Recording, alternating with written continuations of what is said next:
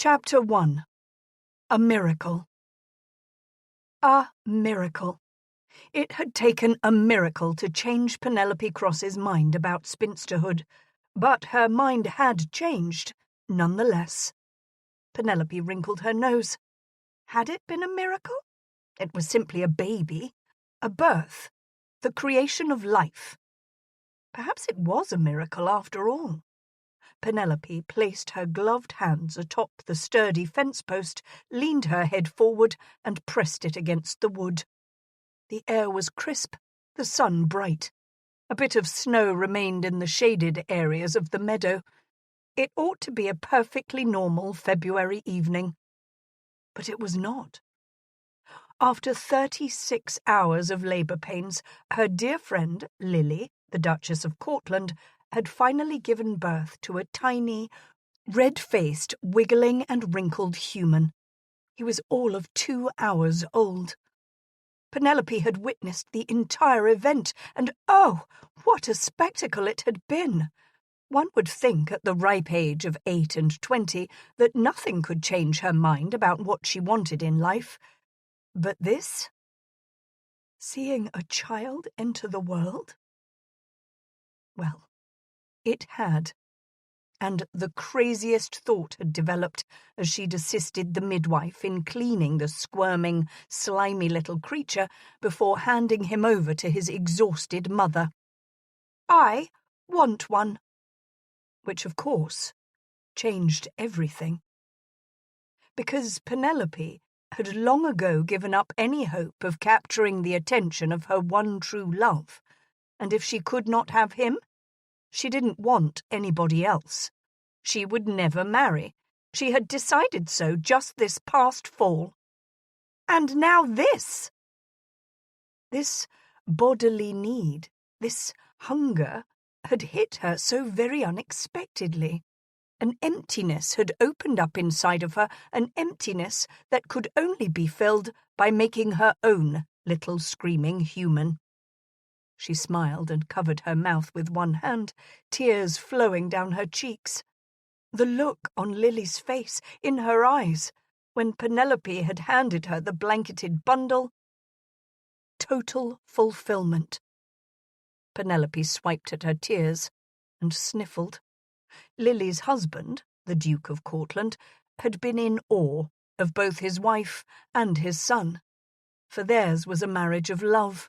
Not only did the Duke have his heir now, but he and Lily and that miniature human were a family now. Penelope did not begrudge them. In fact, most of the girls who'd befriended her when she'd first entered society were now married. Not only married, but happily so. Even Abigail, the least likely of them all to wed. Again, the image of tiny little hands, tiny little feet and toes, tiny little everything, clouded her vision. And again, she experienced the hunger. I want one. But how? Well, the answer was obvious. Penelope sighed. I'll have to find myself a man. A husband, to be exact. As Penelope marched back toward Somers Park, the Duke's large country estate near Exeter, she mentally calculated which gentleman of her acquaintance she'd be willing to tolerate. Since he was most definitely not interested, she was going to have to find somebody else. Somebody she could bear for the remainder of her life. Or his. Whichever the case may be. She could always set her sights upon one of his brothers, but Penelope quickly dismissed the notion. If she could not have him, then she most definitely did not wish to become a part of his family. No, she would have to find some other lucky gent. Hugh Chesterton, the Viscount of Danbury, was the most obvious choice, except Danbury had eluded marriage for as long as she'd known him, nearly 10 years, in fact. Ouch! This fact reminded her that the next London season would be her 10th. Most would consider her firmly upon the shelf. At 8 and 20, she could never hope to take the ton by storm, She'd become something more along the lines of a drizzle. She personified London itself, in the form of a woman. Had she really participated in a decade of seasons? Not to be distracted by these negative thoughts, Penelope enumerated to herself the reasons Danbury would be a good choice. Proximity, first and foremost. He was, at this very moment, lounging in Cortland's study, consuming copious amounts of celebratory scotch. For this was where the gentleman had spent the past 20 or so hours awaiting the news of a safe delivery for the Duchess and their little Marquis. Tolerability as well. Hugh, as a friend, could very possibly be moulded into a tolerable husband. He was pleasant, had a fine sense of humour, and wasn't a complete idiot. Neither was he hard on the eyes. And yes, suitability. As a Viscount, he was born of a fine lineage. Her parents would not find any fault in him whatsoever, which wasn't really an issue for Penelope, but it would make things easier. Availability. This was an uncertainty. Not that Danbury was actually attached to any other female of her acquaintance, but he had certainly been successful in escaping wedlock thus far. The debutantes who'd set their sight upon Viscount Danbury had gone about attempting to capture him in all the wrong ways. They'd endeavoured to seduce him with their frills, sighs, batting eyelashes, and empty-headed opinions. But Penelope had an advantage. She knew Hugh. She knew him for what he was. A bit of a rogue. He preferred a turn of the ankle to a pretty blush any day. He preferred cleavage to lace, passion to infatuation, and he also preferred red hair. How did she know this? How could she not know this? Every demi-mondaine he'd ever appeared with had had red hair. Quite honestly, he must have worked his way through piles and piles of the stuff. And why had Penelope noticed this tendency? Well, she had red hair herself. Not the brassy, deep-coloured red hair of Danbury's lady friends, but a sun-kissed sort of red, closer to blonde, but definitely red.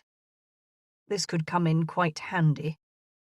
And, she reasoned with herself, Danbury needed to marry eventually. He was halfway through his 30s, for heaven's sake. He might as well marry her. They got along well enough, aside from some occasional bickering, that was. She was a baron's daughter, and tolerably pretty when she put forth an effort. She had a decent-sized dowry, and she was smart as a whip. Well, perhaps he would not appreciate the last attribute in his wife at first, but eventually he would be forced to admit that such a characteristic made for a considerable asset in the woman one married. With her as his wife, he would not beggar any of his estates, nor would he cast any unwise votes in Parliament. Yes, Danbury could use such a guiding hand as hers. The cool air sent a shiver through her as she entered the large open foyer of the ancient castle. It reminded her of entering a cathedral or a museum. The large home at Somers Park certainly boasted enough artwork and sculptures to rival either. She handed her coat, bonnet, and gloves to the stoic butler, and then commenced climbing the long curving staircase to the upper floors. Would Danbury still be in the study? Would he be alone? Penelope stopped to glance in a mirror at one of the landings and push a few tendrils of hair behind her ears. She then removed her fichu and tucked it into her skirt. Shimmying her shoulders a bit, she leaned forward and plumped her breasts upwards so they were nearly coming out of her stays. Ah, yes, a bit of cleavage was just what she needed. She bit her lips to plump them up as well. Much better. Studying herself again, she untucked the hair from behind her ears and pulled out a few hairpins. The released strands made her look softer, less the spinster she'd been for several years now. Her eyes were shining, and her cheeks were a bit reddened from the cold outside. Penelope bit her lips one last time and smoothed her skirts. If Danbury was to be the father of her child, she'd best get to work now. She spun on her heel and marched purposefully toward the masculine study, her plan to land a husband underway. Later, she would consider that perhaps she ought to have slept on the matter first, allowed herself a few days to consider the matter practically. One didn't always make the wisest of decisions when they'd gone 2 days without sleep. Hugh leaned back and swung one leg over the armrest of the ancient leather chair he preferred while visiting Somers Park. He was more than a little foxed. Cortland had deserted him over an hour ago to go to his Duchess and newborn son, leaving Hugh to his own devices. The two men had paced the study for ages before receiving the news of Lily's safe delivery. Well, Cortland had paced anyhow. Hugh had languished on the comfortable settee, sipping scotch, liberal amounts of it. And now, even though he had every intention of retiring to the guest chamber he normally used, his body refused to obey. He really must cut back on the spirits. Guilt groused at him. He ought to be travelling north. He needed to investigate rumours of tenant unrest at his estate near Manchester. He'd only detoured to Somers Park to consult with Cortland before addressing the situation. But then Lily had gone into labour, and he could not leave his oldest friend at such a distressing time. That had been 2 days ago. Tomorrow he would depart. Hearing footsteps approach the corridor, Hugh glanced toward the door, expecting to see Cortland.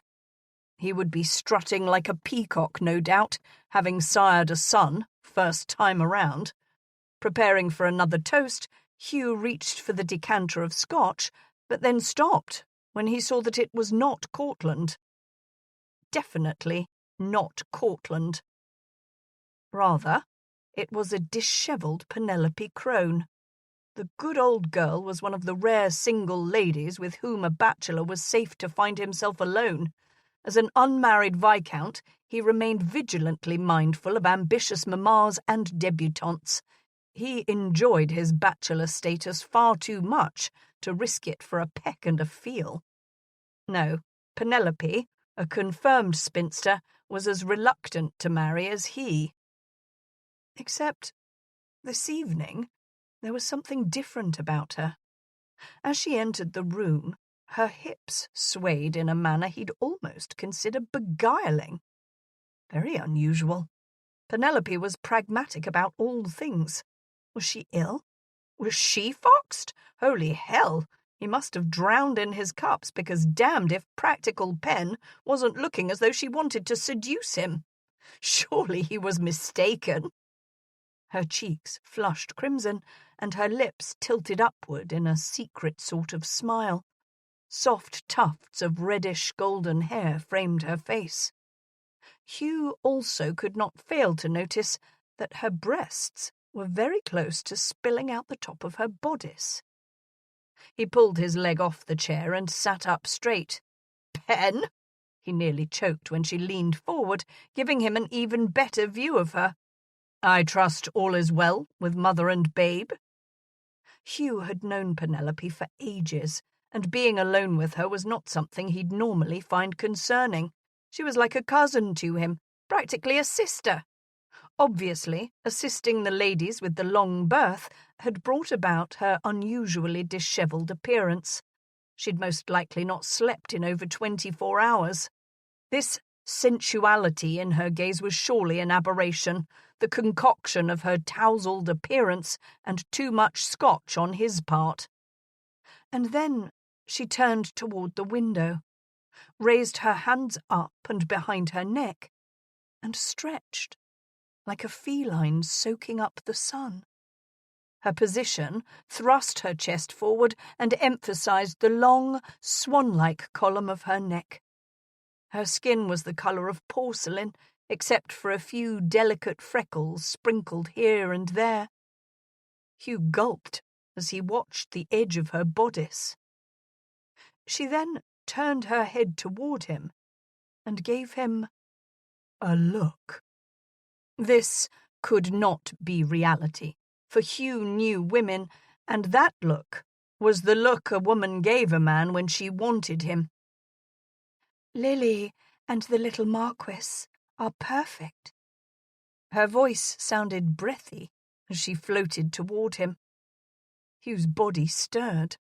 Jumping to his feet, he ignored the unwanted sensation of lust. Where had his manners gone? A gentleman always rose to his feet when a lady entered the room.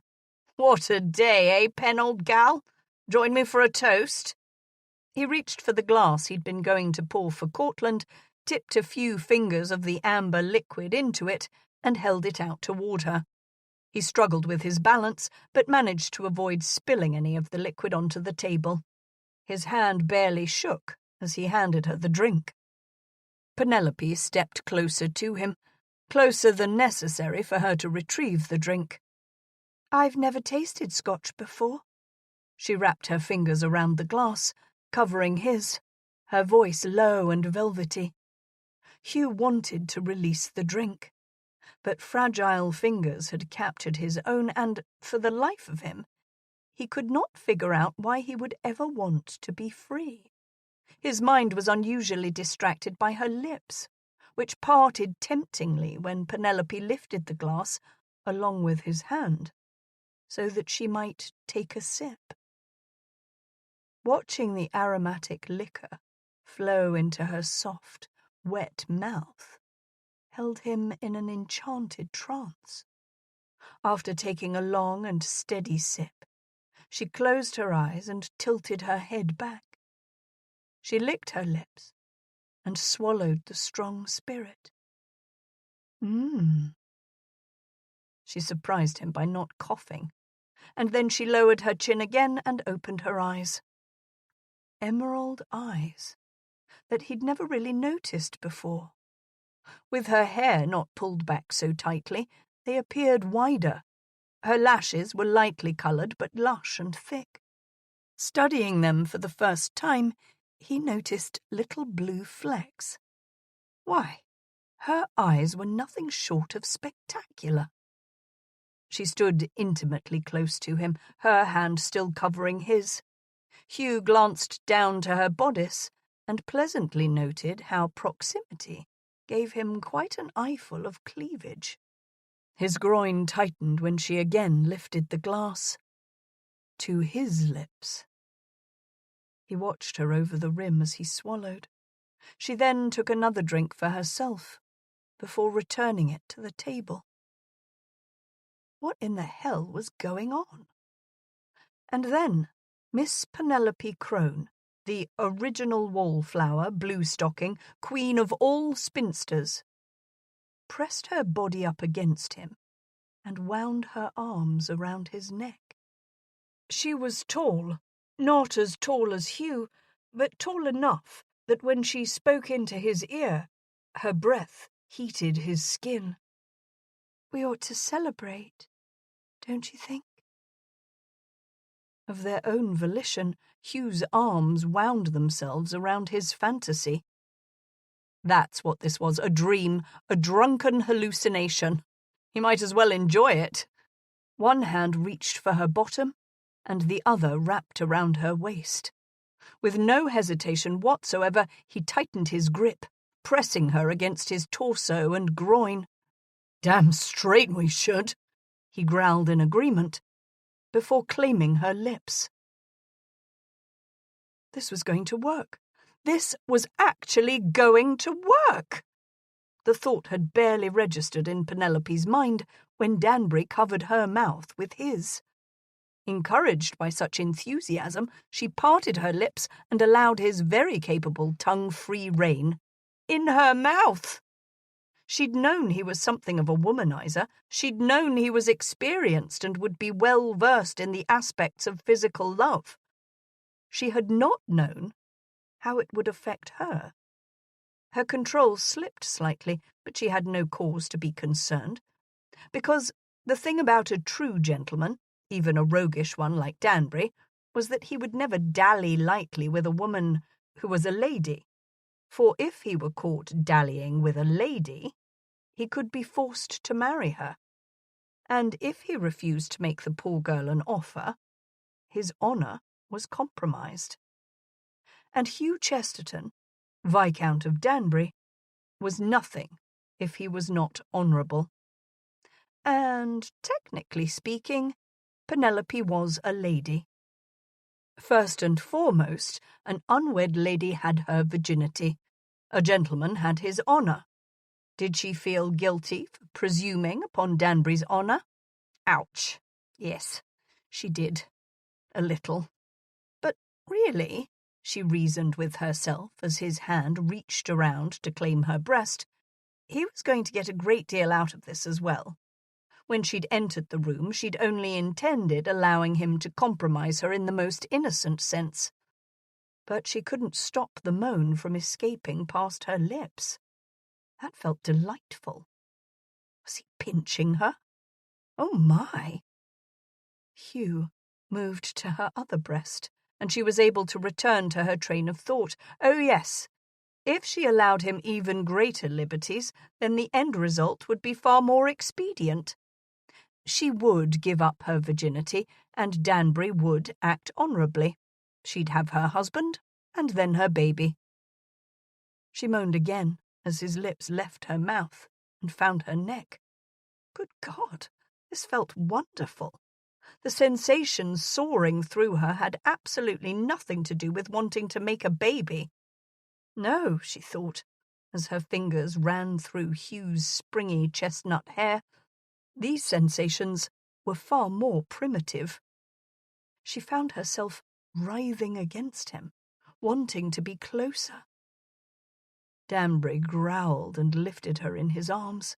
As he carried her to the long settee, Penelope congratulated herself on having the foresight to lock the door behind her. She lay back against a pillow, and he held himself above her. His gaze travelled downward, and she startled to realise her modest bosoms were no longer covered by her bodice. And then his mouth was on her again, on her shoulder, her neck, and, oh God, on the tip of her breast. Penelope gripped the sides of his head tightly as he did amazing things with his lips and teeth. She arched her back, reaching, wanting more, and with no thought at all, her thighs fell open, and his weight bore down upon her.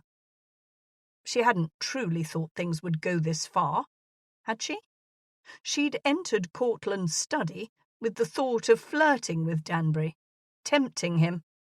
But could that have been enough to extract a proposal for marriage? Most likely not.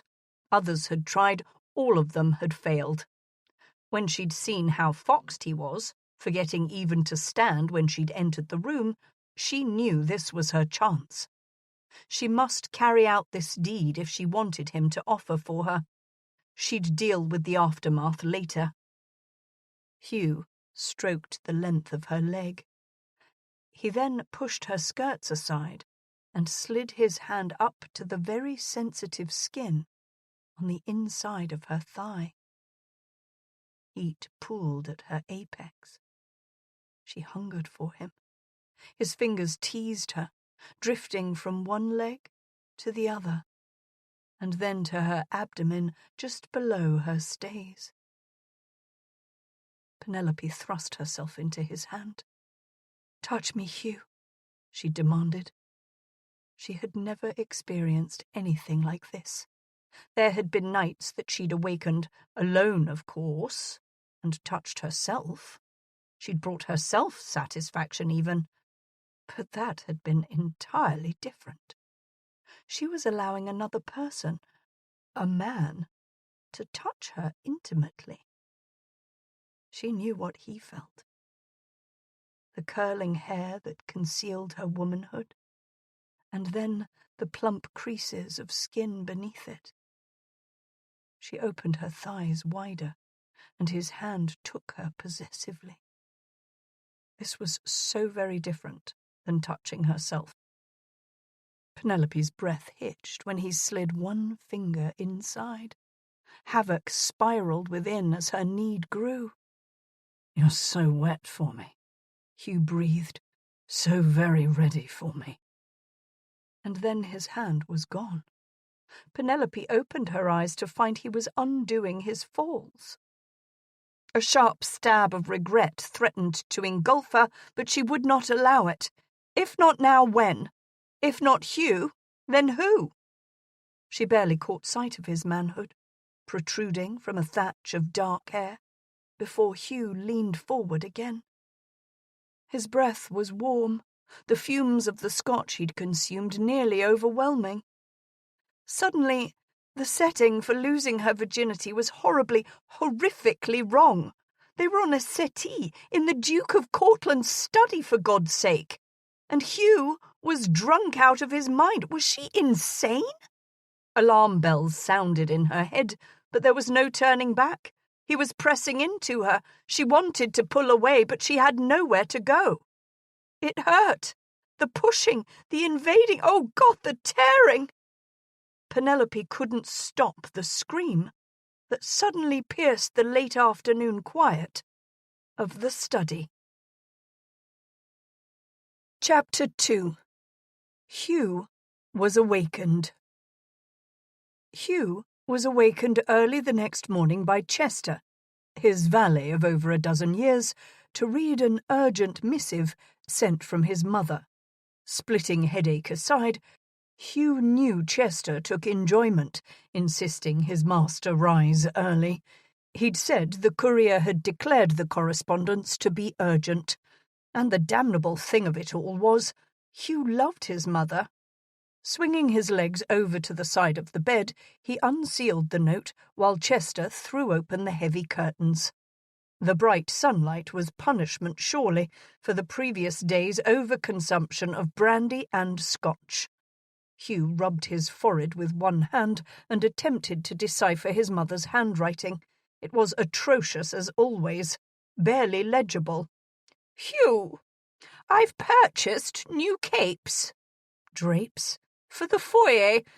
The old ones are not allowing enough sunlight in to chase the cold of winter away.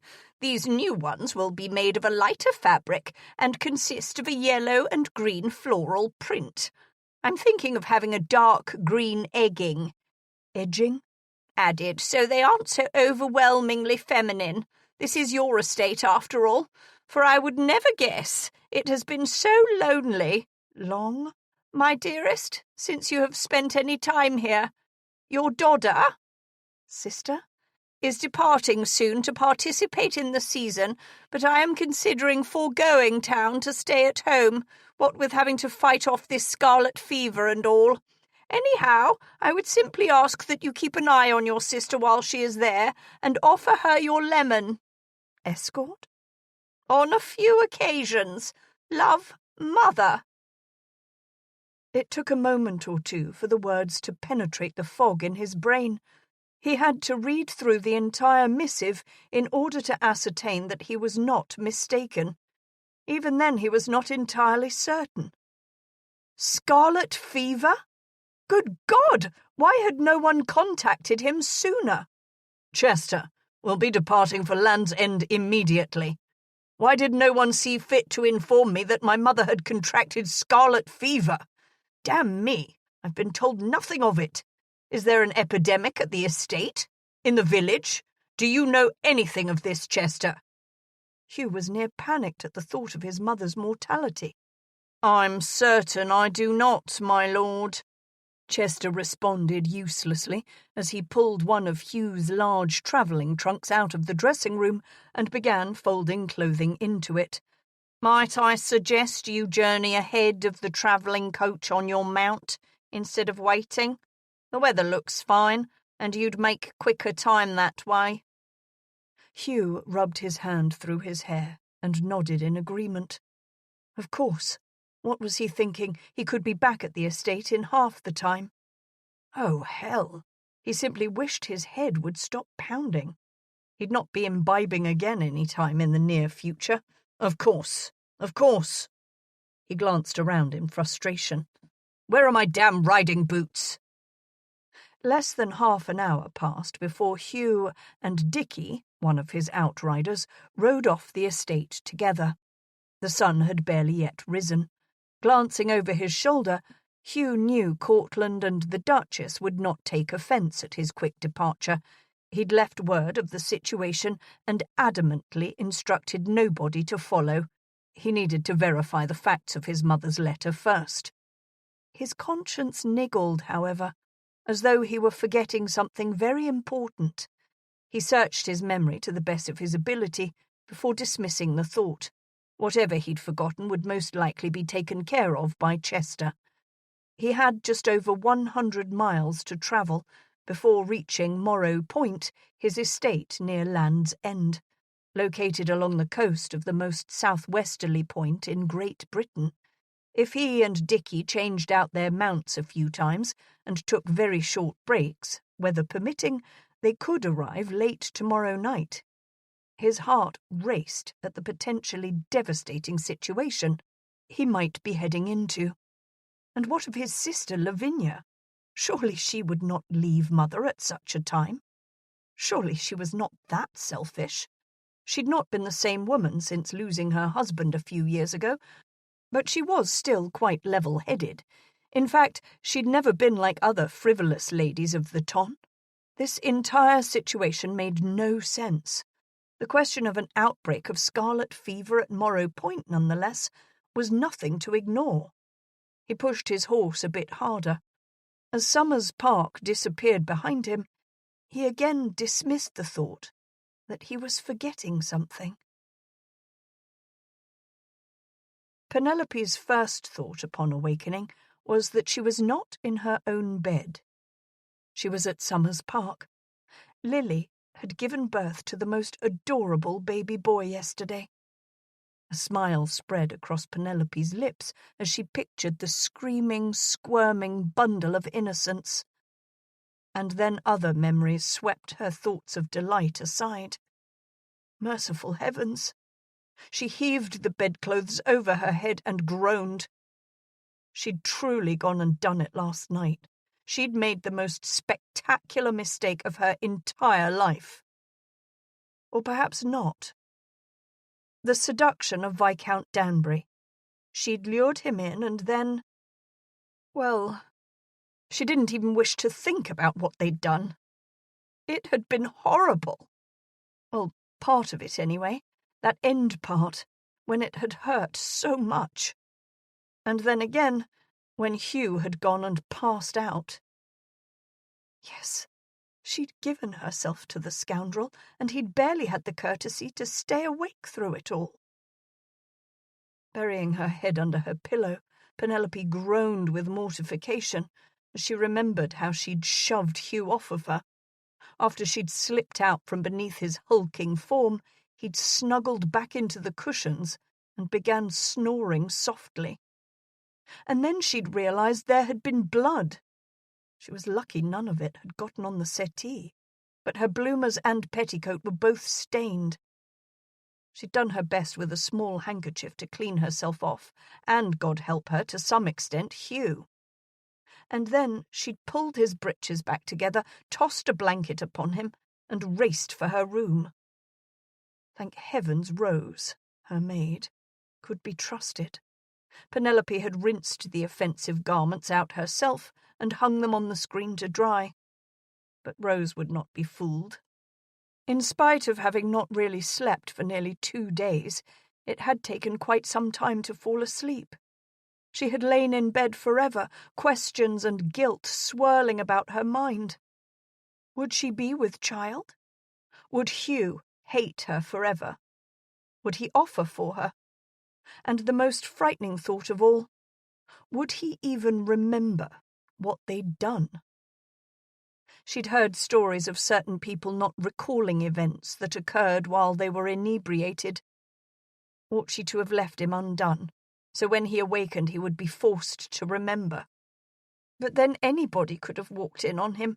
Hugh would have been mortified. For all his swagger and roguishness, he prided himself on being a gentleman. He was a good man. She could never have allowed him to be embarrassed so horribly. She would face him today and, of course, he'd offer for her. She climbed out of bed, ignoring the unfamiliar twinges between her legs, and dressed in a simple gown. Rose would have something to say about all of this later. Bracing herself for the possibility that she could run into Hugh at any moment, she marched downstairs to the morning room, where a scrumptious-smelling breakfast had already been set out upon the sideboards. Cortland, Lily's husband, was seated, but pushed back his chair and rose when he saw Penelope in the doorway. He was a man who looked quite satisfied with his life. He was alone. Penelope gestured for him to sit down again. They had been friends for several years now, and she turned to fill a plate for herself. "Lily as well this morning? And the babe?" she asked. Cortland chuckled. "Both of them are catching up on their sleep. What a red-faced little screamer, was he not, when he welcomed himself into this world?" Penelope found a seat and organized the shining silverware around her plate. She then nodded at the hovering footman and waited as he poured hot tea. "He was at that," Penelope agreed. "I am glad Lily is resting. She did marvellously, don't you think?" Of course the Duke would agree with her. He doted on his Duchess. Penelope watched as the Duke again took on that funny, happy expression that had first appeared yesterday afternoon. "She was amazing. Proudest moment of my life." Penelope took a careful sip of the hot tea and watched him over the rim. She then, oh so casually, asked him, "Has Danbury seen the little Marquis yet? He was awfully deep in his cups when I found him." At her words, Cortland took on a more serious demeanour. "He left at first light. His mother has taken ill." She blinked a few times in confusion, unwilling to believe he'd do this to her, and then barely contained a snort of incredulity. That scoundrel! That oafish ape! He was running away from her. His mother taken ill, my foot! "He is returning to Morrow Point, then? Delaying his trip north?" She'd known he had important business to attend to. Tenant unrest was becoming something of a problem for many of the nation's landlords. "I'd thought his business up there was rather urgent." Cortland poured himself some more tea before answering. He would be used to discussing such worldly issues with Penelope by now. She was no simpering miss. He was quite concerned about her health. Didn't leave any details, but specifically instructed that nobody follow him in case it's catching. "Is his sister well?" Penelope was stunned. Perhaps he wasn't being a blighter after all. "He didn't say. We will simply have to await his news. I'm hopeful that his mother has merely exaggerated the seriousness of her malady. She's done so in the past." "Oh, I hope so too." Penelope wasn't sure what to think.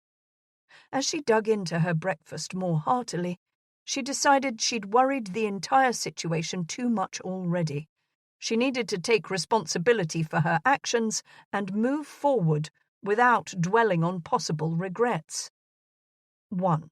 She had given her innocence away to an old friend who'd been barely sober enough to accomplish the deed. 2. He had then disappeared and was possibly putting his own life into imminent danger. And 3rd, she might very well this moment be with child herself, with the father on death's door. She mustn't overthink any of this. Be reasonable. She did not know for certain that she was with child. She was expecting her monthlies in a few weeks and could not do one whit about it. Hugh had departed, and she could not do one whit about that either. She was a grown woman. She was not one to give in to a fit of vapours. But she could not eat a single bite more. Taking a final sip of her tea, she made her excuses to Cortland and then headed upstairs to check in on the baby. He was so very adorable. She wondered what her own would look like. The nurse was quite happy to hand the little lad over to Penelope. Lily had just fed him and was already resting again. The babe, however, was wide awake and alert, and gazed back at her with curious eyes. Cradling him in her arms, she sat in the rocking chair and cooed at him. "Such a beautiful boy you are, aren't you, my love?" What was it about babies, about this baby, that made her feel so empty inside? Knowing her actions last night had been foolish and reckless to the extreme, Penelope found some justification for them. As she'd come of age, she'd devoured all available books on history, politics, philosophy, and anthropology. In doing so, she'd had the epiphany that women of her time were raised and treated as second-class citizens, and if they married, they were at even more of a disadvantage. She'd only marry if she found true love. And she thought she had, except that it was unrequited. Roman Spencer, Viscount Darlington and heir to the Earl of Ravensdale, was never going to think of her as anything other than a clever friend. She adjusted the bundle of warmth so he was upright against her shoulder and rubbed his little bum lovingly. The last time she'd seen Rome, at Lady Natalie and the Earl of Hawthorne's wedding breakfast, the love of her life had been attached to another lady. She was a simpering little thing who had obviously just made her come out. Why did men allow themselves to behave so ridiculously when it came to much younger women? And how could she, Penelope, continue to hold him in high regard when he was so easily enthralled by a mere infant? And Rome had been enthralled. That fact had been painfully, yes, painfully obvious to Penelope. Rome had never looked at her with such a tender expression. He'd never been obsessed with watching her as she danced with other eligible gentlemen. He'd never loved her, and he never would. The epiphany had been staggering. And so Penelope extinguished any hope she'd had for a happy marriage and left London the very next morning with just her maid. In her father's coach, of course, with a driver and 2 outriders. She wasn't a fool, after all. First, they'd gone to Bath, where she'd stayed with some friends of her parents. She took the waters, attended theatrical performances, and shopped to her heart's content. There was never an abundance of eligible men in Bath. In fact, most of the folks she visited with were well past the age of 50. She could ignore her single predicament quite easily while surrounded by other spinsters and widows. But, after a while, the sheer boredom of it sent her packing. She'd returned to her parents' home for the holidays, just long enough to become aggravated with them, and then travelled farther south to be with Lily for the remainder of her confinement, which had been satisfying and enjoyable overall, but made her even more aware that she was the last of her set to remain single. Penelope hadn't minded when Betsy had married years ago and gone on to give birth to half a cricket team, and she'd not minded when Lily had married, nor when Lady Natalie had gotten herself engaged. But then even Abigail had gotten herself hitched, and quite happily too. Abigail was to have been her sole companion through spinsterhood and old age. But now Abigail was married too. To the Duke of Montfort, no less. Penelope was all alone. Heartbroken and all alone.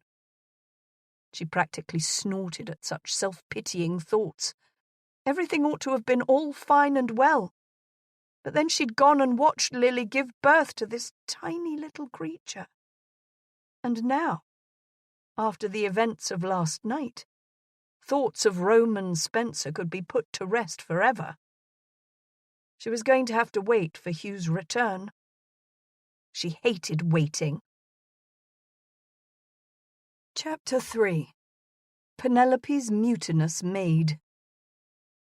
"Told you he wasn't coming," Rose, Penelope's mutinous maid, blurted out after Penelope had sauntered into her bedchamber and thrown herself upon the bed.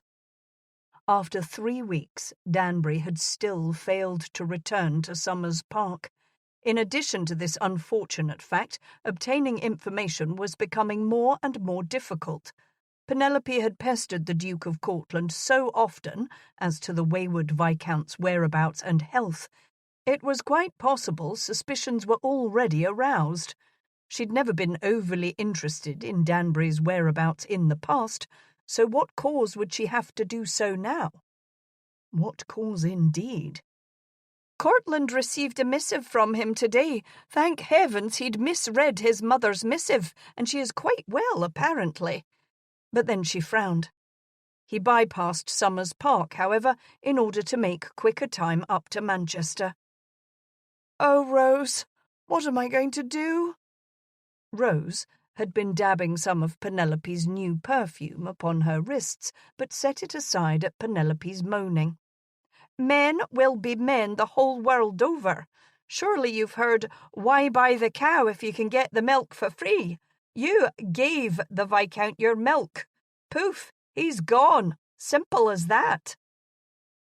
Penelope glared at her maid and sat forward on the bed. "But that's the problem. I don't think he has any memory of taking the milk. Danbury is not only a gentleman, but an honourable one. He's a scoundrel, I'll give you that. But I refuse to believe he would have abandoned me like this had he remembered our evening of physical joining. Good heavens, Rose, he was too bosky to remember anything. I ought to have taken this into consideration." Rose reached for some lip rouge and dabbed some on herself. "Either way, Penelope, you're in an awful pinch." Penelope barely kept from moaning out loud again. She was now officially 6 days late, and even more worrisome was the biliousness she'd begun feeling in the mornings. She pondered her situation rationally. Nothing was going to be achieved by staying at Somers Park with Lily and Cortland. As adorable as the baby was, and as delightful a friend as Lily was, Penelope would go mad if she didn't track Danbury down soon. Watching the two lovebirds crooning over their tiny Marquis was becoming trying as well. Not that she didn't love them all, but really, enough was enough. And then Rose pulled a small pouch from her waistband. "In case you have need, I had Peters take me 3 villages over, and met with the apothecary there." As recognition of what Rose was saying hit her, Penelope swallowed hard. She knew exactly what the small pouch contained. "Pennyroyal?" Rose nodded. "I figured that in case he refuses you or does not believe you, you need to have a backup plan." Penelope was already shaking her head. She did not judge women who turned to such a drastic action when necessary, but now, knowing a child grew inside of her, the love for that life was greater than the fear for her situation.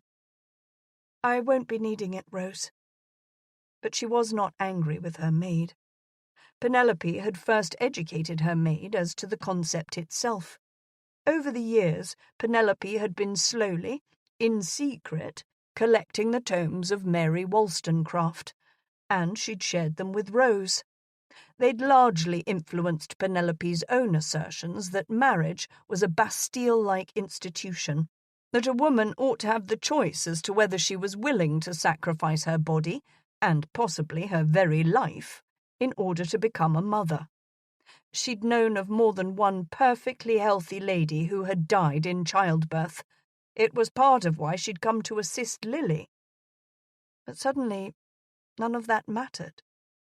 The image of Lily's little Marquis jumped into Penelope's mind. She wanted this child. She would find Hugh, and all would be well. "Put that away," she said more forcefully. Rose nodded and tucked it back into her skirt. "And take care with it. It's poison. Please, Rose, I don't want it anywhere near my belongings." "I'm not going to throw it out, but I'll put it in a safe place." Rose tilted her head back proudly. She did not really appreciate being scolded in any way. Ever. "We'll have to travel up to Manchester," Penelope informed Rose. Rose studied her sceptically. "Are you up to it? I've noticed you've been a trifle green in the mornings." This time Penelope did moan. She also threw herself face down on the bed. "I'll have to be, Rose. Good God, do you realize what will happen if anyone discovers what I've done? My parents will go into an apoplexy. I could never show my face in London again. Not that that's such a horrible thing to contemplate, but I do appreciate the shopping and the theatre occasionally. And most of my friends are members of the Ton. How many of them would continue to acknowledge me?" "You should have married that one gent your second year out. What was his name?"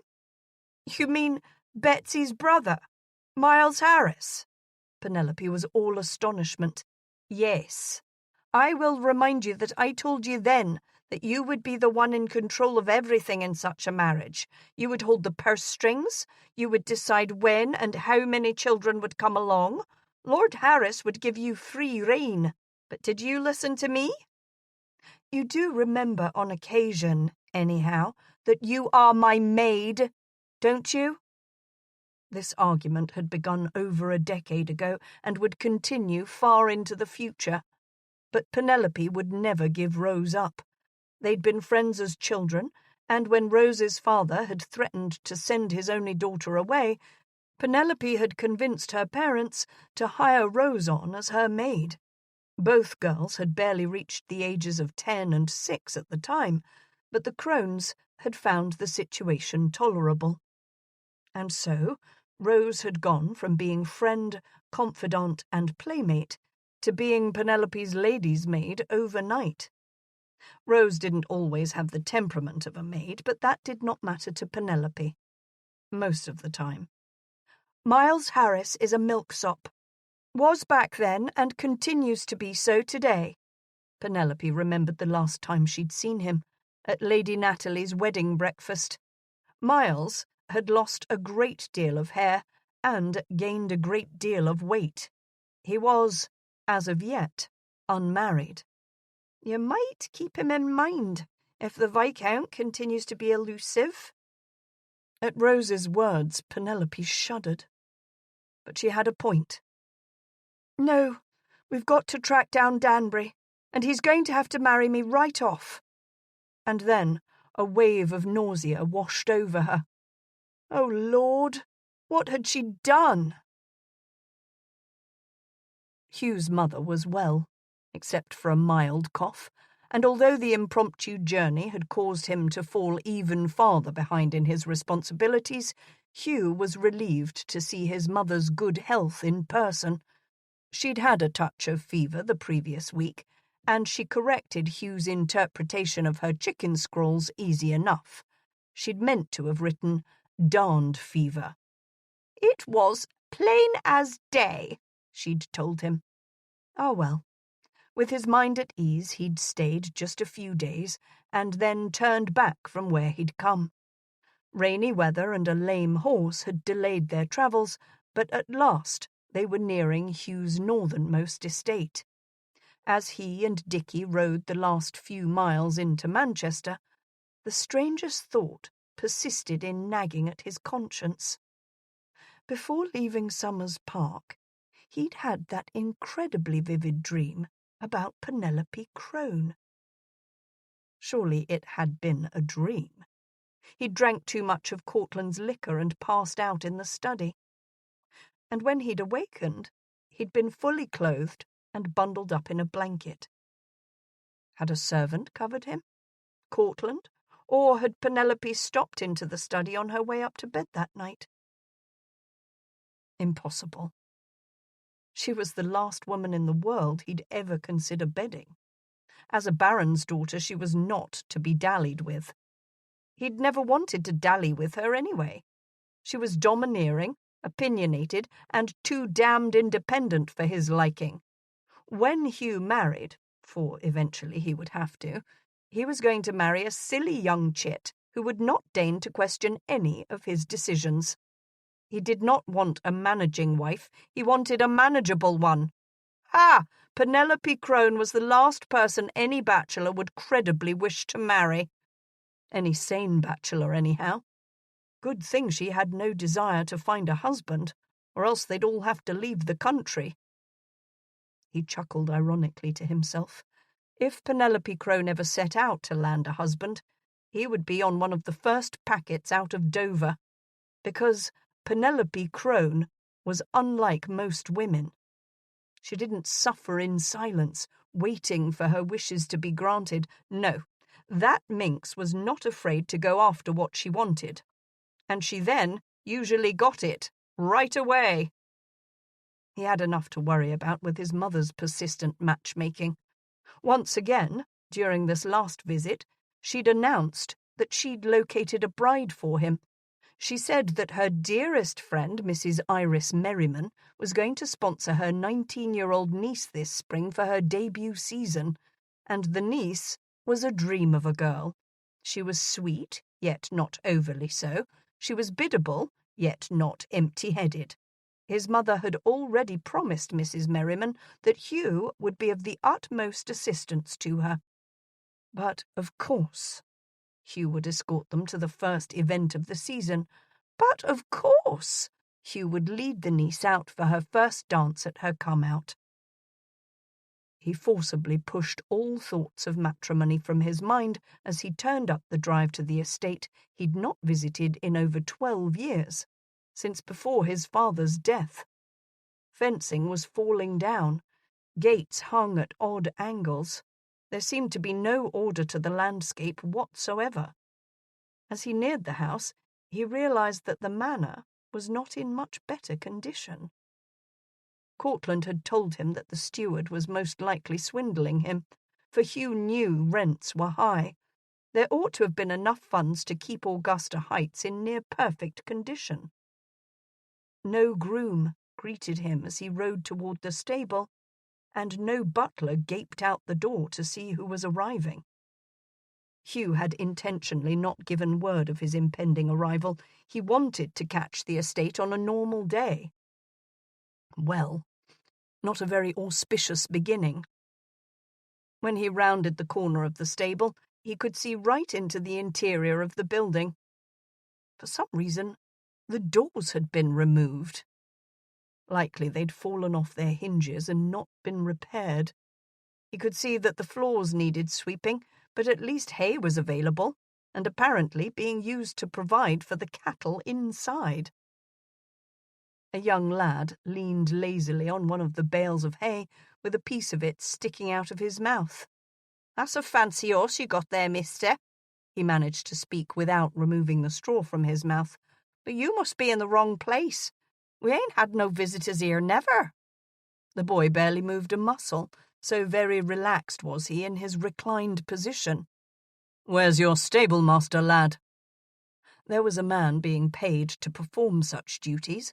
Hugh knew this by reading reports sent over by the steward, a Mr. Periwinkle. Or perhaps an even better question was, "Where's Mr. Periwinkle?" The lad leaned back and closed his eyes, in no hurry to be of assistance. "Mr. Periwinkle lives up at the big house. We ain't got no stable master, no master at all, come to think about it." Hugh easily dismounted his horse and strolled over to this servant of his. Reaching forward, he snatched the piece of hay from the boy's mouth and glared straight into his suddenly alert eyes. "You've a master now, lad, and I suggest that if you wish to keep your position in this house, you give my horse a good rub-down. Then there are floors that need swept and stalls to be cleaned. You do wish to continue eating, don't you?" Hugh was disgusted, not with the boy so much as with himself, for leaving this property mismanaged for so long. But the boy wasn't ready to give in yet. "Who are you to be telling me what to do?" Hugh studied the dirty bare feet of this little mongrel, and then the long greasy hair and stained clothing. "You do know something of horses, don't you?" The boy nodded belligerently. "What matter is it to you?" He practically spat the words out. Turning on his heel, Hugh responded without looking as he marched away. "I am Danbury. That's what matter it is. Now get to work." No butler greeted him as he entered the house. No evidence of a housekeeper either, if the layers of dust could be counted on to make such an assumption. He wondered if there was even a cook to be found in this dilapidated, run-down and dusty old mansion. Hugh guessed where the liquor might be. In the study, which was exactly where he would find Mr. Periwinkle, no doubt. Before Hugh even entered the room, he was assaulted by the odour of stale cigars. His steward looked quite comfortable, lounging in an elaborate chair with his feet resting most comfortably on a large antique desk. Behind him, tall windows ran the entire width of the room. Cortland had urged him to be hard-hearted with the man, which was something Hugh had struggled with in the past. "Periwinkle, I presume?" Hugh broke the silence in a hushed tone, leaning nonchalantly against the very solid door-frame. The overweight man jerked forward, then backward, and then disappeared altogether as he toppled backward completely. Grunts and curses emitting from beneath the desk assured Hugh that the man was not seriously injured. Pushing himself away from the door, Hugh strolled across the room to peer at the man lying on the floor. "Can I take that for an affirmative answer, then?" Blood must have been rushing to the man's head as his face and scalp turned a blotchy red couple. "I am Mr. Periwinkle," the man blustered. There was not much dignity to have, however, when a man's feet were propped above his head and the rest of his person was caught in a most demeaning horizontal position. Hugh reached out to assist the man up, but found the supine gentleman's fists already occupied, one with a half-burnt cigar, and the other with an amazingly intact tumbler of scotch. Admittedly, Hugh had some respect for a man who protected liquor so assiduously. If only Periwinkle had protected the rest of his possessions with half as much diligence. "Danbury, at your service. Viscount, that is." Hugh relieved the man of both the cigar and the tumbler and set them on the desk before turning back to assist his steward to a more dignified position. "There now, won't you come and sit over here? That desk, I presume, is reserved for me?" With these words, he lifted one eyebrow lazily. Hugh was an easy-going fellow most of the time, but he found these circumstances quite unacceptable. As Periwinkle lumbered around to find another seat, Hugh propped his hip against the desk, crossed one ankle over the other, and folded his arms across his chest. "Tell me about the progress that has been made since the last report you sent to London. Tell me of the thriving fields and diligent staff you've added to the payroll, for I'll have to hear of it from you most assuredly, as I've yet to see any of it with my own eyes." The cornered steward's gaze flashed toward the papers on the desk, lending credence to Hugh's suspicions. Leaning backward, Hugh snatched the account book and glanced down at the open pages. "Ah, a second set of books." Licking his index finger, Hugh turned a few pages and casually perused them. "Fascinating, Perry, old man. Much more compelling than your fictitious works." And suddenly, Hugh found himself not such an easy-going fellow after all. This man, no, this blackguard, was stealing from him. Where had the funds that had been allocated for a butler gone? For a stable-master? For a housekeeper, for God's sake? The estate was meant to support numerous servants and tenants. No wonder tenants were migrating overseas. Periwinkle was not a small man, but this did not keep Hugh from grasping him by the collar and lifting him at least a few inches off the ground. "You will gather your belongings, and by that I mean yours and not mine, and be gone from this estate within the hour. If you are caught lifting so much as a spoon, you'll find yourself swinging from the end of a noose in the blink of an eye." Do I make myself clear, Mr. Periwinkle?" But the man could not speak, as he was, instead, choking from the manner in which Hugh held him. So Hugh was forced to loosen his grip. Once released, Periwinkle rubbed his neck and blathered, "I was doing my job to the best of my ability, my lord. No reason to be accusing a person of anything dishonest. Besides, where would I go?" The man was pitiful. Hugh studied his hands. They shook from anger. This was not like him. He normally abhorred violence. Glancing back at Mr. Periwinkle, Hugh wondered if perhaps he wasn't being hasty. The steward was the only person in residence who knew what was going on here. Periwinkle was a liar and a crook, but until Hugh figured this mess out and found a replacement, perhaps he ought to keep the old man around a little longer. Contemplating his options, Hugh walked over to one of the shelves behind the large desk and ran his index finger along the surface. When he withdrew, his fingertip was covered with a grey, grimy material. The manner was filthy. He then picked up a small model of a ship and with one quick breath blew a cloud of dust off the helm. "You think I ought to allow you to remain, Mr. Periwinkle?" Before Hugh finished his question, the man's head was bobbing up and down. "I do, my lord," he answered eagerly. The man was still rubbing his neck. "Caught us on a bad day is all. You should have given me notice you were coming. I would have spruced the place up for you." Hesitating a moment, he added, "My lord." Hugh let out a heavy sigh and placed the small ship back upon the shelf. This situation was becoming more and more overwhelming. He hadn't put much effort into anything of substance for years, and he was beginning to feel more than a little guilty about it. When he'd first inherited, Hugh hadn't yet reached his majority.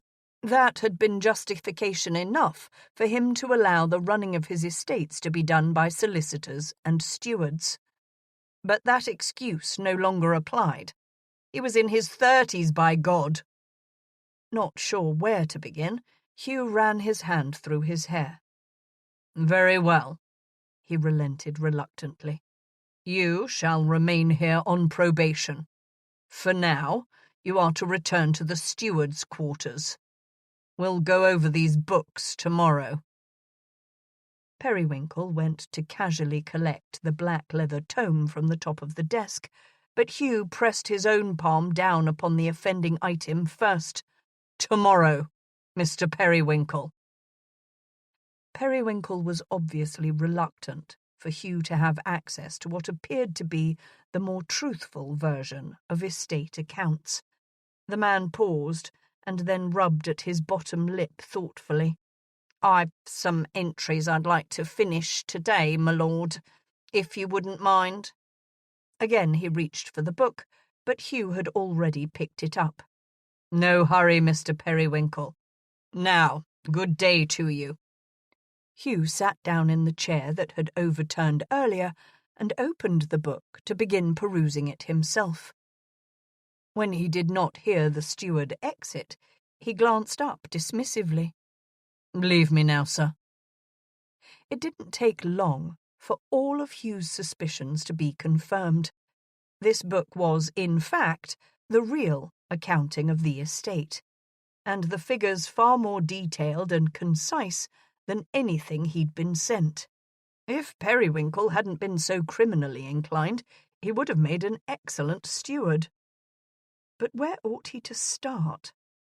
Catching a glimpse of the bottle of scotch Periwinkle had been enjoying earlier, Hugh decided this quandary would have to wait until tomorrow. He walked over to the cabinet and poured himself a hearty amount of the aromatic spirit. And then, that memory again. Of Penelope covering his hands with hers and lifting the drink to her own lips. This recollection was not hazy nor dreamy, nor did it feel in any way like something of his own imagination. No, He remembered he'd suddenly noticed the blue specks of light surrounded by her otherwise emerald eyes.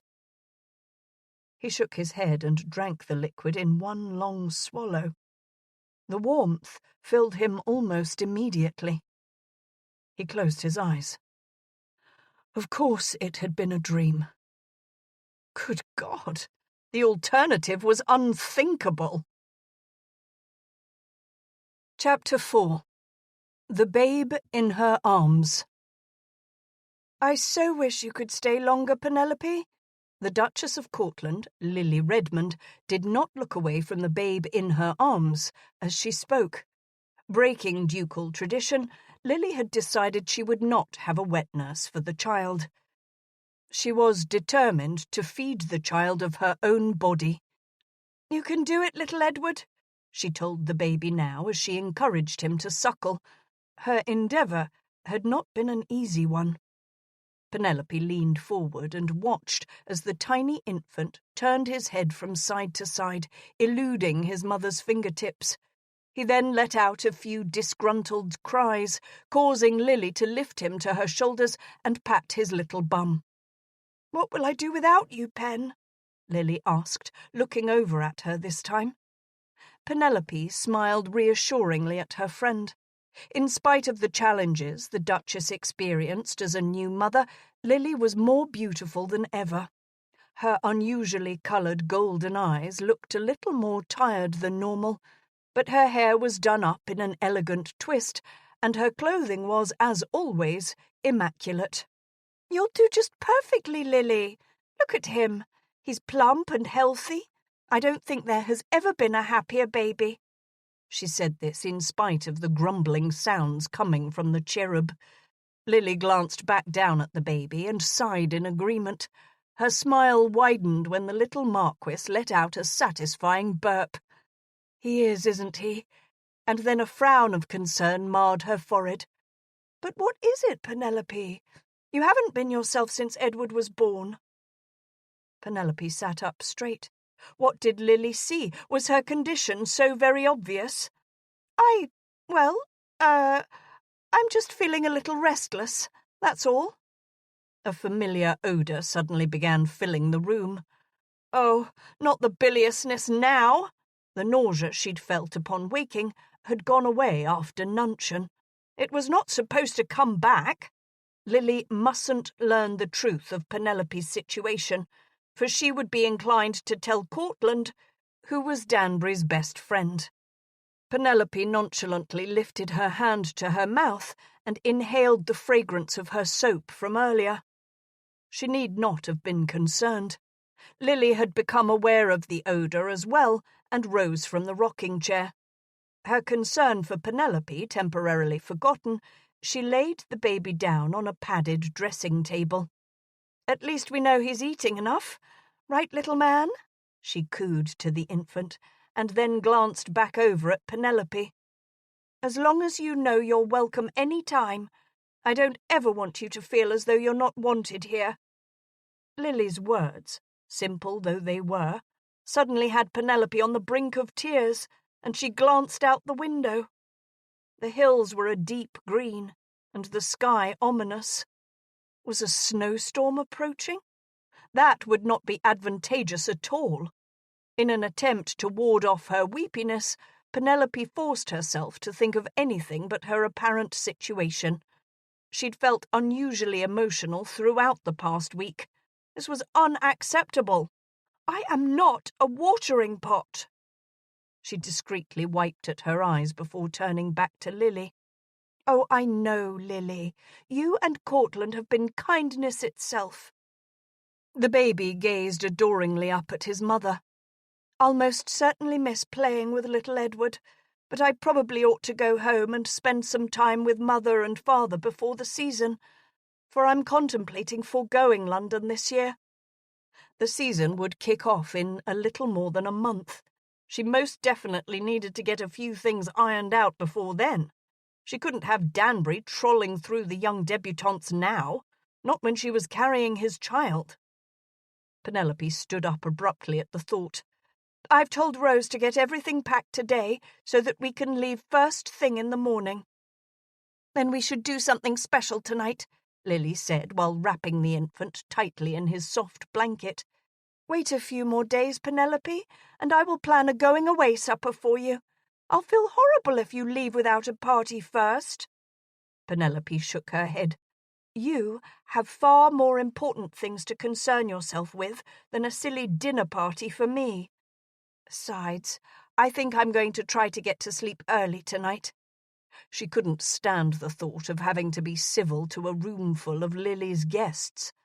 Normally, Penelope enjoyed socializing, but this was not a normal time for her at all. She already longed for the cool sheets of her bed. She'd never realized that her current condition would cause her to feel so tired. A nap just now sounded heavenly, and if she were left alone, she could have a good cry as well. Lily looked disappointed, but not overly so. Right now, all Lily's energies were focused upon being a mother. She did not really wish to hold a dinner party. She was simply being kind. A mother.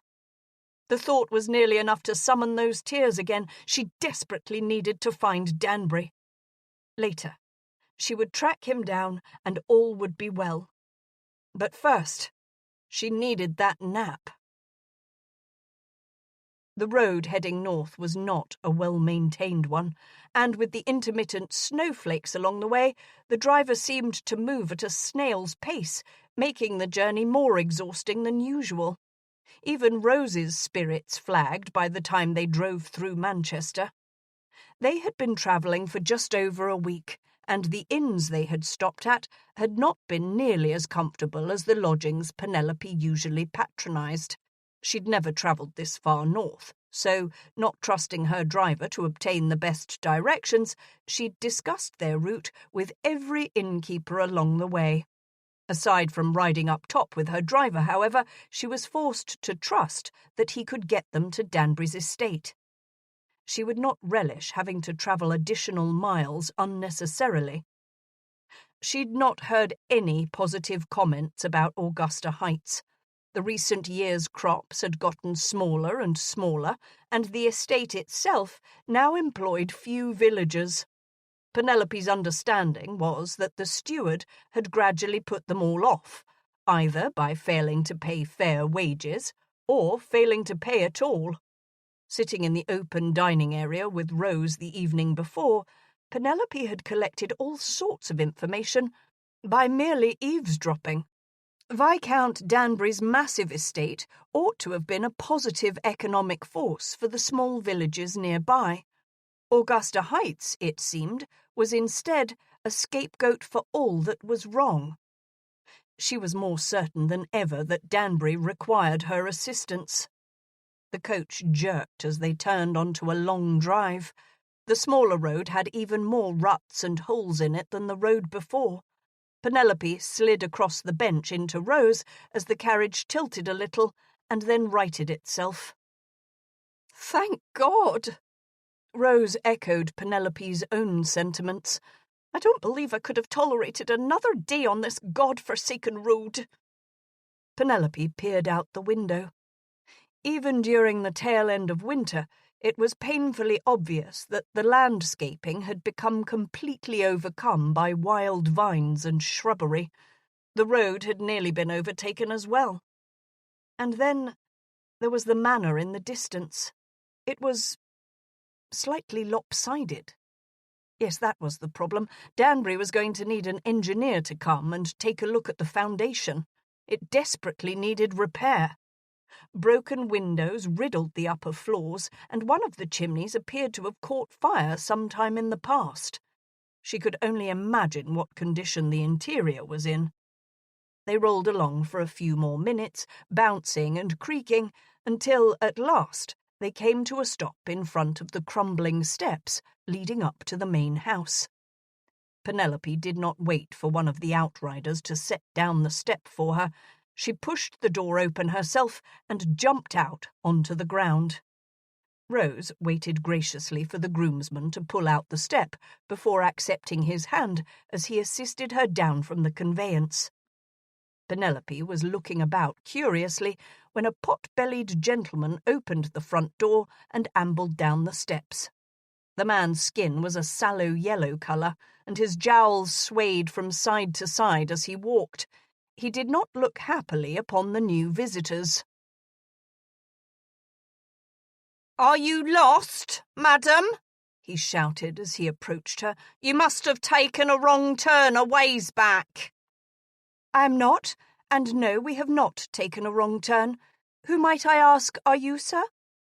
If this man was Danbury's steward, it would explain the comments she'd heard about the estate. He was puffed up, full of his own self-importance, and yet his shirt was soiled and his pants needed mending.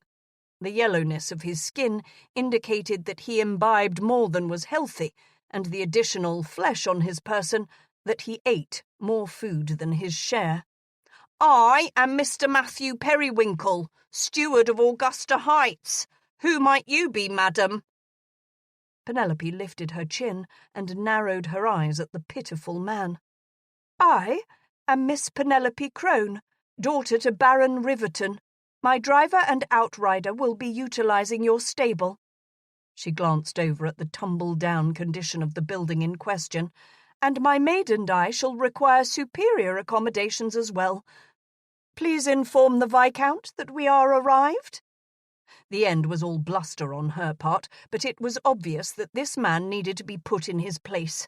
She was of half a mind to sack him herself, for when he'd gotten nearer to her, she smelled whisky on his breath, which, considering recent events, was more than a little unnerving. Gathering her gown about her, she lifted it out of the way so that she could climb the disintegrating steps safely. She was forced to open the heavy door herself, as there was no butler in evidence, and then remove her own wrapper and bonnet. She brushed the dust off a nearby chair and draped her belongings over it.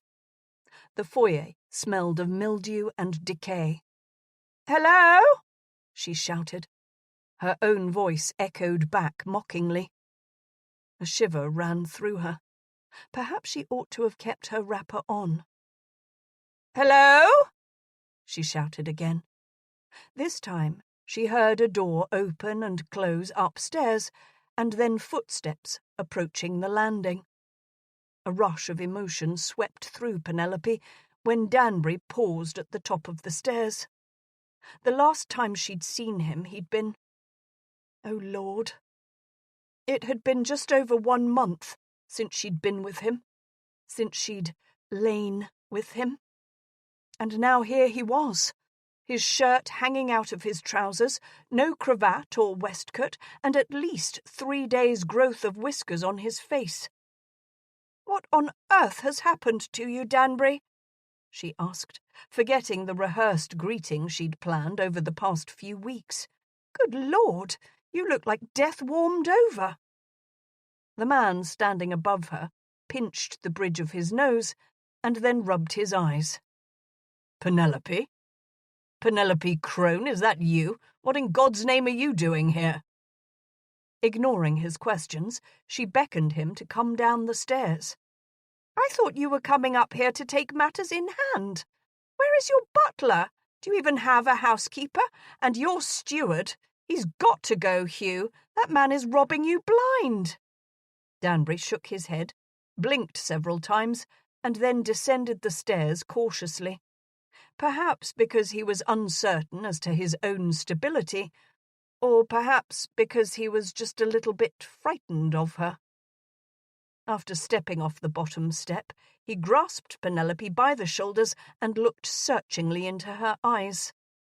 "They do have blue," he mumbled nonsensically, and then, getting a hold of himself, he addressed her again. "Why are you here, Penelope? Has something happened to Cortland? Did my mother send you?"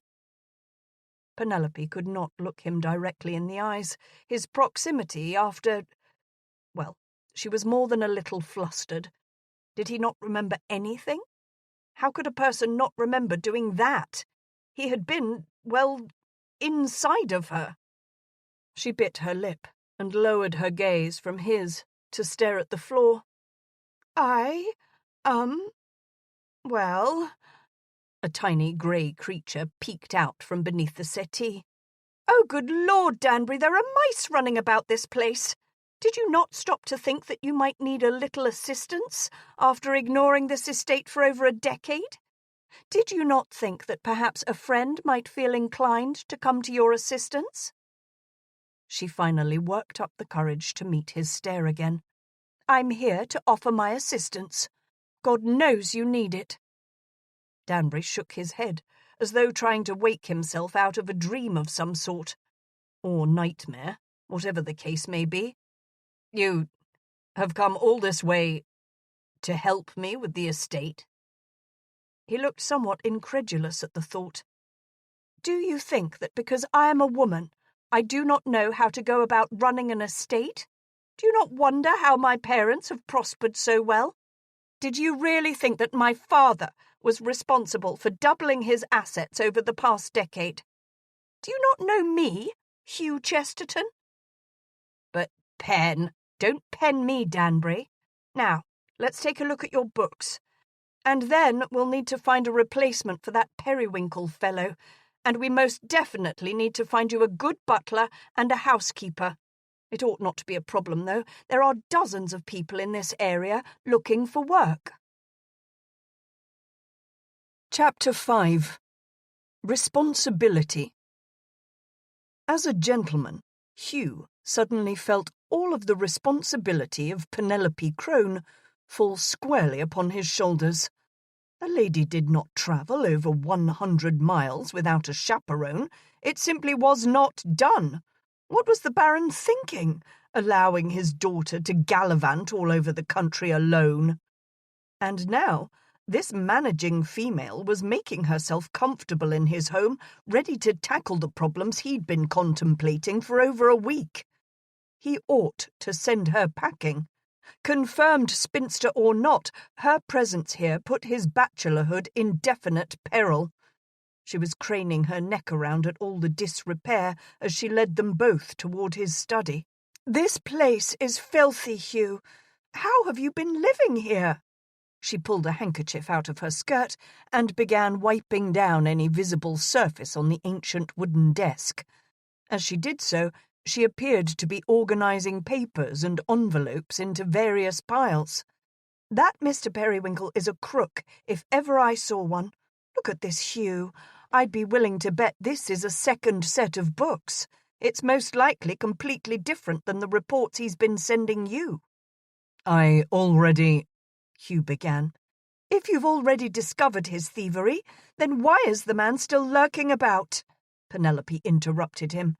Glimpsing more receipts on the floor, she turned and bent down to retrieve them, giving Hugh an unusually disturbing view of her rounded derriere. Disturbing because he hadn't before considered the shape of Penelope's body. Well, he hadn't for a very long time. Like most men, Penelope's blue-stocking tendencies had extinguished any spark of interest he'd ever acknowledged for her. He must have been up here alone too long, because his hand suddenly itched to caress, squeeze, and lightly slap. "And I'll bet the man has finished off most of the contents of your cellar by now. Did you not notice the yellow colour in his eyes, or the tint of his complexion? Ah, yes." She held out a piece of paper with several scrawls upon it. "Take a look at this. These bills are long overdue. It seems as though your steward has swindled nearly every shop in town." Hugh grabbed the papers out of her hand. "Not nearly every shop, Penelope. Every single one." He dropped into the settee. "The estate owes a fortune in funds. I've no idea what Periwinkle has done with them. This mess isn't going to be cleaned up any time soon." He'd put some feelers out to locate a new steward, but these things took time. Glancing up, he realized that Penelope was watching him strangely. She looked different somehow. Softer, perhaps. "Is it boredom that has driven you to travel all the way up here, Pen? because to be frank with you, if anyone of consequence discovers your presence here, we're both doomed." Penelope grimaced and then walked over and sat down beside him. "Damn me, Pen, why is it that I always forget my manners when I'm around you?" He had a vague recollection of failing to stand before when she'd entered a room, but could not pinpoint exactly when that had been. When she sat down, Hugh got a whiff of her scent and felt a stirring of something. He'd not noticed Penelope's scent before. It was clean, not cloying, but pretty.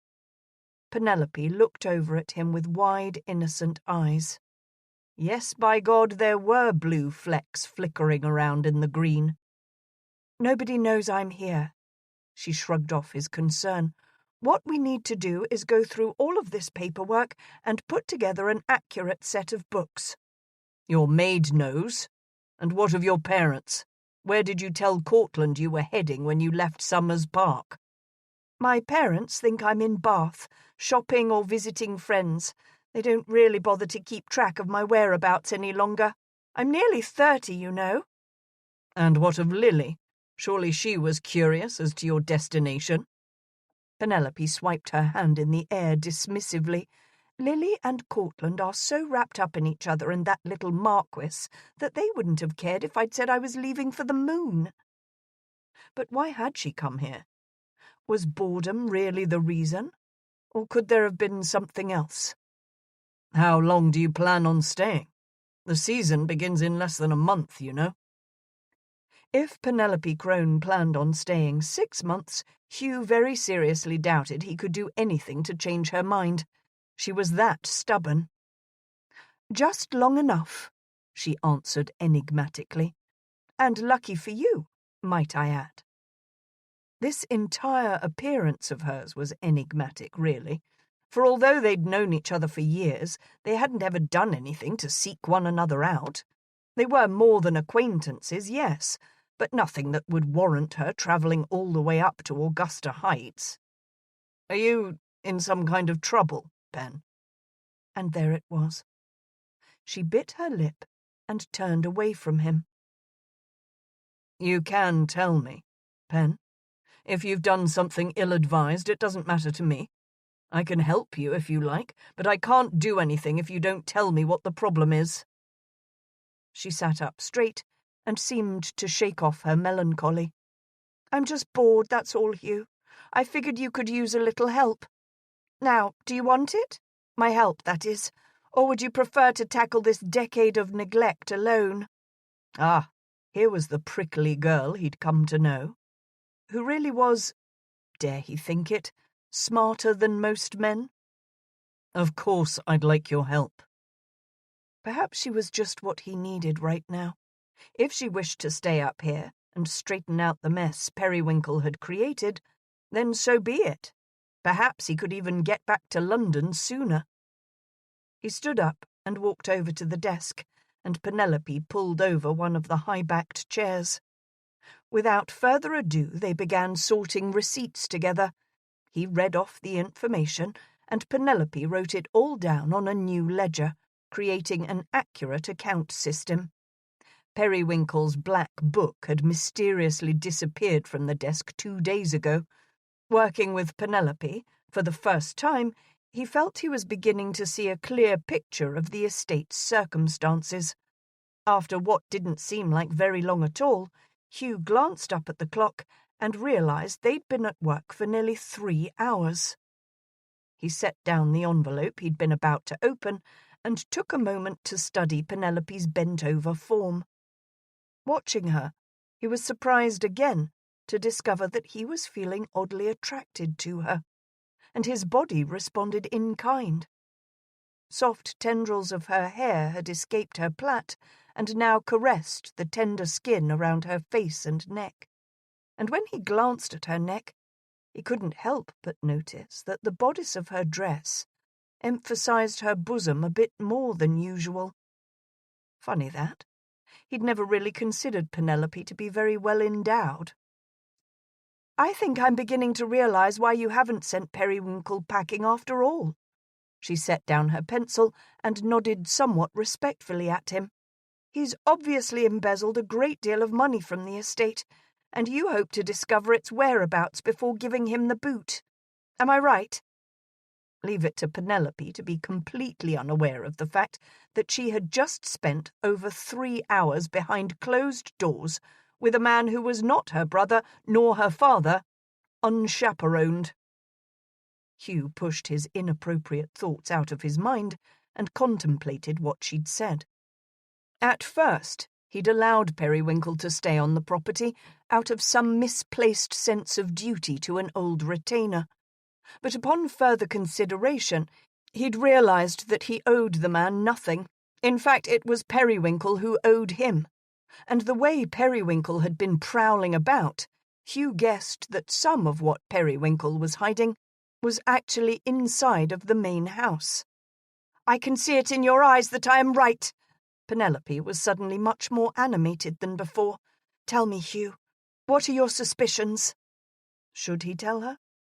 How could he not? "There ought to have been several thousands of pounds in the safe," he indicated with a jerk of his head toward a large painting. "At first, I had all intentions of calling the magistrate, but unfortunately—" He winced as he completed his statement. "The magistrate is already here." "You?" "Yes," he said. "Unfortunately." "You already said that," she reminded him. "What?" "That it is unfortunate that you are the magistrate." Hugh narrowed his eyes at her but did not comment on her smart mouth. "Why don't you think he spent the money already? Why do you think he is still in possession of it?" Hugh could see in her eyes that she was already working the details out. "He wears clothing that is shabby and fraying. He has nowhere to go, as he has most likely pleaded with you to stay on, and he doesn't appear to own much of anything. Furthermore, he no longer has unfettered access to this house. The man no longer has free run of the master suite. Hugh, that's it. It must be in your suite, or most assuredly Periwinkle would have taken everything and gone off on his own." Hugh jumped up. Of course, since he'd arrived, he had spent a great deal of time in his suite, and Periwinkle had never been far away. "That's got to be it." Penelope sprung to her feet as well, but just as Hugh turned to head for the door, he heard a thud. What in the world? Where had she gone? Penelope? And then he saw her lying on the floor. The old girl had fainted. Penelope Crone? Fainted? Impossible. What was the matter with her? Hugh knelt on the floor beside her and patted her cheek gently. "Penelope? Penelope!" Her lashes fluttered, but she did not answer. "Pen?" And then she opened her eyes. Having such close proximity to her, as she lay on the floor, Hugh had to admit to himself that she truly did have incredible eyes. Dancing across the bridge of her nose was a smidgen of freckles. Just below her rebellious little nose, her lips were pink and plump. "Hugh?" He was still kneeling over her. "You are unwell. Penelope, you need to tell me what's wrong." For a full 3 seconds, he thought she would fess up to whatever was going on with her, but then she raised her hands up and pushed him away. "I'm perfectly fine, Hugh Chesterton. Why would you think that just because because I slipped, yes, I fell, you think that something is wrong?" But her eyes were hiding something. "Now help me up. We need to find that money in your chamber before Periwinkle lays siege to it." Reluctantly, Hugh helped her to her feet. She was pale, much paler than her normal pale self, and her hands were cold and clammy. She swayed slightly once she was on her feet again, but Hugh refused to mention it. If she needed his help, then she was goddamn well going to have to ask him for it. And if she didn't want his help, then so be it. Once he was certain she wouldn't collapse on him again. He dropped her hands and turned for the door. They'd been in the study for nearly 4 hours. He hoped Periwinkle hadn't been so brazen as to enter the master suite while he was in the house. Not bothering to see if Penelope was able to keep up with him, Hugh dashed up the stairs, 2 steps at a time, and rushed toward his chamber. Still in the study, Penelope waited for Hugh to disappear before sitting back down in the chair she'd just occupied. But that wasn't good enough. She laid her head down on the desk and rested her cheek against the cool, smooth wood. She had fainted. In all her life, growing up and then spending nearly a decade in cloyingly warm ballrooms, Penelope had never once succumbed to such a ridiculous malady. In fact, she speculated that most of the girls she'd seen faint had actually feigned it, which allowed her little, if any, empathy for the swooning debutante in question. Except for Abigail, her cousin, who Penelope knew for certain did not fake it when she fainted, because when Abigail went down she did so like a ton of bricks. She had also, on occasion, clobbered her head on something before hitting the ground, and once Abigail was on the ground, she normally lay there for several minutes, eventually either drooling or snoring softly. No one was idiot enough to pretend the type of fainting Abigail experienced. Penelope was pretty certain that she'd only lost consciousness for a few seconds, just enough time for Hugh to rush around the desk and crouch over her. When she'd opened her eyes, his face had been inches away from her own. For the briefest of moments, she'd imagined she'd gone back in time and been on the Duke of Cortland's settee. The memory of willingly giving her innocence away to a drunken buffoon, all too vivid. Thank God she'd come to her wits before saying anything too revealing. Nothing was going as planned. An apparently naive part of her had believed Hugh remembered everything. She had hoped that he had merely fled Summers Park out of shame and guilt for what he'd done, that upon seeing her he would fall down onto one knee and propose marriage. Another part of her, characterized by the most ridiculous feminine vanity, of which she'd believed she'd rid herself of long ago, had felt insulted and hurt that he did not remember what they'd done. It wasn't every day a woman lost her maidenhead, for heaven's sake. Was she truly that forgettable? Penelope turned her head so that her other cheek rested on the cool wood. She should not be saddened by the fact that she'd made no impression on him whatsoever. She'd never done anything before in order to capture a gentleman's interest. In fact, she'd gone out of her way to be sensible and prudent. Even when she'd thought she was in love with Rome Spencer, she'd made it a point to always be herself around him. For as much as she'd thought he was the one, she knew in her heart she could never pretend to be someone she wasn't. When other debutantes had fluttered their lashes and listened raptly to the ramblings of some lord or other in order to capture a husband, Penelope had staunchly stood her ground in regard to marriage. It was unwise for a woman to marry a man who might not care as much about her well-being as she did. Marriage was an institution that primarily benefited men. Penelope was fortunate, though.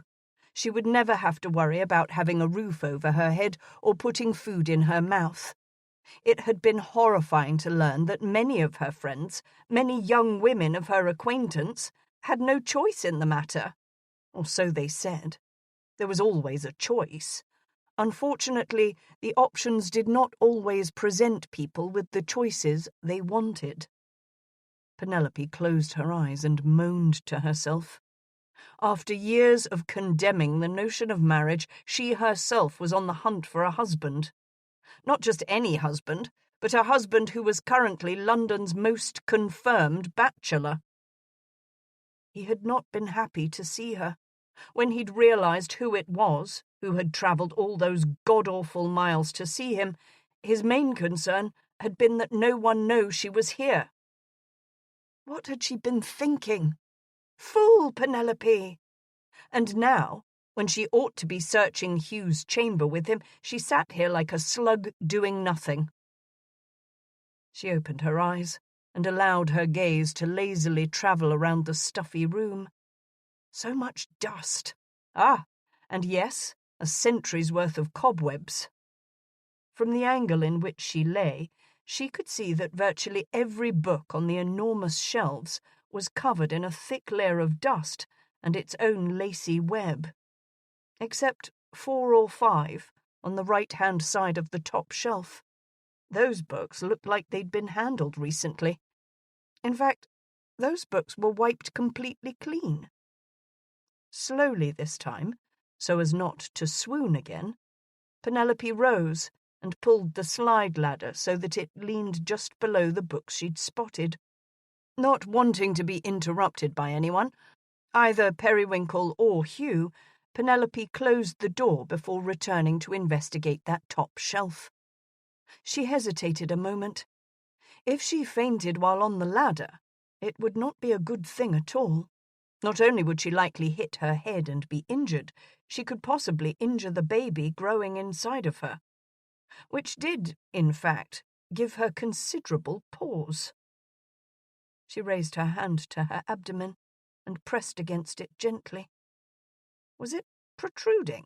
Just slightly? That was impossible. Women didn't begin to show until they were several months along, did they? She'd not suspected that Lily was with child until her friend had told her, and that had been 3 or 4 months into the pregnancy. But whereas in the past her abdomen had always been somewhat concave, it felt different now. It swelled outward, just slightly. Impossible.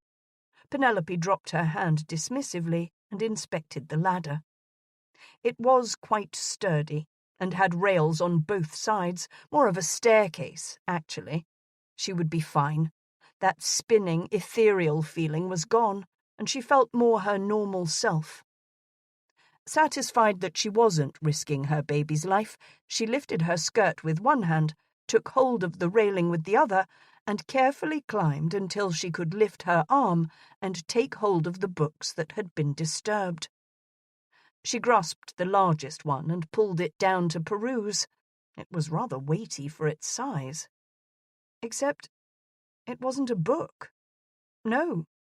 When she opened the cover, it revealed a secret compartment filled with coins and banknotes. "Aha," she said softly. Suddenly concerned that someone would find her, she replaced the one book and examined the others. They contained more coins, but also what looked to be several banknotes and important documents. Here were the former contents of the safe. She jumped when she heard the sound of furniture scraping the floor overhead. Hugh must be trying to look behind a wardrobe or something. Penelope scrutinized the room for just a moment before discovering what she needed. An old cloth-lined basket, filled with knitting needles and yarn, was stuffed against the wall behind a large wing-backed chair. It was covered in dust, and she wondered how long it had been since any knitting had been accomplished in this room. She removed a few of the balls of yarn, stuffed Hugh's treasure deep into the basket, and then returned the now empty books back to the top shelf in the same order she'd found them. She'd been sitting on the settee knitting for several minutes before the door opened and Hugh stood in the opening, looking frustrated. Chapter 6. Hugh's Voice. "I thought you were going to help me." Hugh's voice dripped in sarcasm. His hair sprung out from his head roguishly, and dust smeared liberally across his face and hands. He had donned a banyan, however, in a belated attempt at maintaining his manners with her. Penelope inserted one of her needles under the loop on her thumb and pulled the strand snugly. "Decided to knit me a scarf instead." He dropped onto the wing-backed chair and threw one leg over the arm casually. Penelope smiled, and then spoke without thinking. Just thought I'd make a blanket for the baby." She was quite pleased with herself. "I'd imagine the little Marquis will appreciate it." But he was scowling. "The Marquis? Oh, yes, of course. Little Edward." That hadn't been what Penelope had been thinking at all. "Aren't you going to ask me if I found anything?" He continued to scowl, but Penelope was finding him somewhat adorable. Hugh was a clever man. He'd achieved high marks while at Oxford, and on occasion had expressed his regret at not being allowed to make a career out of scholarly endeavours. She found it substantially satisfying to have outmanoeuvred him. "What did you find, Hugh?" she asked smugly. Whereas her nonchalant knitting had not captured his attention, her tone of voice did. Finally, took him long enough. "You know very well that I found nothing." His eyes narrowed as he dropped both feet to the floor and leaned toward her. "What have you found, Penelope?"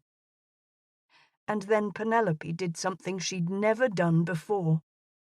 She fluttered her eyelashes. Hugh looked at her sideways. "What have you found, Penelope?"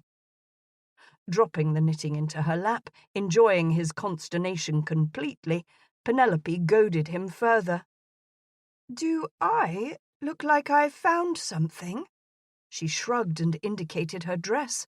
"I've no pockets, no purse. Where would I put it? That is, where would I put anything if I had in fact found it?" She jumped back when he lurched over to the settee practically on top of her. Leering with exaggerated ferocity, his fisted hands pushed deep into the cushions on each side of her. She was trapped.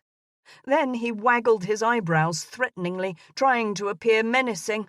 "Hand it over, you minx," he growled, but amusement lit his eyes. "There is nothing on my person, Hugh," she laughed. The scent of his cologne invited sensations she'd do well to ignore. She remembered it from before, and had an urge to pull him closer. "You have obviously found something, wench," he said through gritted teeth, "and I'm going to discover it eventually, so fess up now, woman." He was doing his best to contain the laughter, threatening to overcome him. Although he held most of his weight off of her, he did not appear to strain at all. She could not keep her gaze from straying to the dark hairs at the opening of his shirt. She remembered she'd flicked her tongue along them before. And then his full weight dropped, pinning her, and one of his hands was running along the length of her body. "Oh, no!" She couldn't prevent the half-giggle, half-screech that tore from her lips when she realized his intent. He was tickling her. "Stop, Hugh, stop!" She tried freeing her hands so that she could cease his relentless torture. "You brute! I'm too ticklish, Hugh! Stop, please!" Was she still laughing, or had she begun to cry? She wasn't sure, but she felt a few tears roll down her cheek. Something in her voice caught his attention, and he stopped suddenly. Both of them breathed heavily from their exertions, but neither moved. Instead, Hugh gazed down at her with a funny expression. "You really have the prettiest eyes, Pen." Penelope swallowed. Hugh just kept looking at her, and then added, "I never did understand you. So set against marriage, determined to emasculate every man you've ever met. Don't you ever wish you didn't have to be so different?" As his words penetrated the temporary insanity that had overcome her, she used all of her strength to form a mighty shove, which resulted in Hugh sprawled on the floor. You bacon-brained, nitwitted, beastly maggot!" How dare he criticize her independence? Why did everyone in society think that all women needed to be the same? Why was it that there was this notion that an ideal woman was one who dressed prettily and kept her opinion to herself? Why was it that a woman was only considered useful in that she could provide her husband with children? Women had brains too? Well, she did anyhow. He'd told her the very last thing she ever wanted to hear from a man, from anyone. He'd told her he thought she should change. Penelope primly arranged herself on the sofa once again and retrieved the knitting. She had been just about ready to turn her findings over to Hugh, before he'd insulted her. He hadn't insulted her hair or her dress or her face. No, he'd insulted the very essence of who she was. It took all of her concentration to keep tears from falling. Hugh sat on the floor and simply looked at her, dumbfounded. It was just a question. Penelope blinked hard, so that she could see what her needles were doing, and there really wasn't enough light in here to knit properly. I am who I am, she replied. She did not look up, but sensed Hugh's continued contemplation of her. You think I am insulting who you are? I don't wish to discuss this. Penelope was already far too emotional these days. Hugh pushed himself up and returned to sit beside her. She scooted away from him, deliberately avoiding his touch, but he would not let this go. I did not insult who you are, Pen. I was merely wondering if it was necessary to be so different in order to be you. Now his voice was cajoling, sympathetic. Dash it all, her eyes burned again. She'd always been different. For if she was the same, she would lose herself. It's the way of our world, Hugh, she said, realizing she'd just created a bungled knot of yarn rather than a proper stitch. So, you truly believe that if you ever dressed up a little, flirted a little, married and had children, you could not live by the values you believe in? The question threw her into even more turmoil, for when she'd made that blasted decision to have a child, she'd compromised her own position on women and the potential of womanhood in general.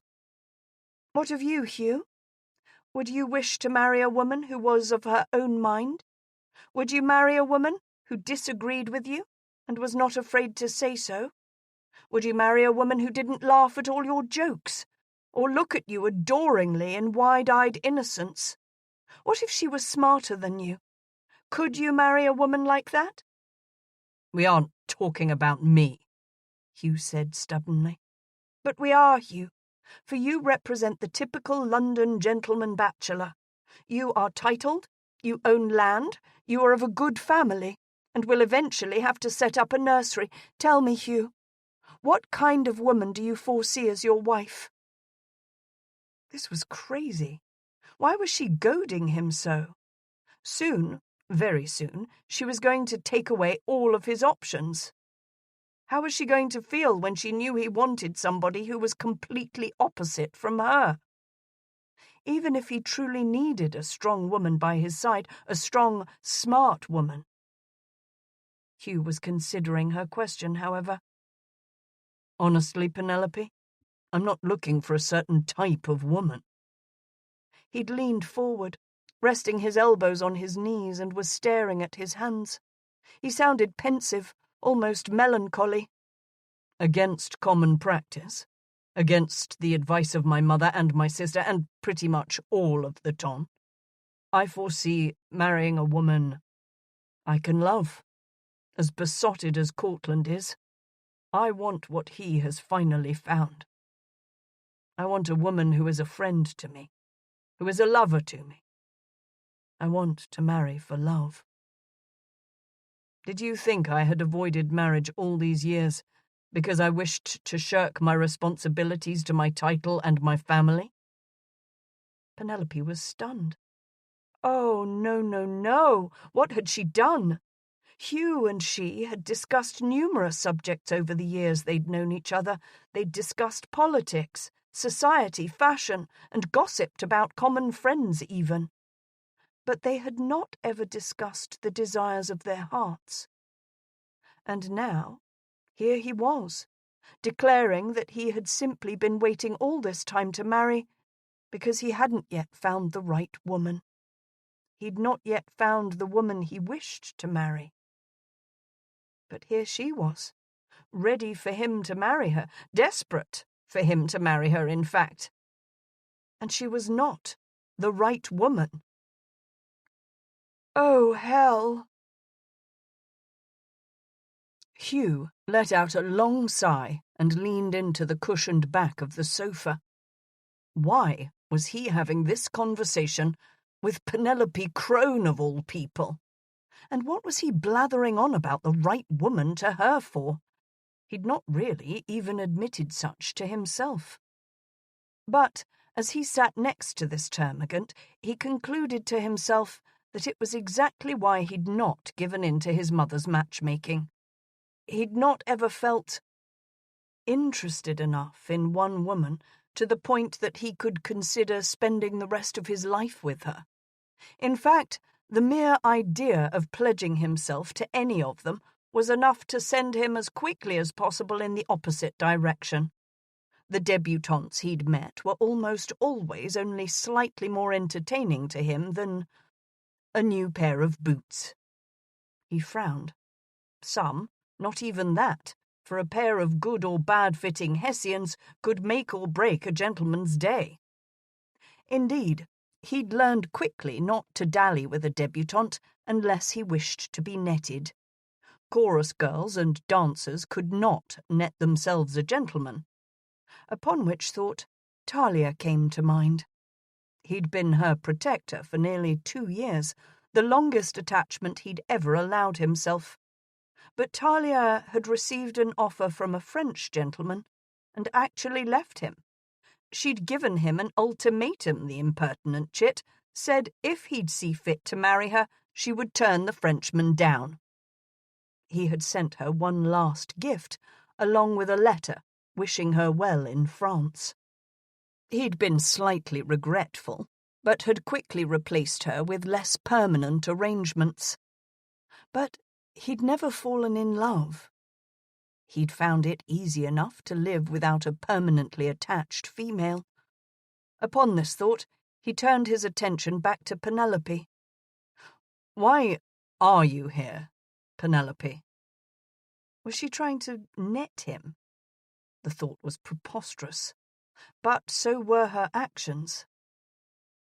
Penelope reached for her knitting and began moving the needles furiously. "Can you not simply accept that I am here to help you, Hugh? Must there be some ulterior motive you've concocted in your mind?" These were not the sentiments of a woman on the hunt for a husband. She did not simper, nor hang on his every word. She was not flirtatious in any way. Except she had fluttered her eyelashes at him a few minutes ago.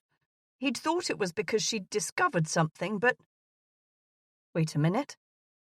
"Did you find the contents of the safe?" Penelope looked up at him then and bit her lip. "No, I was just teasing you." So she had been flirting with him. She was here to net a husband. Hugh jumped to his feet as if he'd suddenly found himself sitting beside a snake. She'd turned her feminine wiles on him, and he'd quite nearly succumbed. To Penelope Crone! Good God, in jest he'd lain atop her, pressed his body down upon hers. And enjoyed it. He'd even thought for a moment that he might kiss her. Yes, by God, he'd been staring into her eyes, and for an instant, a mere second really, had wanted to know her in a different way. But then she'd gotten offended by his question and shoved him onto the floor. Thank God for that. He was in grave danger of losing his bachelor status. The Baron Riverton, Penelope's father, must never discover that she was here with him alone. If she was not going to depart, then he would have to. He would most likely be much safer in London with his mother's friend's niece. At least in London. He knew how to play the game. Sitting here with Penelope, he didn't even know what game they were playing. Chapter 7. Penelope covered her face. Penelope covered her face with both hands after Hugh left the library. This wasn't going at all as she'd planned. He was suspicious of her motives. She could see it in his eyes when he'd made some vague excuses and left her alone. She was handling this entire situation poorly. She never should have acted so quickly on her sudden compulsion to enter motherhood. Her actions had been entirely out of character. She was normally a very rational girl, logical, reasonable. How could she have done something so utterly stupid? But no, she mustn't think this way. She dropped her hands back into her lap and took a few deep, steady breaths. In, out. In, out. Slowly in, slowly out. Much better. Her heart no longer raced, and the desire to burst into tears subsided.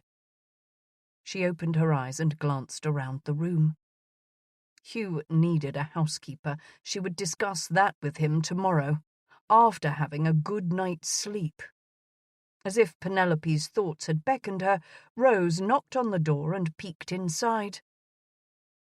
"What did you say to him? Did you tell him? Ye gods, Pen, this place is a pigsty."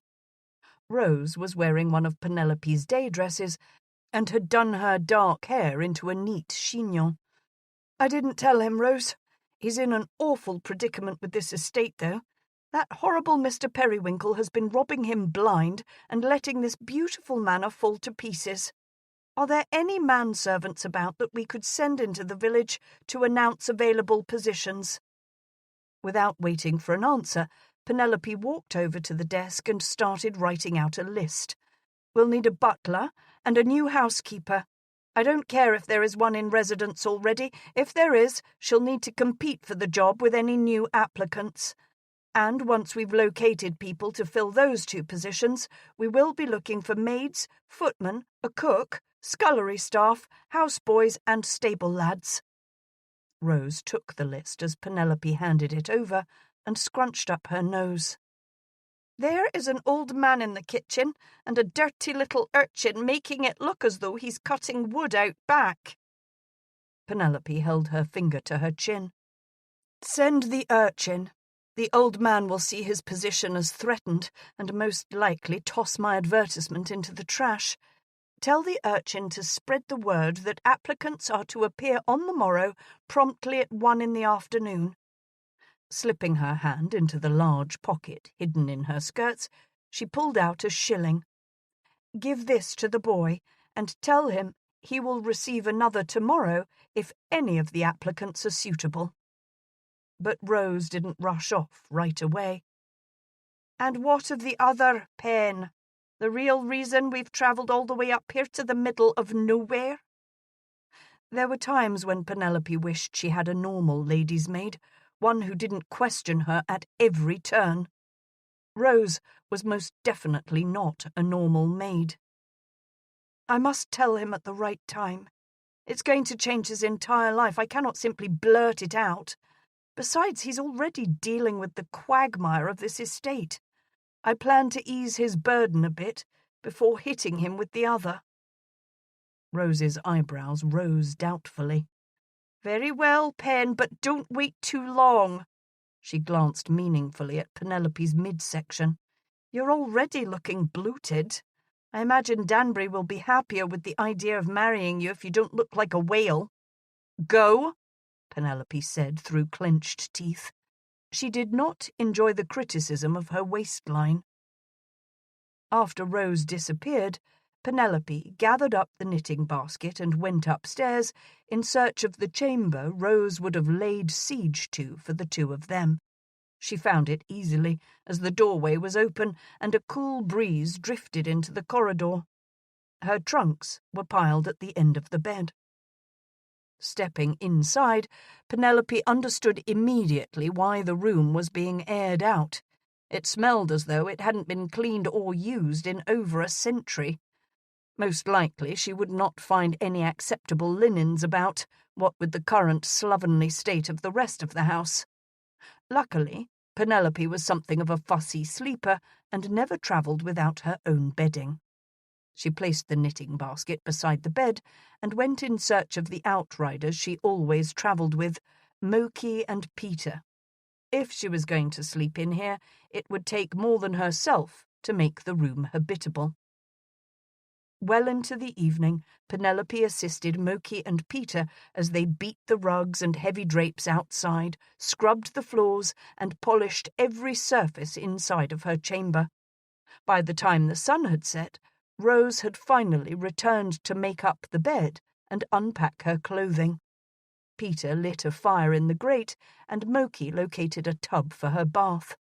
The old man in the kitchen had grudgingly sent up stale bread and cheese, along with some ale, for an informal dinner. By the time she was done eating, it took every ounce of Penelope's energy to bathe and then climb on to the large canopied bed. But the cleaning had been worth it. As she inhaled the scent of her own pillow, Penelope let out a deep sigh of relief. She hadn't seen Hugh since he'd hightailed it out of the library. A twinge of concern pierced her drowsiness, but she was too tired to give it consideration. She would speak with him tomorrow. They would set Augusta Heights to rights, and then she'd sit him down and tell him her situation. As that daunting thought flitted through her mind, she drifted into a troubled sleep. "Penny! Penny, you have to wake up!" Penelope moaned and turned away from Rose's voice. "You have to wake up, Penelope! The Viscount is gone!" "What Viscount?" Penelope mumbled as she attempted to snuggle deeper into the soft bedding. "Danbury! Penelope, Danbury has left Augusta Heights." Rose's voice was annoyingly shrill this morning. And then the meaning of what was being said penetrated. Penelope rolled over and opened her eyes. "What do you mean? He's left?" Rose held an opened missive in her hands. "He left you a note." And then she read it aloud. "Miss Crone," he says, "upon consideration of the strict standards set by polite society, and in order to preserve your pristine reputation, I must vacate the premises immediately and allow you to enjoy your holiday here at Augusta Heights for as long as you please. As a gentleman, I felt this was the best course of action. I could not turn you away when you so obviously are in need of a retreat, but I do not wish to bring a rain of judgment down upon you. If it were ever discovered that you and I were in residence alone without proper chaperonage, please make yourself at home. Stay as long as you wish. I shall be in London for the season, and will perhaps run into you there. Felicitations, Hugh Chesterton, Viscount Danbury." Rose threw the missive on the bed and began pacing. "I told you so, Penelope. Didn't I tell you? You should have given him the news right away." And then she dropped into a nearby chair and slumped dejectedly. "This journey has all been for naught. We'll be on the road again for another week now." But Penelope had rolled onto her side and propped her head up on one hand. "No, we won't be leaving right away." She was a lady. She had Hugh's permission to make herself at home. She would go about writing the estate on her own, and then she and Rose would travel to London to see Hugh. On a rueful note, she figured that at least she would make her parents happy. It seemed as though she would participate in yet another season after all. Well, part of one anyhow. And her parents would be even happier when she finally got herself married. "You plan on staying in this run-down estate longer than absolutely necessary?" Rose asked. But upon seeing the gleam of challenge in her mistress's eyes, she moaned. "Not more cleaning!" We won't be doing the cleaning, Rose. We're going to staff this place properly, and they shall do the cleaning. But first," she paused, "we need to get rid of Periwinkle." "Danbury as I live and breathe. I thought you were up in Manchester overhauling Augusta Heights. I'm all astonishment that you've been able to accomplish so much from such a distance. Excellent to see you, my good fellow." Hugh glanced up from the broadsheet he was reading, slightly irritated that his business was such common knowledge to all and sunder. Gerald Cockburn, Earl of Pinkerton, had never been one of his favourite people, and his comments today made him even less so. And what did he mean by accomplish so much from a distance? Reluctantly, Hugh set his paper aside and rose to his feet.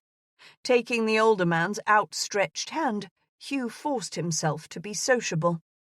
"Pinkerton, what a special treat it is to run into you. And yes, one can accomplish a great deal, what with the mail and a few good solicitors." He was deliberately vague.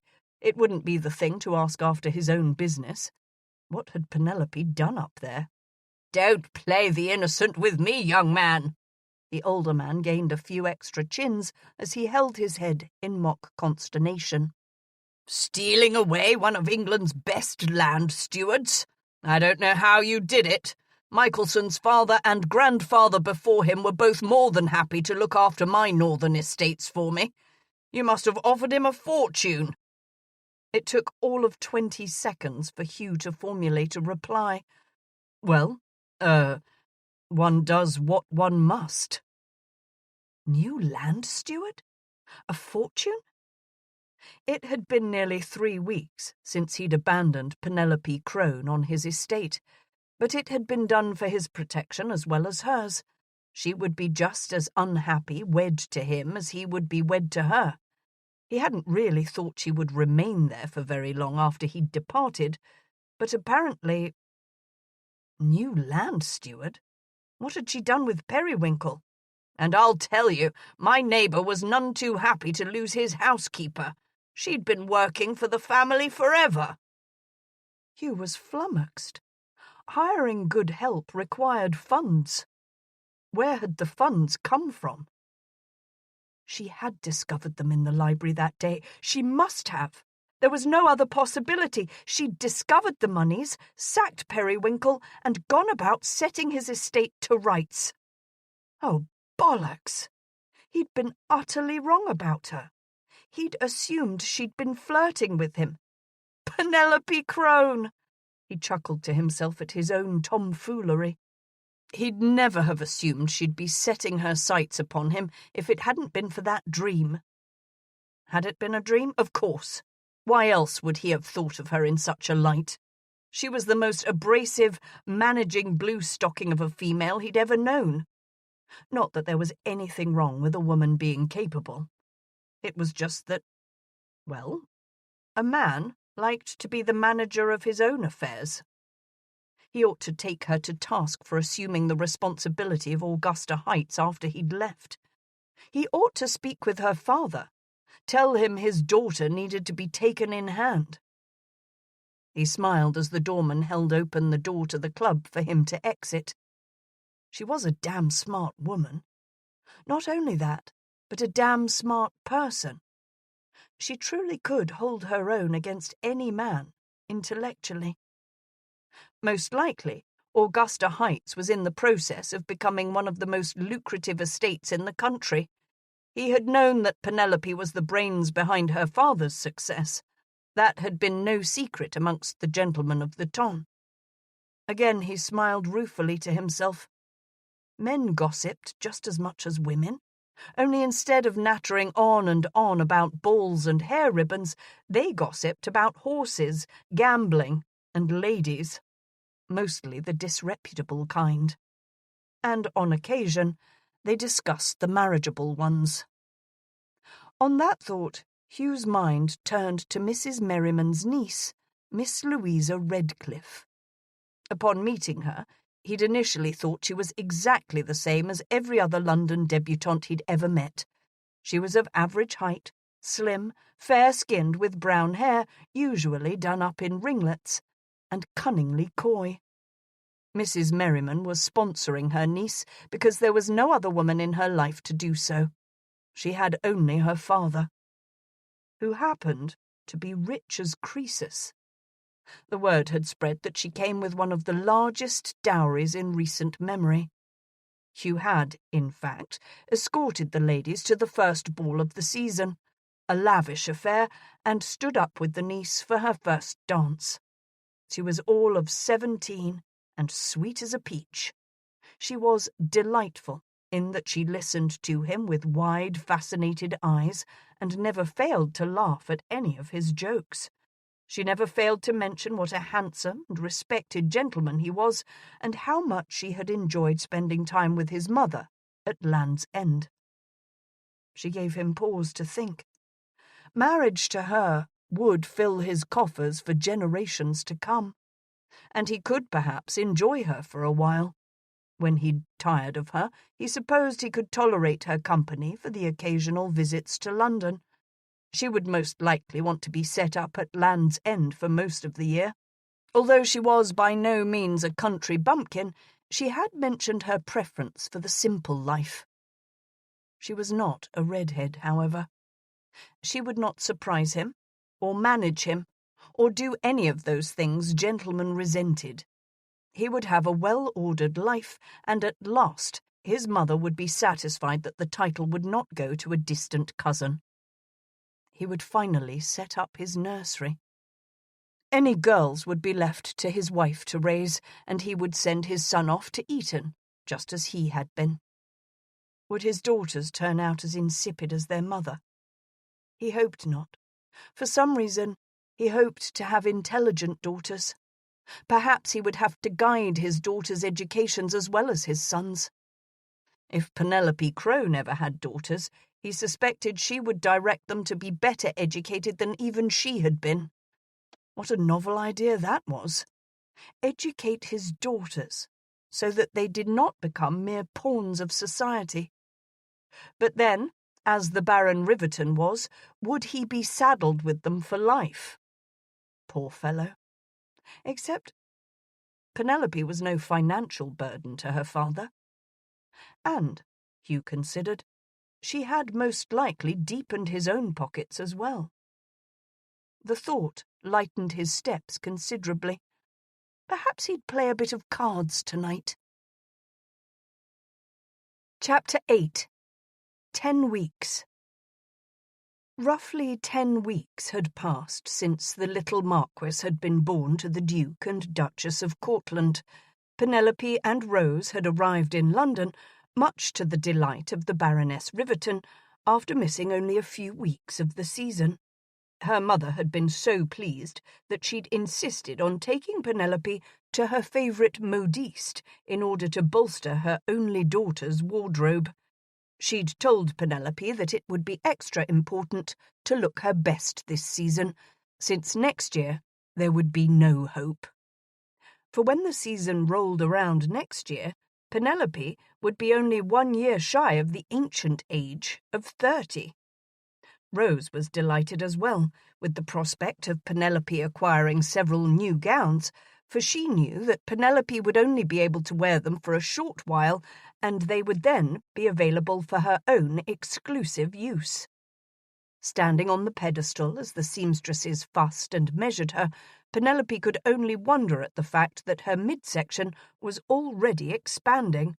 Her bosom had increased in size as well. She winced as the tape measure wrapped around that tender part of her anatomy. Rose was right. She had to find Hugh and extract a commitment for marriage from him before she became any more bloated than she already was. She was going to wear more vibrant colours this year. It had been decided that since she was no longer a young miss, she could wear some deep blues, olives, and perhaps even something red. Her mother had insisted that she order multiple gowns made up of the finest muslin and even satin and silk. It was to be the most striking wardrobe Penelope had ever owned. Catching sight of herself in the large looking-glass on the wall, Penelope examined her person. One could not yet really see any differences in her appearance yet. She looked the same as she always had, except perhaps for the fact that her face looked softer. Her normally prominent cheekbones were somewhat less defined, and her hair looked duller, frumpish and boring. "Mamma," Penelope said to her mother, who was perusing some fashion plates on the other side of the fitting room, "I think I'd like to do something different with my hair this year." The Baroness Riverton nearly went into raptures. It was the most wonderful thing her daughter had ever said. "Not so tight, Rose!" Penelope nearly swooned as her damnable maid pulled the laces tight on her corset. Good Lord! When was the last time she'd worn the ridiculous garment? And why did she continue to expand, even though she could hardly keep down any food in the mornings? "It's gapping at least an inch more than it ever has before." "I don't care," Penelope said, holding tight to the bedpost. "I won't be able to speak to the man if I cannot breathe. And surely it cannot be good for the baby. Loosen it, Rose." Penelope leaned her forehead against the round wooden post. She would hopefully run into Danbury tonight. She knew he was in town. Her father had mentioned in passing that he'd shared a drink with him at White's earlier that week. "Ah, much better." Penelope inhaled deeply as her lungs were able to expand normally once again. Some of her new gowns had been delivered earlier in the day, and she and Rose had decided on a low-cut gown of emerald silk with blue embroidery accents, and Penelope had gotten her hair cut into soft layers the day before.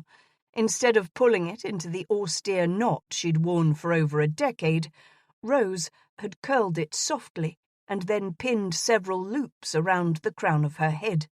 Swirly tendrils fell softly around her face and neck.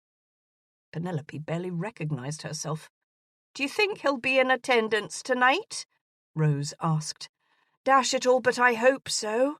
If not, I'll have to figure out some other way to track him down. It's not as though I can simply arrive upon his doorstep." Doing so in Manchester had been one thing. Such a breach of etiquette in London would be beyond the pale. "It wouldn't do to arrive at his residence," Rose agreed. "Perhaps you could send him a missive." "Yes, I've thought of that. Hopefully it won't be necessary, though."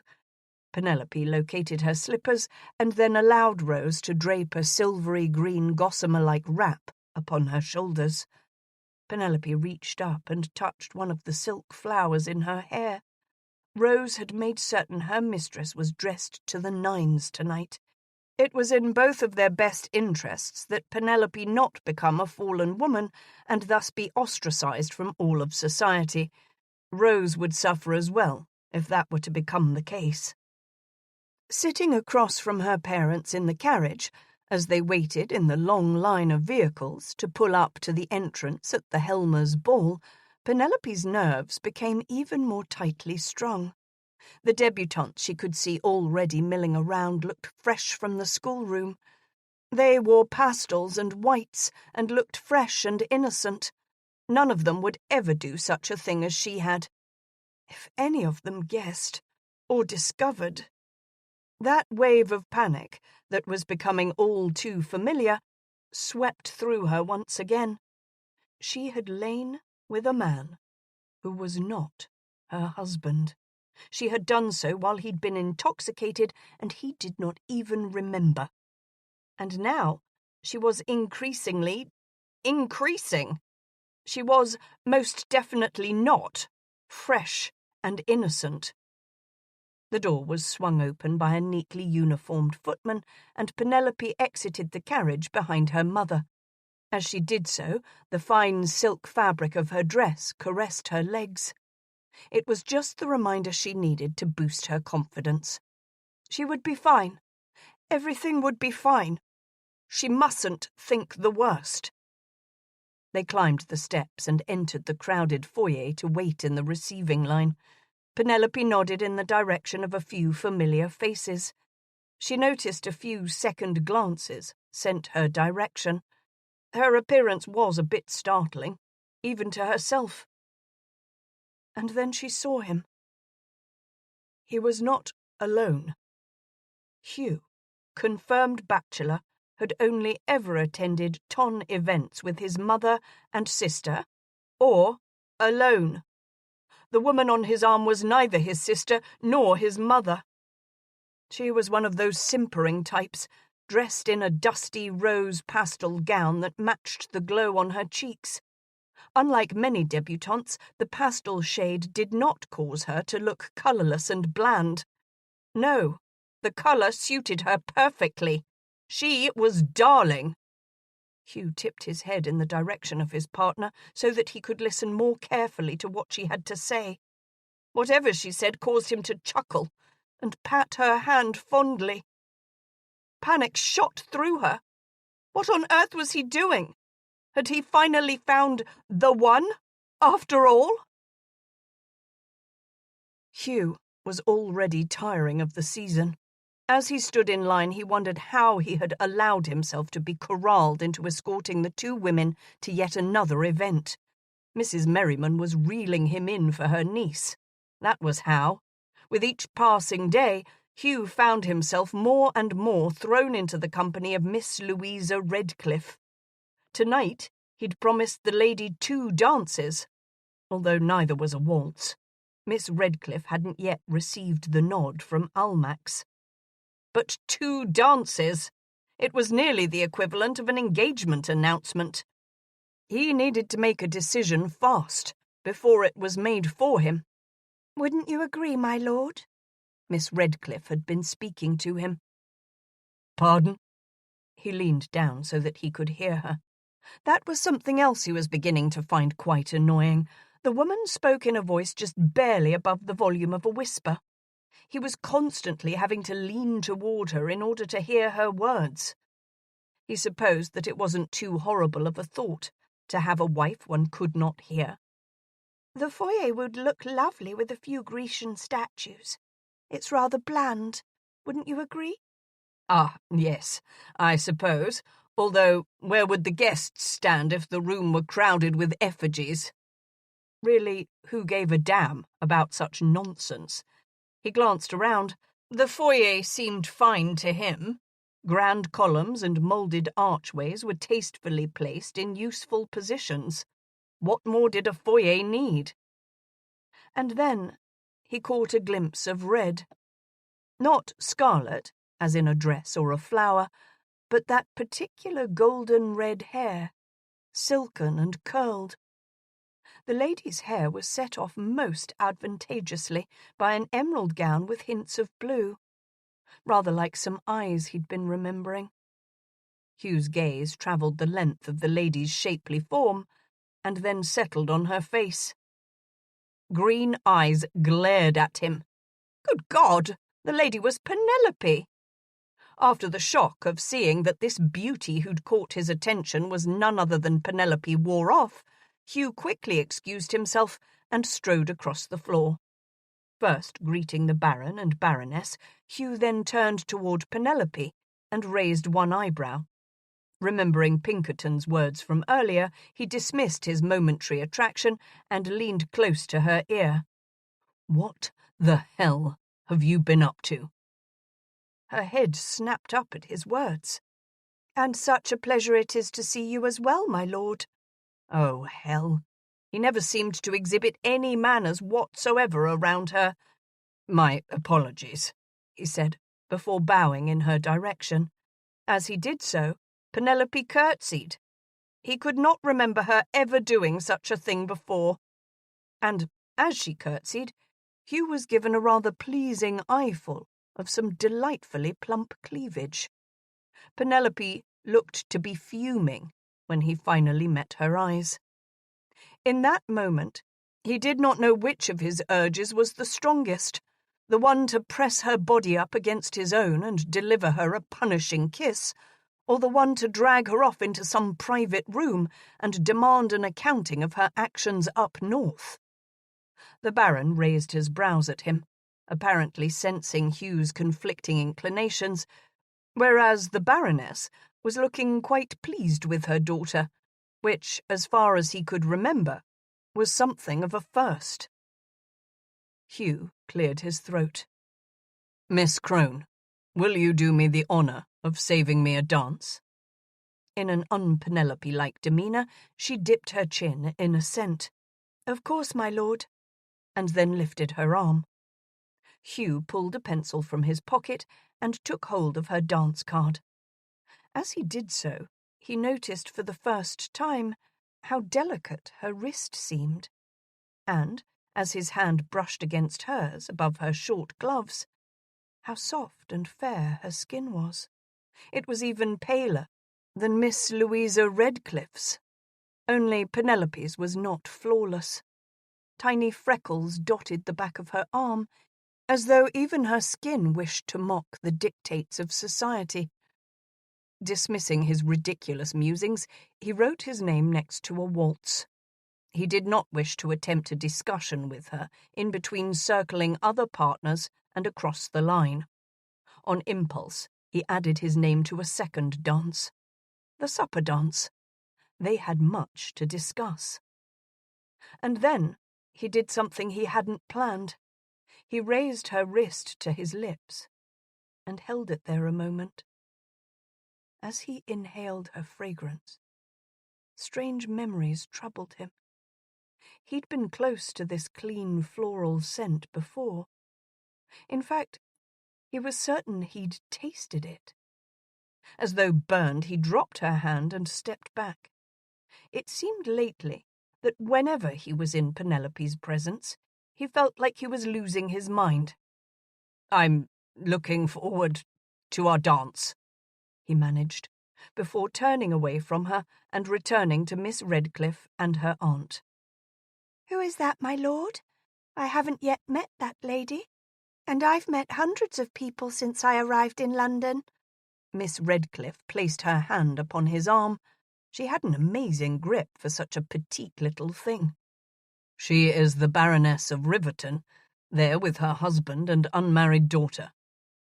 Miss Redcliffe had sharp nails. It was a good thing the fabric of his jacket was a sturdy wool, or it was quite possible she would have drawn blood. "It was most generous of you to single the daughter out. I noticed you placed your name upon her dance card. A spinster of such advanced age most likely had all of her dances to choose from. You did remember which ones you've promised me, I hope, my lord?" He was beginning to feel more than a little annoyed at her possessiveness. "How could I forget, Miss Redcliffe? I have claimed a waltz with Miss Crone."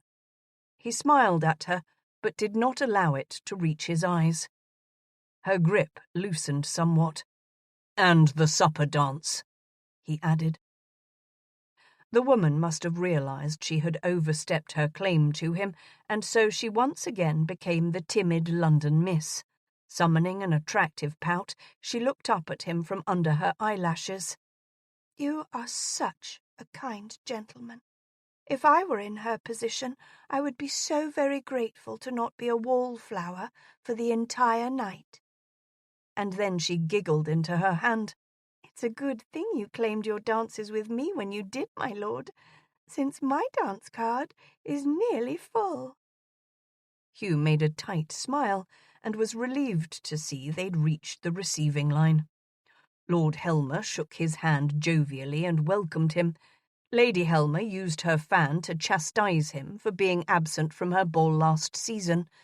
The elderly couple were close acquaintances of his mother's. He knew that his appearance with Miss Redcliffe would be duly relayed. After the major domo announced them, Hugh, promising he'd return in time for the first dance, made a vague excuse and escaped the suddenly cloying company he'd found himself in. He wished he could escape altogether, but that would not do. And if he did that, he would miss his opportunity to interrogate Penelope.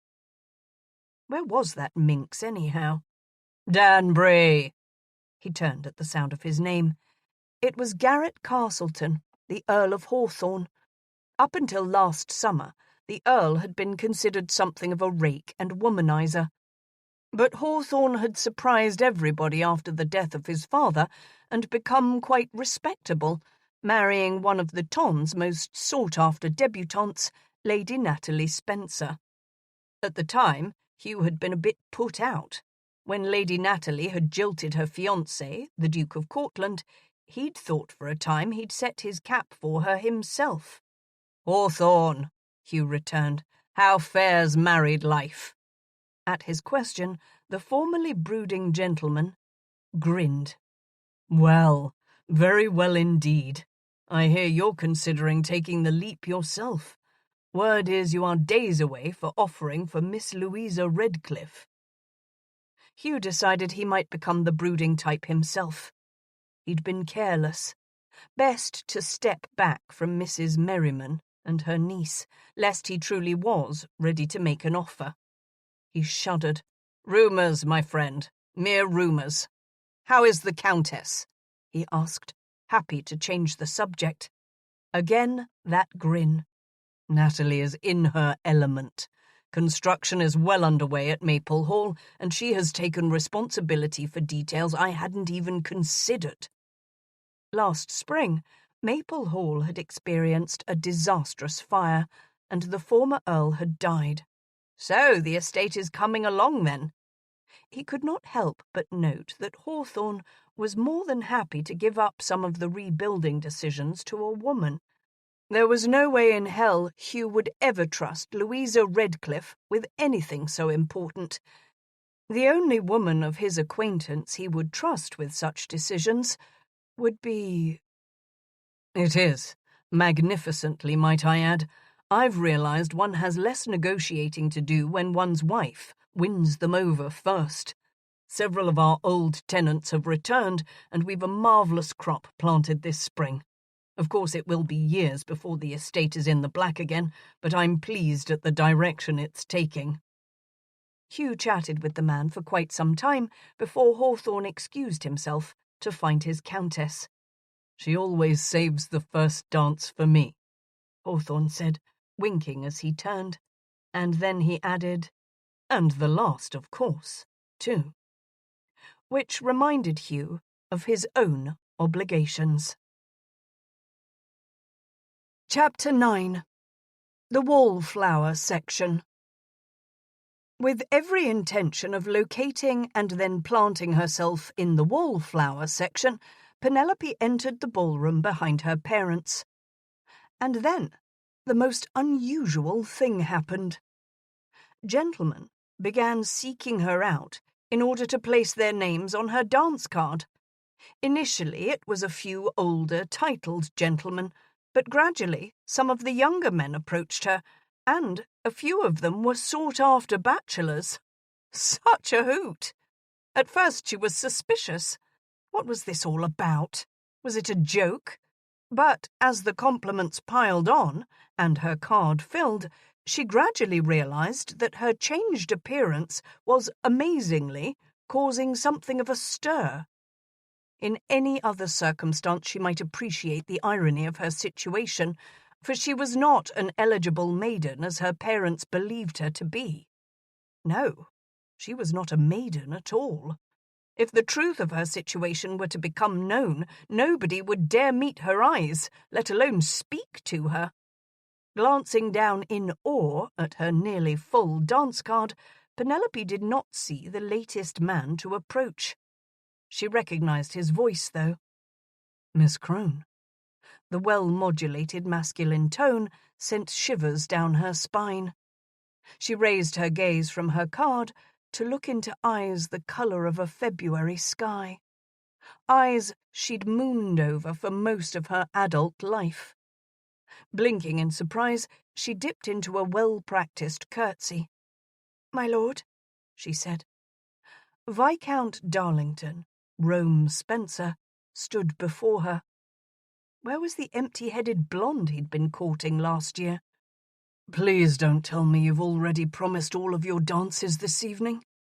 He cocked one eyebrow and tilted his head slightly. "Surely you've saved one for an old friend." This was most unexpected. "You wish to dance with me?" Oh, that was stupid. That was what he'd said, wasn't it? But she was used to him speaking to her like one of his fellows. Perhaps this was just a ruse to discuss the price of corn or the latest bills presented in Parliament.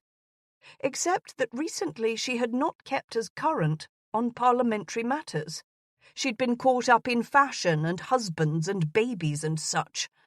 If he did wish to discuss current events, he would be sorely disappointed. Rome did not answer her question. Instead, withdrawing a pencil from his pocket with one hand, he raised her wrist with his other. "Ah, delightful. I was hoping you had a waltz left." And he claimed her last available dance. "This one is mine, I think." One of the older gentlemen who'd approached her first stepped between them. What was his name? Oh yes, the Earl of Pinkerton. Penelope looked apologetically at Rome. "It will be an honour, my lord."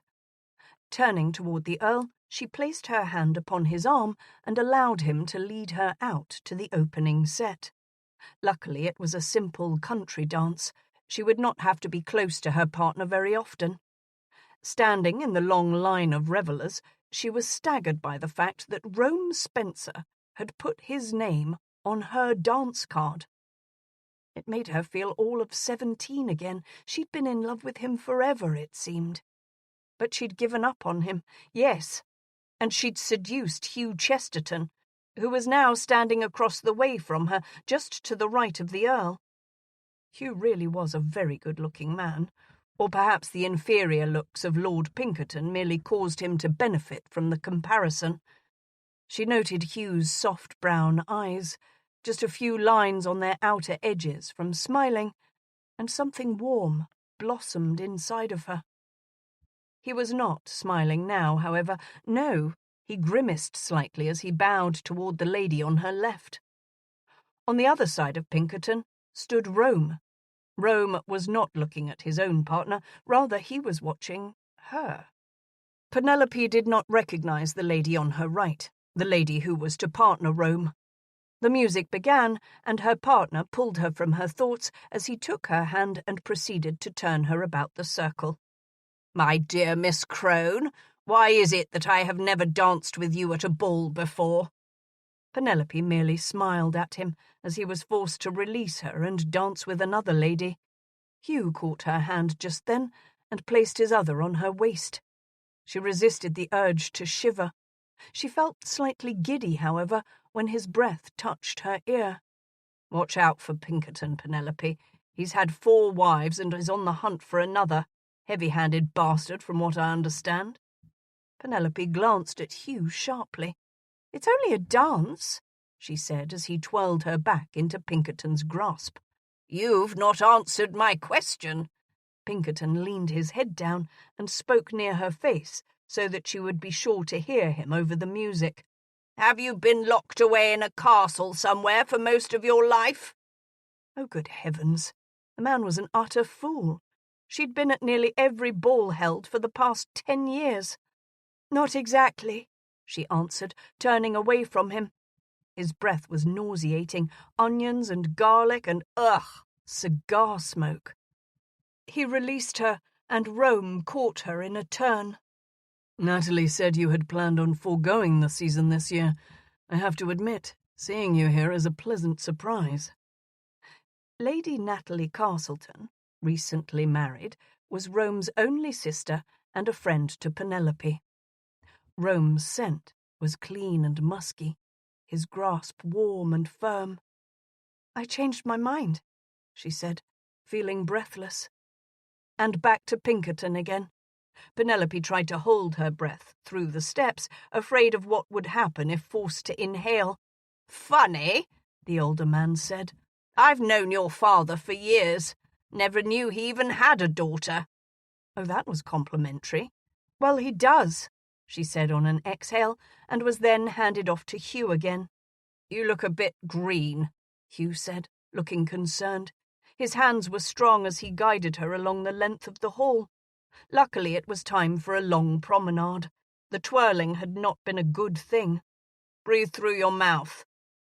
She allowed him to guide them through the steps, all the time wishing she could simply lean into him, and stop moving. But she did as he said, and by the time he passed her back to Pinkerton, she felt a little revived. She kept her face averted from him as much as possible, as Pinkerton continued to bemoan the fact that they'd never met, and was then thankfully handed back to Rome. "I barely recognize you, Pen," he said sheepishly, as he pressed his palm against hers and they turned in a circle. His palm was firm and his clothing impeccable. Rome Spencer had always been one of the most respectable bachelors she'd ever known. He'd never been very rakish, spending much of his time assisting his father in the management of their numerous estates. She remembered on a few occasions how he'd seemed to disapprove of Hugh's lifestyle. But what had happened with the lady from last year? She was certain he must be betrothed by now. She glanced over at him from under her lashes and smiled tentatively. He was not asking her about crop prices, nor was he seeking her opinion on parliamentary laws. And back to Pinkerton. Unfortunately, she pulled in a lungful of his odour before remembering to breathe through her mouth. Waves of nausea rolled around inside of her. In, out, step, turn, step, step, step. Pinkerton pulled her closer than was necessary, his clammy hands digging possessively into her waist. She contemplated giving him a facer, if she didn't get sick on him first. The man was saying something to her, but she could not focus on his words. Air. She needed to get out of here. When Hugh pulled her alongside him, she could have cried in relief. Except that this dance seemed as though it was never going to end. She closed her eyes briefly as Hugh's arms held her up. And then, all of a sudden, the air on her face was cool, and the litany of smells she'd been experiencing turned to a wholesome scent of grass and flowers. As she opened her eyes, she realized she was outside, on the terrace, and being led to a concrete bench. Hugh, the ornery, obnoxious, womanizing drunkard, was sitting her down tenderly and smoothing her hair away from her face. Penelope slumped against him as he murmured soothing words over her head. "It's all right, Pen. Take deep breaths. That's a good girl." He tucked her in beside him and was rubbing her arm lightly. For the first time in weeks, she felt safe. Something was very wrong with Penelope Crone. Hugh should have known when she arrived at Augusta Heights uninvited and unchaperoned. She was just so damn proud, far too independent for her own good. But not in this moment. He tucked her head beneath his chin and continued rubbing her arm. He heard a sniffle and a muffled whimper. "Are you crying, Pen?" he asked softly. Another whimper. "No," she said. She was crying. Free-thinking, fearless, outspoken Penelope Crone was crying in his arms. And it felt right. Not that she was crying, but that he was the one she trusted enough to let down her guard. Hugh was quite certain she'd nearly fainted again in the ballroom. A lady who'd never so much as even considered carrying smelling salts. Yes, there was definitely something wrong with Penelope. Was she ill? Was she being blackmailed by somebody?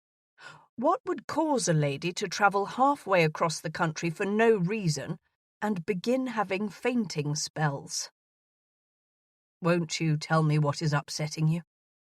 Please?" He bent forward and tipped her chin up so that she was looking at him. She was no longer pale, a little splotchy looking now, actually, but her eyes looked even greener than normal, and again he noticed the tiny blue specks. The look of hopelessness on her face was heartbreaking. "Oh, sweetheart, nothing can be that bad." "Oh, Hugh," she sniffed, and buried her head back under his chin. "I mean," he said casually, I realise that ladies are required to accept a gentleman's invitation to dance, and you could not refuse Pinkerton. But really, was dancing with him as bad as all this?" A broken laugh escaped her. "He smelled awful." "Ah, I see." He chuckled at her comment. Pinkerton may be an earl, but she quite had the right of it. How his valet held his head up amongst his peers, Hugh would never know. Without thinking, Hugh kissed the top of her head. Why had he never realised what a gorgeous colour her hair was? She did not smell awful. She smelled feminine and soft, just as a woman ought to smell. He'd always thought of Penelope as being pointy and sharp, but she was neither of those things. She felt soft and rounded. She was, in fact, curvy everywhere. Her shoulders were nicely rounded, and her waist dipped inward just so. On impulse, he put one arm under her legs and lifted her onto his lap. She moved to protest, but it was short-lived as he wrapped her in his arms and tucked her head down on his shoulder. No, Penelope was not pointy or sharp. When had she become such a woman? She wiggled a little, as though to edge off his lap, but Hugh held tight to her. "Stay put, Pen. I demand you tell me what is troubling you." I... Don't tell me it's nothing. You did not travel to Manchester due to boredom now, did you? And you did, in fact, faint that day in the library. Just now in that ballroom you nearly fainted, or worse again. Now tell me what it is. She didn't say anything for a few moments. He assumed she was either gathering her courage or trying to formulate a fictional answer. He waited. "You're going to hate me, Hugh." She let out a deep sigh, but turned her face to look at him. He could see a smattering of freckles sprinkled across her nose and under her eyes. She had a bit more colour now. Their positions suddenly felt very intimate. "I don't think I could ever hate you, Penelope." The bow of her mouth suddenly held his gaze captive. Dusty pink, that's what he would call her lips. They looked plump and sweet and tender. He leaned in and tasted. And when he did, there was no denying that he'd been thinking of doing so for quite some time now. There was no need to coax her. She was as ready as he. Their tongues duelled, engaged, and then danced before she surrendered and allowed him to explore. He unfurled a low growl before tightening his arms, drawing her closer. At the time, one of her hands reached up and fluttered along his ear and cheek. She was hampered by her gloves. He wanted to feel her skin touching him. He wanted to taste her skin. Turning his head, he grasped the fabric on the end of her index finger with his teeth and tugged with a wicked snarl. The satin material slid off easily. But it wasn't enough. He wanted to undress more than just her hand. And now her fingers were in his hair. Hugh trailed his lips along her jaw. "Hugh," she murmured. "Hugh, we mustn't, I mustn't. Anyone could come out here." In spite of her words, he could feel that her heart was racing and her breaths were uneven. But she was right.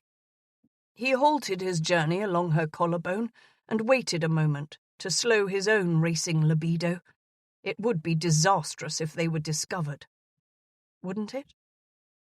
Penelope wiggled again, and this time he allowed her to work her way free. She stood before him, smoothing her dress. She did not look pale now, not at all. In fact, a delightful flush had crept across her neck and cheeks. "Miss Crone? Miss Crone, are you out here?" Pinkerton called. Damn! Hugh ran a hand through his hair and then tugged at his cravat, ensuring it was still tied properly. Considering what they'd been up to just moments before, he felt they looked rather respectable now. "Ah, there you are, my dear. Whatever happened? I went to reclaim the lady I'd led onto the floor and was prevailed upon to lead Danbury's partner instead. Danbury, are you out here?" I was not feeling well. Lord Danbury was kind enough to escort me outside. The, room was—" She ought not to have to explain herself to this pompous ass. "The lady needed some air, Pinkerton. I'm surprised you didn't notice. She was pale as a sheet. You're welcome, by the way. It was my pleasure to escort your partner when she needed it."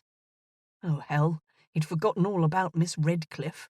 He was definitely going to have to do something to distance that connection. The Earl narrowed his eyes, but apparently was unwilling to press the issue. "Well, yes. Thank you, Danbury." And then he winged his arm to Penelope. "Are you ready to return, my dear? I will escort you back to your mother." Hugh realized he was, once again, sitting in the lady's company while she stood. Why did he only ever do this with her? He rose and searched her expression. Was she going to be all right with Pinkerton for the few moments it would take to return to the Baroness? She nodded in assent, as though he'd asked the question aloud. Pinkerton pounced upon her unusual docility and pulled her toward the door. "You really must take better care of yourself, Miss Crone. A lady could lose her reputation by disappearing in the middle of a dance." The man continued to harangue her as the two disappeared through the terrace door. Hugh wondered if Penelope would set him down in her normally abrasive manner, but somehow he doubted it. She was no longer quite the same girl he thought he knew. Which reminded him, he'd never gotten an answer out of her. Chapter 10. Momentary Absence. Thankfully, Penelope's mother hadn't noticed her momentary absence, and the Earl was apparently less interested in her now than he'd been earlier. One less thing to worry about. She didn't think he'd seen anything on the terrace. Surely, if he had, he was not the sort to keep quiet about it. Except upon reflection, she realized that had she and Danbury been discovered in their embrace, it would have solved her current problem. A hysterical burst of laughter nearly erupted at the thought. She would have been compromised by Hugh Danbury at the Helmers' ball. She had a great appreciation for irony, but really, that would have been unreal. She'd almost told him. She doubted she'd be presented with a more perfect opportunity. But they'd gotten distracted. Penelope sat beside her mother and fanned herself slowly. Her heart raced at the mere thought of how Danbury had held her, how his lips had felt on hers. She'd been with him that one time, yes, but this experience had been oh so very different. He'd been tender, soothing. His touch had felt meaningful. She'd not wanted to stop him. She'd not wanted to stop herself, but years of attending ton functions had created a strong awareness of how society worked. There were eyes everywhere, and behind those curious eyes were suspicious minds and flapping mouths. Yes, Penelope understood what titillated the ton. She had no wish to become the on dit of the evening, even if Lady Helmer would have appreciated the notoriety. Her lips still tingled from his kiss, though. "You look flushed, dear," Penelope's mother interrupted her thoughts. "It's nice to see you with a bit of colour. You've looked so wan lately, more so than usual." Penelope waved her fan rapidly. "It's warm in here." A believable explanation for her flushed face, since the room was lit by literally hundreds of candles. She was amazed at how a mere quarter of an hour ago she'd thought she might faint from dancing. She'd barely been able to keep herself standing upright. But now, after a few minutes in the company of Hugh Chesterton, she suddenly seemed filled with energy. Which was a good thing, for seeing Rome Spencer moving in her direction, she glanced at her card upon her wrist and was pleased that it was he who'd claimed the next set. And it was a waltz. What would it feel like to be held by the man she'd thought she'd loved for over a decade? Why did he wish to dance with her tonight, of all nights? In the past, he'd taken time to converse with her, much the same as he had with her father and other gentlemen. Had she really made such a great change in her appearance? Or was it something else? Had her condition altered her demeanour? She'd lain with a man, and now she carried a child. She couldn't help but remember Hugh's question. "I never did understand you, so set against marriage, determined to emasculate every man you've ever met. Don't you ever wish you didn't have to be so different?" He'd said the question wasn't an insult. I was merely wondering if it was necessary to be so different in order to be you. She'd been so certain she had all the answers, not even 3 months before. So much had changed. She was experiencing a tumult that was causing her to question her very essence. Who was she now? Not a mother? Yet. Heaven help her, she wasn't anyone's wife yet either. But she was no longer intent upon spinsterhood. She'd never been afraid to be alone before. But now, being an outcast loomed ominously. "Miss Crone?" Rome Spencer bowed in front of her and then presented his arm. It was only a dance, and yet Penelope felt herself blushing as she rose to take it. His smile had always been captivating. It was unnerving to have him turn his charm upon her. And he'd yet to have asked her about the price of corn. "My lord," she murmured, dipping into a gentle curtsy. He led her to the centre of the floor and turned her to face him. As the musicians raised their instruments, Viscount Darlington placed one hand on her waist and took hold of hers with the other. She placed her palm on his shoulder and waited for the fluttering to commence. There was pleasure, but no butterflies, no tingling awareness. He expertly steered her around the room with long, graceful steps. It was almost magical. It should have been magical. Last fall, at his sister's wedding ball, Penelope had watched him as he danced with Lady Eliza Frost. Rumour had been that there was an understanding between the two families. They were to have become engaged upon the holidays. "Are you affianced?" she asked, for no other reason than curiosity. "I am not." He gazed at her with some intensity. Was that a meaningful look in his eyes? Surely she'd imagined that. "Are you?" She raised her brows. "Is there any reason you would think that I might be?" "You look different," he responded, and then added, "I simply wondered." This was not happening. Unsure of how to respond, Penelope laughed nervously. The indifference with which he'd always treated her before was absent tonight. "How are your northern estates faring? Has the tenant unrest continued?" They'd discussed these issues last summer. Rome twirled her expertly. She was a little breathless when his hand settled on her waist once again. "The estates are the same." His mouth pinched as he spoke, but then he seemed to shrug off any tension. "I understand you assisted Danbury with Augusta Heights last month. Sounds like you've achieved quite a coup in landing him such a sought-after steward." Another twirl. When he took her in his arms this time, he was smiling again. "Merely good business," she said noncommittally. "You never answered my question." He leaned in and spoke close to her ear. Rome Spencer's scent was masculine and clean.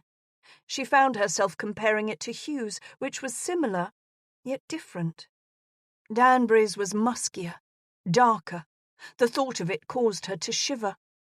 Rome looked satisfied at her reaction. How should she answer his question? "My lord, I'm increasing and hoping to bring Danbury up to scratch as soon as possible, and no, he knows nothing of the entire situation. In fact, he does not even remember bedding me. I remain, of course, unattached." she said instead. It was the answer he would expect, was it not? It was the only answer she'd ever expected to give to such a question. Ah, my good fortune, then. How should she deal with this sudden interest from Rome? What if Hugh refused to marry her? Wouldn't it be prudent to encourage Viscount Darlington, in case Hugh didn't come up to scratch? No. She could not do that to Rome. She would not do that to any man. What she'd done to Hugh was bad enough. Regardless of what happened, she must, above all, hold on to her self-respect. If everyone in the world turned against her, at the very least, she needed to like herself. She would most certainly not attempt to pass another man's child off as Rome Spencer's heir. Rome was due to inherit an earldom. In addition to that, he was a good and decent person. She would not do such a thing to him. Even if she wanted to, she was far too advanced for it to be believable. She was no longer even a maiden.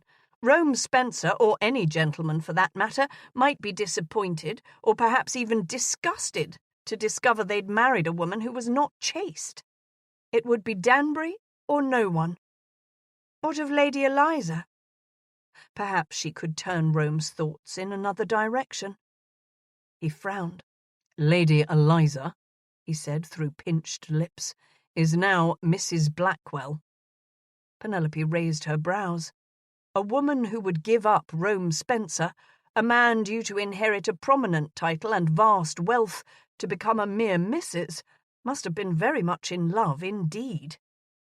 The lady and her husband eloped just before the new year. Rome had been considered one of London's most eligible bachelors for years. Surely he had not expected that when he did finally choose a woman to offer for, she would prefer another instead. Were you betrothed? She knew it would be inappropriate for him to discuss this with her, especially here, surrounded by other dancers in the middle of the ballroom, but really they'd known each other for simply ages. Rome took in a deep breath and then let out a long sigh. Not publicly. No announcement was made, but yes, I asked and the lady accepted. He looked pained. I'll expect your confidence on this matter, of course. The lady's reputation is at stake. That, and her family's. Of course, she answered automatically. Penelope did not gossip. So, while she'd been pining away for him in January and February, he'd been recovering from a broken engagement. Poor thing. Rome would not want her sympathy. No, apparently he wanted something else from her.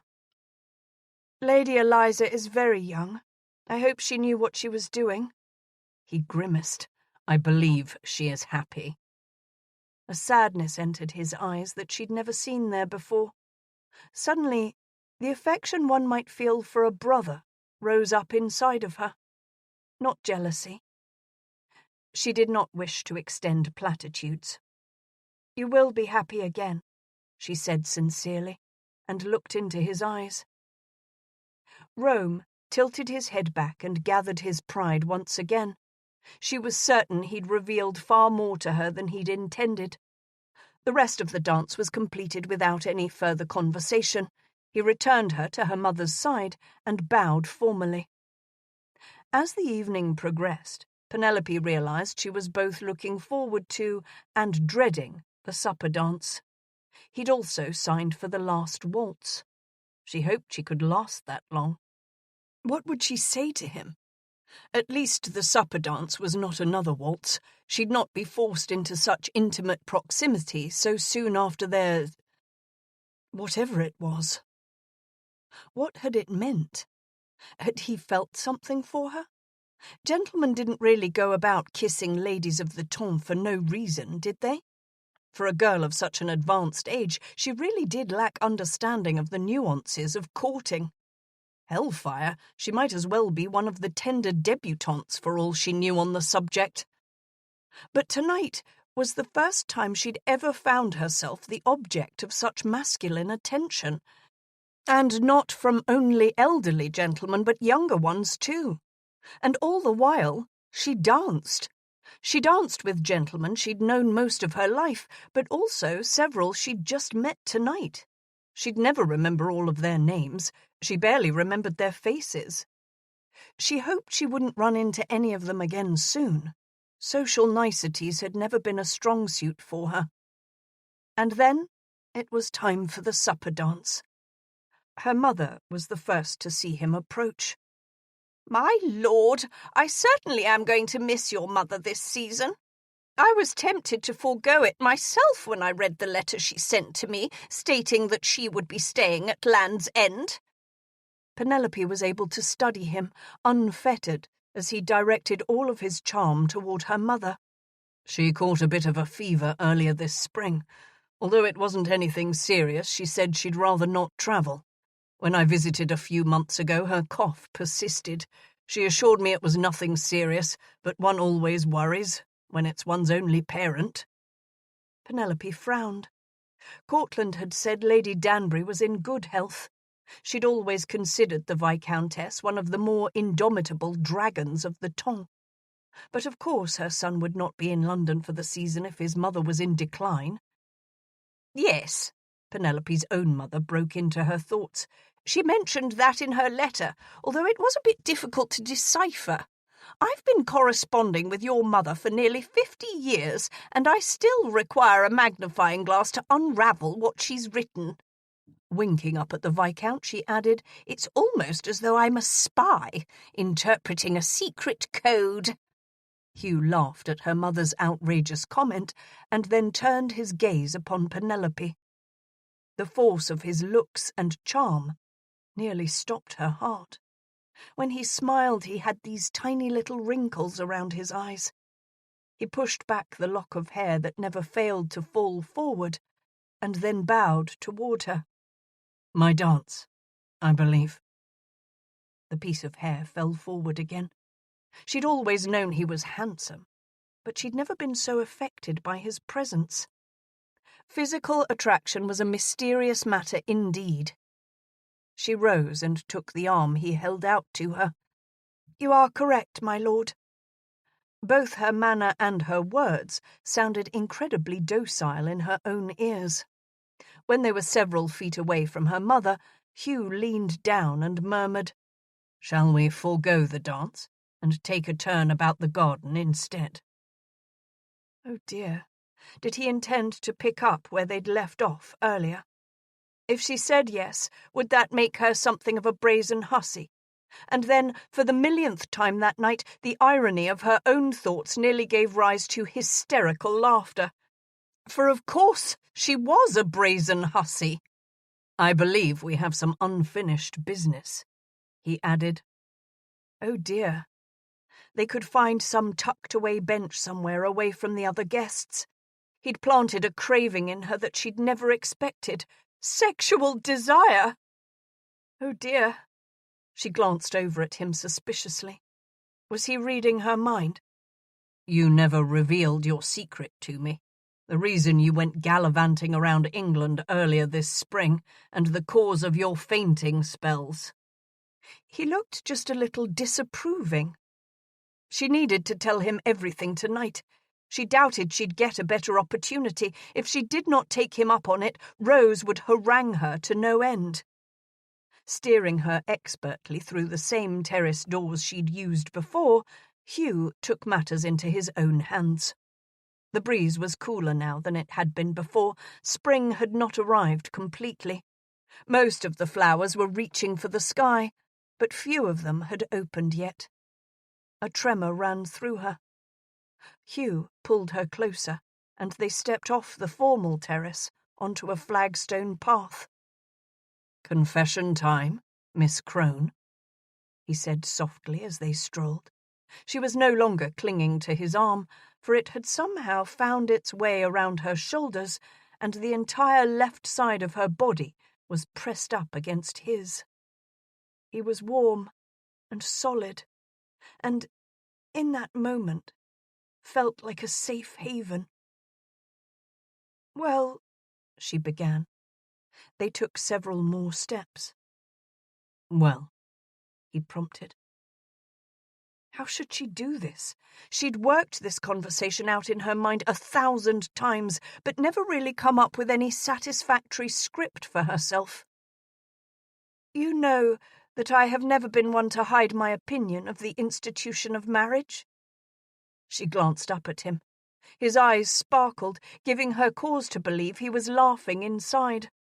Was he laughing at her? She was in no mood to be laughed at. Please, don't find jest in this. Her words brought about a more serious demeanour. Of course not. She picked her way over a few of the large, flat stones before continuing. Well, I had thought that I could only marry if I were lucky enough to find a person who could be the mate to my soul and vice versa. I had thought there was one person. I had thought that I could only marry this one person, but he was never, well, he proved to be not. You are speaking of Darlington, I take it? Ravensdale's heir? Her head jerked up at his words. How did he know? Oh, this was mortifying. Pen, anyone who has ever known you has known you were infatuated with the Viscount. No, please. Oh, this is humiliating. She thought she'd been so clever. She thought she'd hidden her emotions so well. She'd never told a soul, even Abigail, her cousin and dearest friend. Of course, she had discussed him with Rose. But Rose knew everything. Penelope attempted to pull herself away from Hugh, but his grip merely tightened. Throughout the evening, she'd begun to feel attractive, feminine, sought after even. No wonder Rome had flirted with her. He'd wanted to soothe his wounds, and figured good old Penelope was always there. Tell me he was not aware, Hugh, please. Hugh grimaced and shifted his gaze away from her. Oh, no! She could not face him ever again. Thank heaven she'd not flirted back with him this evening. She turned her head and banged it against Hugh's shoulder. They had stopped walking. Hugh turned and wrapped both arms around her waist. But I watched you with him tonight. He'd watched her? You were not as entranced with him as before. Of course I'm not, you fool! The words escaped her before she could consider them more carefully. A huge grin spread across his face. No, you are not, he said in a somewhat satisfied tone, but why would I be a fool for not knowing this? The moonlight caught the white gleam of his teeth as he continued smiling down at her. Why would he be a fool? Perhaps because she'd already given him her virginity and was carrying his child, that was why? Except that she hadn't yet revealed this rather pertinent information to him. And then his hand was on her chin, and his face was moving closer to hers. Perhaps because of this? His lips did not need to coax hers for long before she opened her mouth to him. He tilted his head and explored one corner of her mouth. Or this? She was now pressed up fully against his chest and thighs, and other parts. She let out a soft sigh when his lips moved along her chin and onto her throat. She sought some words to answer him, but she'd seemingly lost the ability to speak English. He just went right on kissing her. On her neck. Behind her ear. He pushed down the sleeve of her dress and kissed her there. On her shoulder. She said again. What had been the question? His hand had slid up her waist and located the ridge along the edge of her stays. Just above there, his thumb grazed the sensitive skin of her breast. A low growl emitted from his throat. Penelope. He sounded as breathless as she was. He'd pushed her dress down farther, and his mouth covered her where her dress had done so only moments before. When he attempted to claim the tip with his mouth, ouch! She pulled back. Recently her breasts had been so tender that they pained her. His head jerked up, giving her the very brief respite she needed to draw on common sense. She hurriedly tugged the sleeves back over her shoulders, but she did so carefully. That had really hurt. Hugh looked crestfallen. Men. This was why she'd once decided she'd never wed. They really were a rather pathetic lot. But then Hugh pulled her into another embrace, this one more tender and gentler than before. He reached up and tucked a strand of hair behind her ear. "I'm sorry, Pen." He looked so very sheepish in that moment. "Got a little too carried away. You've never done this before, have you?" Oh. She looked away from him. Not really. What could she say? She didn't want him to think she was the harlot that she apparently was, and yet she really did not wish to dissemble with him any more than she already did. "I may shoot myself tomorrow for saying this." His expression was tender. "But I'm thinking that perhaps I ought to speak with your father." Was he going to say that he'd fallen in love with her? Was that even possible? Speak with my father? Her grasp of the English language had apparently escaped her completely. "I've quite overstepped the bounds of common decency with you this evening. It's the right thing to do." "I am nearly 30 years old, Hugh. If you have something to say, I suggest you say it to me." Ah, she could speak again. This was it. This was exactly what she'd wanted from him. But whereas just a moment ago her heart had been soaring, it now felt as though it had sunk low inside of her. "Penelope?" She looked up at him warily. "Yes?" "Will you be my estate manager?" A storm of magnificent proportions began swirling around inside of her head as she stared at his grinning mouth. Had he really just said what she thought he'd said? Penelope pulled her hand away from his shoulder, clenched it into a fist, and without taking even a moment to think matters through, released it to make very solid contact with Danbury's nose. Chapter 11. In horror.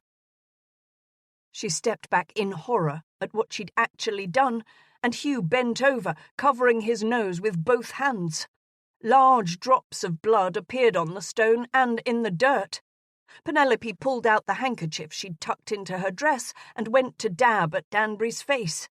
But he was more than a little wary and turned his head away from her. "God damn it, Pen," he said, just before spitting a large amount of blood onto the ground. He reached up and snatched the cloth out of her hand. "I was only joking with you. I cannot believe you actually did that." And then, in wonder, or perhaps shock, he said, "My nose! I think you've broken it." Oh, this was horrible. "Let me see, Hugh. Look up here." He stood up straight and removed another handkerchief from his own pocket. His head tilted back, and she could see that his nose remained as straight and arrogant-looking as ever. Dripping down his face, however, the blood looked black. "I'm pretty sure it isn't broken." Not that it would mar his looks in any way. Penelope looked down at her hand and realized that she too was bleeding. She must have caught one of his teeth. Again he said, "I cannot believe you did that." Blood flowed freely from his nostril. She looked down at her dress and realized that it had not escaped the splatter. "It was not a very good joke, Hugh." It really wasn't. This really was his own fault.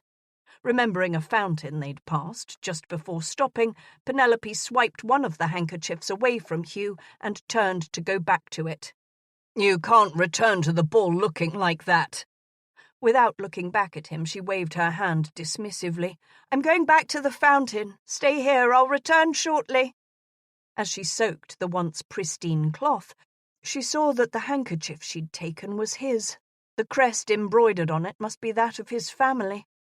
After swirling it around, rinsing out the blood, she squeezed it tightly and folded it into a careful rectangle. When she found Hugh again, He was sitting on a conveniently placed iron bench. She sat down beside him and turned his head so that she could dab at the blood on his lip and chin. When she touched it to his nostril, she was careful not to press too hard, knowing he might be feeling some pain.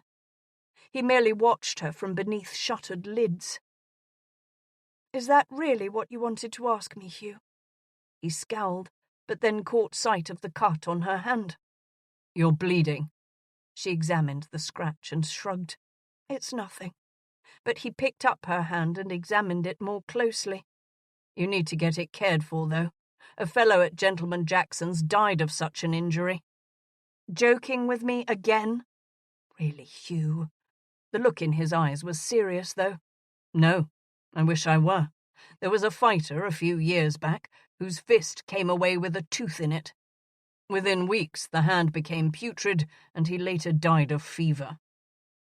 Observing the stains on his cravat and the part of his lip that was already swelling, she smiled inwardly at his concern for her. But his story was a strange one. "Were you well acquainted with the man?"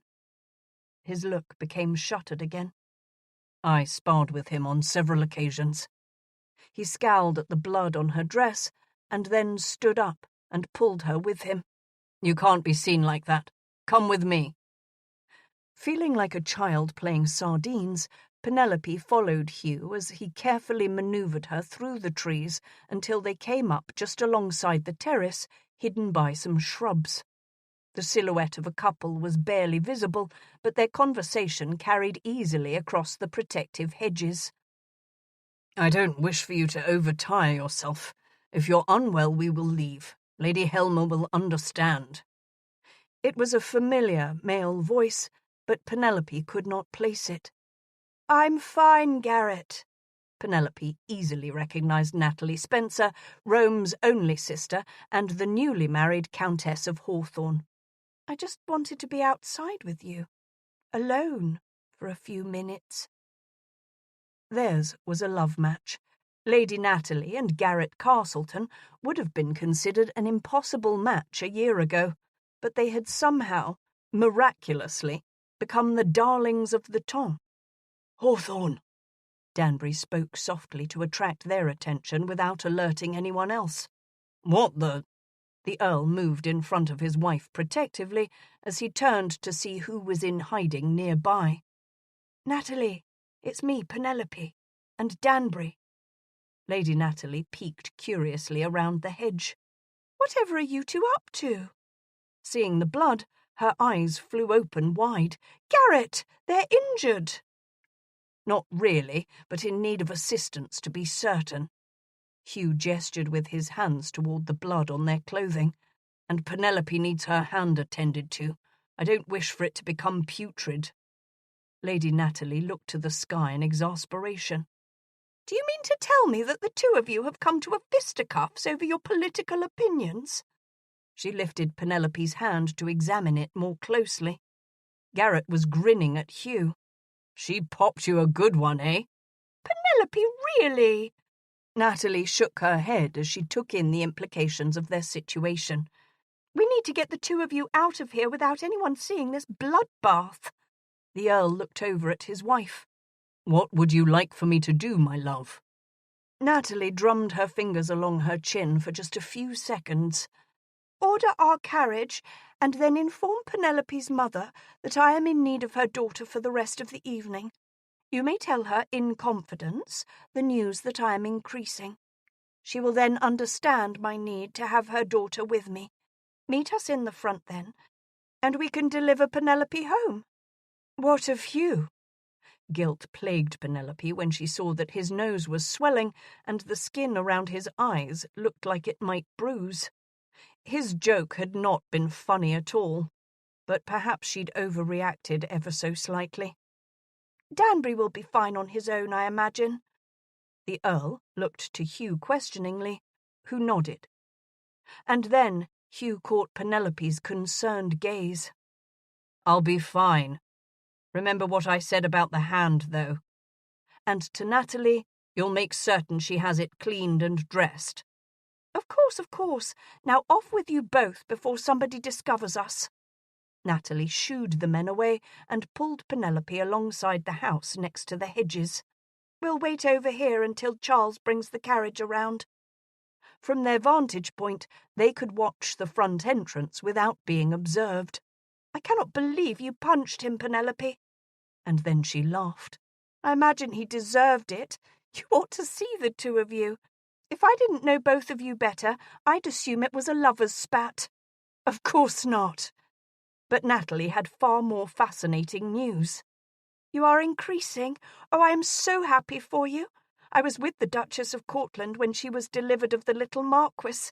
It was the most incredible thing I've ever seen in my life." The Duchess of Cortland was Lord Hawthorne's first cousin, and Natalie had been engaged to the Duke last year before marrying the Earl. Surprisingly, they all remained in good standing with each other. Penelope knew they'd celebrated the holidays together even at the Duke's estate. Natalie blushed and nodded. "We travelled down a few weeks ago, before coming up to London. He is a darling." Unable to contain asking after Natalie's condition, wishing she could openly discuss her own physical maladies, Penelope blurted out, "Is the babe showing yet? Is it difficult to hide?" Natalie giggled into her glove. "Not yet. It's only been about 3 months. Soon, though. I can hardly wait." Penelope froze inside. She wasn't yet 11 weeks along, and she already had a definitive bulge. "Does the babe make you feel ill?" "A little swoony sometimes in the morning, and I'm feeling more tired than usual, but other than that I'm fine. Garrett worries, though. He's constantly hovering around me these days. I've had to practically force him out the door to go to his clubs while we're here." She smiled in confidence. "I love the attention, though, to be truthful. I love knowing he's as excited about it as I am." A pang shot through Penelope. What had she done? "Lily told me you were not going to come to London this year. I'm so glad you have come after all, and you look beautiful.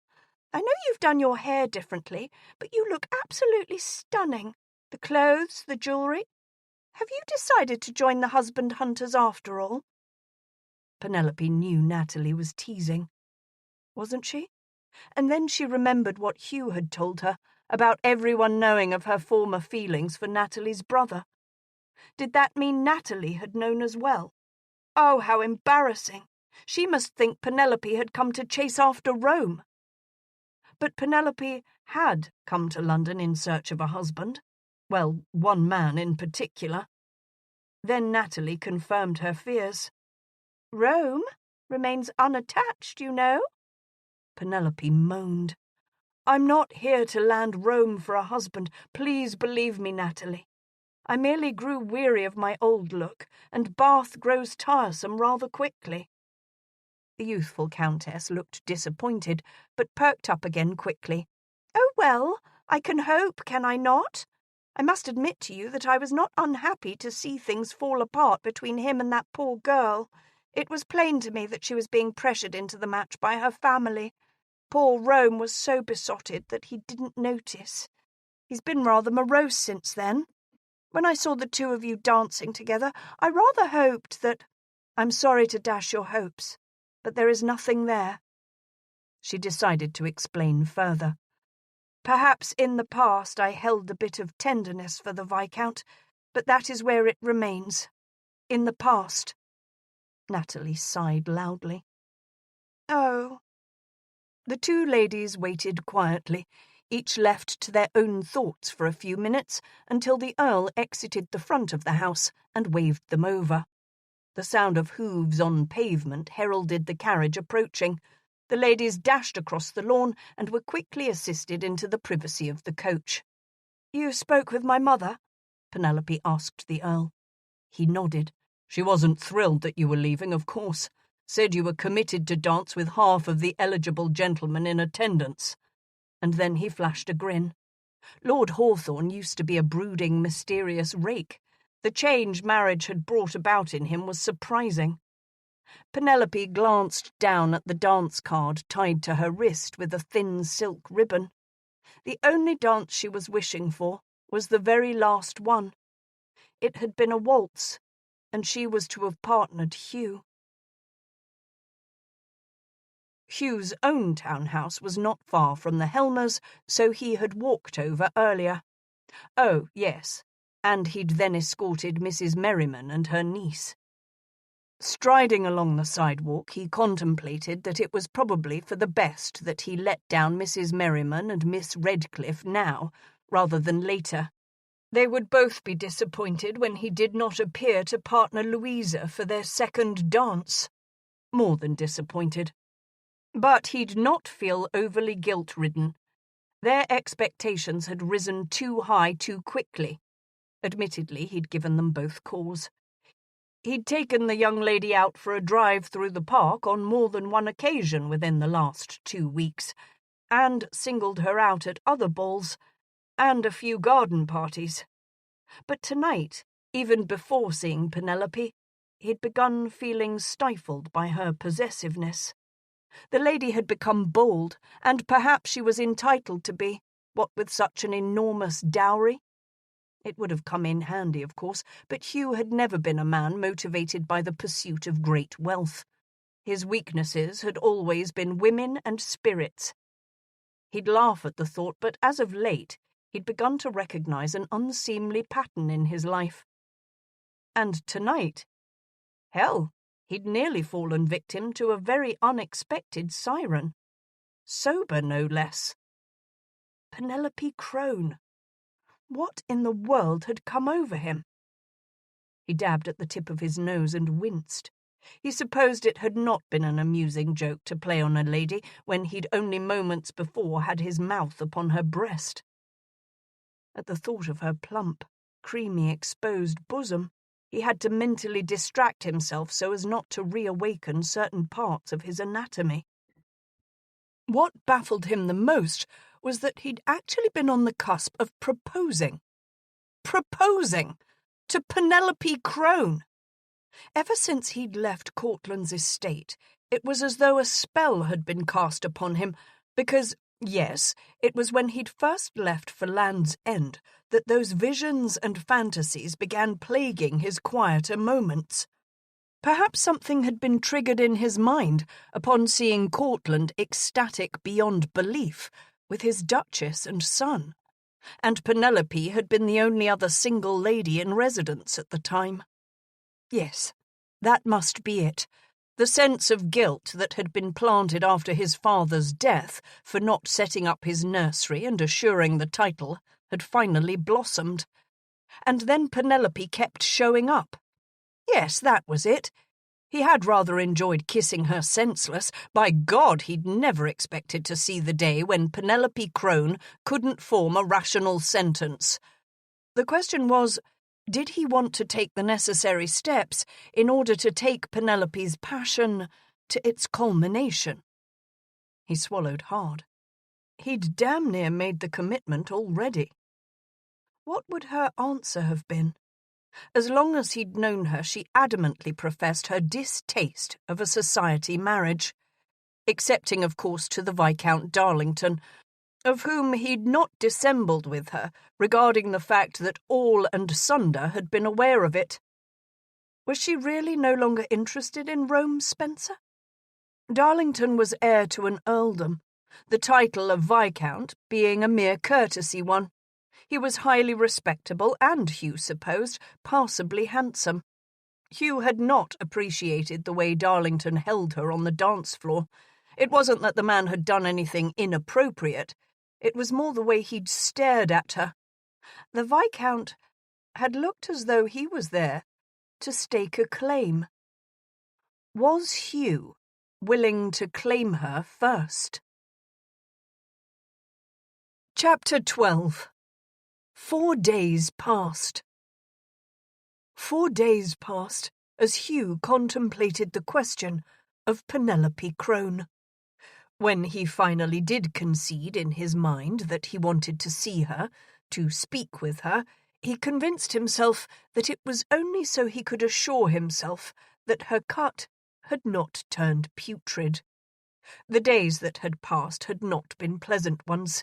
His honour had required that he fulfil his commitment to escort Mrs. Merriman and Miss Redcliffe to a garden party, and then, on another day, walking in the park.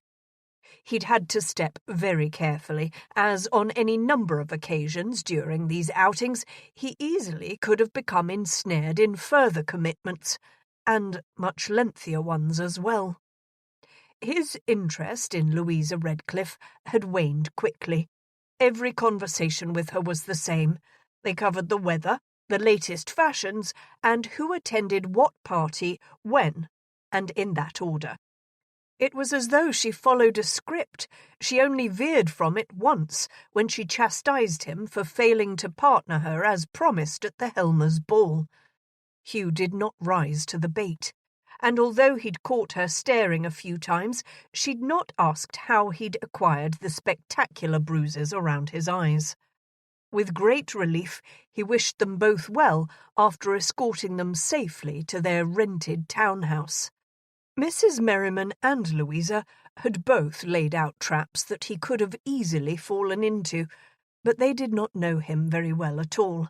Hugh had spent much of the last decade dodging these snares. He was no novice. How did they think he'd managed to remain unwed for as long as he had? He was considered, he admitted most humbly to himself, something of a catch. The only reason they'd extracted any commitments from him at all was because he had decided it just might be time. Upon meeting Miss Redcliffe for the first time, he'd not been uninterested. The lady had seemed soothing, of a sweet temperament, and even attractive sexually. He'd thought he merely needed to spend some time in her company. If he did that, he thought, perhaps he could fall in love with her. Seeing Cortland and Lily with their newborn infant son had, in fact, made his own life feel rather empty. Unfortunately, or fortunately, depending on how he chose to look at it, Miss Louisa Redcliffe was not the person he needed to fill it. But could any woman? Could Penelope Crone? He'd known her for over a decade. Well, he'd thought he'd known her. On a few occasions he'd even found her attractive, he recalled, almost surprised at the admission. But she had never flirted with him. He'd never seen her flirt with anyone, even Darlington. He didn't think she knew how to flirt.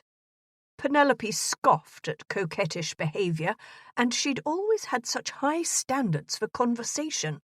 She'd required it be intelligent, which the gentlemen did find attractive when they wished to understand a particular bill more coherently or hear predictions for the cost of corn, barley, or some other commodity. She was respected for having a keen mind. Could any of these characteristics be an attractive trait in a wife? As he entered his townhouse and handed his top hat over to the butler, Hugh knew the answer to that question. He could discuss fashion, gossip, and parties with his wife for the rest of his life, or he could discuss virtually anything else under the sun. There was something different about her. Aside from the mystery of her fainting spells and her showing up uninvited and unannounced at Augusta Heights, a subtle femininity had blossomed in her. It was as though she'd finally admitted to herself that she was a woman. And she looked at him differently now. By Jove, that was it! She looked at him as though they shared an intimate secret. How did she learn such a thing? Was she hoping to land him for a husband? Was she, in fact, conniving to do so? And, even more importantly, was he willing to be landed? He'd almost proposed marriage to her last night. He'd been very, very close. Hugh dabbed at his nose and winced. Note to self: do not make jokes to Penelope the next time you propose to her. Because he would. Not quite yet. But he would. It just felt right, and somehow, a voice in his head whispered, it might be the best decision of his life. Rose finished tying the lace at the bottom of Penelope's stays and sighed. I cannot believe he has failed to call upon you. Are you certain he remains in town? Lady Hawthorne said he was at the garden party she attended yesterday. With a sideways glance, she added, with Miss Redcliffe and her aunt. You don't think he could seriously be courting her? I didn't. Before. His absence, however, concerns me, and it ought to concern you as well. If he is not in attendance tonight, you are going to have to seek him out intentionally. Penelope had told Rose everything, the pertinent details anyhow. She'd revealed that Danbury had kissed her. She had not mentioned how many times, nor the other things he'd done. Knowing Rose, however, Penelope assumed her maid would fill in the blanks. Penelope turned back toward the looking-glass and tried not to feel panic. She was certain he'd been about to offer for her. She should not have allowed her temper to take over so quickly. She ought to have known Hugh thought himself clever, but really, his thoughtless joke could not have been more poorly timed. Had she not landed him a facer, would he have proposed? Penelope winced. Natalie had also described the spectacular blue and purple bruises around Hugh's eyes. She definitely overreacted. She should have told him about the baby. She should have told him as soon as she'd arrived at Augusta Heights. Should-haves. Too many of those lately. How many mistakes was she going to make where Hugh was concerned? He would be at the ball tonight. It was to be hosted by Lady Hawthorne and Rome's parents, the Earl and Countess of Ravensdale. It would be a crush. Nobody who was anybody missed the Spencers' ball. Penelope raised her arms as Rose assisted her into yet another new ball gown. This one was made up of a deep red silk. A gold brooch where her bodice dipped, long white gloves, and a matching velvet cape in rich crimson completed the ensemble. Rose styled her hair similarly to how she had a few nights ago, but it looked even better this time. Rose said she was training Penelope's hair. You must tell him tonight, Penelope, no more delays. If you don't receive an offer soon, your situation will become dire.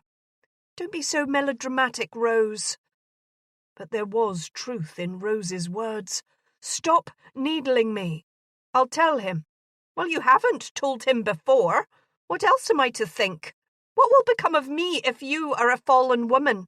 Would I then be consigned to a life in the country, shunned amongst my fellow ladies' maids and ousted from society along with you? He very nearly came up to scratch. If only I hadn't... And another thing. No matter what the man says, do not, I repeat, do not injure him in any way. Sissy, Lady Hawthorne's maid, says that one of Danbury's manservants told her that the Earl's valet told him that Danbury says this sort of thing is why he avoided marriage. He says ladies are a dangerous breed. What is your purpose in telling me all of this? Well, what if you'd knocked out one of his teeth? Then you would have a gap-toothed husband. Who knows what you might do next? A well-placed kick could cause serious complications indeed. I won't kick him. But upon reflecting on the turbulent emotion that had swept through her when he'd asked her to be his estate manager, Penelope was not so certain. If he tried jesting with her like that again... She shook her head. Hopefully he would refrain from any more ridiculously ill-timed jokes.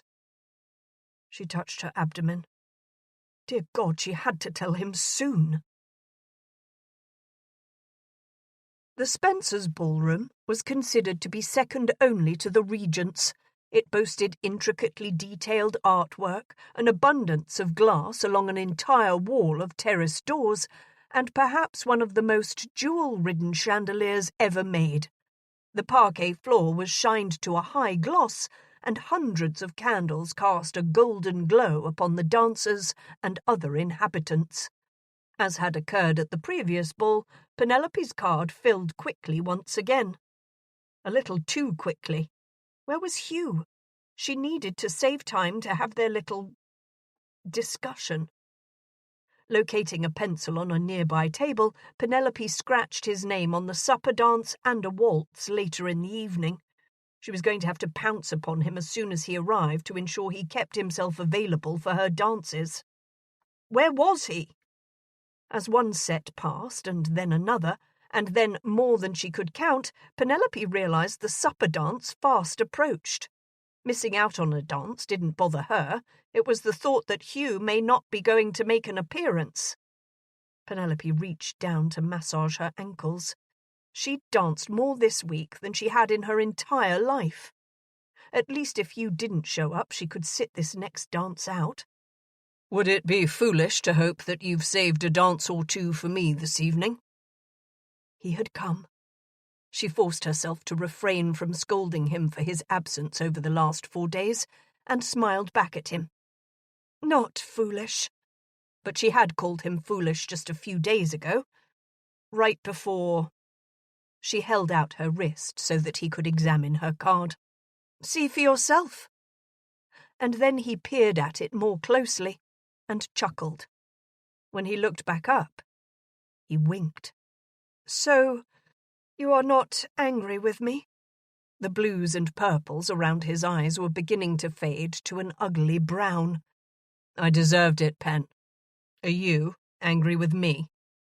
That lock of hair had slipped out of his queue, and he appeared less jovial than usual.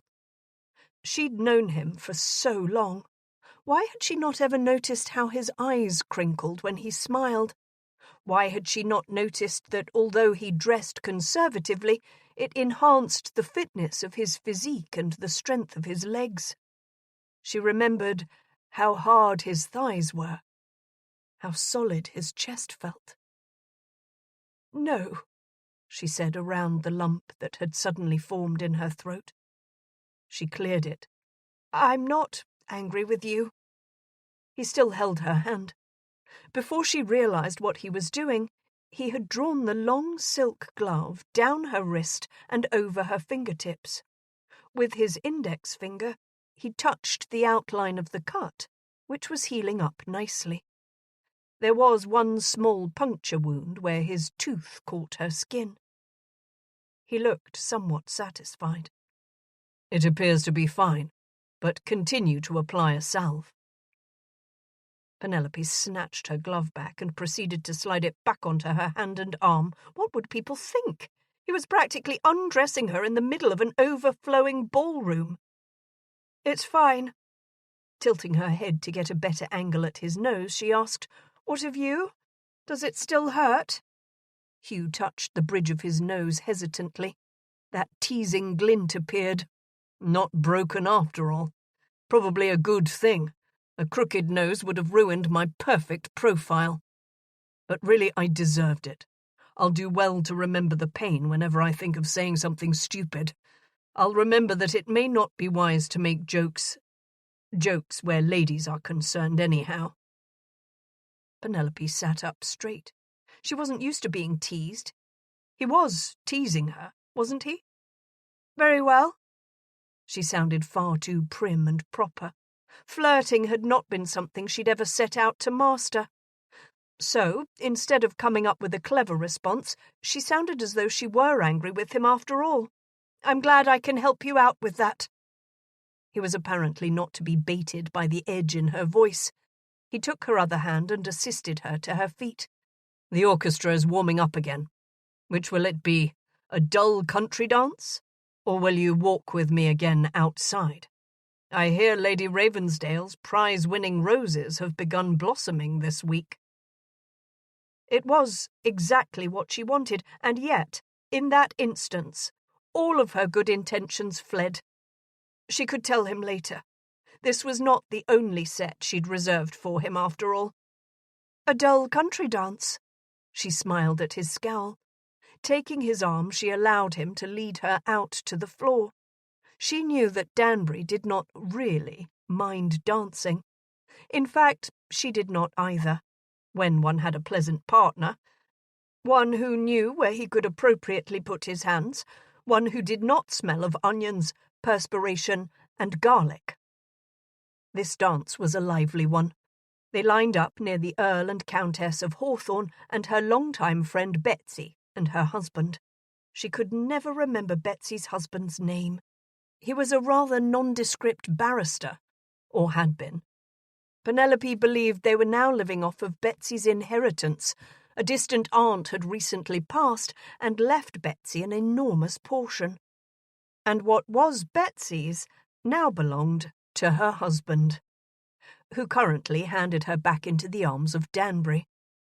"You do not look faint," he said, before twirling her off to his side. When she returned, he added, "You are well?" "I am," she said quickly, before being relinquished to take Lord Hawthorne's outstretched hand. "No debates tonight," Lady Natalie's husband teased her. "No blood or dismemberments yet." Penelope used her fan to slap him playfully on the arm. Who would have thought the Earl could be so good-natured? She laughed up at him, before being passed back to Hugh. A warm light glowed in his eyes. Or was it just the candlelight? She hadn't expected to enjoy this particular dance, but somehow she found herself smiling more than usual. And then the dance ended and the doors to the supper-room were thrown open wide. Penelope found a seat with Natalie and Betsy while the gentlemen disappeared to procure their plates from the large buffet. "You are not sitting at the host's table, my lady?" Betsy did not know Natalie as well as Penelope did. "I am not the hostess. My mother is," she smiled pleasantly. There was a slight flush on her cheeks and forehead. It reminded Penelope of Natalie's condition, which had still not been made public. And that reminded Penelope of her own condition. It was one of the first evenings in a long time that she'd not experienced any dizziness or stomach upset. Oh, wouldn't it be wonderful if the sickness had come to an end? Speaking of being a hostess, Penelope remembered, how is Maple Hall coming along? "It will be 2 years before we can consider living there. We're splitting our time between London Hills and the Dower House at Maple Hall. Garrett wants me to settle down this summer, though, what with—" She placed her hand over her mouth and changed the subject quickly. "Will Montfort and your cousin be coming to London at all this season?" Not this year. Penelope had just received a letter from Abigail the day before. Newly married last fall, the Duke and Duchess were expecting their own little miracle in early June. There must be something catching in England. "They've decided to remain at Brooks Abbey." She leaned forward and whispered in Natalie's ear. When she sat back, she spoke out loud again. "Montfort is very protective of the Duchess." Natalie smiled smugly. She was convinced that it was she who had brought the Duke and his new Duchess together. "As he well should be." "As Hawthorne is of you," Penelope added. She wanted to say something of Betsy's husband, but his name persisted to elude her. Betsy cleared her throat and then took the pause in conversation as an opportunity to regale the table with her eldest son's recent exploits. Penelope's mind wandered. Was she carrying a little boy? One with black hair and warm eyes? Or was it a girl, like her? She'd be happy with either, so long as the baby was healthy. Her baby. And Danbury's. Wonder of wonders. Out of nowhere, a plate appeared in front of her, and on it were all of her favourite foods. But how? "I've known you before the war, Pen. Of course I know your tastes." It was as though Hugh had read her mind. As he sat down, her awareness of him drowned out whatever Betsy was saying. Penelope ate with her left hand and he ate with his right. The second time they bumped arms, he leaned near her. "Next time I'll remember to sit on your other side." Penelope went to hand her fork into her right hand, but he stopped her. "You don't have to do that." He angled his chair and slid it backward somewhat. The next time they both raised their arms, his was slightly behind hers, and they did not collide. He adjusted his needs to mine. The remainder of the conversation covered the latest on-dits as well as upcoming affairs. A trip to Vauxhall was in the planning for the coming week, and Penelope could tell that Betsy had figured out Natalie's delicate condition. The woman was mother to 5 strapping boys after all. On an alarming thought, she wondered if Betsy would see that she was increasing as well. "We won't be staying for the entire season," Hawthorne said before giving his wife a loving look. "But we'll be able to attend your party, Betsy," Natalie continued for her husband. "I haven't been to Vauxhall in ages." Betsy's husband was speaking to Hugh. "I've reserved a box not far from the large stage. Betsy would have nothing less." Hugh glanced over at Penelope. "What do you think, Miss Crone? Will you allow me to escort you to Vauxhall next week?" At Natalie's surprised glance, Penelope felt herself blushing. She'd never blushed. She was a cool-headed, fair-skinned redhead. She stabbed her fork into a tender shoot of corn. "You may," she said into her plate. She realized that for the first time in her life, she was a part of a couple. It felt that way anyhow.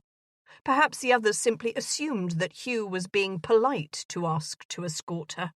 She'd always been included in their activities before, only then it had been as the token spinster, as one of the chaperones practically. Betsy clasped her hands in front of her enthusiastically.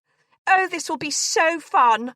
Your mother's ball is a resounding success, of course, my lady," she said to Natalie. "But it will be so fun to take some activity outside."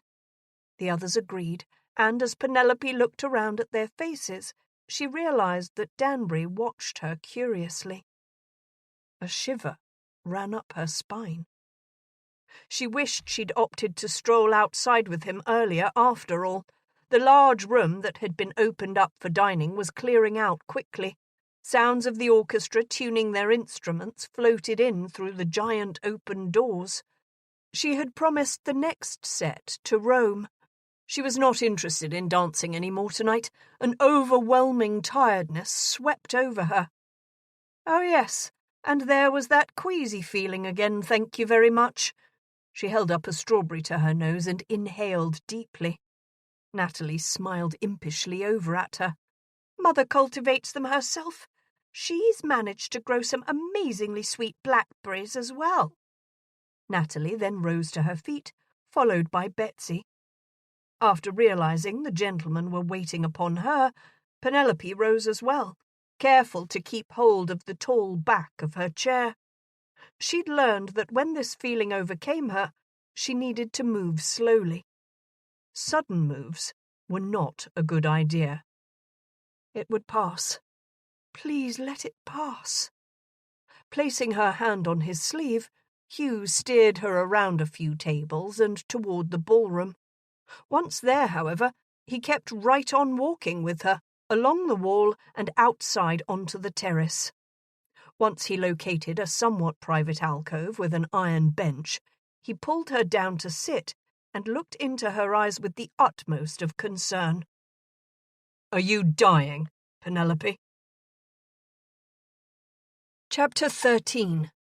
The Only Logical Conclusion.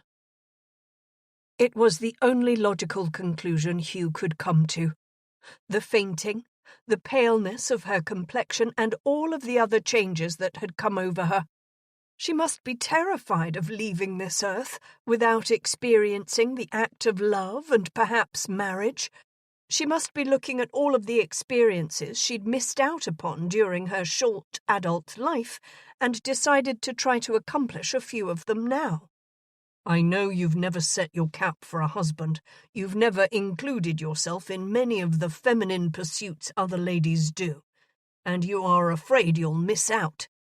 He hoped he was wrong, but he could not think of anything else that would cause Penelope Crone to become so frail and delicate. Except she did not look as though she were wasting away tonight. "Oh, no, Hugh, of course I'm not dying. I'm as healthy as a horse, always have been." She smiled at him brightly, but then bit her lip. Then tell me what it is. He was relieved to hear such conviction in her voice regarding her good health. Thank God she was not truly dying. As soon as the thought had entered his mind, he'd felt a darkness settle upon him. But there was something. I'm not an idiot. Her smile held for a few more seconds before fading away completely. I am not ill, Hugh. She looked down at her hands and plucked at her gloves abstractly. Something happened when we were at Summers Park. Something happened after the baby was born.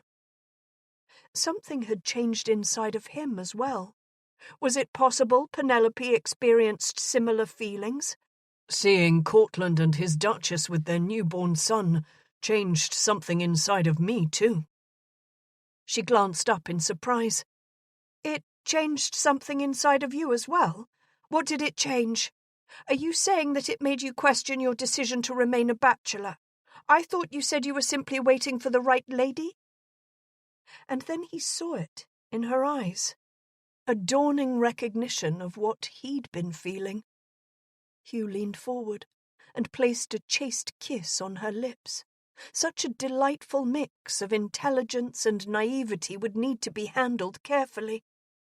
And passion. Yes, Penelope had passion.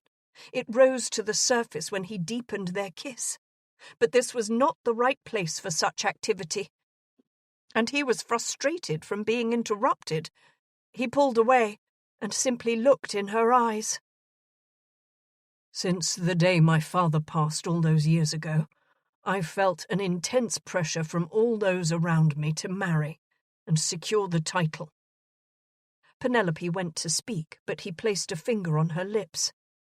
I've never felt any pressure from you. I'm speaking of my family, my father's colleagues, and eventually my own friends and acquaintances to some extent or another. He smiled ruefully. But never from you. In fact, one of the things I've always appreciated about you was your absolute honesty regarding your convictions, and the way you've stood up to everybody in order to follow them. But I've changed your mind, I know. I see things differently now as well. I see you differently, Penelope. It's as though there was a paradigm shift at Cortland's last February. And how do you see me now, Hugh? Penelope bit her lip anxiously as she looked up at him. This was the tricky part.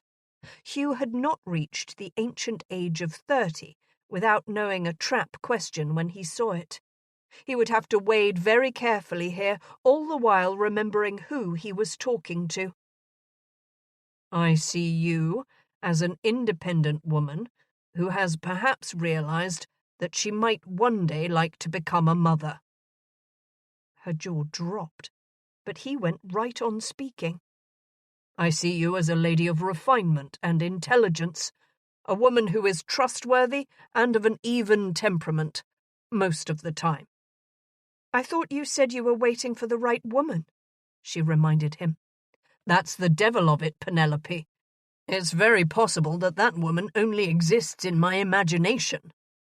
Hugh tiptoed through this minefield. And now that I've decided to marry, I've changed the criteria for what I'm wanting in a wife. You, Penelope, have caused me to realize what I really need. Augusta Heights was a mess when I got up there. In time, I'm certain I could have brought it around to some of its former glory. But you accomplished significant improvements in the matter of just a few weeks. I've already received a few reports from the new steward that show profits in the future. And one of the neighbours sent me a letter thanking me for the wonderful changes I've made. He is ever so grateful that I've provided employment for so many. It was rather liberating to give her credit where credit was due. It was nothing. She shrugged. Hugh took both of her hands in his. But it wasn't nothing, Penelope. I'm a reasonably intelligent person, But the difference between you and I is that you are a doer. You are gifted with a special talent for making things happen." "I will not become your estate manager," she said through gritted teeth. Hugh raised one arm and ducked behind it. "Of course not. Aren't you listening to me, Pen? I want you to be my wife." She looked at him and scowled. "So that I can manage your business affairs for you?" "With me, Pen. With me." Oh, hell, he was bungling this in a grand way. Hugh dropped to one knee in front of her, still holding her hands, and looked up as earnestly as he possibly could. "Penelope Crone, will you make me the happiest of men and consent to become my wife?" But she looked disappointed. Surely she'd not wanted him to spout romantic nonsense. Yes?" Hugh tilted his head questioningly. Not exactly the enthusiastic answer I'd hoped for. She gave him a pained smile. "Not exactly what I expected either." Hugh pushed off the ground and sat beside her again. "I've been lucky all these years, Penelope. Escorting Miss Redcliffe around the last few weeks has convinced me that one of these days my luck will run out. One of these days, if I continue as I have, I'm going to find myself saddled with one of those empty-headed debutantes and her mamma. Forever. I can't do that, Pen. I mean, I actually like you." Oh, that painted it up spectacularly.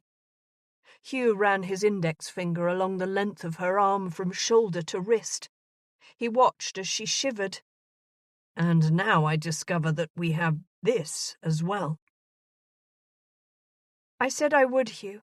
I will, that is, marry you." She sounded even less enthusiastic than she had before. "Thank you." What was wrong with her? "You won't regret this."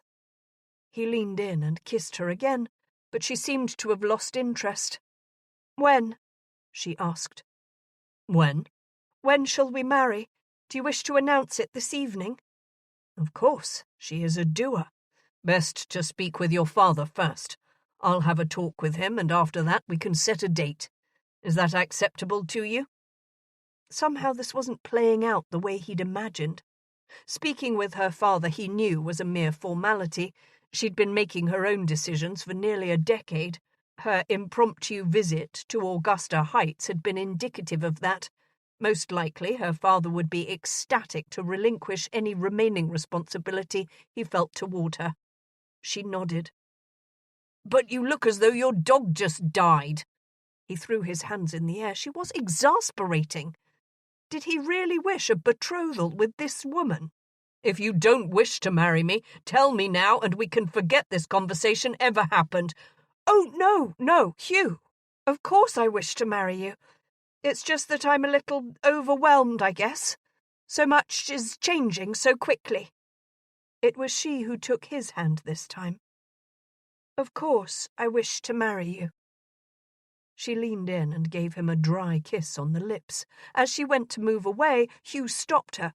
Pulling her up against him, he found her mouth again with his own and coaxed the seam of her lips open. "This matters as well, Penelope." He growled when he felt one of her hands reach up to his neck. After exploring the soft flesh behind her lips and the smooth edges of her teeth, he moved to the corner of her mouth, then along the graceful line of her neck. Wisps of golden red hair tickled his nose and eyes. She had the most incredible skin, so pale and soft. Without realizing he'd even done so, one of his hands had found her left breast. Remembering how timid she'd been the night before, he drew circles around it gently. Nice, plump, perfect flesh hid beneath the material of her bodice. Oh yes, this mattered a great deal. "The orchestra is playing again," she murmured. "I promised this dance to someone else." "Who?" Hugh did not really care. She'd just promised her person to him. I think it was..." She was trying to glance at the dance card tied to her wrist. "Tisk, tisk, tisk, no cheating, Penelope." His mouth now trailed down her shoulder, along bared skin, and then lower, along the silk of her glove. When he reached the dance card, he pulled at one string with his teeth, and it dropped off her wrist and onto the ground. "But he will be looking for me. What will he think?" "If he saw you walk outside with me, he will know exactly what to think." Hugh grinned before sitting back and breaking their embrace. He supposed he ought to allow her to return. As long as he'd known her, Penelope had always avoided scandal. She'd been a very good girl up until now. He ought not to corrupt her completely. Yet. Penelope had retrieved the dance card and was attempting to tie it back around her wrist. "I'm to partner," she squinted as she read the card. Darlington." Rome Spencer. Hugh confirmed as much as he tied the card for her. "Just so he knows."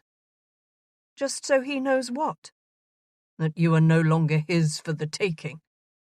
If Hugh had to have a discussion with the man himself, he would do so. He knew Darlington had been thrown over last winter. Hugh had watched as the man danced with Penelope before. Ah well, Darlington was too late. Chapter 14. The Engagement. Penelope thought for a moment that Rose was going to burst into tears when she informed her of the engagement. "Oh, Pen, thank God! I've been so very anxious for us, for you!" She gave Penelope a firm hug and squeeze, and then jumped up onto Penelope's bed and sat cross-legged. "Was he angry when you told him? Oh, I wish I could have been a fly on the wall watching. Did he remember bedding you? Tell me everything." Penelope would have been happy to return to her room without having to suffer an inquisition from Rose. If she had any other maid, she could have done so. "He is going to visit father tomorrow before making any announcements." Penelope stepped out of her slippers and then turned her back on Rose. "Help me out of this. I want nothing more than to put on my nightdress and fall into bed." Rose crawled off the bed and commenced assisting Penelope out of her dress. "You don't sound very happy for a newly engaged lady. Did you discuss the necessity for haste? Will he obtain a special license then?" "We'll discuss that tomorrow. We haven't made any plans yet." "Well, you've made a baby, my friend, so Danbury had better get a move on." Rose could be intolerable. Penelope snatched the nightdress from her maid. Pulling the garment over her head, she mumbled into the fabric, "He doesn't know, Rose. He doesn't know about the baby yet." Silence. Penelope poked her head through the top of the nightdress and watched for Rose's reaction. Nothing. "I tried," she said, "but it's very difficult to interrupt a person who is saying what you want to hear with something you don't really wish to say." And that was the absolute truth. "So, he proposed without even knowing about all of it?" "He wishes to marry me for my intelligence, and because he likes me. He believes that if he doesn't wed me, or I imagine somebody like me, then he will be trapped into a marriage to someone he doesn't even like by a determined mamma." Which was precisely how she'd rationalized her actions a few months ago. She would not tell Rose about the physical aspect of his needs. Although Hugh was right, that aspect mattered indeed. "Well," Rose huffed. She then disappeared into the dressing-room with Penelope's gown for a few moments without saying another word. When she reappeared, Penelope had already climbed into the large bed that had been hers since childhood. "Had he been drinking?" Rose finally asked. Penelope shook her head. "No, I don't think so." She hadn't tasted any spirits on his breath. "He merely said the timing was right for him now, and so I said yes. And then we—" Rose's eyes narrowed. Have you considered how he is going to feel when he discovers the truth? Will he believe you even? What if he thinks you're bringing someone else's child into this marriage?" Penelope waved her hand as though to dismiss such a concern. "He will believe me. Except, well, she hadn't really considered this new scenario through properly. Would he? You've got to tell him. What if he changes his mind about wanting to marry me then? What if he doesn't believe he is the father of my baby? He'll hate you for the rest of your lives, Penelope. Do you want that? Of course I don't want for him to hate me. I'm marrying him, aren't I? But it was a legitimate concern. Hugh had fought against the notion of marriage for so very long. If he discovered that she had plotted to trap him from the very beginning, well, that was not a very happy thought at all. Because she had plotted. He was happy enough now, thinking this was all his idea. But how would he feel when he learned the truth? Would he cry off if she told him before the wedding? The next morning, Penelope felt even sicker than normal. It must be the stress of all this hullabaloo. She required 2 cups of tea and several small bites of dry toast before she felt well enough to climb out of bed. Rose dressed her slowly but carefully. They assumed Danbury would be making his visit sometime that afternoon. He did not, nor did he come the next day, or the next. Where was he? It was not until 4 days later that she realized she wasn't out of the woods yet.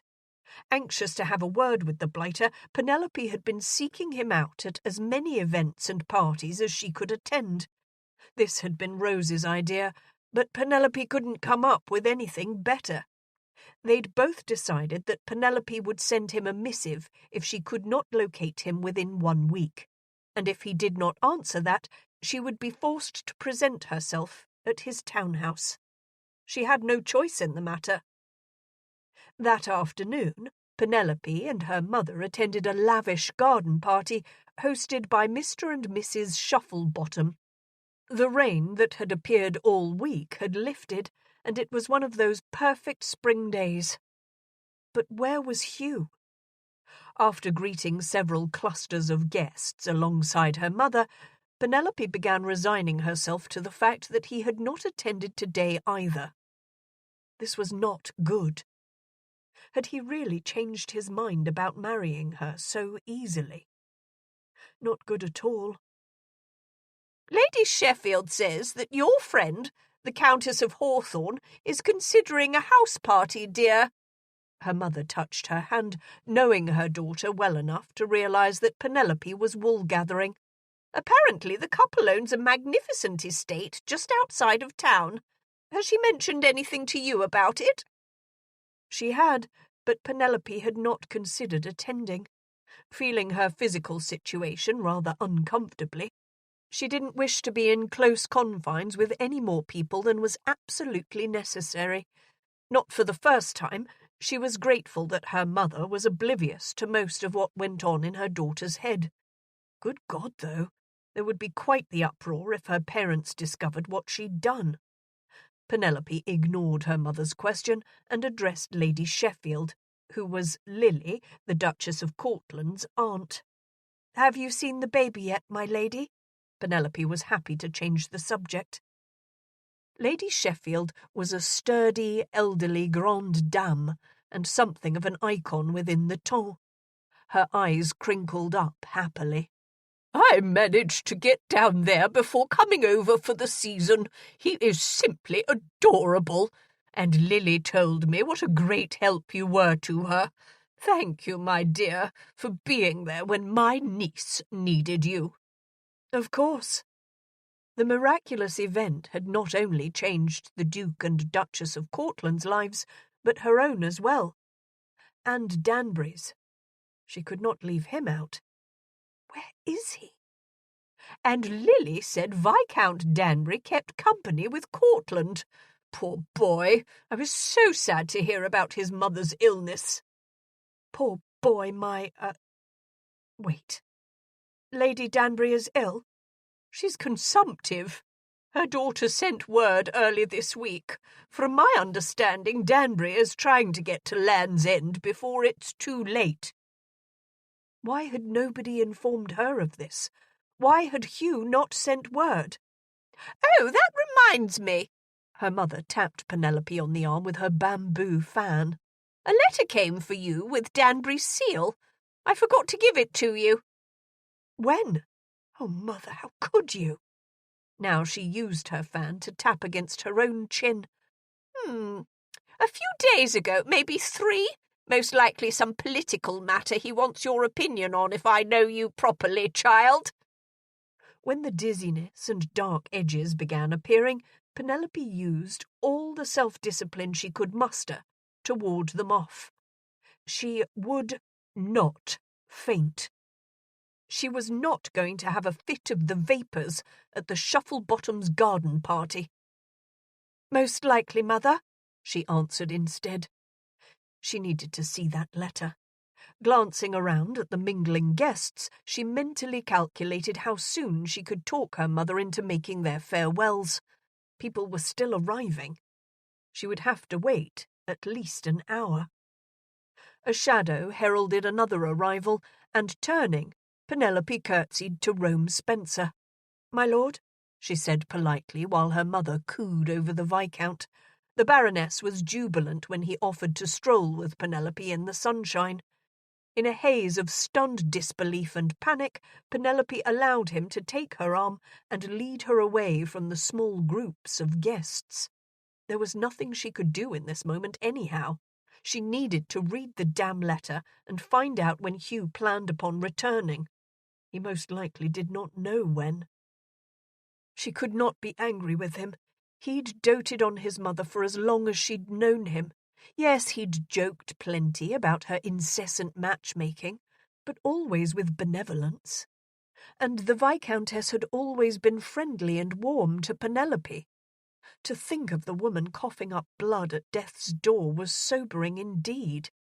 Without realizing it, she'd exhaled a rather loud sigh. "You seem melancholy, Pen," Rome said. She was used to her male friends in the ton, addressing her informally. She rather preferred it. This Miss Crone business felt rather awkward. "I just heard about Danbury's mother. I had no idea she was ill." She admitted her sadness without editing her thoughts. Rome reached up and patted her hand. "The end of an era, it would seem." "So you know the extent of it? There is no hope at all?" Rome grimaced. "Not from my understanding. Word at the club is that Danbury's sister said she might pass at any time. I hope for his sake he gets there on time. I believe he's finally settled on a wife. He certainly trailed after Miss Redcliffe a great deal. His mother's dying wish, I would think, would be to see him settled, or to know it was imminent anyhow. Not that empty-headed child. Rome was quite wrong on that point. What of you? Are you feeling pressure from your family to wed?" "I have 3 brothers. One who already can boast of a breeding wife. There is no urgency for me to set up a nursery." "So you became engaged because you wanted to?" The statement was rather unnerving. She'd known him for years. She'd thought she'd loved him even, but in truth, she hadn't really known anything personal about him. She'd thought she knew Hugh as well. She'd thought matters would be so simple. Shame swept through her as the selfishness of her actions seemed glaring in that moment. Hugh deserved to choose his wife, the same as she always insisted it was a woman's right to select her own husband, if she wanted one, that was. Except she'd taken the choice away from him. "I thought I did," Rome responded. Both of them seemingly deep in thought, not really focused on each other at all. "But perhaps it's all turned out for the best. I wouldn't wish to be married to a lady who resented it. I had no idea her parents were pushing her so hard." "They would, of course, have seen you as the most advantageous connection for the family." "But not so necessary that they ought to be willing to sacrifice their daughter's happiness." The two stopped walking and stared across the river. The whole messy business gave me some sympathy for what Natalie went through last year with the Duke of Cortland.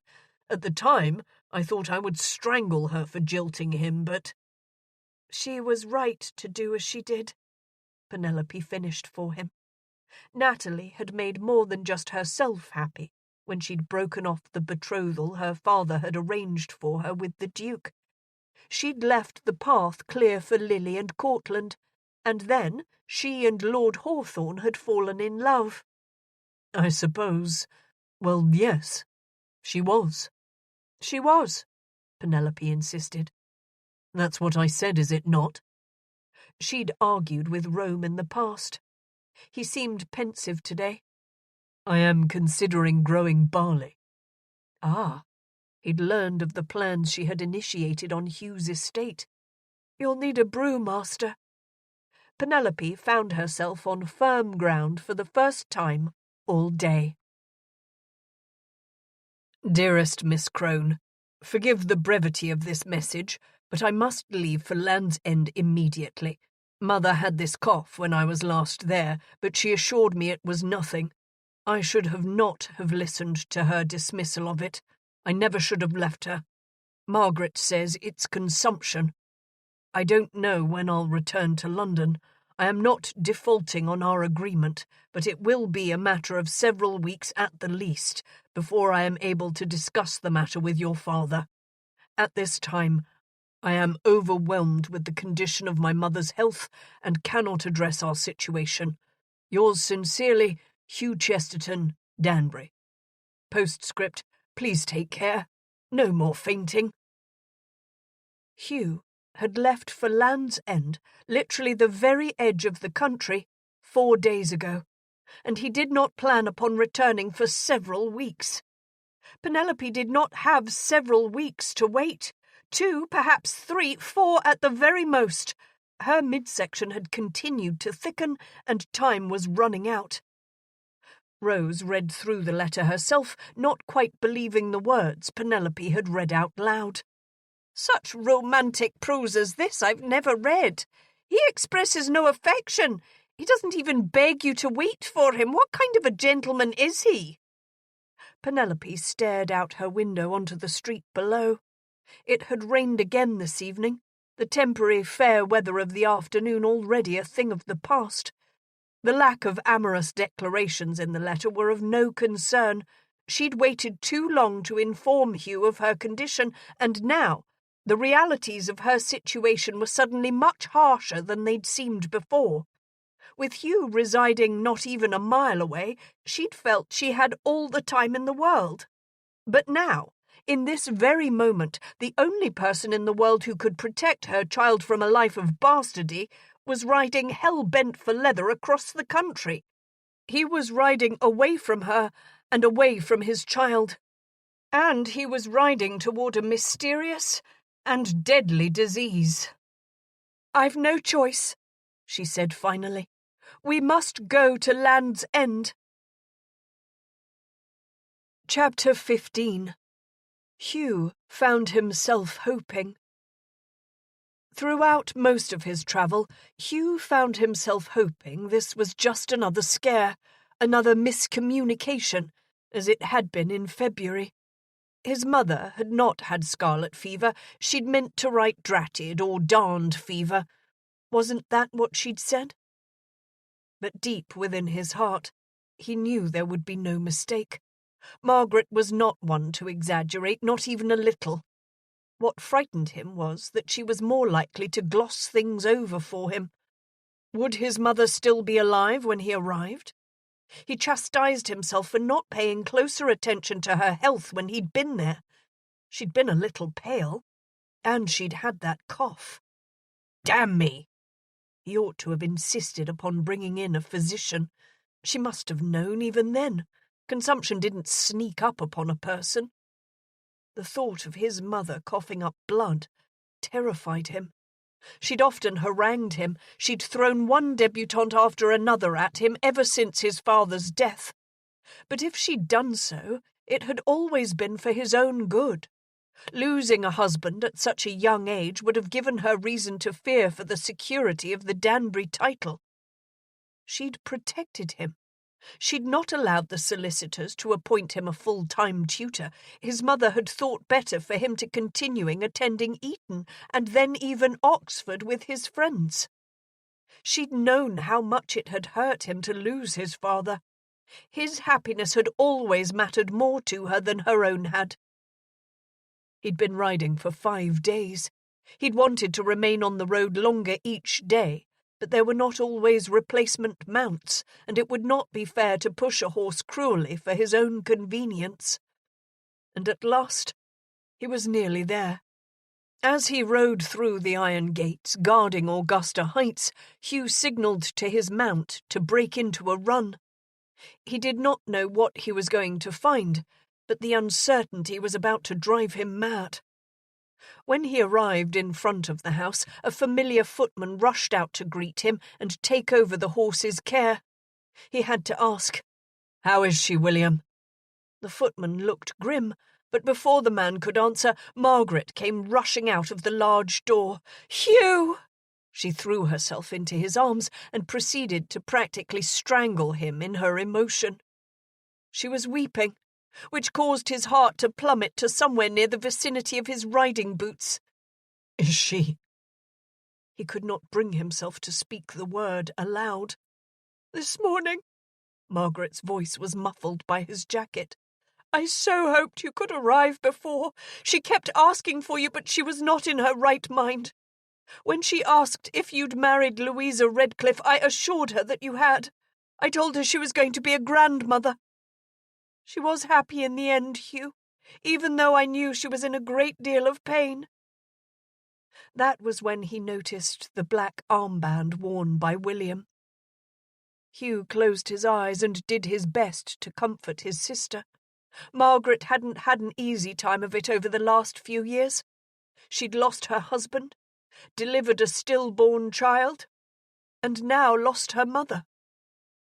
Their mother. Good God, no wonder she'd not arrived in London when the season commenced. She'd been here, caring for their dying mother, and he'd been off gallivanting amongst the temps. When the large front doors opened again, he glanced up, expecting to see her. But it was not Mother. It was the housekeeper. The truth hit him like a fist to the gut. She was gone. He swallowed hard and led Margaret inside. Ah, yes, he ought to have noticed.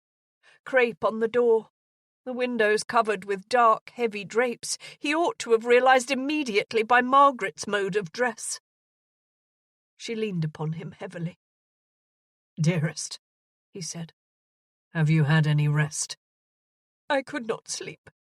I was hoping you would arrive today." The tears still fell, although she was no longer weeping. Hugh sat his sister down on the sofa and rang the bell for some tea. There would be so many details to attend to. He would need to make arrangements for the funeral, send out notices, suffer condolence visits. He'd been the Viscount for his entire adult life, but for the first time he felt the full mantle of responsibility fall upon him. The staff had already begun to prepare the house. He must send word to his other residences. He would have them observe the mourning period as well. "I cannot bear it, Hugh." His sister was completely done in. She buried her face in her hands as her body shook. "I wasn't ready for this." For the millionth time he chastised himself for his absence at such a tragic time. "Where is she?" Hugh had to ask. Margaret knew exactly what he was asking. "She's laid out in the morning parlour. I figured since it was her favourite room. She just had it redecorated after the holidays." Another low moan. All he could do was pat her hand and then pour her a cup of tea after the servant brought it in. He coaxed her into drinking a little and then sent her upstairs to get some sleep. "I'm here now, Margaret. You needn't worry about anything. I will meet with the vicar." He would also be called upon to meet with solicitors, acquaintances, and all of those neighbours who would feel it was their duty to visit after the funeral. He wished Penelope were here. Not that he wished to hand these details off to her, rather so that he could discuss them with her. He'd never planned a funeral. When a death occurred, such details had always fallen upon others. Margaret was in no frame of mind to cope with all of this. She'd buried her fair share of loved ones already. He retired to his study and, sitting atop the desk, discovered the most recent of his mother's journals. The sight of his mother's nearly illegible scrawl was bittersweet. Wishing for any sort of connection with her, he touched the paper with the tip of one finger. On February 23rd, she'd written about an order she'd placed for new drapes. March 3rd, she wrote, "Hugh promised to meet with Miss Redcliffe and Mrs. Merriman in England. This is the one for him, I can feel it." On March 28th, the writing was even more impossible to read. "Blood on my handkerchief this morning. It is as I'd feared." April 4th. "I have barely reached my 60th year. I had not anticipated such an early demise for myself. If only Hugh had married and found happiness, it would be far easier to say farewell to this world." April 22nd. "It is becoming difficult to write even. Perhaps this shall be my goodbye to this world. To my darling children, I love you more than life itself. You have made this world a place of peace and joy for me. Be happy, loves." And that was the last entry. That had been 2 weeks ago. A knock sounded on the door as the estate's ever-present butler looked in. He, too, looked older and tired. "The vicar is here to see you, my lord." And so it began. It had been Penelope's plan to embark upon the journey to Land's End as quickly as possible, but matters could not be dealt with so easily. Firstly, since she'd arrived in London a few weeks ago, her mother had once again begun to take an active interest in her only daughter's marital prospects. If she only knew! And, unfortunately, Penelope had made commitments to attend several functions over the next few weeks. How could she convince her mother that leaving London had become most imperative? She'd tried explaining that Lily needed her, but unfortunately Lady Eleanor had been visiting and disputed such a statement emphatically. "Glenda and Lord Spencer left for a visit just yesterday," Lady Eleanor helpfully provided. "You stay in town, dear. You're causing quite the stir." "Oh, yes. Finally, I no longer find myself apologising for you." Penelope knew her mamma meant no offence. Penelope had been something of an embarrassment to her parents by refusing to play the part of debutante. "More than one gentleman has gone out of the way to pay you his compliments. And the flowers! Eleanor, you'd never believe how many have been arriving on a daily basis." This was exasperating. For the briefest of moments, Penelope contemplated telling her mother the truth. "Mamma, I need to track down Lord Danbury before the babe I'm carrying, his, mind you, begins to show any more than it already is. Oh, and by the way, he does not know the baby exists. He doesn't even know of its possibility. You see, Mamma, I seduced the man after he'd had too much to drink, and he remembers nothing of it. Now, may I be given leave to escape London? Or would you prefer I go for a ride in the park with one of the dandies who's been hanging about?" But she could not. She was still hoping to get herself out of this situation with some semblance of dignity. She'd never had difficulty going where she pleased before. It was just that her mother was so pleased with her recent transformation into something of a lady. She needed to untransform, somehow. She needed to be the embarrassment that she'd always been in the past. So, instead of the truth, she said, "Mother, I believe I wish to open up our home in the evenings to host some progressive forums of discussion. We can discuss philosophy, history, science, and even the social sciences. Just last evening I came across a piece of literature about a new method of thinking, which is in opposition to Unitarianism, called free thinking. Mother, it is earth-shattering and involves rationalizing what we believe through logic and empiricism rather than tradition and religious dogma. I'm planning on sending invitations out to all of our acquaintances. If I cannot go to Lily and discuss this, I'd like to begin discussing it with our peers, right here, now, in London. When Penelope began speaking, her mother looked intrigued.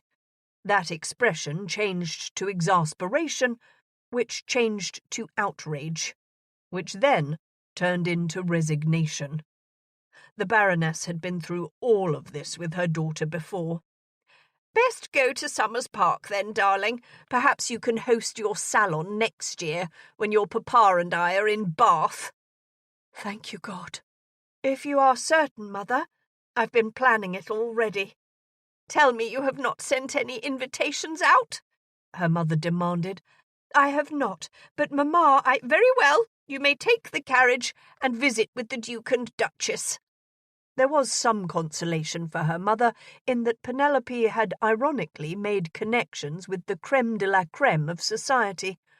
"I shall make my apologies for you." But her face looked as though all was lost. Penelope wished she could tell her mother that she was not to be so disappointed after all. If she could ever bring Hugh to ground, that was. The thought pulled her up short. It was not even noon, and if she and Rose took to the road today, they could be well out of town by nightfall. Not wishing to waste any time making excuses to her mother's visitors, Penelope discreetly sidled around to the other side of the room and slipped through the entryway with nobody any the wiser. And after she located Rose in the kitchen, the two women began preparations for their departure. They notified Peter and Moki to ready themselves and the carriage, packed up as many of Penelope's new dresses as was practical, and then changed into travelling clothes. It was to be a long and onerous journey. Penelope had only travelled to Danbury's main country estate once, about 6 or 7 years ago, to attend a house party with her parents and several other members of society who found themselves seeking entertainments at the end of a season. In good weather, without mechanical problems or mishap, the trip had taken over 2 weeks. Of course, they'd travelled at something of a snail's pace, and her mother insisted upon numerous and lengthy stops. Could Penelope be so hopeful as to believe they could get to Land's End in just over 1 week? She could be hopeful, but that did not mean it would happen. The first afternoon there was a great deal of traffic. Riots had broken out at Newgate, and a group of convicts had escaped, causing a long wait at the city gates while the authorities searched vehicles heading out of town. The delay cost them nearly 3 hours. Not an auspicious beginning. As soon as they were finally free of the traffic congestions, rain began to fall. They were forced to stop at an inn just outside of the city. It was crowded and not well kept, but they were lucky to find a vacancy. After eating the watered-down stew and wine they had delivered to their room, Rose and Penelope climbed into the bed and lay listening to the storm. Penelope did not ever force Rose to sleep on the small bed set aside for servants when she herself had a huge, comfy mattress. Neither of them was really very sleepy. "Oh, Pen, I do hope the rain lets up tomorrow." "It needs to stop tonight. The roads are probably already a mess." Rose was silent for a few minutes. "You mustn't worry about things you have no control over. We need to rely upon the fact that he did betroth himself to you, and he is a true gentleman when all is said and done. Viscount Danbury would not withdraw from the agreement." "I know, Rose. It's just that once he discovers all that I've done, he's going to hate me, and for good reason. I would be livid with a person who has done what I have. I'm an evil woman, Rose. Hugh Danbury has betrothed himself to an evil, horrible, conniving woman." "You're not entirely evil, Pen," Rose chuckled. "You did whip Augusta Heights into shape for him." Penelope moaned and rolled over. "And manipulative. I am evil, horrible, conniving, and manipulative." This self-pity was new for Penelope. She'd always been so very certain of herself. This wave of uncertainties crashing inside of her was quite foreign indeed. "Well, you always said that if you were ever to marry, the gentleman in question would have to be an enlightened one. And if Hugh is able to look past your evil, horrible, conniving, and manipulative ways, he will have to be more than a little enlightened." And then Rose rubbed Penelope's back. "Go to sleep, Pen. You'll feel better in the light of day." Penelope sniffed. She hoped Rose was right. She couldn't feel much worse. Or so she'd thought. She'd yet to add the cumulative effects of 3 days of motion sickness to the discomfort she had already been experiencing due to pregnancy.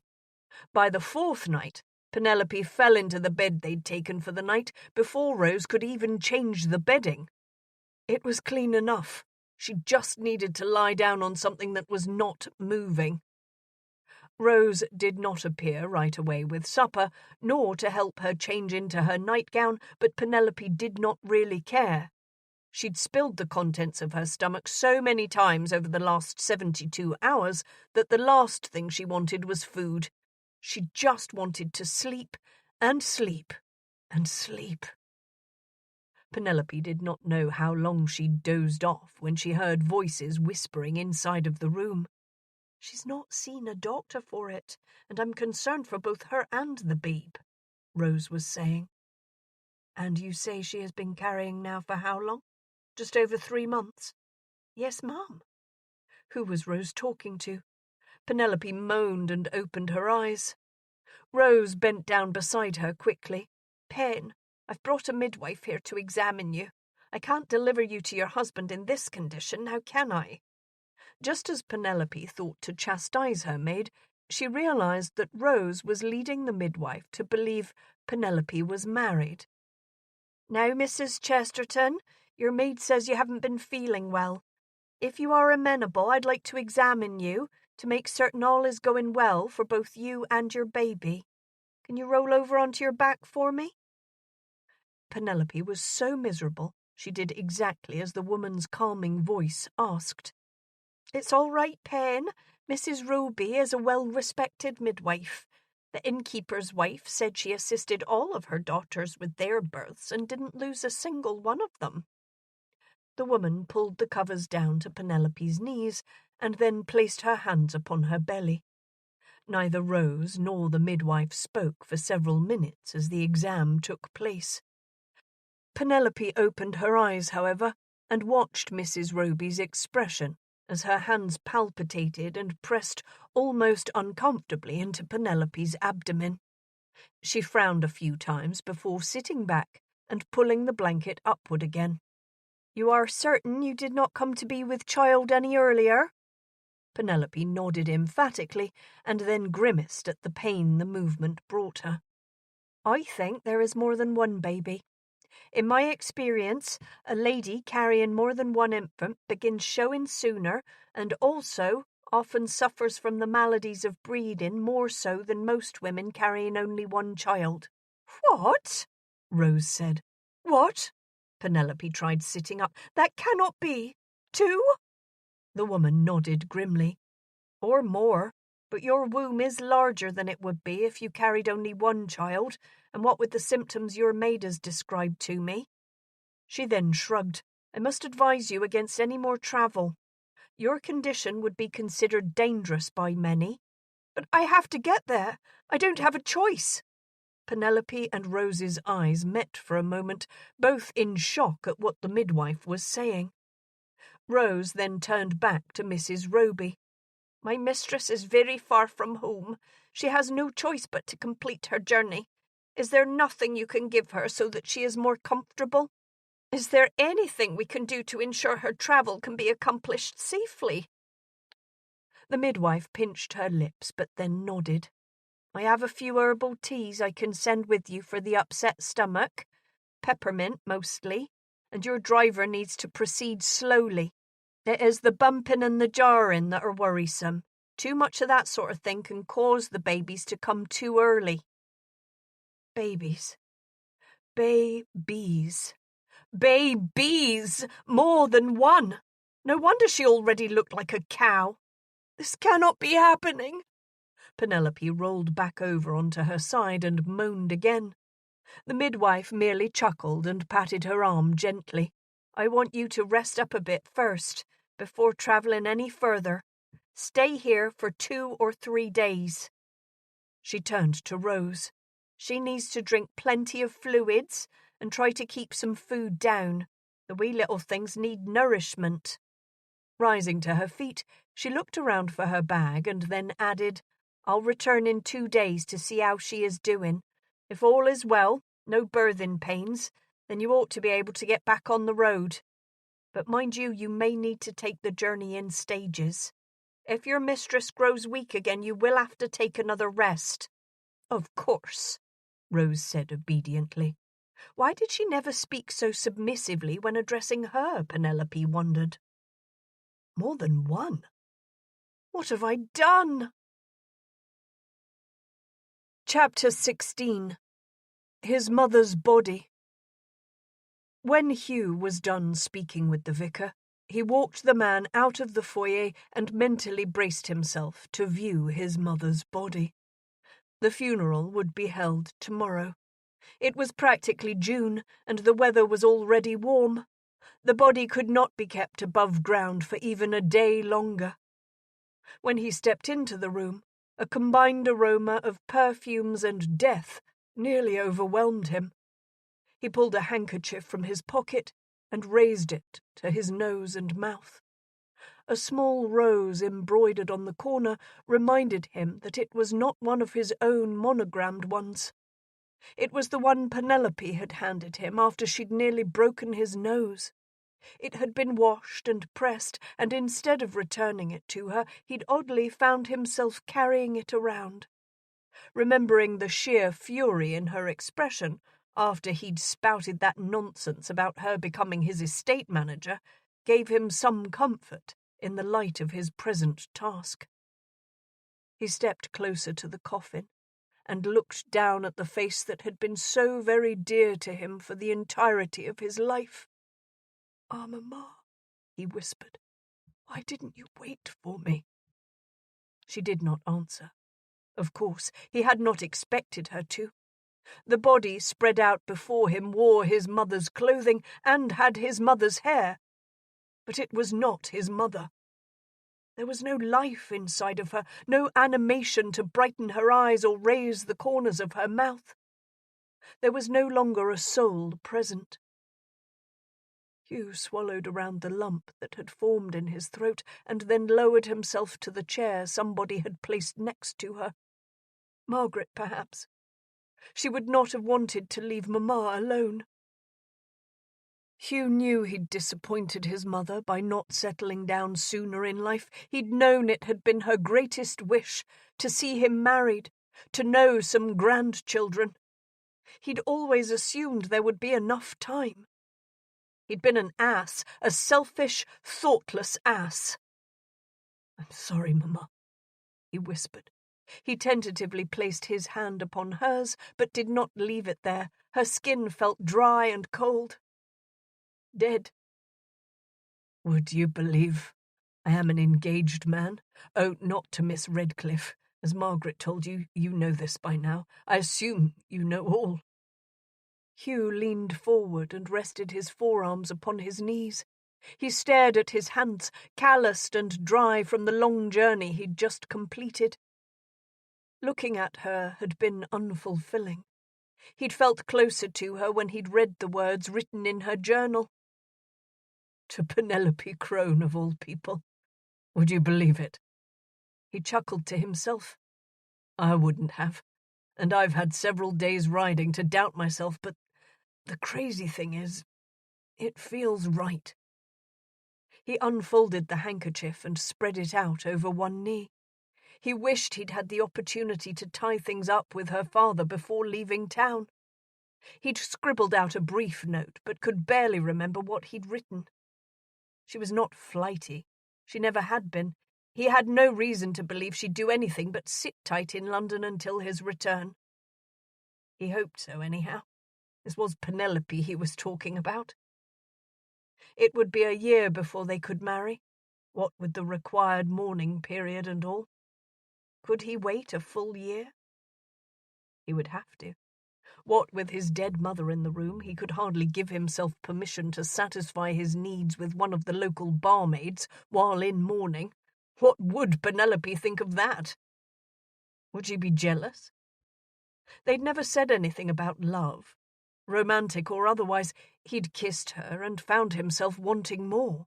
More than he'd ever wanted from any other lady, gently bred or not for that matter. But she'd not said anything of her feelings. She'd seemed to participate in their love-making as much as he had, but she'd not said much about it. Why had Penelope suddenly abandoned her convictions regarding marriage? Had it been seeing the familial bliss at Somers Park this past winter? Or was there something else? She'd never told him why she'd fainted twice, nor why she'd shown up unexpectedly at Augusta Heights. What was she running from? Who was she running from? A soft tap heralded the butler's presence. "I'm sorry to disturb you, my lord. There is a gentleman here to see you. I told him the family was in mourning and that you were not receiving anyone today, but he says it is of the utmost urgency." Hugh lifted his gaze from his hands. "Who does this gentleman claim to be?" A long-lost relative, perhaps? A solicitor already eager to discuss the transfer of his mother's holdings. "He says his name is Periwinkle, sir, and he says he'd like to sue you for breach of promise." "So, you say she sacked you without references. You say she did not allow you any severance pay."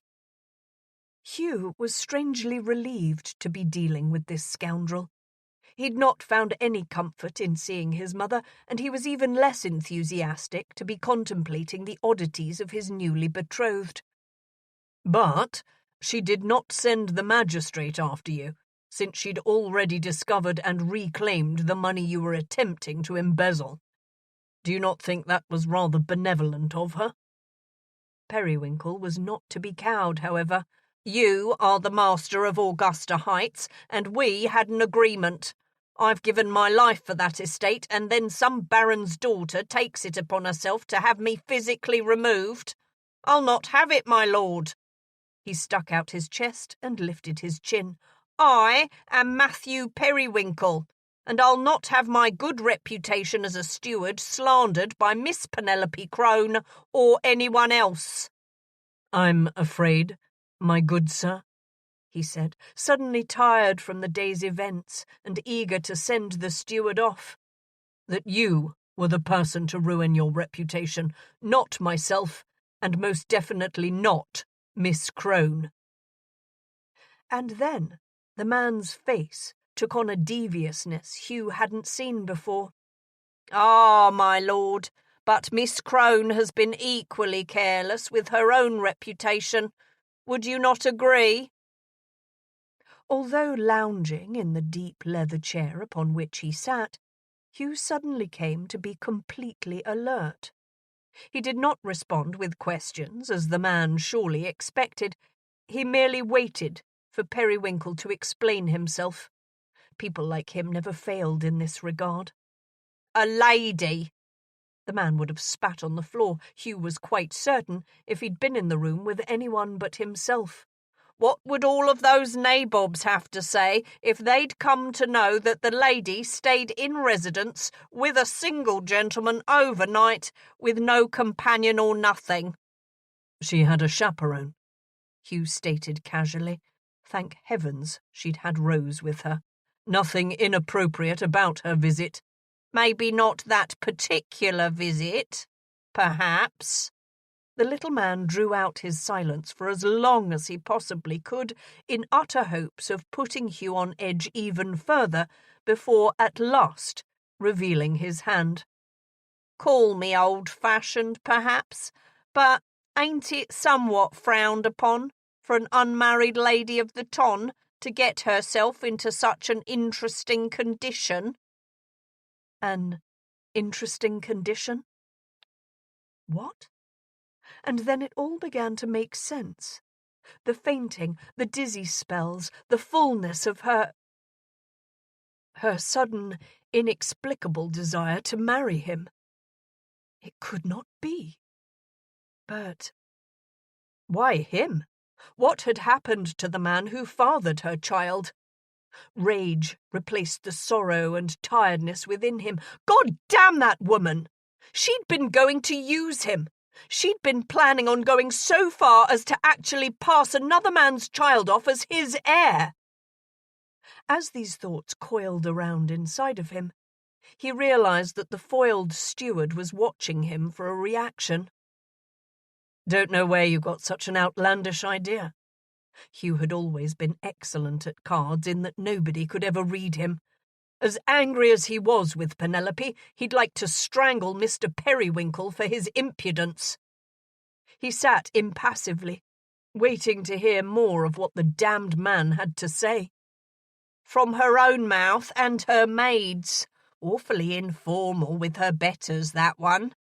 Hugh had known Rose for almost as long as he'd known Penelope. Periwinkle's opinion on the matter gave his earlier claim even further credibility. Damn you, Penelope. Sitting, talking they was in the kitchen, talking about how the babe was already showing, making the lady sick and all. But I'll tell you one thing, and it's from my mouth to God's ears. They was talking about how to get you to marry the lady, her needing a husband and all that. It took all Hugh's self-control not to slam his fists down upon the desk. She'd meant to use him. Did she not think he knew how biology worked? Did she think he would not notice when a child was born just a few months after the wedding? Did she, in fact, think he was a complete and utter fool? Apparently so. Now, I can't help but be thinking to myself that this type of information is worth something to you, and to the soon-to-be mother as well. I can't help but think she wouldn't wish this information to be shared with all those hoity-toities up in London. Would you, my lord? So, Periwinkle had presented himself to Hugh at his mother's home on the day of her death, so that he could blackmail him? It's not worth 1 pence. Hugh was wise enough to know that if one gave in to a blackmailer once, the thief would never truly go away. Perhaps that's why Penelope had been so afraid. Had Periwinkle gone to her already? Should Hugh care? But he would deal with these questions later. For now, he needed to keep Periwinkle quiet. He did have some leverage, after all. You have come to my home, demanded my audience on the day of my mother's death. You have stolen from me, stolen from others in my name, and are now threatening to blackmail me. Hugh spoke softly as he rose from his chair and casually moved around the desk. The look on Periwinkle's face had altered from smug arrogance to barely suppressed fear. The new steward at Augusta Heights, your replacement, mind you, Hugh continued, has brought certain accounting irregularities to my attention, irregularities that are considered to be illegal. Do you really believe that my peers, mine and Miss Crone's, would believe words coming out of the mouth of a known criminal? The steward laughed shakily in one final attempt at bravado. Maybe not my words, but what are they to think when the little lady turns into a whale? That did it. The ever-cheerful, easy-going and mild-mannered Viscount Danbury lost his temper. And, in doing so, Matthew Periwinkle was on the receiving end of one of the most debilitating blows ever thrown. The sound of his fist exploding off Periwinkle's face was a combination of a loud pop, followed by gravel crunching, and then a gurgle or two. Hugh's conscience suffered not one bit as he stood over the man who'd had the temerity to enter his own home and threaten both him and his fiancée. With the assistance of a long-standing manservant, Hugh piled the man onto an old horse cart and headed into town. Of course, the captain of the 7 Mermaids was more than willing to take on an additional deckhand for a small fee, that was. Danbury handed a bag of coins over to the haggard-looking seaman, feeling satisfied indeed. Matthew Periwinkle would not find many who would care to listen to what he had to say in the wilds of America. If he made it that far, that was. Life at sea was not made for the faint of heart, and Hugh suspected that Periwinkle was just that. Whistling, Hugh jumped back up onto the pony cart and rode back to the estate in the dark. But what should he do about Penelope? If only she could be so easily dealt with. By the end of their journey, Penelope and Rose would be on a first-name basis with nearly every innkeeper and his wife in England.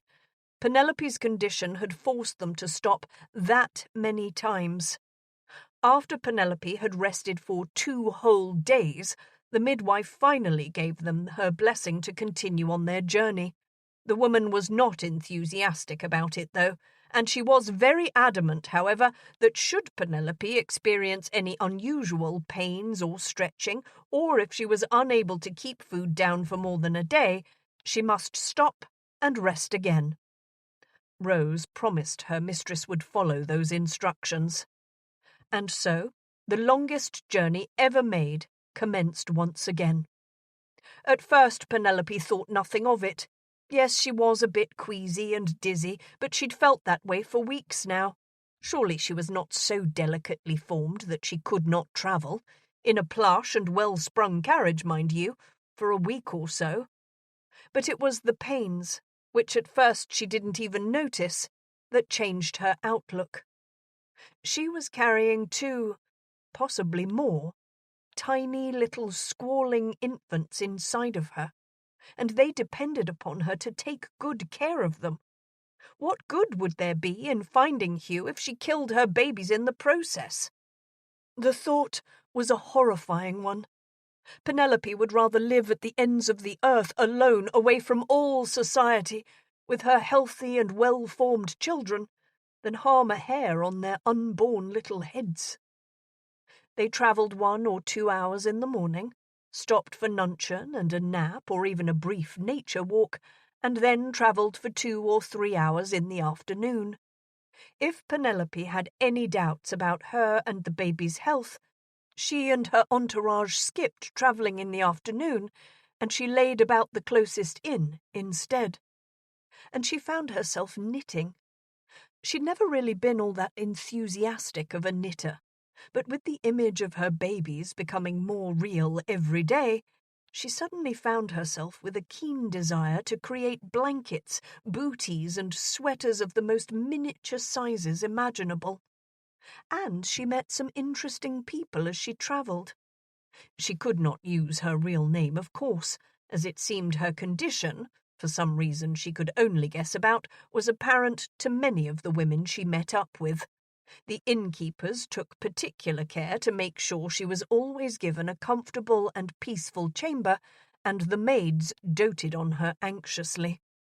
Penelope assumed Rose was at the root of the extra consideration she received.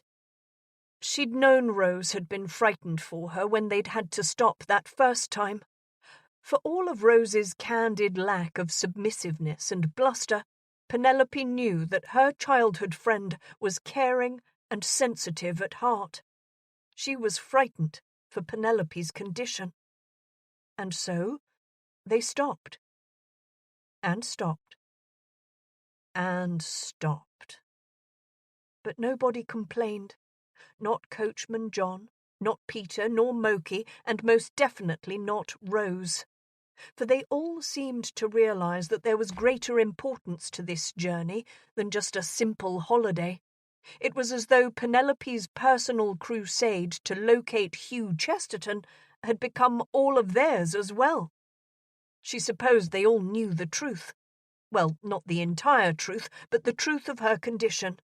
And that, surprisingly, was oddly comforting. It was as though her babies already had protectors. The journey took nearly twice the time it had when she'd travelled with her mother. It took 24 days to be precise. By the time they neared Danbury's estate at the very farthest southwestern part of England, Penelope was feeling rather as though control of matters was slipping away from her.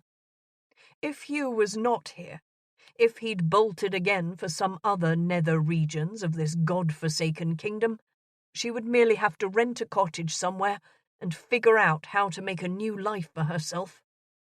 She was exhausted. She didn't have the energy to go gallivanting any longer, and she'd never felt a greater relief than when, as the carriage drew to a halt outside of the majestic home, Hugh himself appeared at the top of the steps. He looked grim indeed. Chapter 17. The Approaching Carriage. Hugh had first thought the approaching carriage was another of his mother's sisters arriving to pay their respects. There had been 4 others in the 2 weeks before, but even from a great distance, he'd known.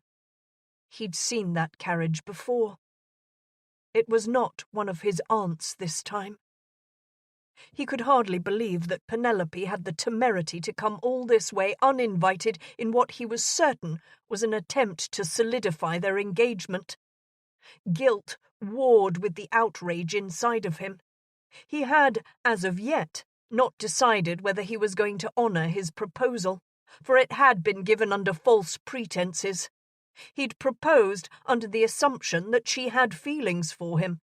He'd proposed under the assumption that she would come to him not only chaste, but free of any encumbrances that would prevent him from making a family with her. Making a family that would be his, that was. He was surprised that in addition to feeling angry and betrayed, he was sad. Sad to realize that what he had hoped was going to be a satisfying union might not be a union at all. He'd promised to give her his name. With his name came protection. Was it even an option for him to cry off? Certainly nobody else knew of their engagement, and even if they did, there was not a single person who would hold him to it. Her lack of virtue alone was just cause. Hell, he'd be considered a fool to follow through with it. And then, for some reason, his mother came to mind. She would have been delighted at the prospect of a grandchild so soon. Only if it were his child, though. Surely she would not have welcomed another man's bastard as his heir. And suddenly, Penelope was here, climbing out of the carriage, a footman assisting her. She looked so drawn and tired that he very nearly let go of his anger for a moment. He realized that she was staring at the house, at the black crepe on the door and the drawn curtains. Hugh wore the requisite black armband over his coat. "Oh, Hugh, I'm so sorry." She stepped toward him with her hands outstretched to take his, but he did not remove his own from behind his back. Rather awkwardly, she dropped her own and stood before him. Although her hair was confined to its normal harsh knot in the back, a few soft bangs had escaped to soften her look. The sun brought out golden strands he'd not noticed before, and the blue specks in her eyes burned even brighter as they seemed to plead with him for something. "I know that I have not been invited," she stated boldly. and then looked around at her anxiously hovering servants and the butler who now stood holding the door wide for their entry. "Please, Hugh, could we have a word in private?" Ah, so she was looking for reassurances from him, reassurances he was not, as of yet, certain he would give. "I have an appointment, I'm afraid, and cannot make myself available until later this evening." He glanced behind him at his butler and nodded slightly. "I will have rooms readied for you and your maid. You are welcome to stay and rest from your journey." And without waiting for her response, Hugh marched down the steps and around to the stables. He did not have an appointment, but he was going to make her wait. Damn that woman! He wished he'd never met her. When he returned to the house, he learned that the lady and her maid were indeed locked up in their room and resting. They'd been served biscuits and sandwiches at tea time. "Please tell Miss Crone that I will meet with her promptly in the drawing-room." "Yes, my lord." The housemaid curtsied before disappearing. He did not have long to wait before Penelope appeared. And, if he was not mistaken, she did seem to have thickened slightly about the waist. She entered the room tentatively, but did not curtsy. He did not stand. He did, however, gesture to the chair across from his own. "By all means." He knew his voice was unwelcoming. Seeing her made him angry all over again. It bothered him even more that whereas his head quite clearly hated her for what she was doing, his body was still attuned to her, and his heart jumped just a little to be in her presence once again. What fools men were! She sat down carefully, a little awkwardly even, and then looked up at him. "I am so sorry, Hugh, for the loss of your mother. I know how much you cherished her. I've always admired her. She was one of the most likeable ladies of the temps." Hugh nodded, appreciative of the sentiments. If only he were hearing them under different circumstances. What if he had not been told of her condition? What if Periwinkle had lied, and theirs was a simple engagement after all? He would have been pleased to see her. He would have chastised her for coming without her mother, but he would have taken her into his arms. He would have wanted to hold her and receive comfort from doing so. He would have also scolded her for travelling so far, with only a few outriders for protection. Highwaymen were a very real threat, especially to single coaches. She'd been lucky indeed to travel so very far without any such mishap. And for that reason, he decided to pretend not to know. He would wait and see how far she was willing to deceive him. He walked around his desk and sat down on the front of it, directly facing her, his feet practically touching hers. "I thank you." And then she rose suddenly, practically knocking him backward in the process. He reached out and grasped her elbows in order to stabilize them both. She did not release his arms, where she'd grabbed as well. "I have so much to discuss with you. I wanted to speak with you about something when you proposed, but I could not, and then you were gone." She looked up into his eyes and smiled in an attempt at self-mockery. "And—" she tilted her head to the side. "I missed you." Forgetting his anger for the moment, he leaned his head down and found her lips. He'd missed her too. God help him, but he had. He released her elbows, wrapping his arms around her and pulled her closer. He would enjoy this for just a moment. Her lips moved tentatively under his, opening eagerly when his tongue sought entry. She tasted of lemons and pastries. She felt precious and soft. And then he felt it. A part of her that was not soft, a part that was not like anything he'd ever felt before. He broke the kiss as if he'd been burned.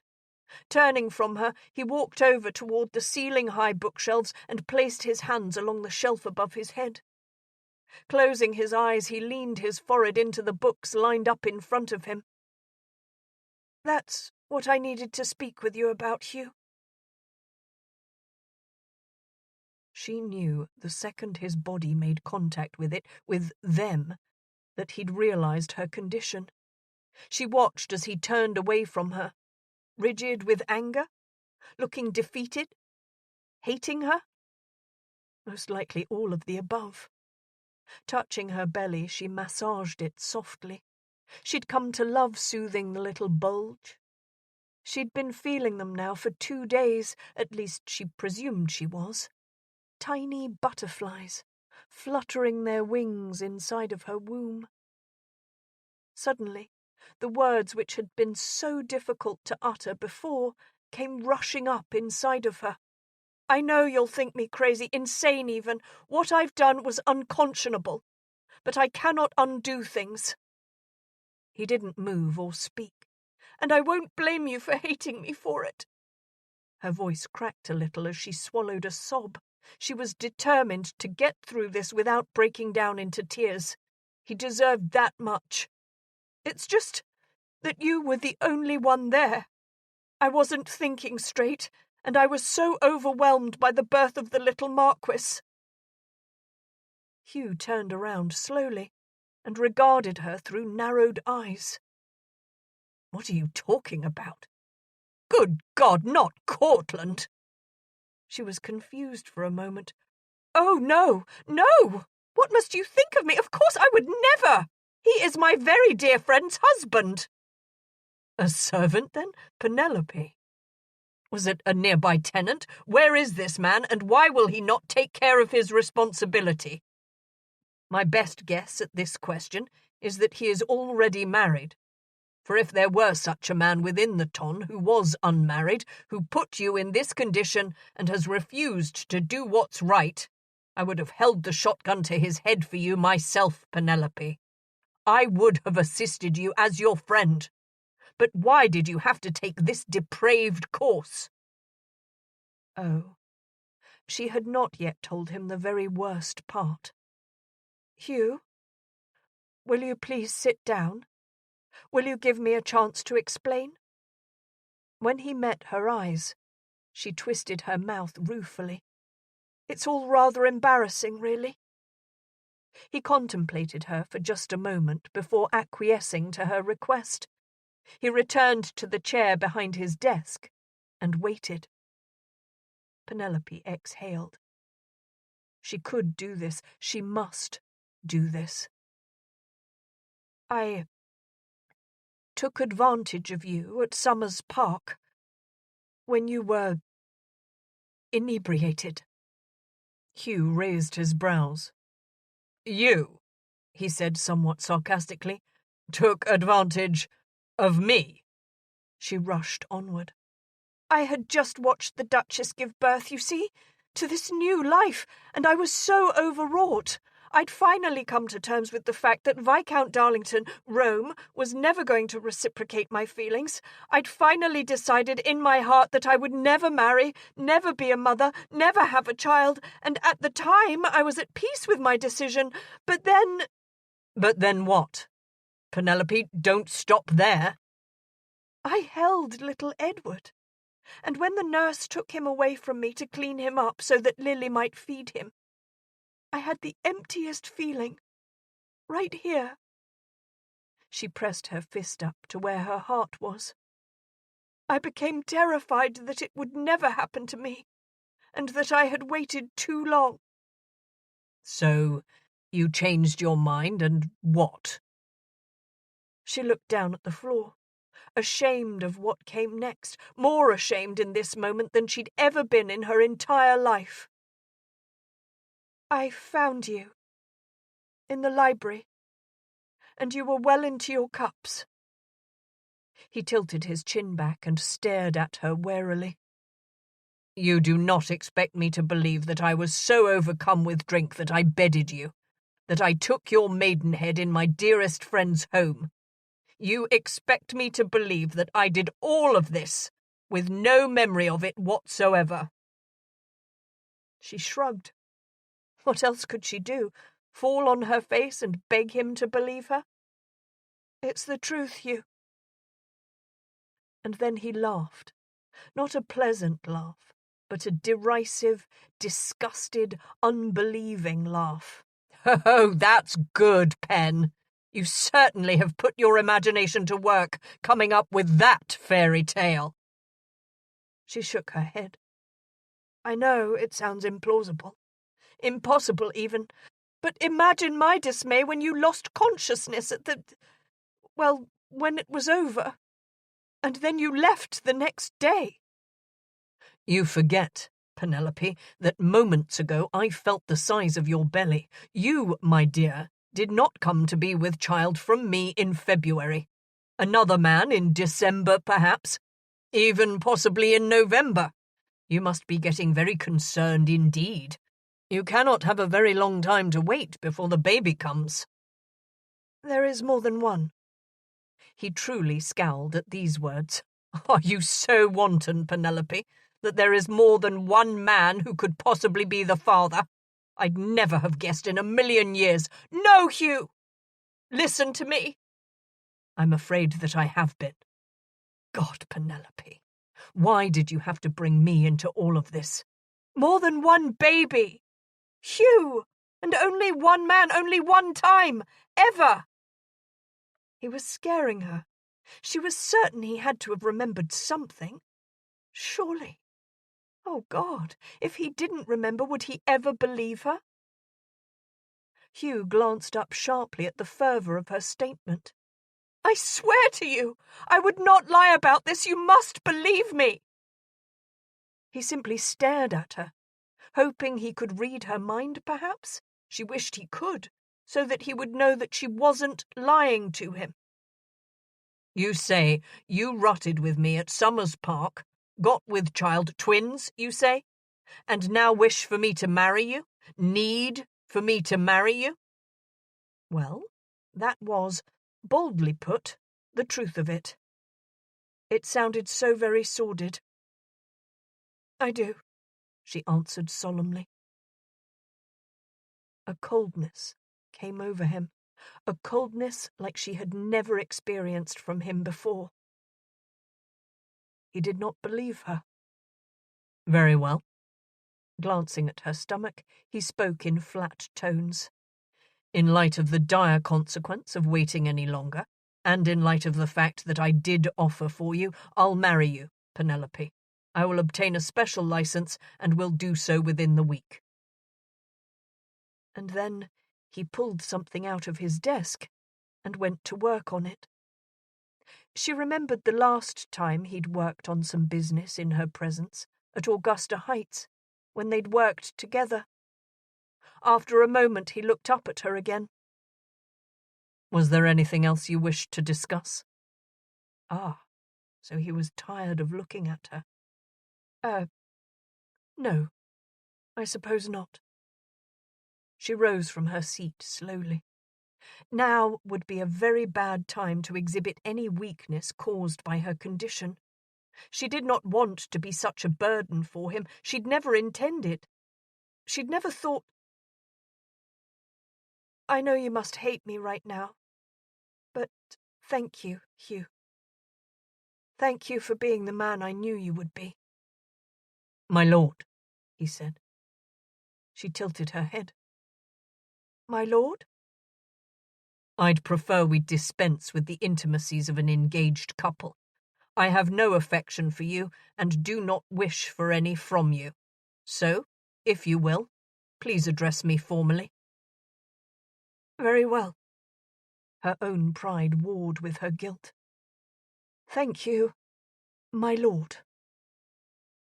She hoped, in time, he could come to like her again. One day, perhaps. Most likely, very far into the future. Perhaps when they were presented with grandchildren or great-grandchildren. She found Rose and informed her that the deed was done. Hugh knew everything and had said he would still marry her. It was not anything to celebrate, but at least her babies were going to have a father. And they were safe now. She had Rose unpack her trunks so that they could settle in. Most likely she would not leave here for a very long time. Hugh would probably be happy to consign her to the country for the rest of their lives and go about his life as though he had no wife. Oh, that sounded horrible.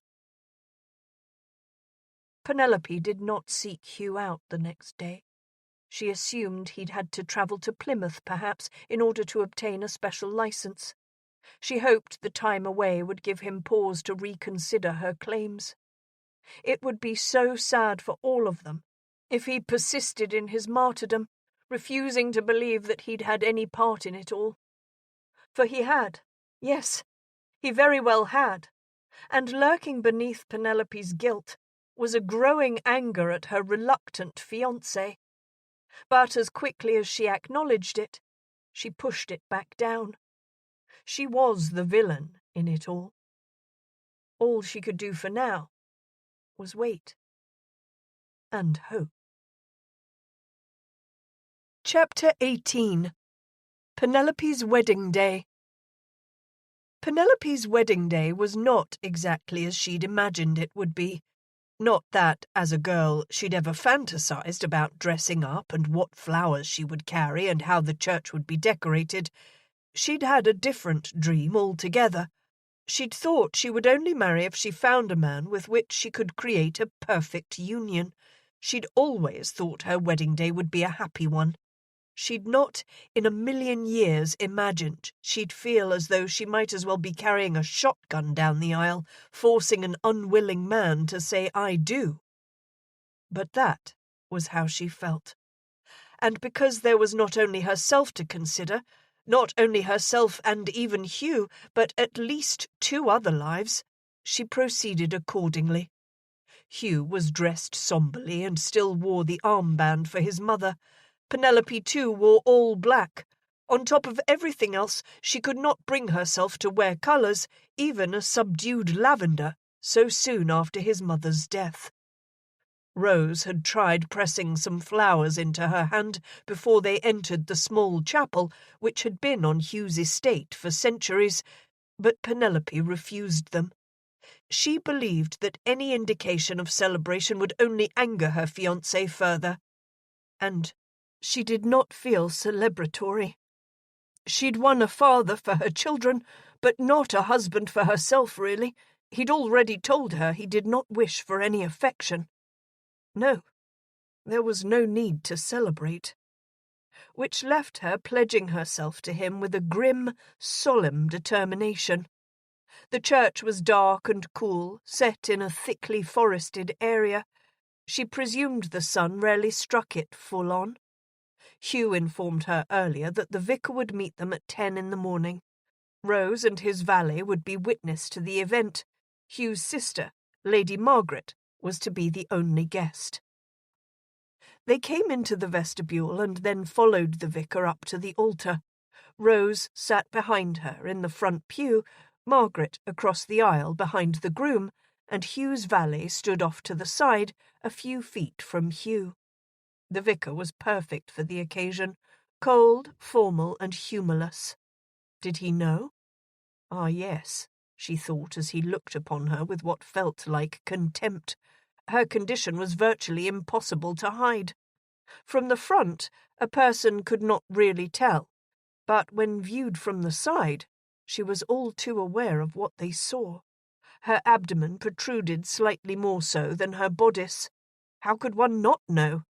"Dearly beloved," the vicar began, "we are gathered here in the sight of God and in the face of these witnesses to join together this man and this woman in holy matrimony, which is an honourable estate instituted by God himself."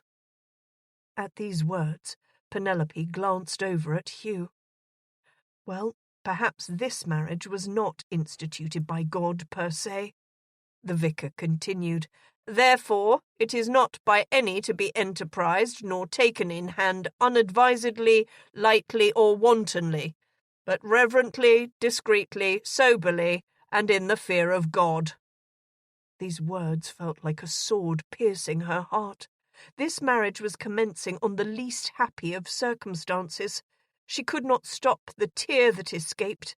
She forced her eyes to focus upon the vicar's Bible as he read. I require and charge you both, as ye will answer at the dreadful day of judgment, when the secrets of all hearts shall be disclosed, that if either of you know any impediment, why ye may not be lawfully joined together in matrimony, ye do now confess it. Penelope was half afraid that Hugh might speak up at this point.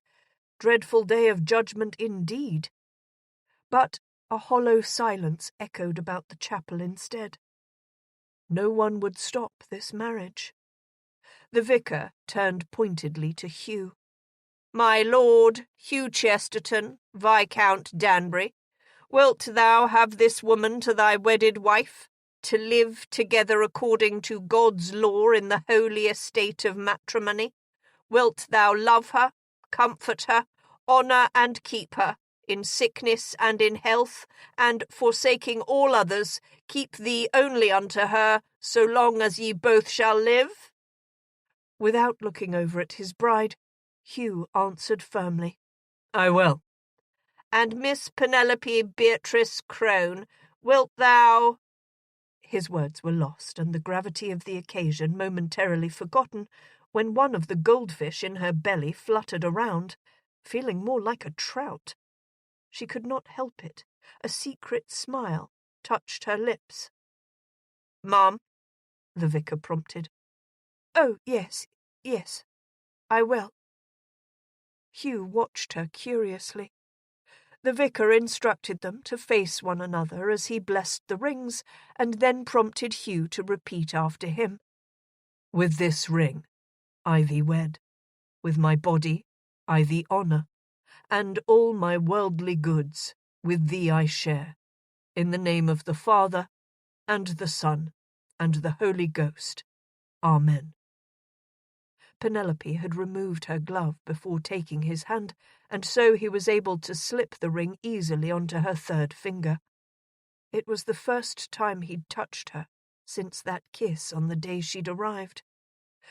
Both of them were then instructed to kneel before the altar as the priest read a blessing.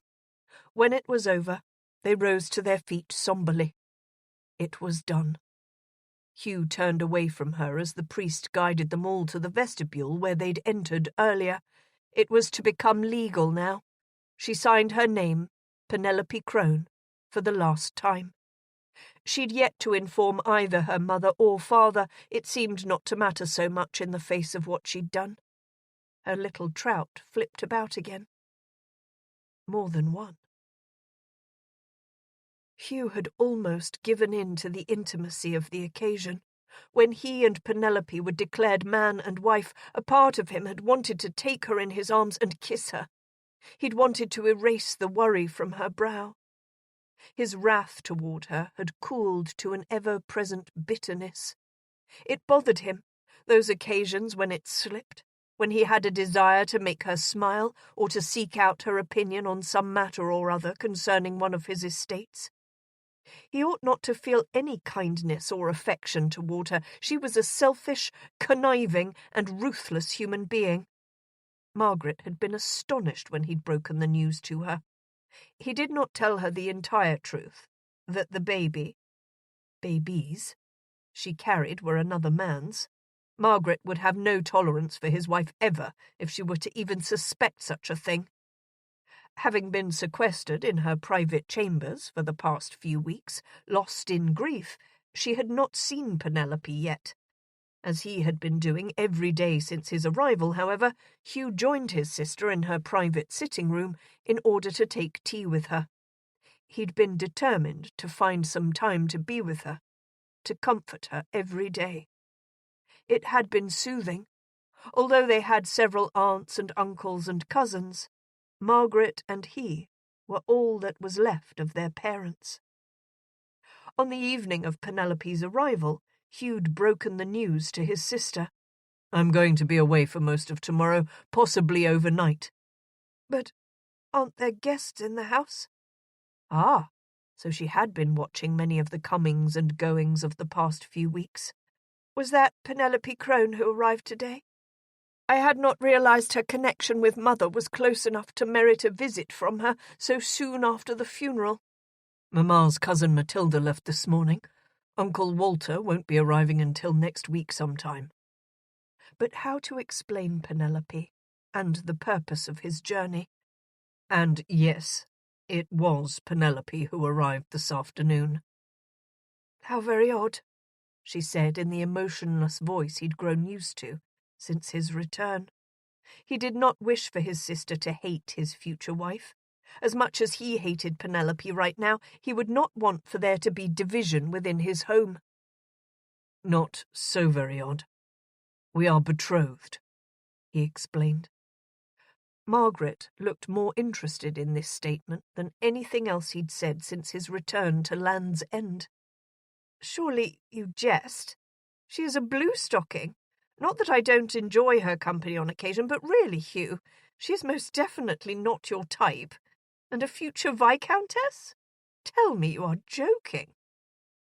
Not his type? Did he have a type? He'd not ever really thought about it. He'd simply enjoyed women, all kinds of women, for most of his adult life. There was that thing he had about red hair, however. I am travelling to obtain a special license for us. We will marry before the week's end. You cannot marry for a full year, Hugh. You cannot have forgotten the mourning period. I have not, Margaret. His voice had been firm. The lady's condition demands a speedy ceremony. That quickly silenced her protests. She is... Hugh nodded firmly. Oh, Hugh. She'd reached for the fan on a small table nearby and begun waving it in front of herself a bit frantically. Well. Yes. She cleared her throat and then glanced around the room. He realized that her eyes had teared up. A baby? She asked softly. Another man's baby. Babies. He'd best come to terms with this. His sister smiled for the first time since he'd returned. I'm not surprised, you know, what with there being twins on both mother and father's side. Have you forgotten, Hugh, that I am a twin? He vaguely remembered hearing something to that effect. The other child had not survived for even a week. There was a small marker in the family plot.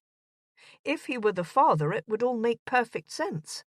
Because he was not, Margaret's statement meant very little to him. That had been just 2 days ago.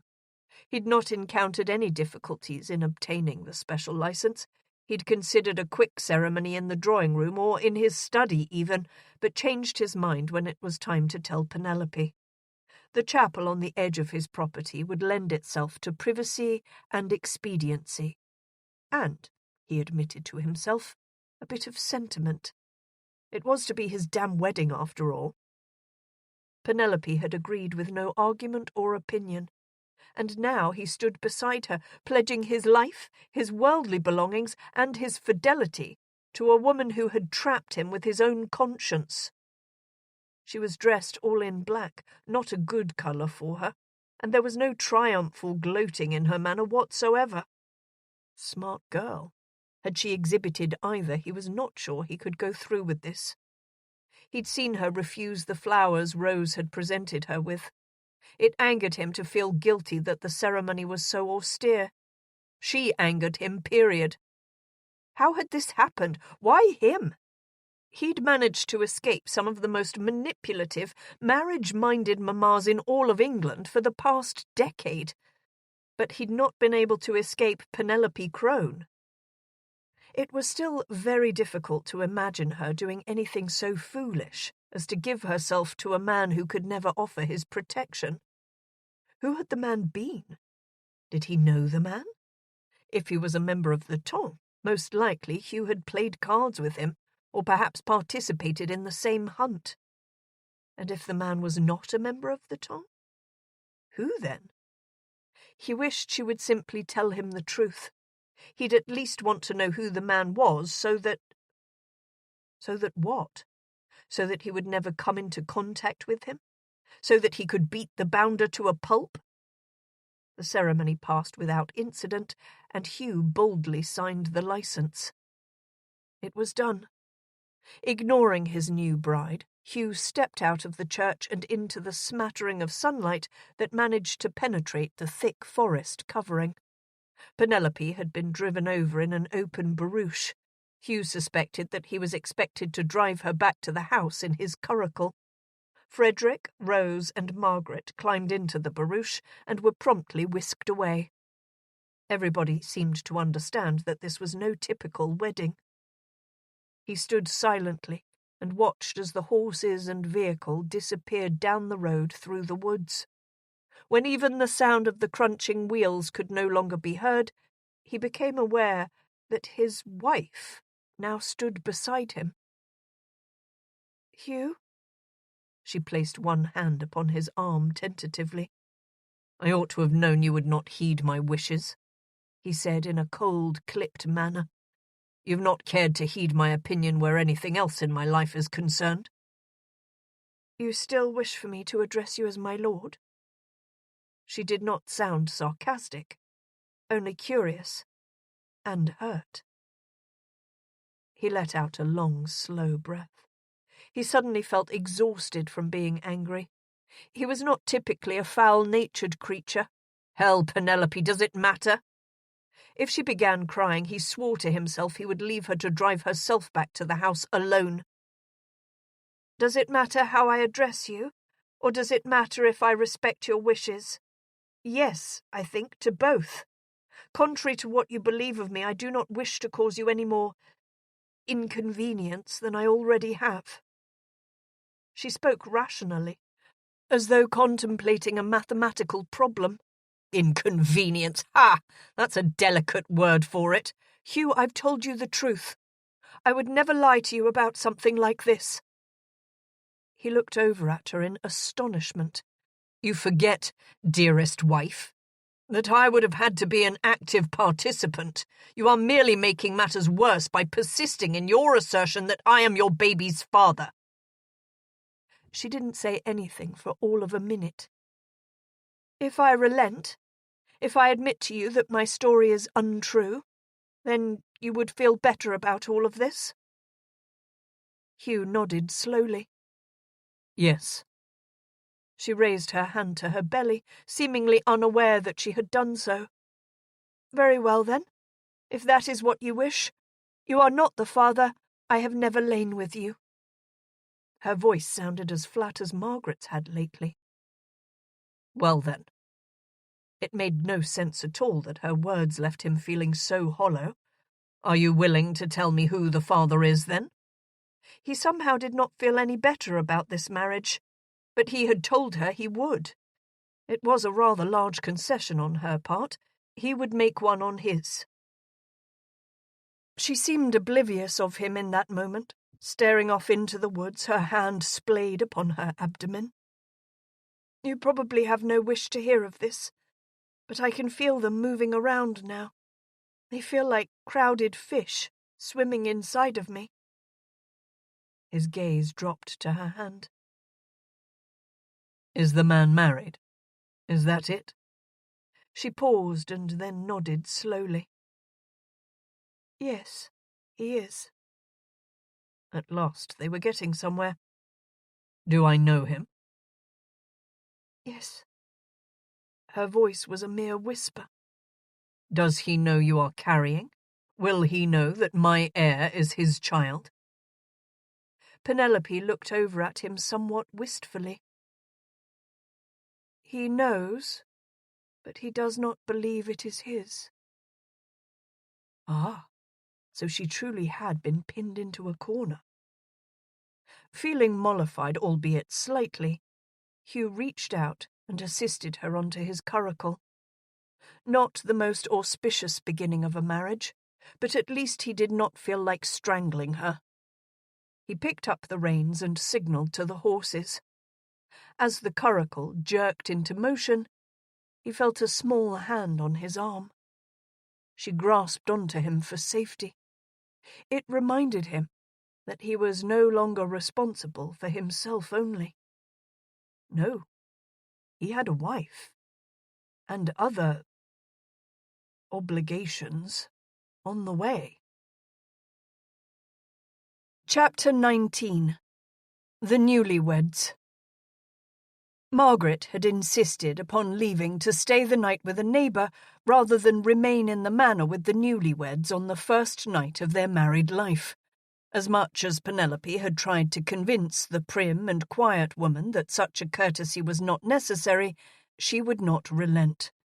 Hugh returned her to the house, but then said he was going for a drive. She would spend the evening of her wedding with Rose. "Carson is spending the evening away at a card party," Rose said pointedly.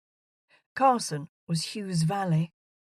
Did that mean Hugh did not plan on returning tonight, or did it mean that he did?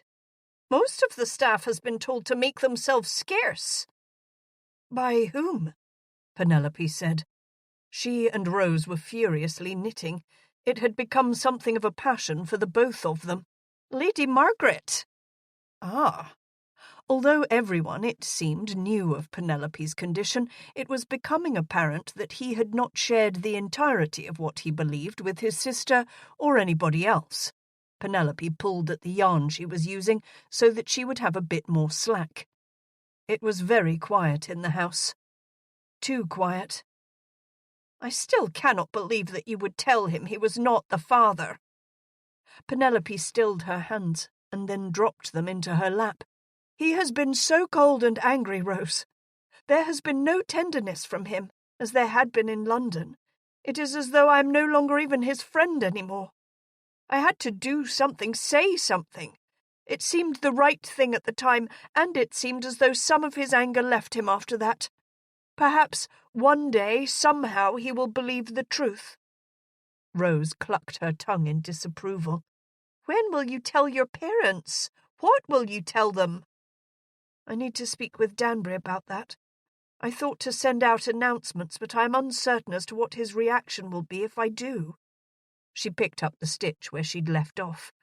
"I wrote to Abigail last night. I told her everything. I know that she, at least, will not hate me for what I've done." Abigail was her cousin and dearest friend from as long as Penelope could remember. Abigail had been ostracized from the Temps the year of her debut after a reprobate of the worst kind took advantage of her and then told tales of it. Though no fault of her own, she'd found herself unmarried and increasing. That had been almost a decade ago. Abigail now was married to the Duke of Montfort. Theirs was a love match, but it had not begun that way. The Duke had compromised her and then most honourably offered her his protection in the form of marriage. Penelope missed her cousin. Abigail had a gentleness of spirit about her. She'd always managed to find the silver linings in the thunderstorms. Penelope could use a silver lining or two. "Her Grace would never hate anyone," Rose stated matter-of-factly. "I've never known a more optimistic person." Penelope laughed at the truth of those words. What would Abigail do if she were in Penelope's shoes?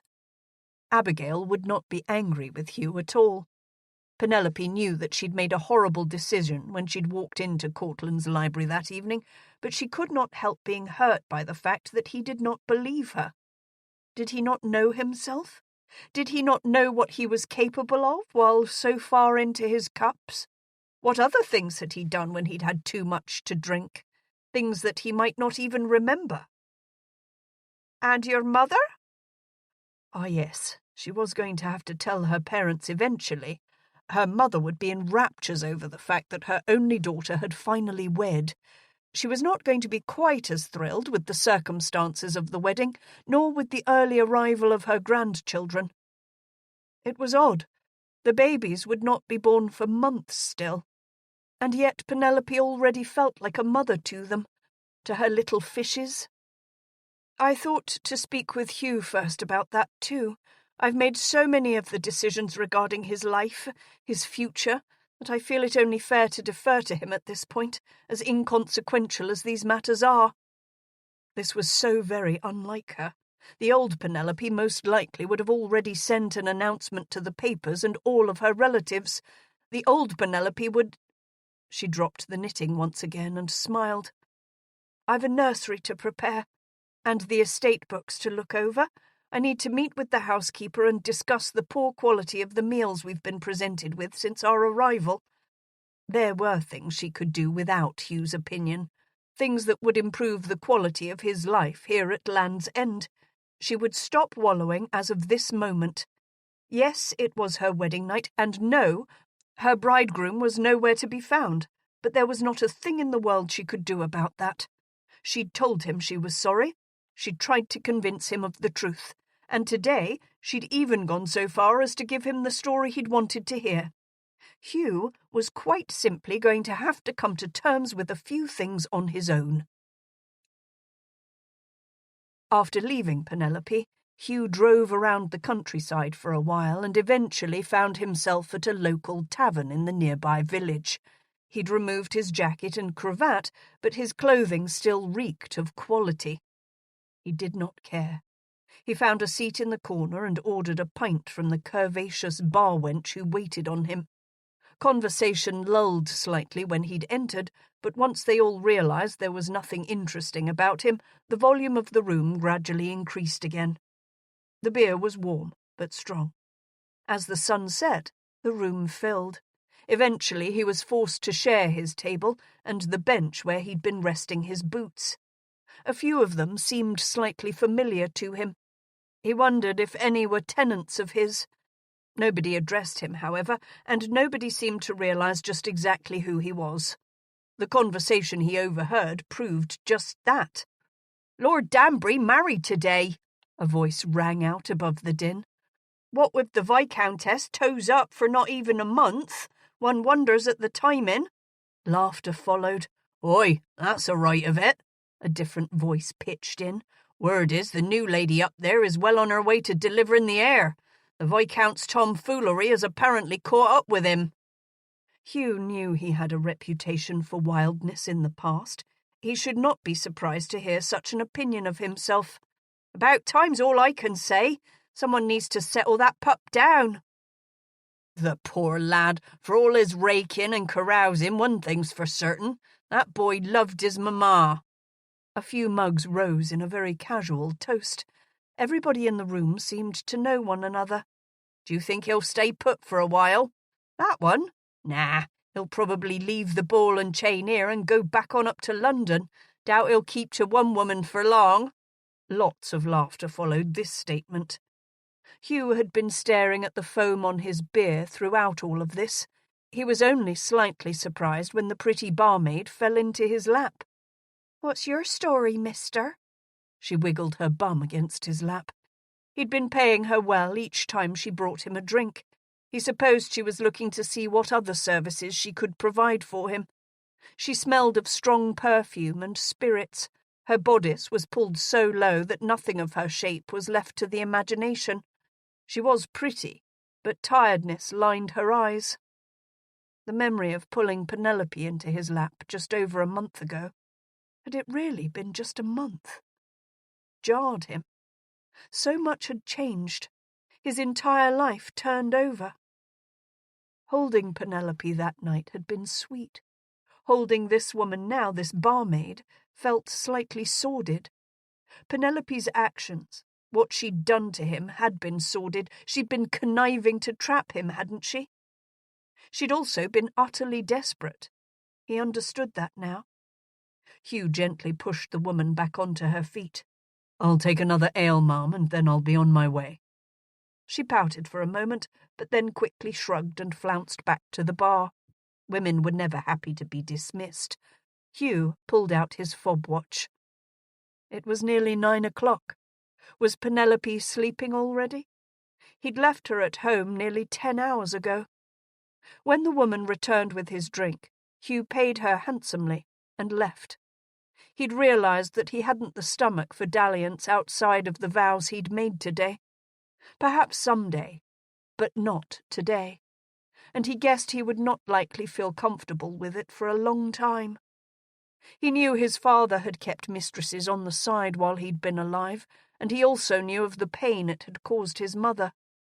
Was he made up of the same cloth? Not today. Rose had gone to bed hours earlier, but Penelope could not sleep. So she pulled out the most recent household books, reluctantly handed over to her by the housekeeper, and began perusing through the expenses and allowance entries in order to develop an understanding of the goings-on here at Land's End. Several candles sat burning on her desk, and her reading spectacles perched upon her nose somewhat crookedly, when a sharp knock sounded at the door. The servants had moved all of her belongings into the mistress's suite. Lady Danbury had not utilised the room for years, but it had been cleaned and aired out nicely. Penelope knew that it adjoined Hugh's. "Come in," she answered automatically. She wore her night-rail and nothing else, but the billowing gown covered her from neck to wrists to ankles. The door opened to reveal a more dishevelled Hugh than he'd been when she last saw him. He was dressed only in his shirt, waistcoat, and fitted breeches. He appeared unshaven, and his hair was wind-blown. She could smell the yeasty hint of ale upon him. She dearly hoped he was not drunk. As he entered, he didn't sway or stagger. He appeared to have all of his senses about him. He walked in and sat down on one of the brocaded chairs near her bed. She noticed he'd removed his shoes. "I should have known you'd not be frittering your time away sleeping." He watched her with a curious light in his eyes. He wasn't glaring at her, though, and that was a welcome change. Penelope glanced at the books and shrugged. Setting her pencil down, she turned to give him her full attention. "Did you travel far today?" She wasn't quite certain what to say to him in his present mood. He looked tired, though. He looked as though he'd journeyed 100 miles. He shook his head. "Not far." And then Penelope realized why he was here. Had he, in fact, changed his mind about intimacy? He met her eyes, and she recognized the intensity there. She wasn't sure what to call it. Was it desire? Was it lust? She knew it was not love. But it wasn't that cold hatred she'd been on the receiving end of all week long. "Is it safe? For the babies?"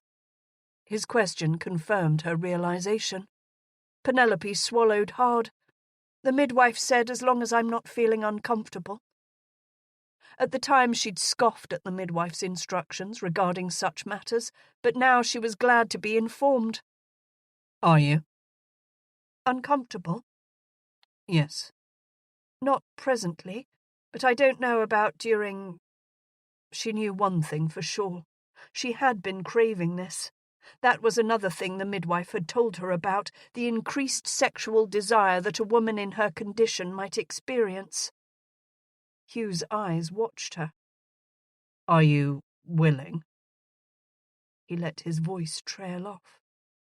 Suddenly Penelope's mouth felt dry, and she was certain he could hear her heart beating from across the room. "Yes." Her voice was barely a whisper. "Yes," she said more firmly. She wanted to add that she was his wife, and it was her duty, but that would be hypocritical of her. This had nothing to do with duty. This had nothing to do with obligation.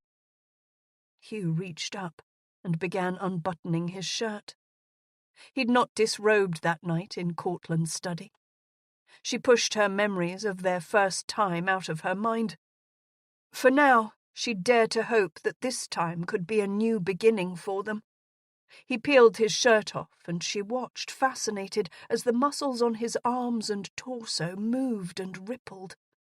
Chestnut hair led a trail down past his belly, into his breeches. Unsure of what he'd expect from her, she simply waited. Her palms were suddenly damp as heat poured through her. Hugh stepped forward and pulled her to her feet. She knew her night rail was tent-like because she needed a tent. And then he took hold of the long braid that fell across her shoulder. "Like a silken rope." The words left his mouth almost of their own volition.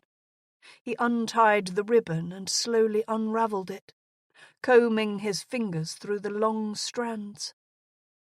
"It's not so very red," she apologized. Hugh raised his gaze from her hair back to her face. "It's golden red."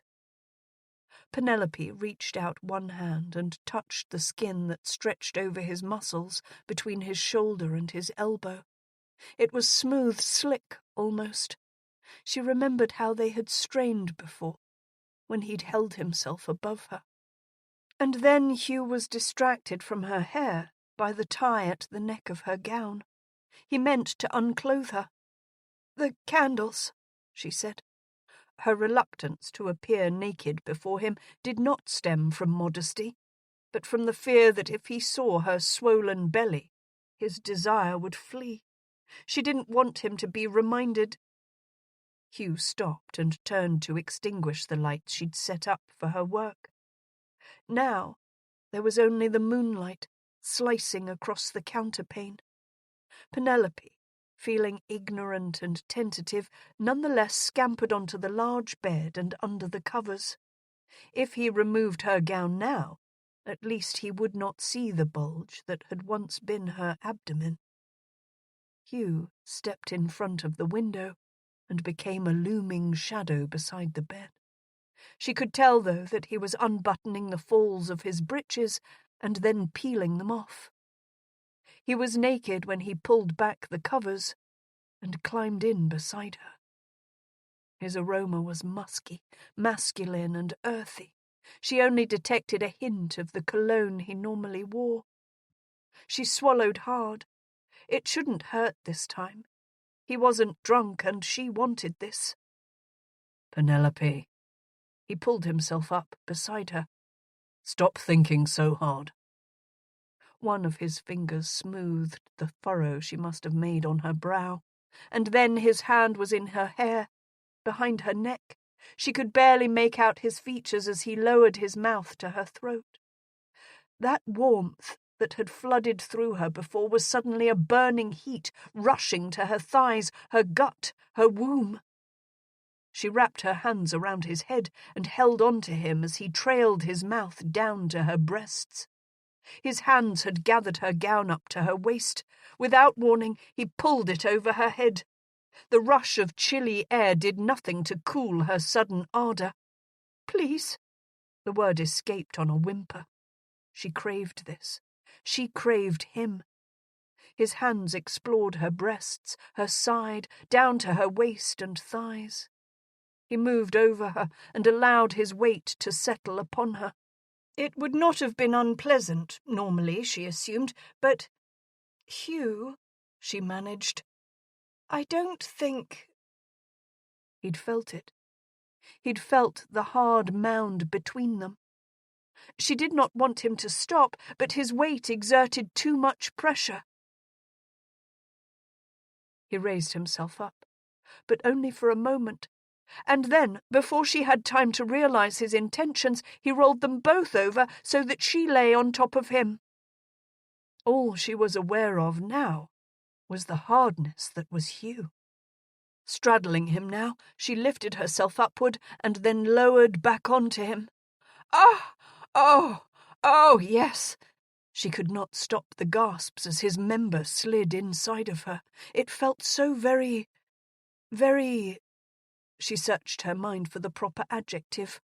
So very... He removed himself slightly and pulled back before pressing upward and penetrating her completely. It was as though he knew exactly what she needed. So very... He thrust again, holding her by the waist now. So very... good. She stopped thinking and surrendered to simply feeling. Sitting upright, she arched her back and shifted herself in an attempt to take him deeper.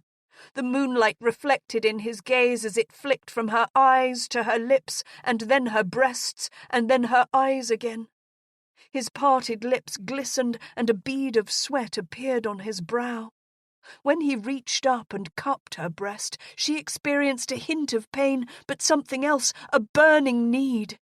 She raised one of her hands and pressed it over his. A squeeze, and then another profound thrust drew a moan from her. His breathing hitched as they moved together, each creating and then satisfying the other's need.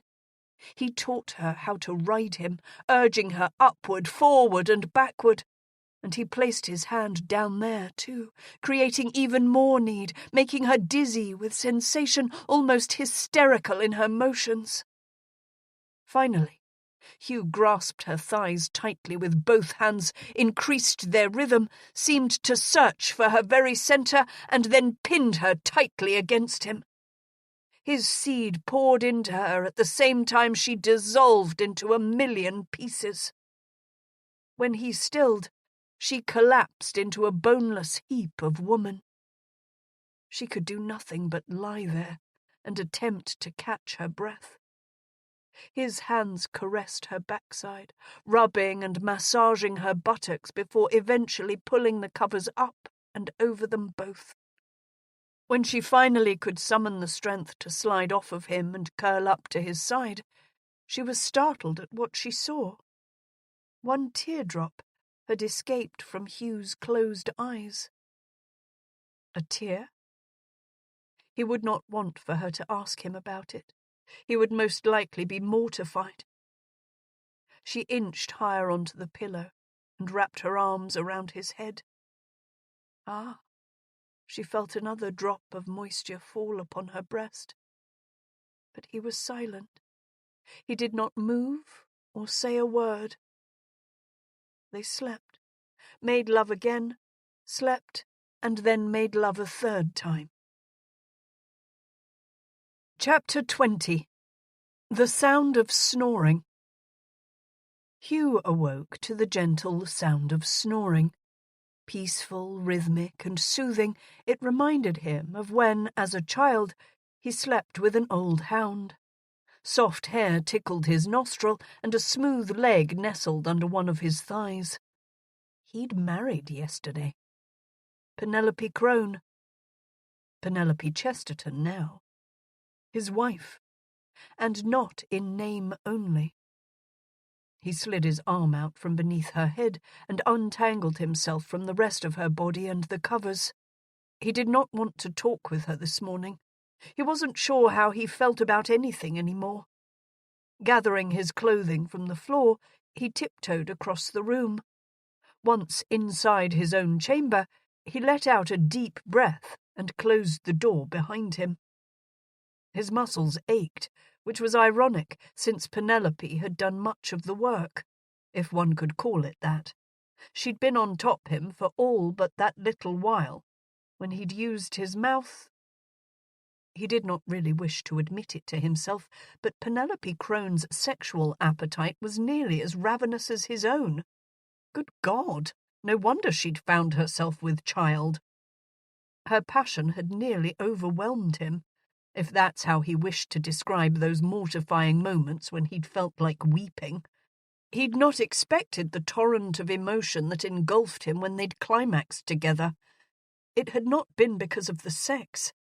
It had simply seemed like he'd found a release, at last, for the pent-up grief he'd felt since his mother's death, and for the fact that the children his wife would bear were from the seed of another man. It had all caught up to him.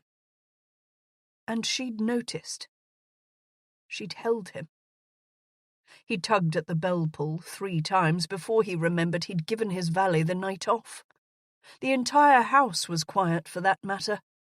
He pulled on breeches and managed to wrestle his feet into his boots before realizing that he was no longer alone.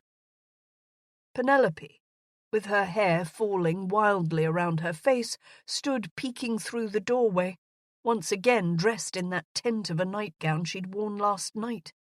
He'd never seen her so terribly dishevelled. Her lips were plump and swollen, and her eyes had a sleepy look to them still. He grew hard almost immediately. "Your housekeeper informed me that the neighbours were hosting a breakfast for all of the servants this morning. I understand it is a tradition to abandon a new bride and bridegroom to their own devices the morning after." She looked anywhere but at him. "There was a tray of food left outside my door, however. I believe it is so that the 2 of us can break our fast." And then she bit her lip. As long as he'd known her, she'd always been confident and managing. It was satisfying to see her a little off balance. He was hungry. He'd not eaten anything last night, and he'd exercised plenty to build up an appetite. At his hesitation, Penelope opened the door wider. "Do you want to share it with me, or—" She gestured for him to come back into her room. "Or would you prefer to find something alone?" He nodded, slipped his shirt over his head, and then followed her back into the chamber. She'd set the tray on a conveniently placed table and poured him some tea. Her hair fell over her face as she did so, making her look more like a lost waif than the bittersweet lover she'd become. Careful not to spill, she added a spoonful of sugar and then handed him the cup. She did know him rather well, for all the turmoil they'd been through. Her hand shook slightly, but he did not comment. She did not pour herself a cup, but tore off a piece of bread and nibbled at it. "Are you sick in the mornings?" He didn't want to know about these babies and what they were doing to her body, to her life, to his life, but some part of him was strangely curious. "I was at first, but I've learned if I eat something right away it isn't as bad." She flushed slightly. This was the woman he'd had moaning and writhing last night. As though she could read his mind, she looked up at him from beneath her lashes.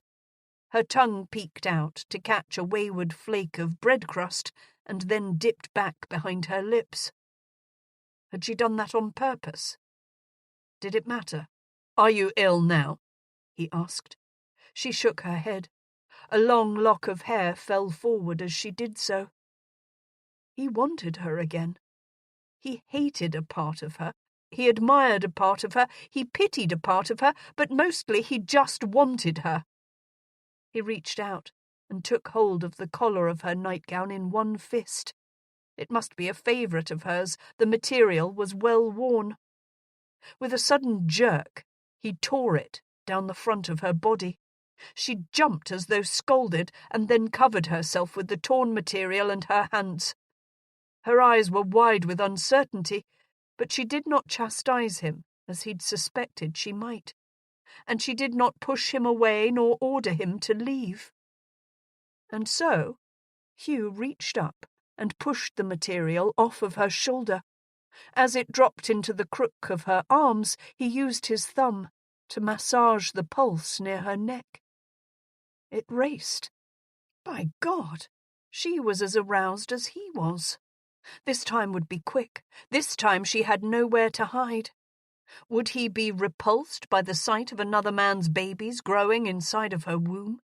He jerked the gown off of her arms, out of her hands, and tossed it to the floor. She was round all over. If anything, he grew harder.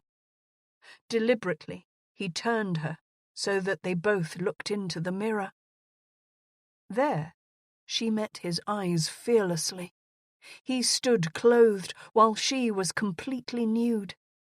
His eyes swept over her form, taking in her pale white skin and the red thatch of hair between her thighs.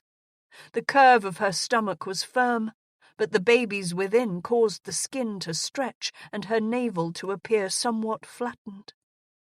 Her breasts were full, and his eyes were drawn to the rosy tips, resting, it seemed, upon the mounds of flesh and pointed upward. A ferociousness grew inside of him. He would take her as he pleased. Hugh covered her breast with one hand, flicked the tip with his thumb, pinched, and then slid his hand down over her stomach.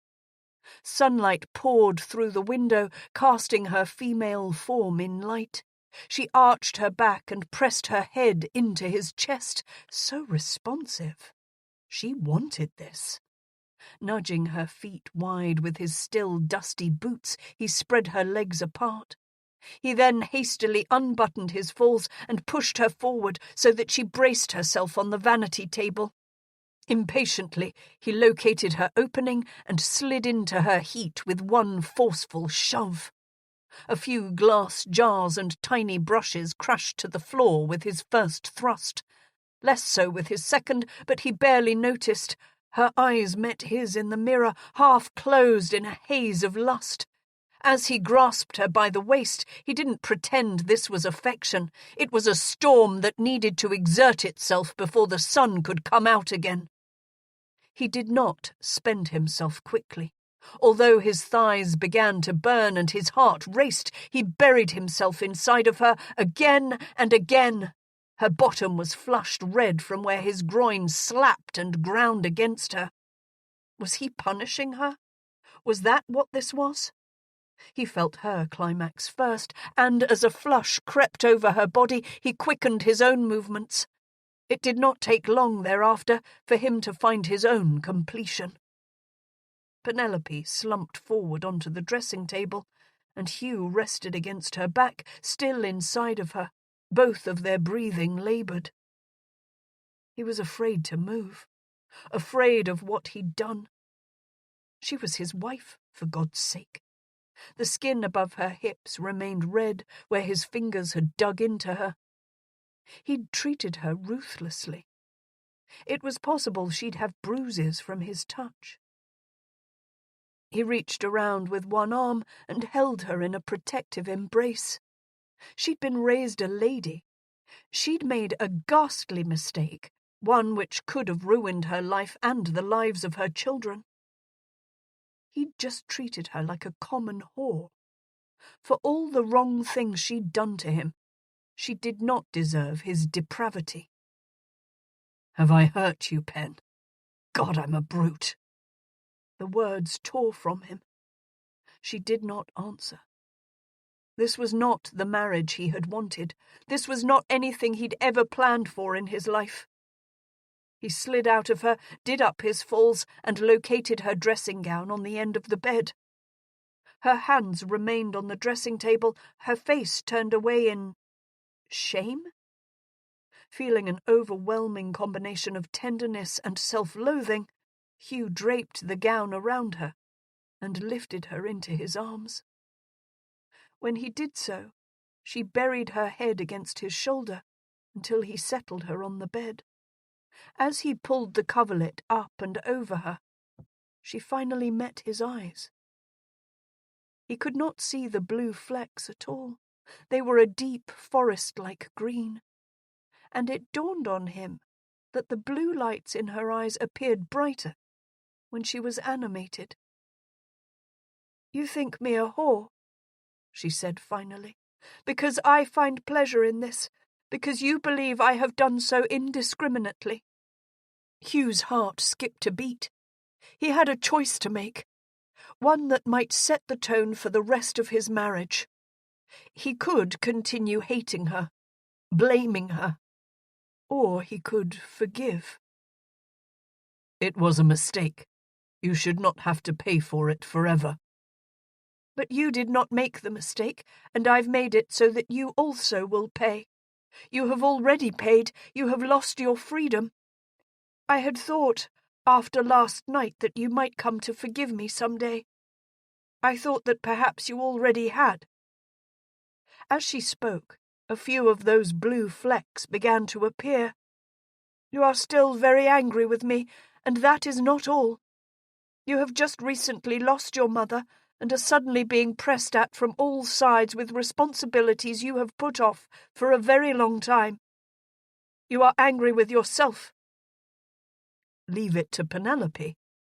But there was no anger inside of him right now. His body, mind, and spirit were engulfed in a tidal wave of weariness. And then Penelope did something completely unexpected. She pulled back the cover and patted the mattress beside her. "Come back to bed, Hugh. There is no work to be done today, and neither of us slept a great deal last night." He dropped into a chair and tugged off his boots. Not bothering to remove any of his other clothing, he climbed into the bed. Penelope scooted over so that he had plenty of room. It was she who pulled up the covers this time. Penelope lay quietly on her side and watched Hugh. His breathing was steady and his chest rose and fell evenly. She noticed tiny wrinkles around the corners of his eyes. He'd laughed a great deal in his life, but not lately. He was changing. He'd always been considered the easy-going one, the fun one, the bachelor who would never be captured. She'd known this because, being Penelope Crone, the men her age had at times welcomed her into their discussions regarding business and politics. They'd allowed her on more than one occasion to enter into the inner sanctum that was usually reserved only for gentlemen. She'd come to know many of them in ways that their wives, daughters, and mothers never would. But Hugh was not merely the rake, the playboy. He'd been a dedicated son and older brother. He'd honoured his responsibilities in Parliament and been loyal to the people who were lucky enough to count themselves among his friends. Had she merely chosen him because he'd been in the right place at the right time? Or the wrong place at the wrong time, depending upon how one wished to look at it? She did not think she would have done what she did with any other man. Except, perhaps, Rome. But Rome would never have allowed himself to drink to such an excess. Rome, it was known, could be something of a killjoy. Even in her tiredness, as she'd contemplated that she'd nearly waited too long to marry and have children, she'd known that Hugh would act honourably. If only he'd remembered. Or if she had waited until he'd awakened. That had most definitely not been a part of her ridiculously impulsive plan. He did look terribly handsome, even sleeping and dishevelled. She wanted to reach out and touch his hair, but was afraid to wake him. He was a bit of an injured tiger these days. Glancing over at the dressing table, she shivered at the way he'd taken her earlier. Initially, she'd been frightened when he tore her gown, but she had done nothing to stop him. A part of her had known that Hugh needed something more from her. He'd needed a forfeit of sorts. And so, as his eyes had burned over her, she'd braced herself for his demands. When he'd turned them both to look into the mirror, she'd surprised herself in that she, too, wanted whatever was going to happen desperately. Pain and pleasure collided. She'd throbbed inside as she'd felt him use her. What was wrong with her? No lady would ever admit as much to herself. Everyone she'd ever known had considered her unfeminine, lacking in sensuality and carnal needs. If they only knew. At the tender age of 15, she remembered, she'd begun to realise the pleasure one could give to herself. Perhaps that was why she hadn't cried and wept afterwards. Even that first time. But heaven help her. When he'd bent her over the table, she'd wanted all of it. The release she'd found with him had robbed her of even the ability to stand. She'd nearly collapsed to the floor afterward. Both of them, though, had been left feeling guilty. Surely he believed her to be a woman of loose morals. She'd given him no reason to think otherwise. Penelope could not imagine any of the ladies she knew accepting such treatment from their husbands. Would they? The Earl of Hawthorne was all solicitousness and manners with Natalie. In public, was there more to marriage than met the eye? Lily and Cortland, too, always treated each other with the utmost of respect and affection. She supposed one never really knew what transpired between a husband and a wife. The glaring difference between her marriage and the wedded bliss of her dearest friends, though, was that they all loved each other. None of them had forced their spouses into doing something they absolutely abhorred, like taking on the paternity of a child they did not believe to be their own. Hugh rolled onto his side, his back toward her now. She could see that even in sleep, his muscles, beneath the linen of his shirt, were honed and well-defined. His hair was long, falling over the collar by an inch or two. She'd not realised how much he'd let it grow. It had been more fashionably styled when they'd been in London. She was tempted to curl up behind him and take solace in some of his strength, but he would probably not appreciate that. So instead, She slipped out of bed and went into the dressing room to clean herself. When she did so, there was more than a little stickiness between her legs. She was bleeding. Chapter 21. She needed Rose. Rose! She needed Rose. She could not get Hugh to help her. He would believe it was all his own fault. He would think he'd caused it. None of that really mattered. What mattered was that her little fish were in trouble. Where is Rose? Penelope took the washcloth and wiped herself clean to see if the bleeding continued. The first swipe was startling in how much there was, some congealing together in slimy strands. The second swipe showed some whitish material. Was that Hugh's seed? When she dabbed a third time with a new cloth, there were just a few spots. What to do? What should she do? She folded another cloth and placed it between her legs. The midwife had stressed the importance of bed rest. Strict bed rest if there were any pains, she'd said. Strict bed rest if there was any spotting, she'd said. She'd advised Penelope to be cautious in allowing a physician to examine her. Sometimes, she'd warned, they could do more harm than good. Penelope slipped back into the bedroom and oh so carefully climbed onto the bed. She then placed a pillow beneath her knees and laid back, staring at the brocaded canopy above her. She would not allow herself to become upset. These babies needed her breathing deeply and not upsetting them any more than she already had. Please stop bleeding.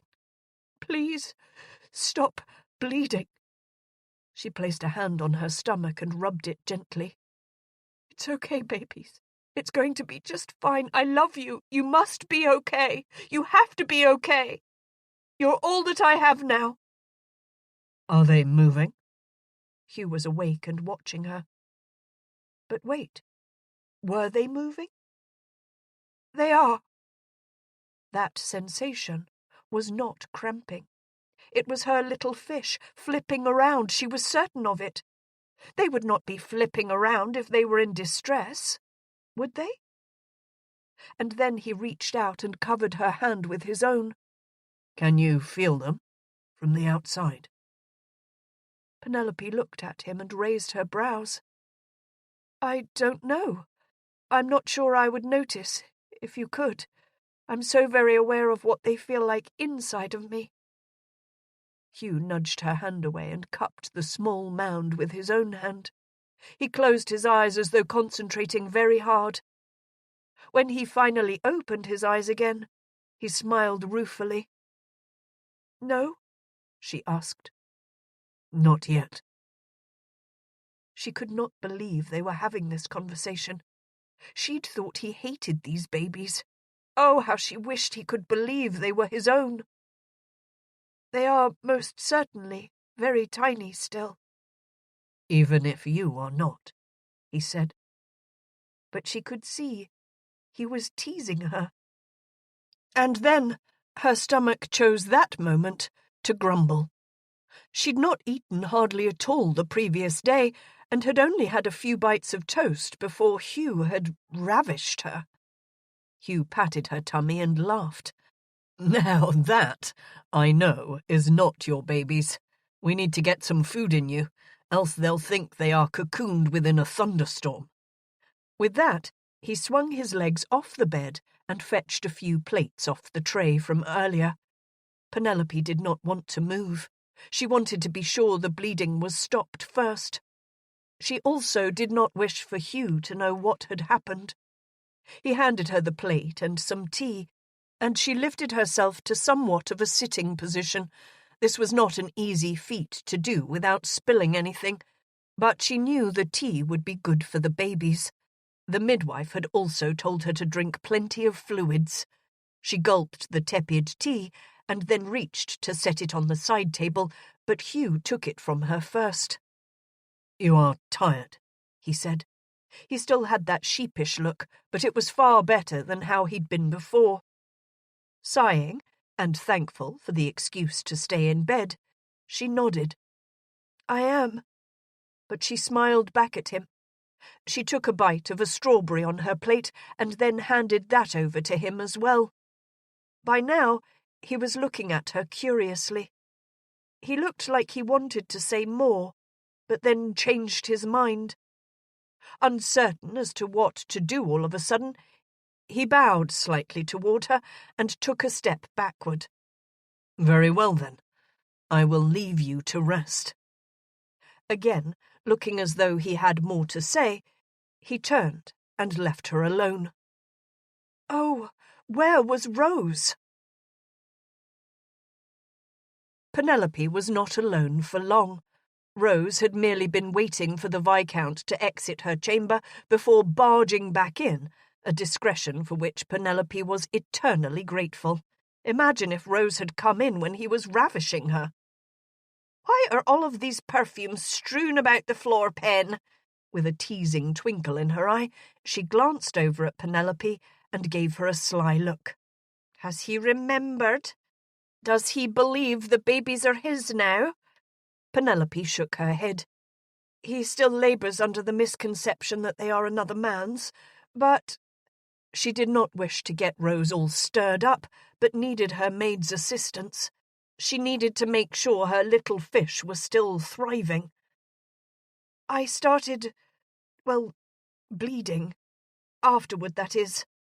At Rose's frightened look, she rushed to add, I can feel them moving, and I think the bleeding has stopped, but I did not wish to take any chances, and so I think I ought to remain horizontal for the rest of the day. It's just that... It is the day after your wedding. Yes, and I don't want for Hugh to feel, guilty. I think we've managed to come to some sort of a truce, but he's likely to be set off again by any additional, complications. Rose was not a very submissive maid, but she did usually seem to know exactly what Penelope needed. When it really mattered, that was. She deftly wet a cloth in the basin and brought it over to the bedside. Reaching out her other hand, she said, Let's see how much blood there is now. If there is more than a drop or two, I think we need to call on the local midwife. You ought to meet with her anyhow. You are a married lady now. Both of them sighed in relief to see that the bleeding had most likely stopped. But Penelope agreed that she probably ought to do as Rose suggested. Do you think you could have her come over without making a fuss over it? I could tell you, if he asks, that it is precautionary. Do you think he's going to want to do it again? Tonight? Rose wrinkled up her nose in disgust. This was a pertinent question, however. She did not think she ought to participate in any more sexual activity. For now, anyhow, possibly not until after her fishes were born. Which would not bode well for a happy marriage. She had heard about men and their needs, and after partaking of a night of satisfaction herself, she felt a little regretful to put it off for so long. She'd also liked the intimacy. She'd liked it when he let her simply hold him. It had comforted her to comfort him. Their night together had been oddly enlightening. She'd read of the scientific theory that men and women were complementary to each other rather than equal, and always considered it to be erroneous.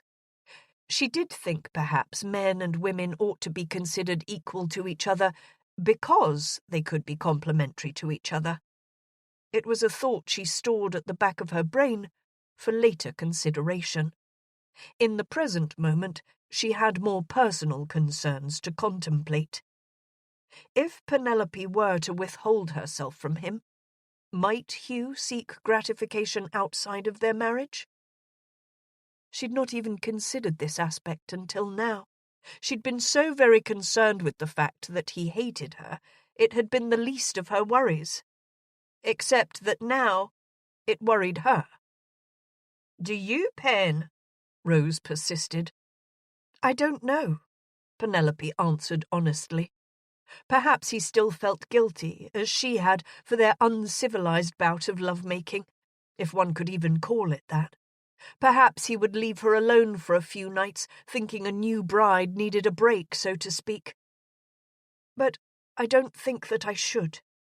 And then, making a decision, she turned to Rose.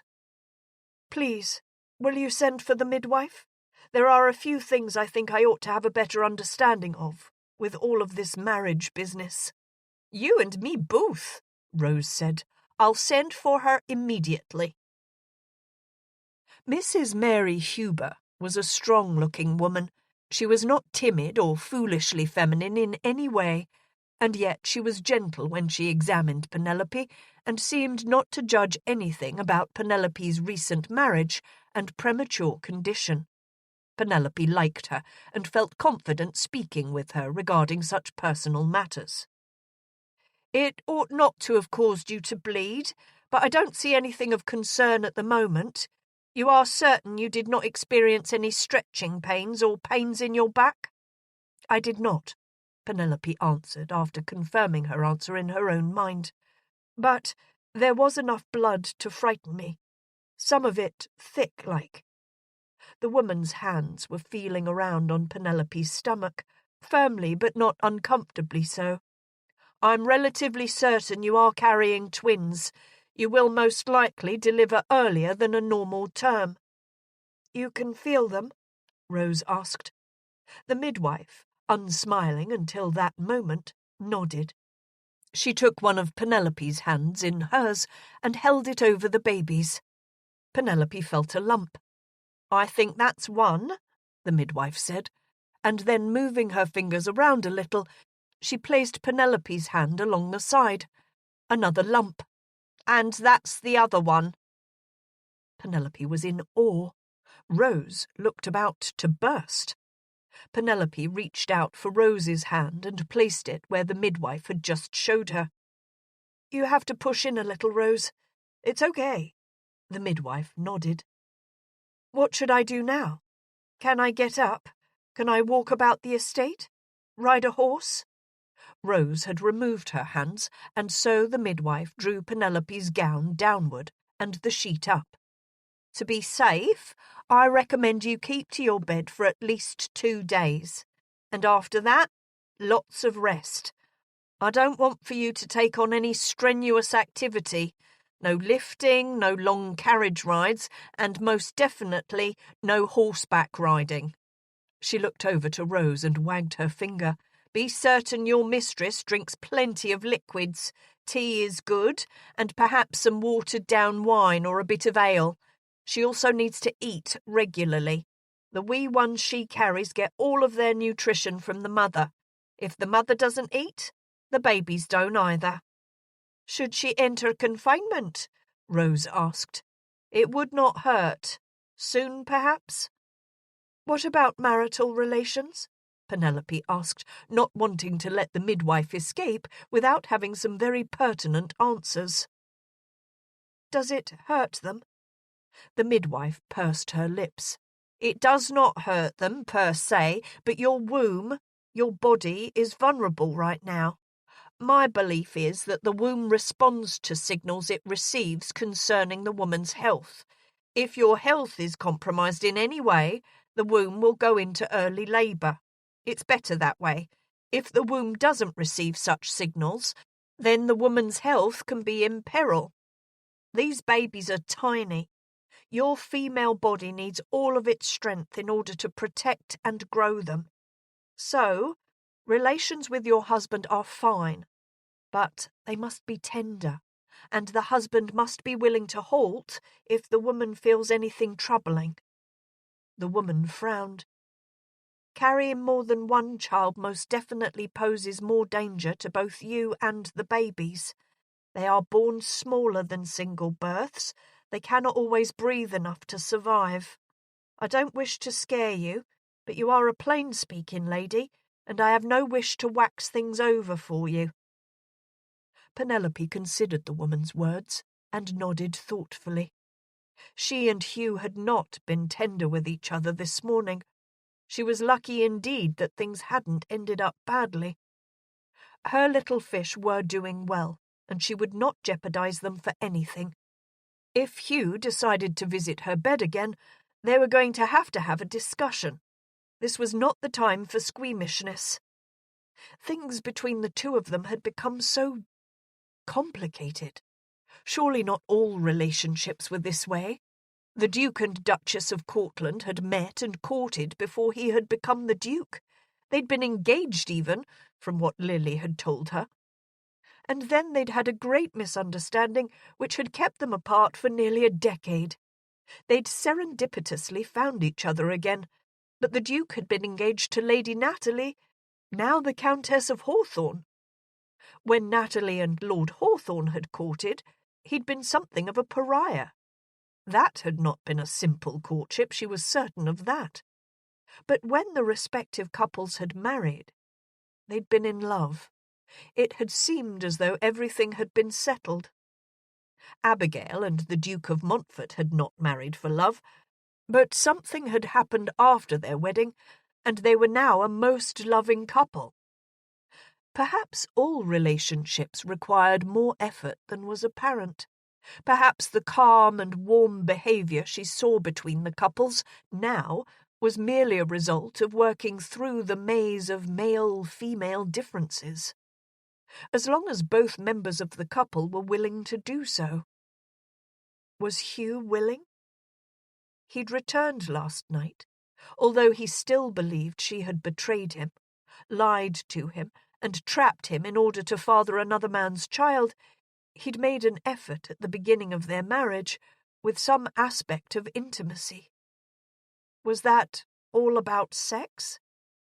He'd needed some comfort, and this morning he'd held his hand upon her abdomen and expressed curiosity about the babies. She wished he could trust her. She wished he had believed her. Oh, how different things might have been between the two of them if only he could be certain these babies were his. Would further discussion bring them closer together, or wedge them further apart? There was only one way to know. Until then, she must lie abed. It was late in the afternoon already, but the sun remained high in the sky. The urge to move about, to seek out her new husband even, was strong indeed. It was going to take a great deal of self-discipline to curtail her activity, but she would follow the midwife's instruction. She would listen to what her body told her. Rose escorted the woman out and was just now returning with a tray loaded up with tea and sandwiches. Apparently she took instructions from the midwife much better than she did from Penelope. She assisted Penelope into a reclining position and handed her a cup of hot tea. "Drink up, Pen." She placed a tiny sandwich on the saucer as well and watched her closely. "And eat. I'll not take the blame if anything happens to your little ones. We've come too far to finish this race empty-handed." Penelope raised her brows. This was, in fact, something of a race of endurance and strategy. Taking a bite of the sandwich, she nodded. "We won't, Rose."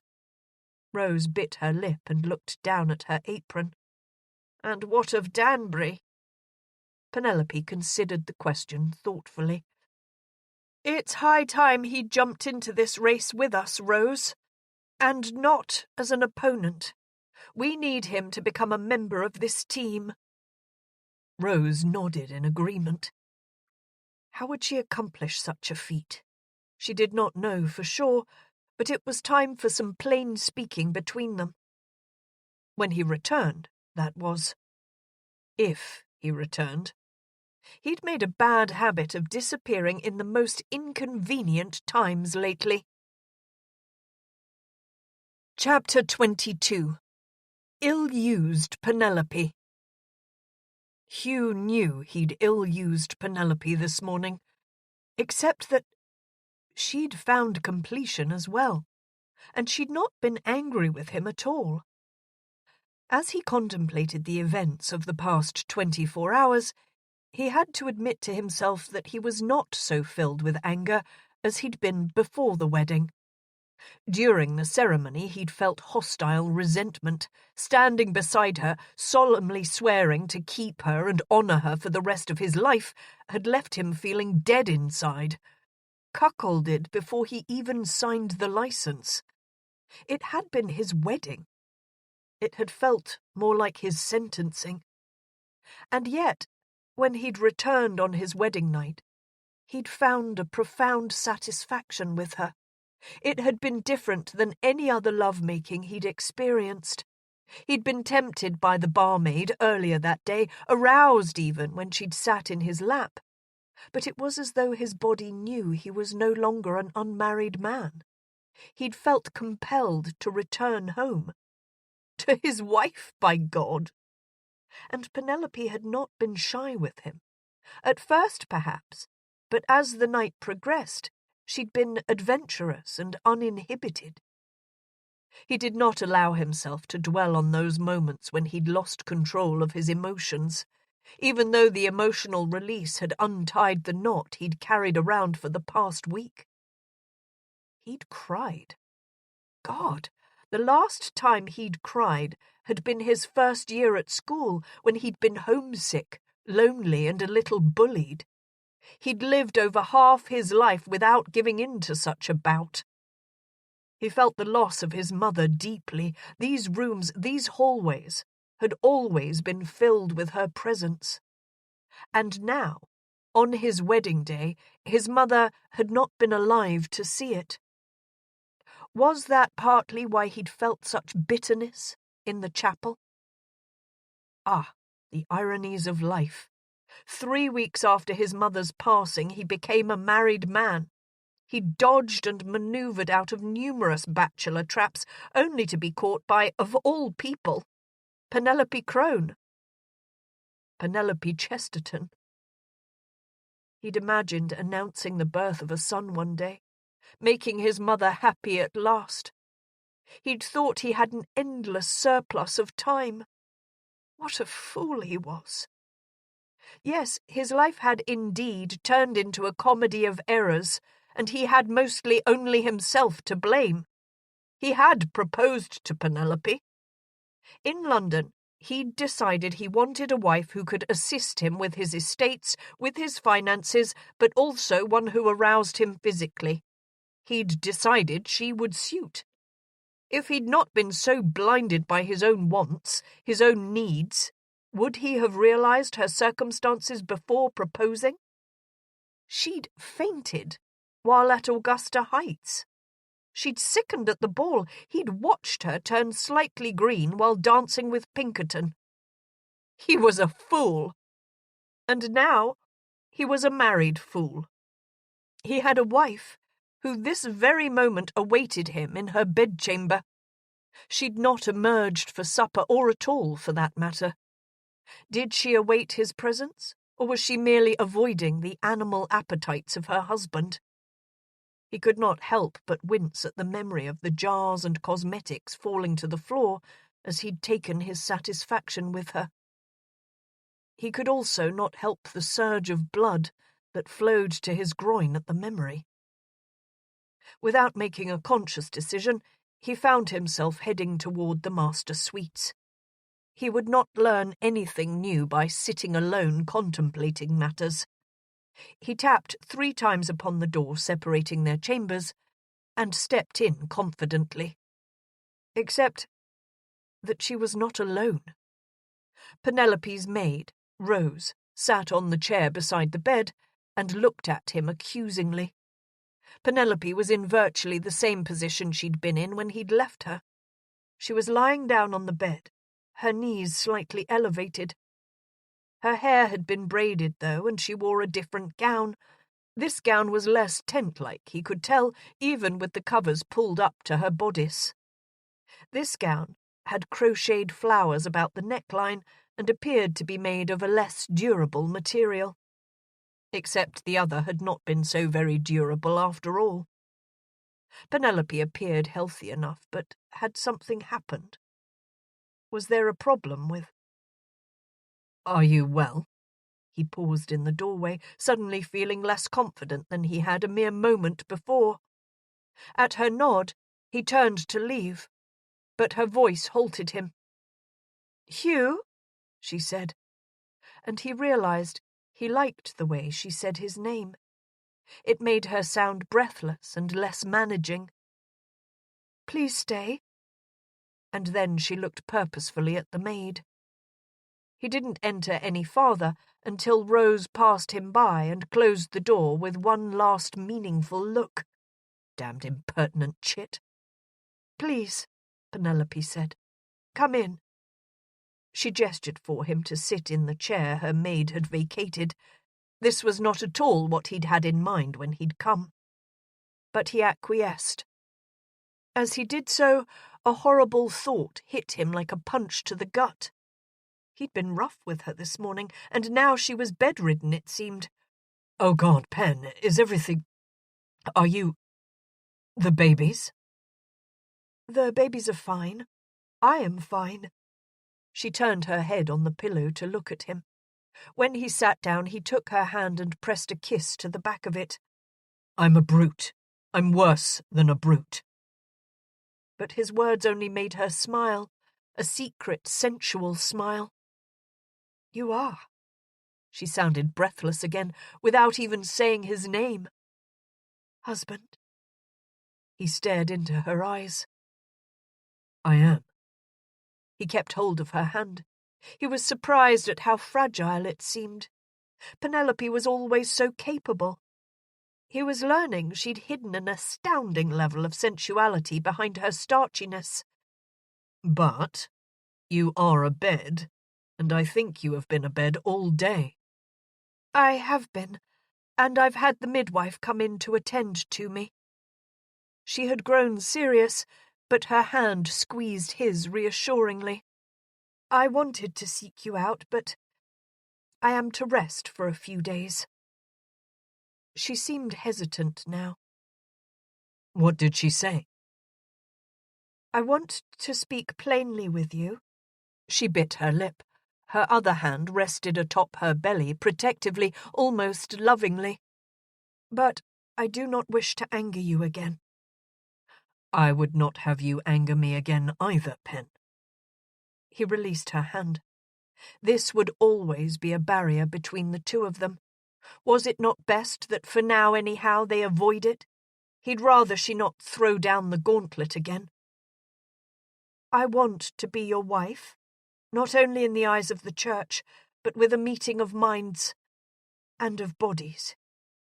We are friends too, are we not?" Had he considered her a friend? He supposed he had, but now?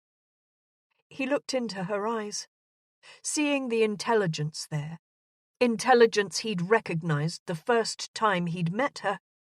He nodded.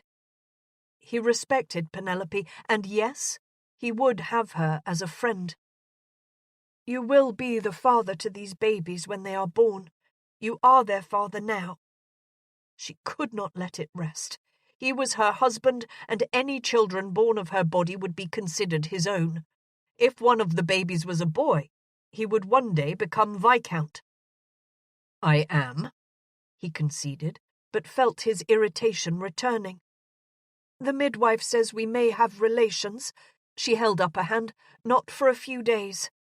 She said it is best to be certain things have settled down a bit first." His own guilt from this morning returned swiftly. "I did hurt you. We, Hugh. We, together, hurt me. I was a full participant. Do not insult me as to insinuate I had no will in the matter. I... She stumbled around for her words before blurting out, "I liked it, Hugh. I really liked it. It opens all possibilities up in my mind as to the type of satisfaction our joining can bring." He sat up straight at her words. Would she ever cease to surprise him? Damn it all if his blood wasn't rushing to his cock. His breath hitched, and he couldn't help but notice the flush spreading up her neck and into her cheeks. Sexual tension suddenly filled the room. Oh yes, he desired his wife. His proposal had been as driven by this as anything else, and her condition had not diminished it at all.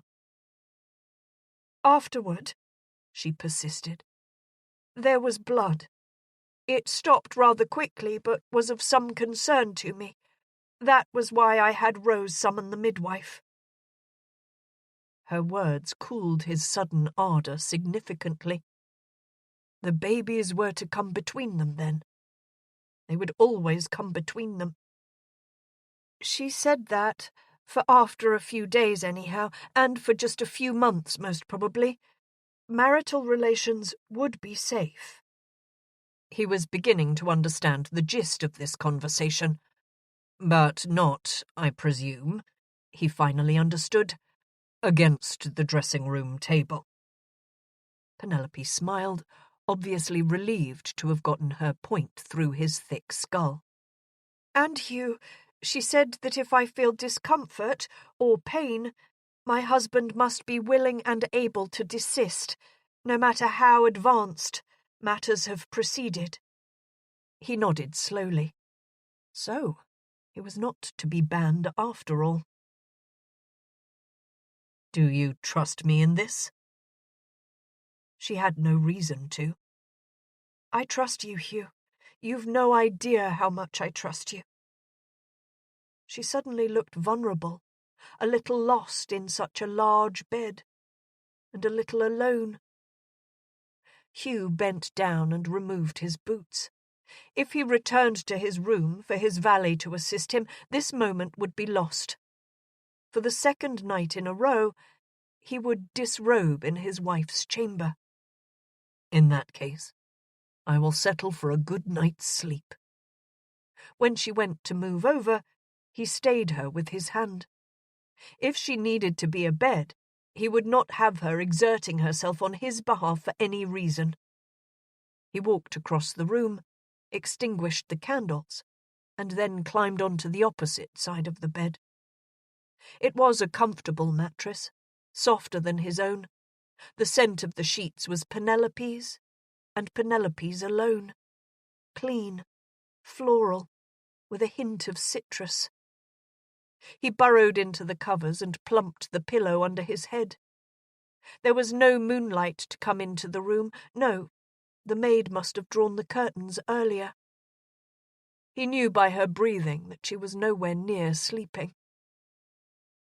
Are you scared? He asked into the darkness. She would know what he referred to. At night, Hugh, when it's dark.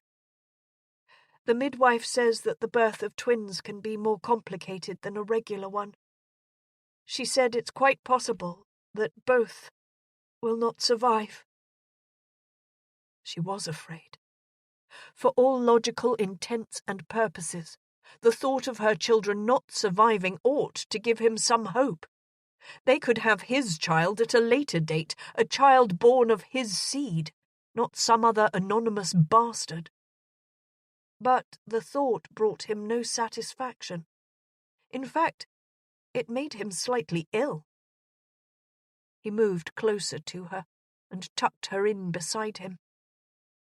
Don't be afraid.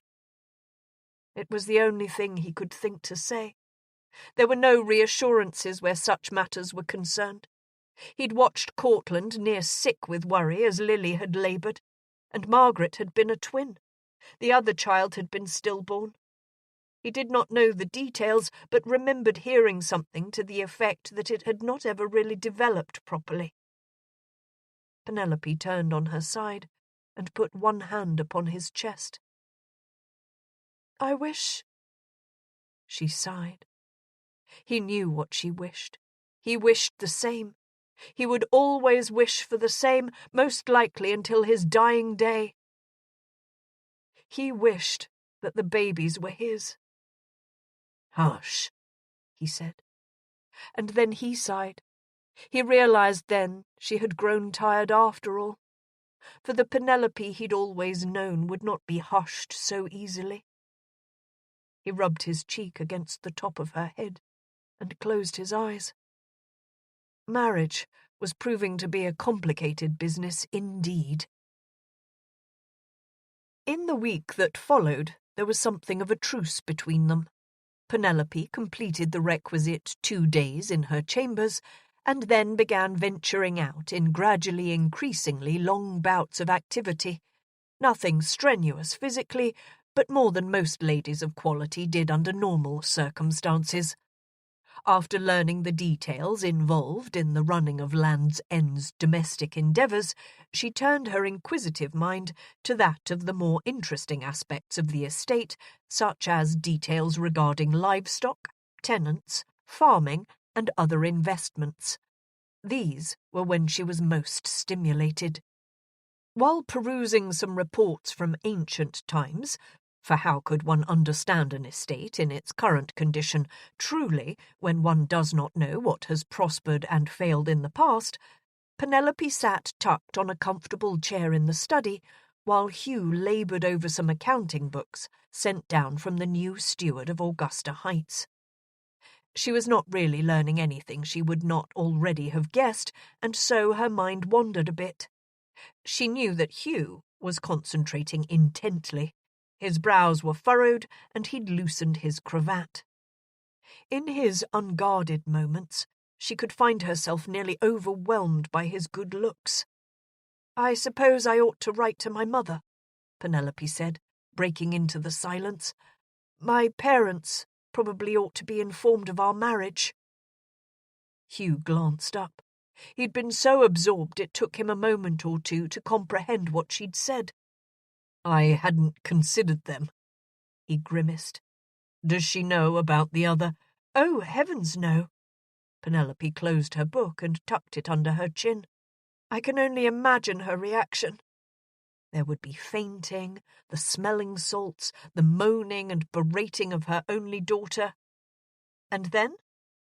The realization that her daughter was married. The realization that she would become a grandmamma. Never mind the little matter of such a thing as 5, 4, or would it be a 3-month-long pregnancy? Before you arrived, I was up to my ears in correspondence regarding Mother's passing." That shadow flitted across his features, but only for a moment. She assumed one never adjusted completely to the loss of one's parents. Poor Hugh. "I suppose I ought to send a notice to the papers in London." The season would be winding down now. Families would be packing up in preparation of returning to their country estates. It was a wonder how much her life would be different than it had been before. For years now she'd flitted from country house parties to more intimate visits with friends during the off-season, her most pressing concerns being growing her library and tolerating the inevitable insipids in attendance. "All the Debs shall go into mourning. I'll be the most hated woman in all of England." She smiled at him. He had been considered a most fortunate catch. He'd never been netted, however, until... Hugh smiled weakly. Unsettled matters remained between them. It was difficult to be with him in moments such as this and not feel the urge to convince him he was her children's father. They had not been intimate again, either. Perhaps it was time she took matters into her own hands. He most likely was still fearful. She hoped he'd not been repelled by her condition. He had not seemed repelled before, not at all. Hopefully, he had simply been waiting for a sign from her.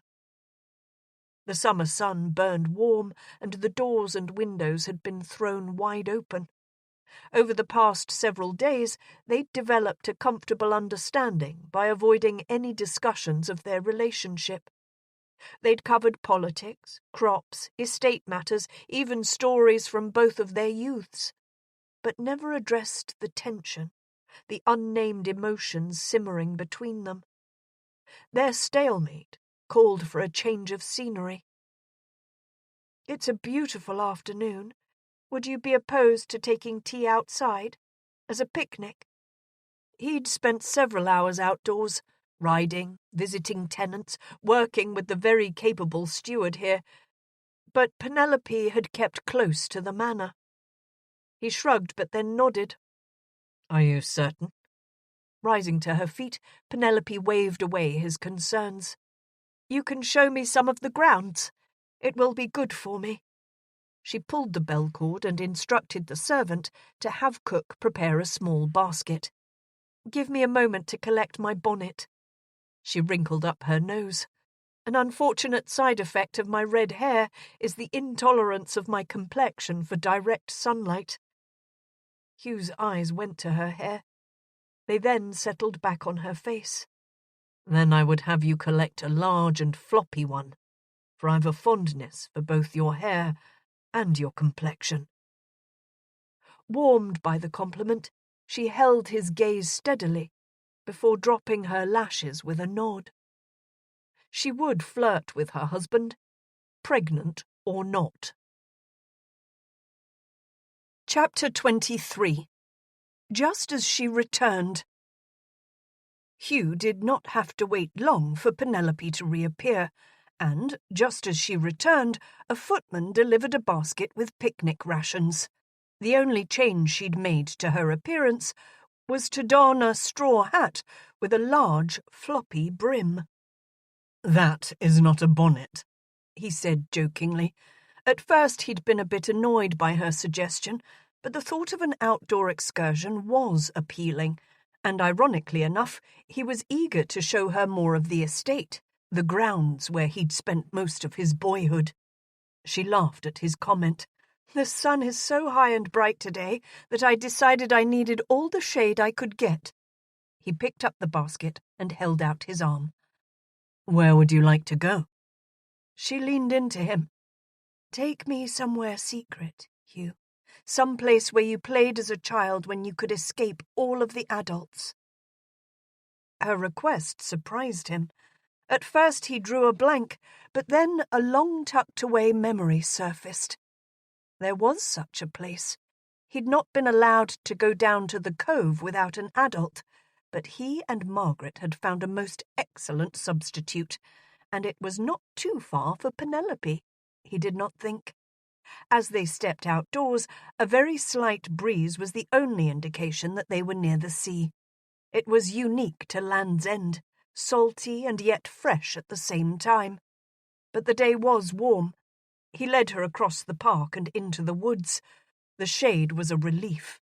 "Margaret and I spent many a day playing in these woods." He broke into their companionable silence.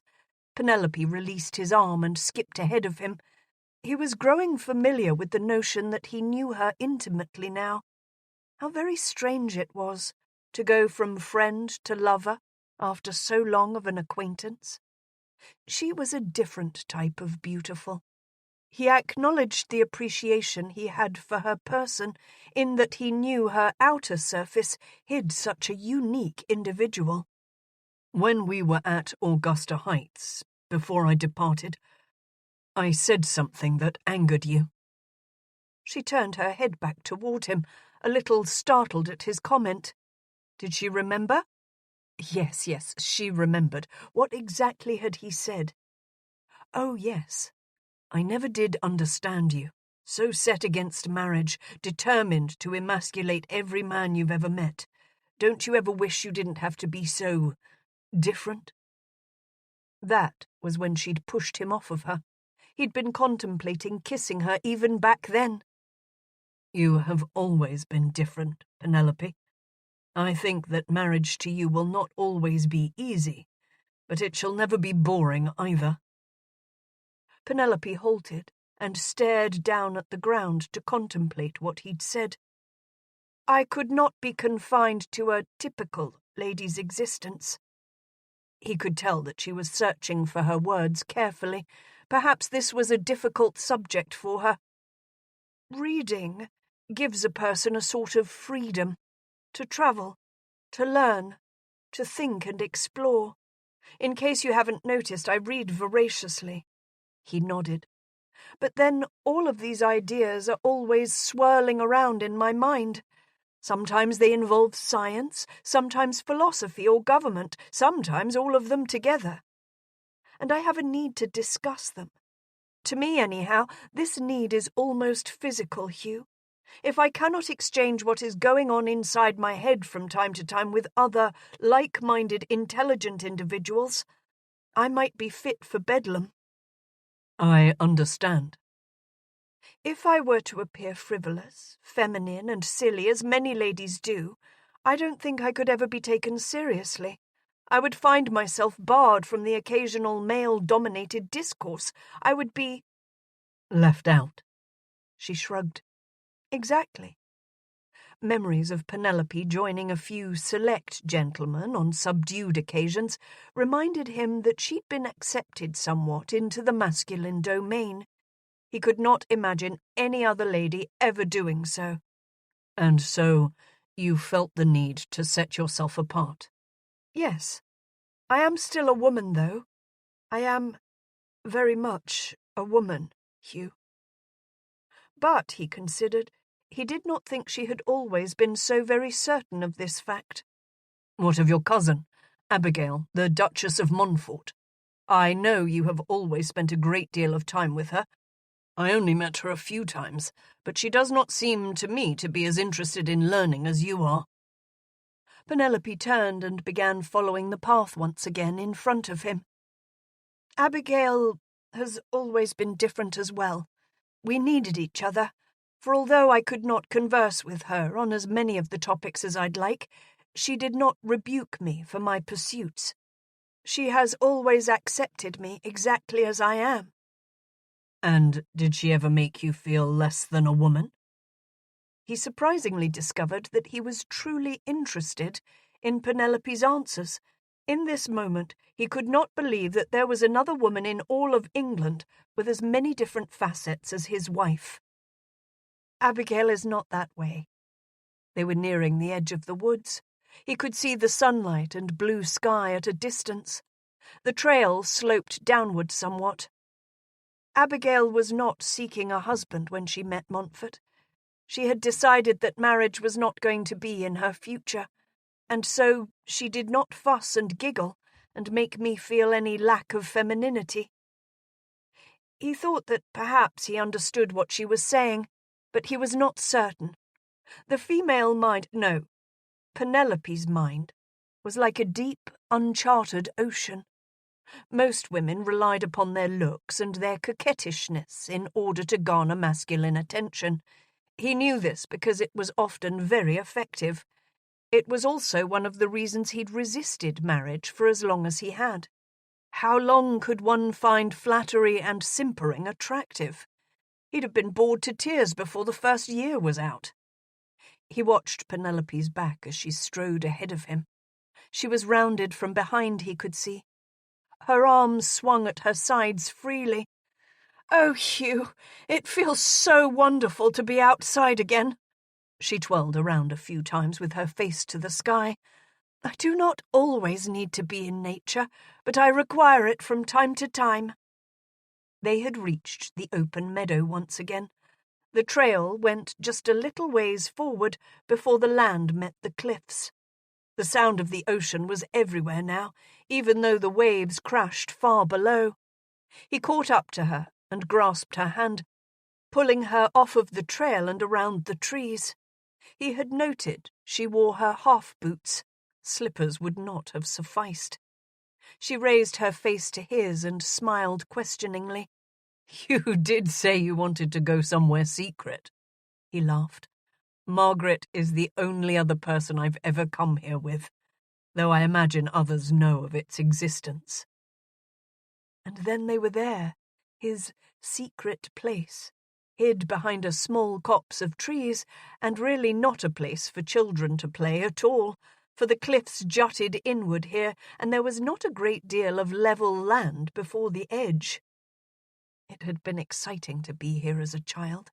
One could look down and see the waves crashing into the sharp rocks below. At low tide, a minuscule sandy beach beckoned dangerously. He would have to be certain his own children never ventured to this place alone. Penelope walked right up to the edge and looked down. He held tightly to her hand and pulled her backward. "I always hated it when Margaret did that." Penelope looked over her shoulder at him with questioning eyes, but didn't resist him. "I don't want your sister to feel uncomfortable living with us, Hugh. I think she left because she feels she would be an intrusion. I don't feel that way about her at all. This is her home." Hugh pulled Penelope against him, wrapping his arms around her waist. He rested his hands upon her protruding abdomen. "Margaret did not leave because she felt she was intruding," he explained reluctantly. "She told me that she cannot bear to be here when you grow large with child. She cannot bear to be here when you finally give birth." "Does she hate me so much?" Penelope sounded confused and hurt. "Is she so offended by—" He shook his head. "She delivered a stillborn just after her husband's death. She told me she cannot bear to be reminded. It is too soon." Penelope sighed and rested against him. "I didn't know." "Not many did." "She has not had an easy time of it over the past few years, has she?" "No." They stood in silence together. All that was in front of them was ocean, endless ocean. They were, quite literally, at England's edge. The mood had become melancholy rather quickly, but Penelope shook it off for the both of them. "I'm starving, Hugh. Let's see what cook has prepared." The next few minutes were spent opening the basket and spreading a blanket over the untamed grass that grew there. Penelope took out a few dishes and napkins and began piling various delicacies onto 2 plates. Cook had provided a bottle of wine, but no glasses. They took turns drinking directly from it, in between bites of cucumber sandwiches, pastries, and fresh strawberries. Hugh regaled her with some of the adventures he'd had here. Penelope would interrupt to ask him for more details or explanation. She was a very good listener. Eventually he persuaded her to speak about herself. She shared a few stories of the foibles she'd managed to get herself into with her cousin over the past several years. Abigail had been a very important person in her life for a long time. He knew the lady had married last summer. He wondered if her cousin's absence had left Penelope feeling lonely. He'd felt a bit of that himself, he reluctantly admitted, when Cortland had wed. He and Penelope were 2 of the last single people left from a handful of friends who'd experienced that first season together in London after Waterloo. That had been nearly a decade ago. Feeling content and full, Hugh stood up and stretched. While he did so, Penelope returned the leftovers and dishes to the basket. When she was finished, she leaned back on the blanket and propped herself up with her elbow. A suspicious gleam lit her eyes. "Hugh?" He chuckled. "Yes." "I've been thinking about something, and wondering." He watched as she bit her bottom lip. A shot of heat surged to his loins. Men were such simple beings. He crouched down and then lay beside her. "What have you been thinking?" He raised one hand and ran his index finger from the edge of her sleeve down to her wrist. She shivered. "The night of our wedding, you, well, you did things with your mouth." She did not meet his eyes. She plucked at the blanket instead and watched her fingers as she did so. "I did." Hugh's own voice sounded husky. "It was, well, really, rather extraordinary." And then she met his eyes. The blue lights danced. "And, well, I have seen renderings. In this one particular book." Hugh raised his brows. "My dear Penelope," he teased lightly, "what are you trying to tell me?" "Well," she plucked at the blanket again, "I'm asking, really, if you might enjoy having, your, well, my mouth." Hugh nearly choked, and without warning, The hand that had been playing with the blanket reached out and touched him over his breeches. "There was this one picture," she continued. Hugh would not interrupt her for the world. Good God, his wife was well read indeed. Her fingers stroked him rhythmically, almost absent-mindedly, as she seemed to be gathering the courage to continue. "A picture?" he prompted her. "It was, well, backward, or more accurately, flip-flopped, I would say. Both the woman and the man were giving pleasure, and both receiving it, as well." He couldn't take it any longer. Was she suggesting what he thought she was? Hugh lunged forward and pressed his mouth against hers. He could hardly contain himself. She'd aroused him utterly and completely, merely by uttering a few words and while barely touching him on the outside of his clothes. He pushed her off her elbow and used his body to cause her to lie back on the blanket. He kissed her thoroughly and relished every corner and crevasse inside of her mouth. He would do likewise with other parts of her person. For now, though, he felt an overpowering need to simply adore her. And then he pulled away and stared into her eyes. They held an unimaginable question. And then she said, "May we try it?" "Oh, good, incredible, almighty God in heaven!" In answer, he reached down and grasped the material of her skirt. He was going to choreograph this very carefully. He wanted her to enjoy this as much as he was most assuredly going to. He thought through various scenarios quickly. They could lay on their sides with him propping one of her legs up with his hand, or she could remain how she was, lying on her back looking up at the sky. But, considering other matters, he expected this might work best if Penelope was on top of him. He pulled her skirt up to her knees and spun himself around.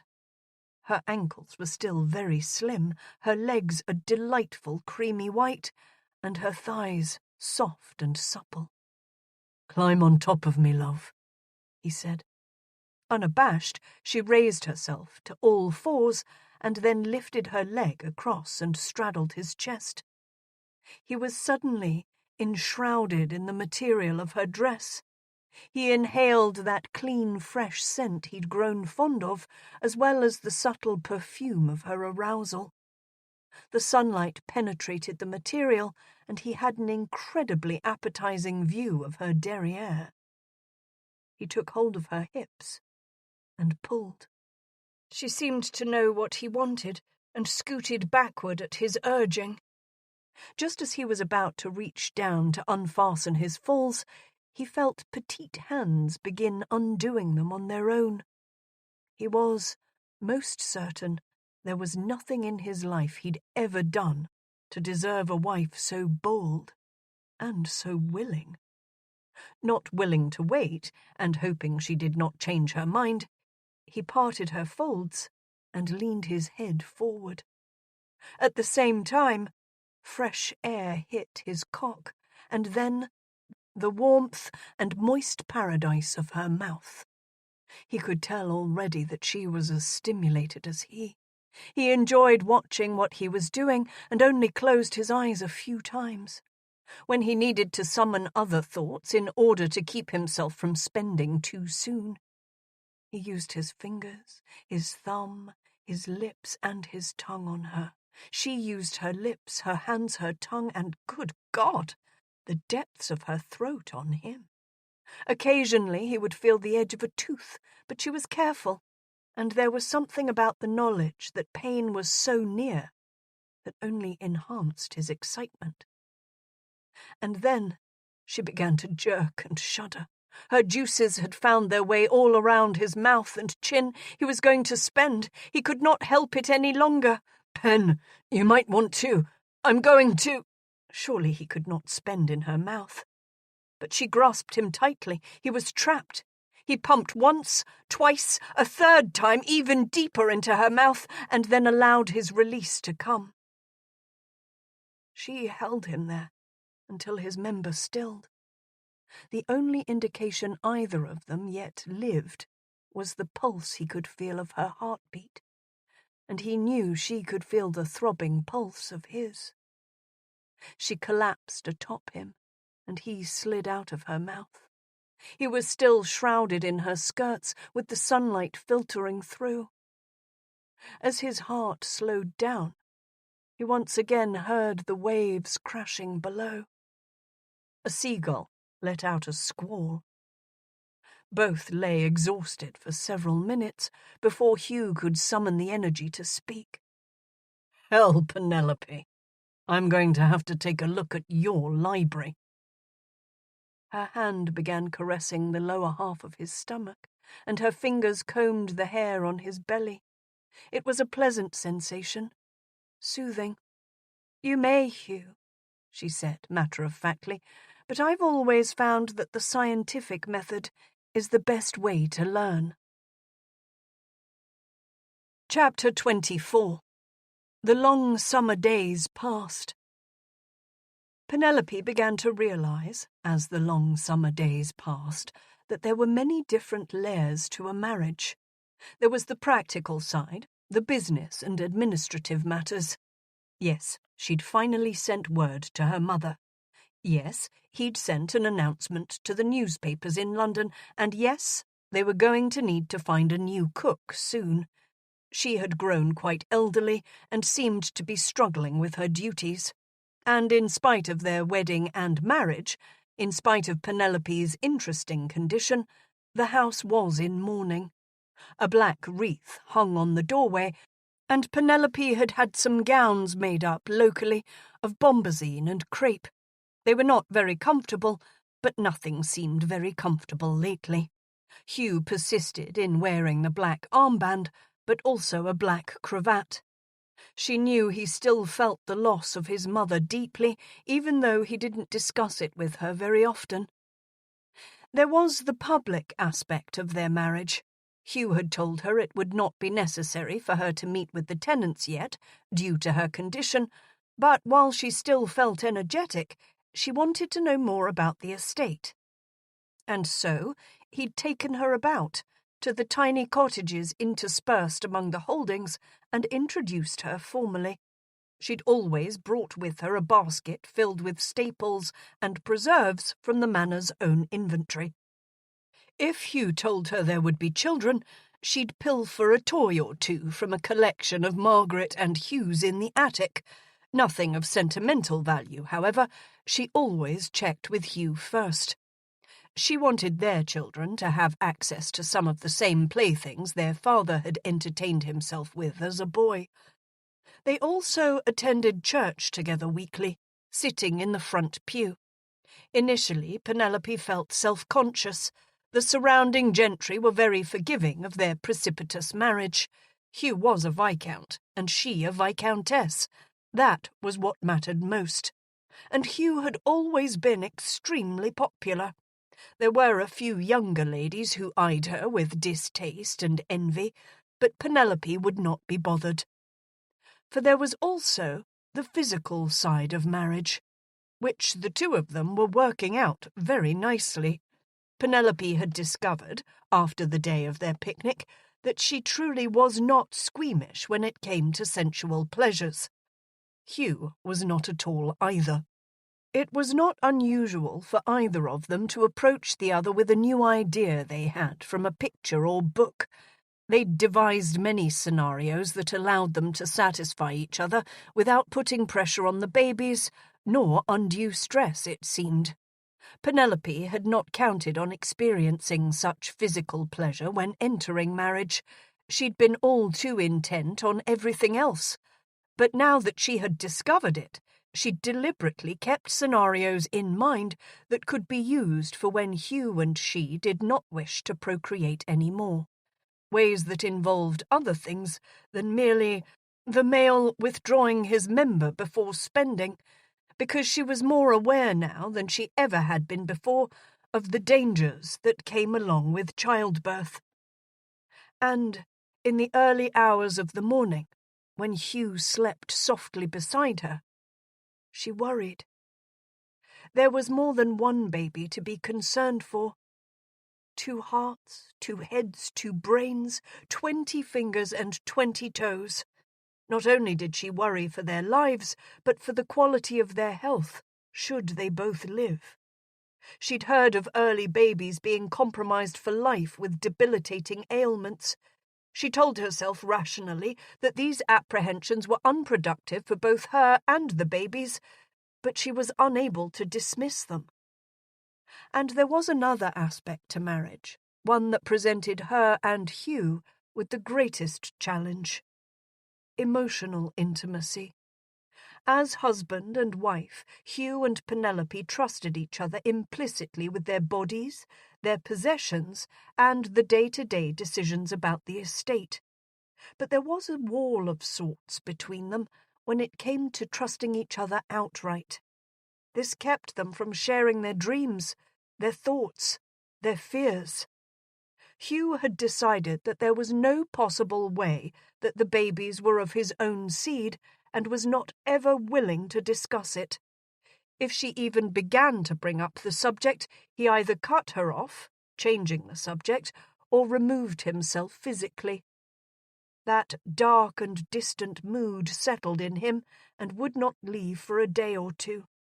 She did not think he did it intentionally, but she still felt as though he would punish her for every attempt.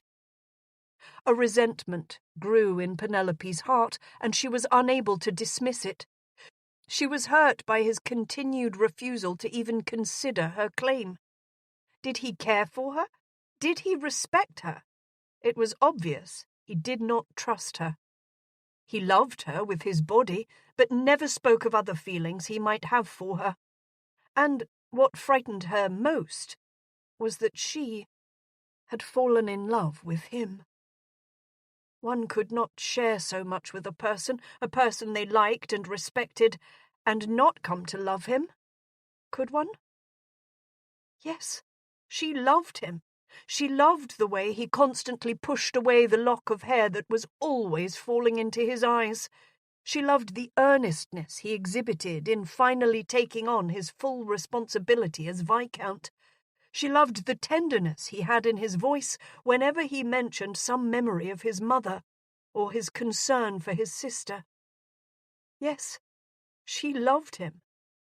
But she was growing increasingly angry with him. This was the state of affairs within their marriage when a great catastrophe fell upon the entire household.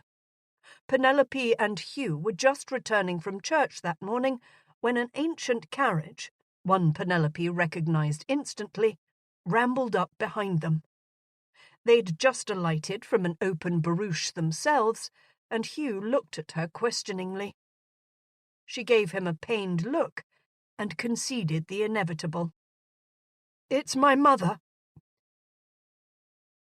"Oh, my dears! Would you just look at her, my lord? Look at you, Penelope! You are absolutely huge!"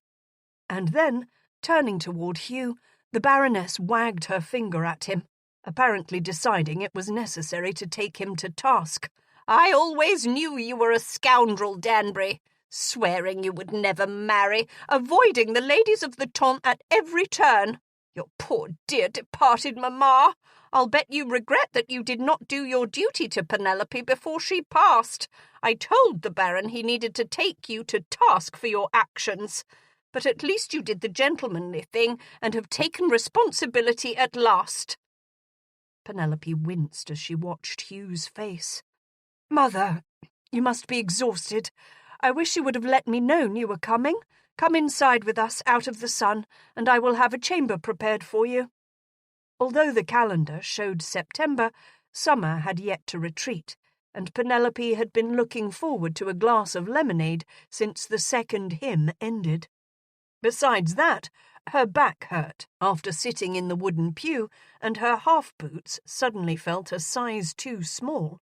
"Well, of course. Why haven't you invited me in before now? This sunlight will ruin your complexion." The Baroness took Hugh's arm and allowed him to assist her up the steps to the door. Penelope arched her back and then followed the two of them. A footman rushed over to assist her. Once inside, settled in the drawing-room, Penelope ordered tea and a light nuncheon to be brought in to them. Her mother had sent the maid, who'd always been her companion, to unpack her belongings and proceeded to berate the couple for breaking both God's laws as well as society's. Penelope was uncertain as to which mattered the most to her mother. At first, Hugh had looked uncomfortable, but as her mother went on and on, he'd taken on that distant and cold look. Her mother blamed him for trying to run away from Penelope in London.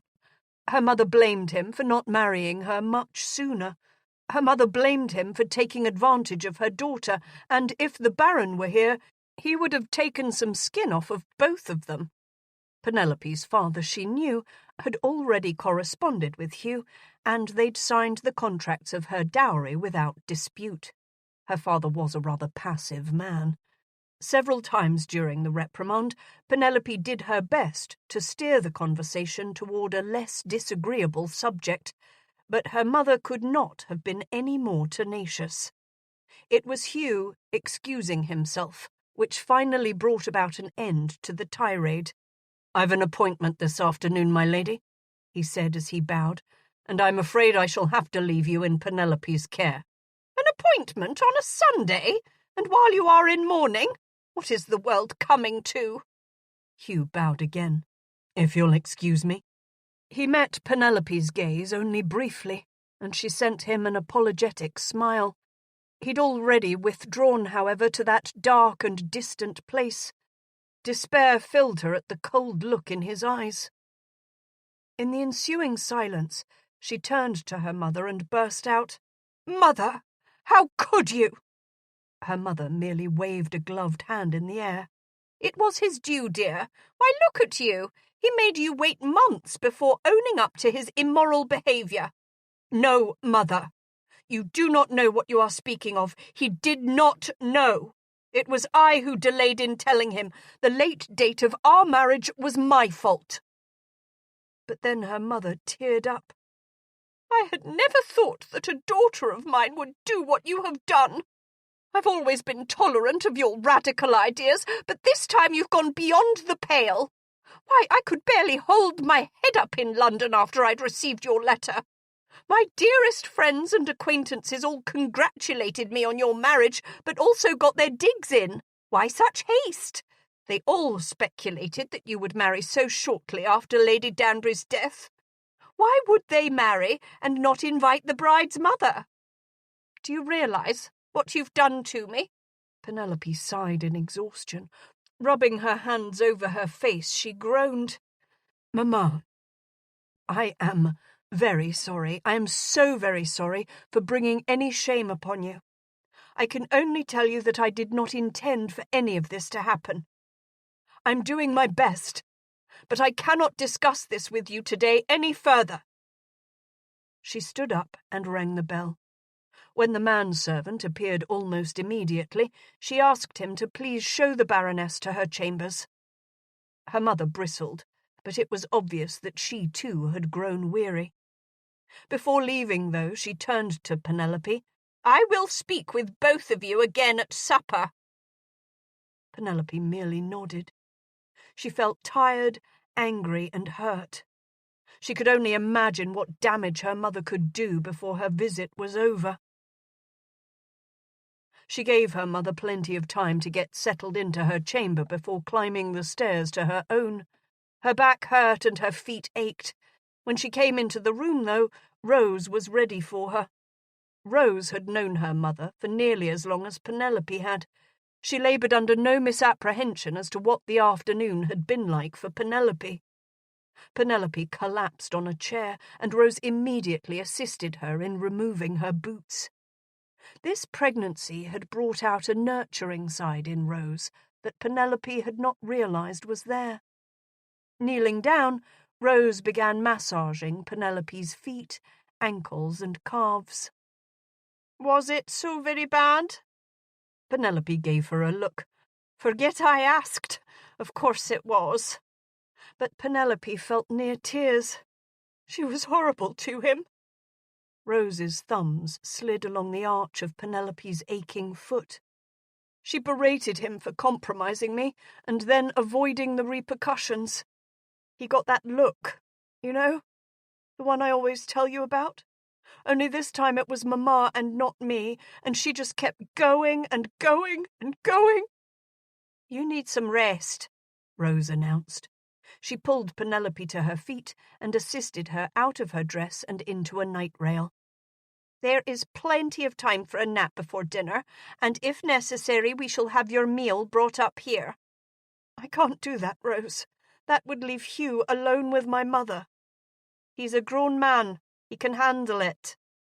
Penelope climbed into the bed, and Rose pulled up the covers. I'll be fine afterward. Wake me when the dinner gong sounds, if I'm not already up. I cannot leave Hugh to deal with Mama alone. Rose pursed her lips, but nodded. She closed the drapes and then poured a tumbler of water to sit beside the bed. Thank you, Rose, Penelope mumbled. Rose smiled weakly. Not to worry, Pen. Then she backed out of the room and pulled the door closed, leaving Penelope alone with her thoughts. Penelope wondered if Hugh thought she was very much like her mother. Oh, she hoped not. Besides, Hugh was not like her father, really, was he? Of course not. Hugh would not be run over by a managing woman as her father had been for most of his life. He'd not let her manage him. Not really. Had he? And on that thought, she drifted off. Hugh was tempted to stay away for the evening. It would have been the height of rudeness. He was his mother's son, however, and on such small matters as this, he would not let Penelope down. But that woman! After about a quarter of an hour in her company, he had to mentally focus on anything else in the room but the words spewing from her mouth. No wonder Penelope had spent so much time gallivanting about England away from her parents. Being berated for something he'd taken no part in had galled in the extreme. For the first part, he had not compromised Penelope into such a predicament, and for the second part, he was making atonement for something another man had done. He was the victim in all of this. Perhaps victim was a stronger word than necessary, but he most certainly was not the villain that the Baroness had decided to paint him. He would not absent himself from the evening meal. When he returned to the house, for the most part, things were quiet. He knew the staff was preparing a formal meal, but Penelope was nowhere to be found. She must be in her room resting. He hoped that was where she was anyhow. A pang of guilt niggled at him when he remembered how he'd left her in the salon earlier. He'd known she'd been tired when they returned from church. He'd seen it in her eyes as she'd thanked the vicar, and then been trapped by a few of the local meddling elderly ladies. He'd rescued her then, steering her away with some vague excuse. And when they'd climbed into the barouche, he'd noticed that she was rubbing her back again. She did more and more of that lately. Surely she did not have long to wait before the babies would be born. And again the frustration arose inside of him, for these children would be born just a few months after he'd first lain with his wife. As always, he tried to subdue his anger over this. He tried to reconcile the reality of the situation within himself, but the irritations arose again and again. As he ascended the stairs to his chamber, the dinner gong rang out. He and Penelope had not used it very often, choosing instead to dine informally together. The deep, solemn chime reminded him of his mother. What would she have said to the Baroness this afternoon? Would Hugh have told his mother the truth of his and Penelope's marriage? Most likely not. Most likely she would have chided him much the same, only in a more loving and less shrill manner. In fact, upon consideration, he remembered that his mother and the Baroness had been more than acquaintances. But of course both were titled members of the ton, of similar age. He wondered if the Baroness mourned his mother. She'd arrived quite flamboyantly, dressed in vibrant reds and oranges. She'd most likely slept in a nearby inn the previous night, so as not to arrive at Morrow Point wrinkled from a long day of travel. Rose was just entering Penelope's suite. She grimaced when she saw him. "Rose," he said, "is she all right? Her mother was not very agreeable when she arrived." The maid seemed to contemplate her answer carefully. "My lady was more worried for you. She knows the subject is a sore one." Surely Rose knew the truth of all of it. Would the maid tell him more than Penelope had? As soon as the thought registered in his mind, he dismissed it. It would be unfair to seek answers from the person Penelope most likely trusted more than anyone else in the world. He wished it would ever be like that between the two of them, but did not have much hope. "Her health is what matters most right now. Is she well enough for dinner?" "I suggested having dinner brought up to her this evening, but she is determined to protect you from her mother." Hugh smiled. "I will dine with her mother. If she is sleeping, do not awaken her." "She won't be happy with me." There were times when he simply must be master. "As it may be." He turned on his heel and entered his own chamber quietly. Damnation and bollocks, he realized. He was to dine with the Baroness. Alone. Chapter 25. Through the Night. For most of their marriage, Hugh had slept through the night in his wife's bed. On the first night of her mother's arrival, however, he did not come. And Rose, drat that girl, had not awakened her so that she could go down for dinner.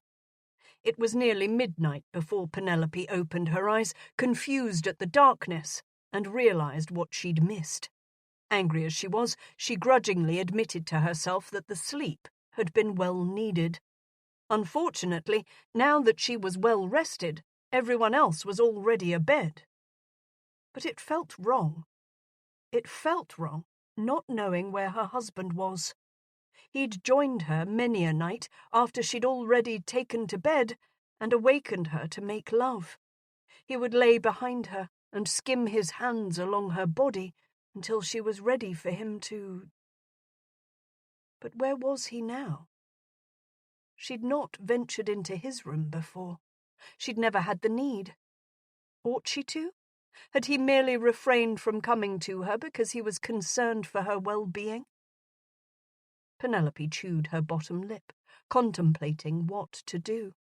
He was irritated with her. Her mother had unearthed their buried issues and thrown them into Hugh's face.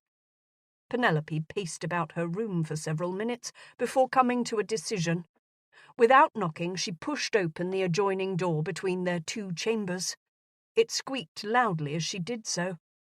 How had Hugh entered her room those nights before without awakening her? Emboldened by the quiet, she tiptoed over to his bed and... He was not there. Where had he gone? He must be in his study. She returned to her room, donned a dressing gown, and then padded barefoot downstairs ever so quietly. Good heavens, she had no wish to awaken her mother. A hint of light peeked through the door, and sure enough, Hugh sat in the large winged-back chair, cradling a glass of scotch. Ah, the irony. "Hugh," she spoke softly, "I'm sorry I missed supper." He glanced up, but didn't smile. He did not look to be fuming over an evening spent with her mother, though. He looked rather pensive instead. He shrugged away her apology. "I told Rose not to wake you. It's important you don't overtire." She tiptoed toward him. If he were in a different mood, she would feel comfortable perching herself upon his lap. It was an intimate setting, and they most certainly would not be interrupted at this hour. Instead, she opted for the settee. She pulled her feet up off of the floor and tucked them under her gown. "You did not kill her, did you?" He raised his brows. "I refrained." "What did you talk about?" Sometimes he could be so open with her, but others, as in now, he kept his emotions shuttered. He took in a deep breath and then expelled it slowly. "Oh, hell, Penelope, what do you think we talked about? Surely not the weather." "There is no need to be sarcastic with me. If you are angry with her, then be angry with her. If you are angry with me, be angry with me." Although her words were a rebuke, she kept her voice even. Hugh leaned forward and rested his forearms along his thighs. "That's the devil of it, Pen. Her complaints would be well deserved by me if there was any truth at all in them. But there is not. The fact remains that I am your husband.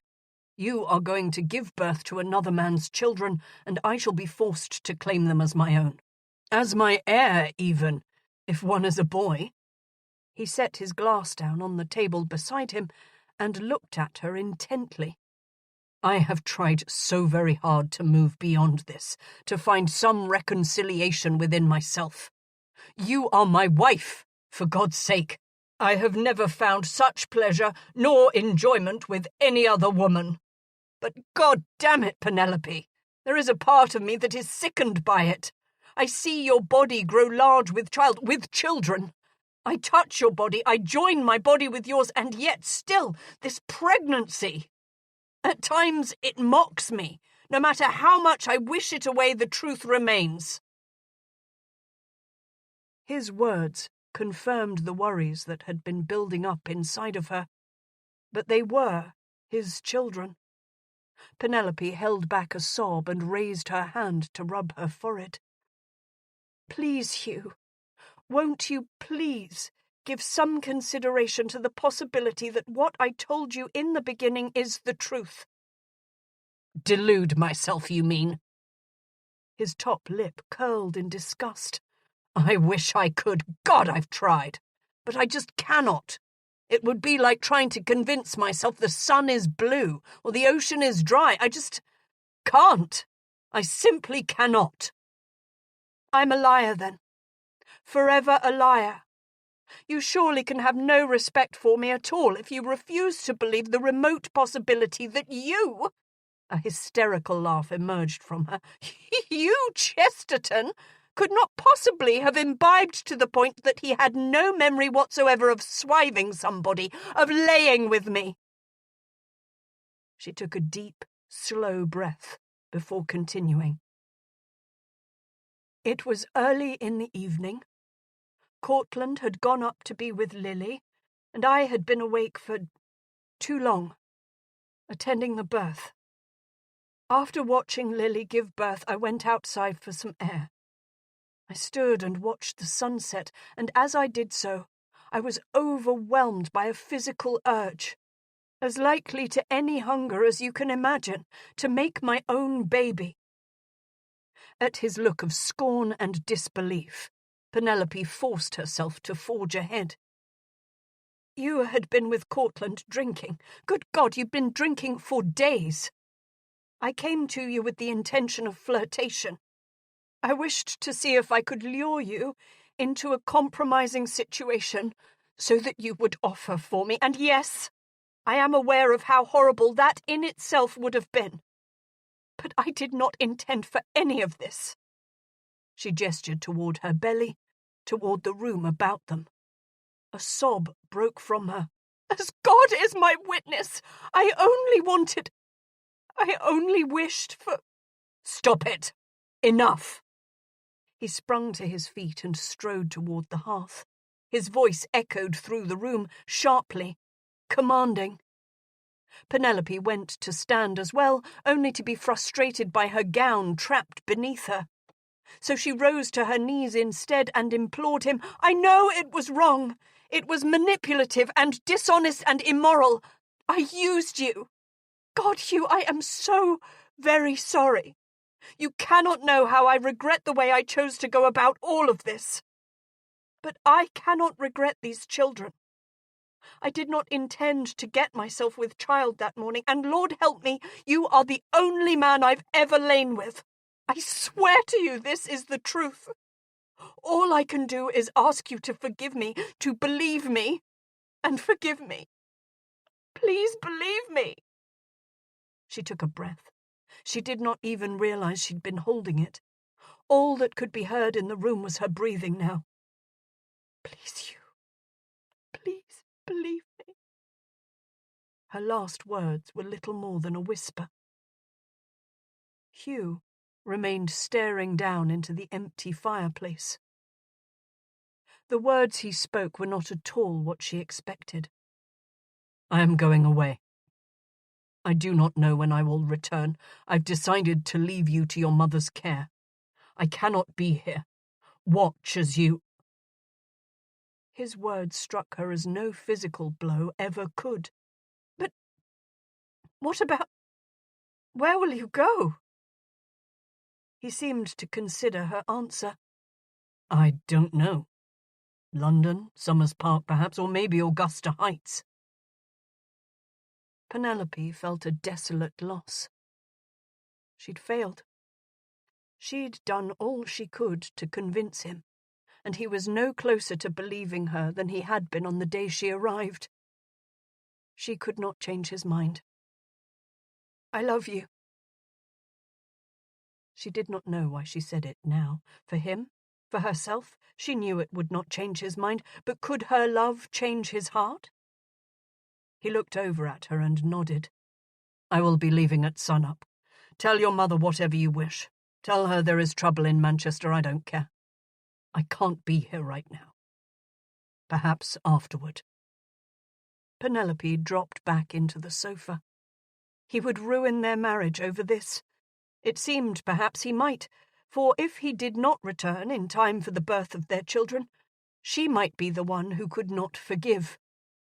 Hugh bowed in her direction and left the room. "Damn you, Hugh! God damn you!"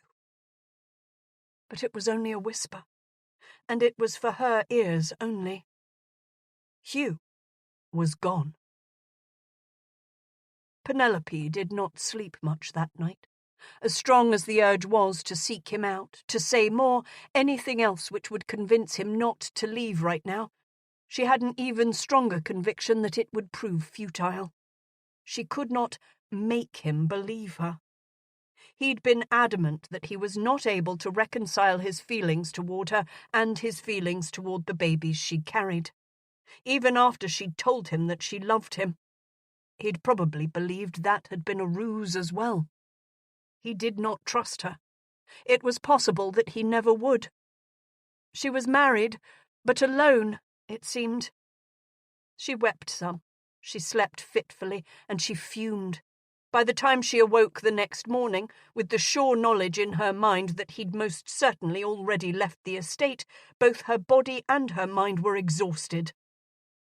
Rose knew something was wrong immediately. Penelope's eyes were bloodshot and swollen, and the Viscount had not joined her in the large bed.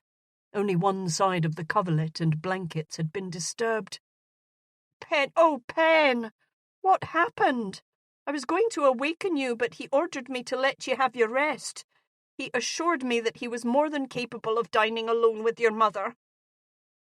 Penelope did not even glance at Rose. She just sat on the bed, staring out the window at the grounds of Hugh's home. "It doesn't matter. It wasn't your fault. It would have happened eventually." And then, turning to look over at her loyal companion, she grimaced.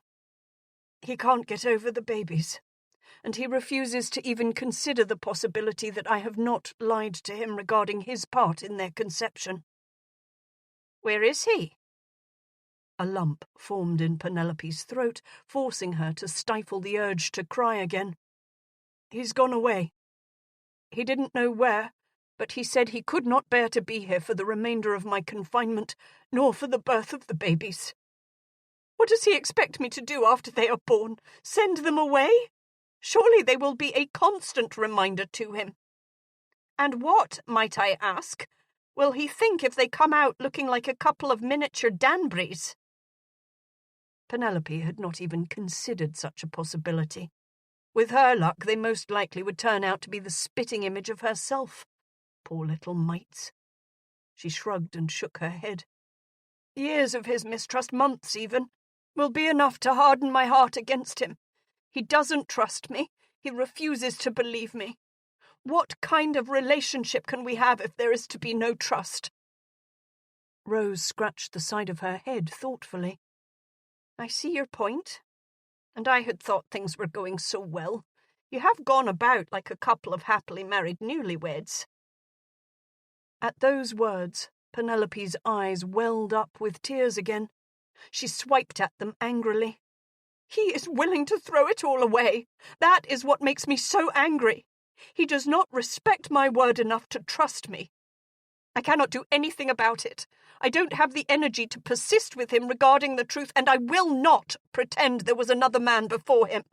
I am in the wrong for a great deal of things, but I never tried to pass another man's baby off as his. I would not do that. And if he wishes to believe that is what I did, that is who I am, then good riddance. To hell with him. Rose handed over the steaming chocolate she'd brought in. Don't get worked up, Pen. It's not good for the babies. Penelope nodded and dutifully took a sip. Rose was right. All that mattered right now were the babies. She would do what was best for them. They were her entire life right now. And on that thought, a shrill, yet all too familiar voice called into the room, Penelope, dear! Are you dressed? Good heavens, look at you! I was never so large with child as you are. Perfumed and coiffured already, her mother found a seat and examined Penelope critically. Tisk, tisk, tisk, it is going to be difficult to regain your shape afterward. Perhaps you need to restrict your eating a wee bit. A husband such as Danbury is sure to lose interest in you, dear, if you don't take proper care of your looks. Penelope restrained herself from tossing the leftover chocolate in her drink into her mother's face. And now she would be obliged to explain Danbury's absence. My lady, Rose, the dear sweet girl, curtsied. If you don't mind my interference, your daughter has done exactly as has been recommended by the midwife. Mind your tongue, girl. The Baroness turned to Penelope. What does a country midwife know anyhow? I do so wish you were in London so that we could bring in a proper doctor. Much better for the baby. Babies, Mamma. Remember there are two? As though Penelope had not spoken, her mother continued. Midwifery is practically witchcraft. I imagine right now a physician might even recommend a bit of bloodletting. You claim to be so knowledgeable of all things modern, and yet you would leave the care of your husband's heir to a mere midwife? You do intend a physician to be the attendant at the birth, I hope. The midwife will do just fine. Penelope was of the opinion that there were more fatalities with male physicians than there were with midwives. A woman attending her birth seemed more natural to her, though, what with a woman being, well, a woman. At least allow dear departed Lady Danbury's physician to examine you. For my own nerves, Penelope. Penelope rolled her eyes and then nodded. She would concede this one point. But she could not go on this way. If I do as you ask, will you leave, Mamma? It is not that I do not love you nor enjoy your company, but I am concerned that I cannot provide you with any entertainment whilst you are here. In other words, you will most certainly drive me to Bedlam if you stay. Well, I never. Mother, Hugh left this morning. What did you say to him last night? He left? Left where? Mother, he left me. Her mother appeared not to be overly troubled by the announcement. Most likely for the best. Not to worry, he'll be back. Men are squeamish where childbirth is concerned. You'll not want him underfoot when the baby comes. Babies. What did you say to him? She loved her parents dearly, but there were days. Penelope closed her eyes and forced herself to remain calm. I merely told him what he needed to hear. Why, what he did to you was criminal. I told him it was going to be necessary that he change his disreputable ways and become a proper husband. We had some plain speaking, If I do say so myself, I told him no more whoring about. Men get diseases from such sinful depravity, and then they put their genteel wives at risk. I'd not have that for my only daughter. That man has a horrible reputation, you know. You'll have to take him in hand when he returns." It had been exactly as she'd feared. It was not what he needed to hear, Mamma. It was exactly the opposite of what he needed to hear. But none of this mattered now. It most likely would have all come to this anyhow. She'd felt the tension building every time their conversation grew too intimate. She sighed heavily. "I love you, Mamma, but I would rather not have you here right now." Her mother was fine with plain speaking? Well, so be it. "I've only just arrived." "I know." Her mother stood up and examined herself in the looking-glass. "Childbirth is a rather messy affair," she sniffed. "I'd not intended upon staying very long anyhow. I only did it for you. I rather felt it was my duty to address the wrongs the two of you did and, of course, to offer my felicitations." Of course. Meeting Penelope's eyes in the mirror, her mother narrowed her own. "Give me your word you'll bring in the physician and I'll go. Promise me now, Penelope." Her mother almost looked relieved to not have to stay so far away from London. It was the little season, after all. "I promise." Her mother paused just a few seconds before nodding. "Very well. Perhaps I'll make a visit to Lady Fredericks in Plymouth first." She then kissed Penelope dutifully upon the cheek, smoothed a non-existent wrinkle from her dress, and closed the door firmly behind her. Rose was all astonishment. "If only you'd told her that yesterday." Penelope surprised herself by chuckling softly. Ah, if only. So now she truly was alone, but for Rose. If only Abigail were here. Perhaps, if Hugh did not return within a day or two, she could write to her cousin. Abigail had been through childbirth twice now and would know what to expect. Abigail had also given birth to twins. She would not wait to write. Abigail had delivered an heir for her husband just 3 months ago. She'd written that all had gone perfectly and the baby was absolutely beautiful. Would the Duke object to his wife visiting her cousin so soon? It was hard to know. He'd always been such a cold man, although he had warmed considerably since his marriage. Yes, Penelope would write to Abigail. Chapter 26. Leaving Morro Point. Leaving Morro Point, no, leaving Penelope, was more difficult than he'd imagined it would be. As he'd ridden down the long drive away from his home, he had to fight the overwhelming urge to turn right back around and make amends with his wife. But his original reason for leaving would still be there. A pregnant wife, large with 2 babies that were not his. It frustrated him to no end that she'd persisted in maintaining his paternity. It would be convenient, if he could only convince himself, and go forward believing such a blatant falsehood. But he could not. Could he even believe that there were 2 children instead of 1? Was that claim another falsehood, in an attempt to make up for the fact that she was already so far along in her pregnancy? It would most certainly be convenient for the midwife to announce to him that one of the children was stillborn, and then conveniently dispose of the child's body in an effort to cover up the lie. Hugh had turned the horse onto the road heading east most purposefully. And then she'd gone and told him that she loved him? He'd nearly bought into that as well.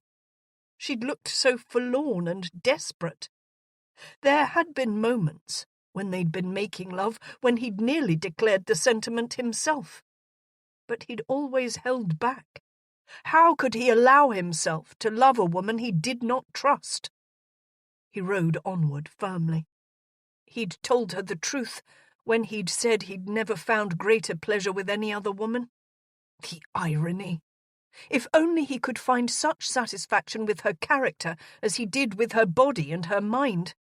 That, of course, was asking far too much from the great Almighty. By the time he was well into his third day of travel, he convinced himself that he'd done the right thing. Perhaps when he returned, when she no longer was the walking evidence of her treachery, he could reconcile himself to what she'd done, to who she was. By the third day, he'd also determined a destination. He would make an inspection of Augusta Heights. He would visit with the new steward there and let the man know that he was not to be taken advantage of. Once decided, the miles passed quickly. The weather was cooperative, as were the roads, the horses, and the inns. Less than a week had passed before he arrived, and what he found there was quite disappointing. He'd been looking forward to several arguments and reasons to walk about yelling and barking at the staff. But it was not to be so. In fact, the first thing he saw upon arrival was several masons replacing brick where there had been cracks on a manner which no longer seemed to be listing to the left. Damn Penelope! He swallowed hard around the sudden lump that had appeared in his throat. And the grounds, he noted, were trimmed tidily and in some places cleared completely and replanted. The drive had been smoothed, and even the front mahogany door now gleamed with a rich ebony shine. As he approached, a footman appeared to take his horse, and then that gleaming new front door was opened by a man who appeared to be a butler. "My lord, it is an honour to serve you. I am Mr. Charles Bridge, your butler." He bowed formally before Hugh realised there were other servants lined up in the foyer. "When we heard you were staying at the Boar's Head last evening, we took the liberty to prepare for your arrival." What a difference a few months made. That, and a particularly meddlesome little red-headed witch. Hugh nodded and proceeded to be introduced to each of the new servants. At the end of the line stood a capable-looking man in business attire. The new steward, he presumed. And he was right. But of course, Penelope had in fact hired one of the finest stewards in all of England. After less than a fortnight in residence, Hugh found himself superfluous. After addressing his responsibilities at Morro Point practically daily, the lack of tasks required here left him far too much time to think. He had a fleeting thought of travelling to London, but had no wish to encounter those who would congratulate or berate him for his summer nuptials. Most certainly the other bachelors with whom he'd spent many of his evenings while in town would declare that he'd finally capitulated. He would not be appreciative of such comments. No, he would go to Somers Park. A visit with Cortland most likely was exactly what he needed. He'd always been able to discuss matters, both of a personal and business nature, with his long-time friend. Once decided, he allowed his mind to return once again to the pressing problem awaiting him at home. The last time he'd been to Somers Park had been in February, where, he thought with a jolt, Penelope claimed this had all begun. 26 days had passed since he'd left her. Had she given birth yet? He would know for certain, of that he was sure, upon arrival at Somers Park, for Lily would receive notification right away. She would chastise him, no doubt, for leaving Penelope alone. He would stay just a se'night, maybe not even that. He missed her. As he'd rambled about Augusta Heights, her influence and capabilities obvious everywhere, he'd begun to make a decision in his mind. Perhaps he could forgive her. He would never forget. No, that was impossible. But there was this empty feeling inside, as though a piece of himself was missing. He would forgive her. They could begin anew. Unfortunately, once he made this decision, a new worry assaulted him. He'd been unusually cruel to her when he'd left. He'd left her to give birth alone with her mother, no less. Would she forgive him? Their marriage was going to require more than a little compromise on both sides. As he was already so near Somers Park, he decided he would stay the night and then ride hounds for horses and return to her. Several clouds had gathered on the horizon, and the evening looked to be a stormy one. Yes, he would take shelter from the weather, rest for the night, and then return to his wife. Neither Cortland nor the Duchess were pleased to see him. Penelope and the Duchess corresponded regularly. He was certain Lily would have sent him packing if it hadn't already begun raining. Cortland knew him, though. He knew that there must be more to Hugh's absence from his wife at such a time than met the eye. After a slightly uncomfortable dinner, Lily excused herself so the men could take their port. Cortland opened the touchy subject first. "Out with it, Hugh. What transpired between you and Miss Lady Danbury?" His wife. His countess. Hugh ran a hand through his hair and took a long sip of the sweet aromatic liquid. He'd not really thought through exactly what he would tell his old friend, so he decided to ask a question instead. "How did you come to trust Lily again? After?" Lily had married another man, even though she had led Cortland to believe she would betroth herself to him. At one of the very worst times in Michael's life, she'd abandoned him. It had been astonishing, really, because he'd just inherited a dukedom, but in order to do so, he'd lost both his father and older brother. Cortland looked at him levelly before answering. "The question you ought to ask is, how did she ever come to trust me again? It was I who inadvertently had failed her. There were circumstances I'd have never believed if I'd been told at the time. All I knew was that she'd married another." He took a sip of his own port. "At the time, she believed the worst of me as well. Both of us were wrong. Neither of us had had enough faith in the other, in our new and immature love, in order to trust at the time. When we met again, it all came out. I only thank God that she saw fit to believe that I hadn't wantonly abandoned her. What happened, Hugh? What is it that you believe Penelope has done? Or does she believe you've been unfaithful in some way?" How to answer that one? A footman moved about the room quietly, gathering used dishes and silverware. "Let's retire to the study, shall we? Lily has informed me that she's going to spend the rest of the evening with little Edward." Hugh nodded, and the two of them proceeded out of the dining room. This was most definitely not something he would discuss with anyone in front of servants. When they entered the study, the familiarity of it comforted him. He'd spent many an hour secluded in this room with Cortland, discussing business, politics, and, of course, women. Michael Redmond, the Duke of Cortland, had not lived such a dissolute life as Hugh, but there had been a few long-term mistresses after things fell apart with Lily that first time. They'd had quite the evening the night of the little Marquis's birth. They had, indeed, put one on. It was amazing Cortland had been able to rouse himself in order to go to his wife and newborn son. Upon further consideration, perhaps it had been Hugh, more than Cortland, who had done most of the drinking. He remembered now that he'd been feeling the pressure of his responsibilities more so at the time. He'd been preparing to tackle Augusta Heights. He dropped into his favourite chair, and Michael handed him a tumbler of scotch. A few ice cubes floated in the glass. "I've never tasted scotch before." Penelope's voice rang around in his head. He took a sip of the amber liquid and relished the flavour as it warmed his throat, chest, and gut. "We ought to celebrate, don't you think?" Again it was Penelope's voice. He remembered now The dream he'd had. A faint memory.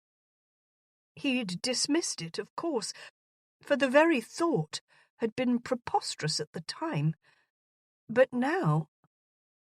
He glanced over at the long leather settee. "Touch me, Hugh. You're so wet, so ready for me." The sensual imagery struck him like the shock of a nearby explosion. He'd lain on top of her. In all the time since their marriage, he had never made love to her in the traditional missionary position. In his dream, he had. His body went momentarily numb as his heart seemed to skip a beat. Good God! It hadn't been a dream! Lightning flashed, and a loud crack of thunder followed within the blink of an eye. The storm was directly over them. He glanced at Cortland in horror. "What is it, Hugh?" Michael asked. "You look as though you've just seen your own ghost." "I'm going to be a father!" He burst to his feet.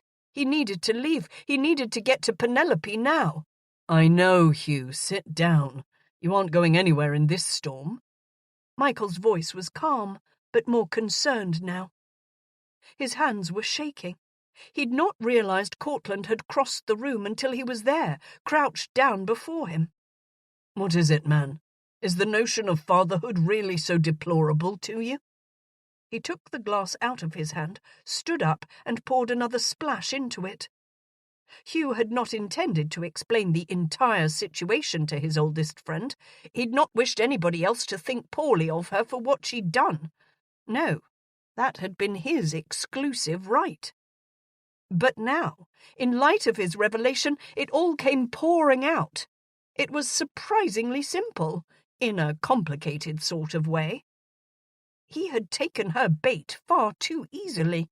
He'd swived her and then gotten her with child. To uphold his honour, he'd married her. The rest of it ought not to matter. It only revealed more of his own weakness and wrongdoing. But it did. It mattered greatly. He'd left her. He'd abandoned her when she needed him most. She'd told him she loved him. "I need to go to her. Now."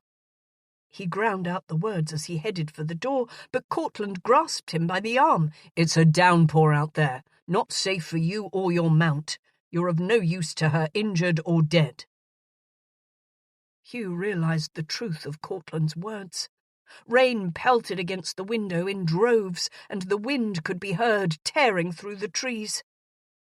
He could do nothing for now. He sat down and buried his head in his hands. All he could think, all he could imagine, were scenarios of her giving birth knowing he was gone, of her pain, of her courage. "She'll never forgive me."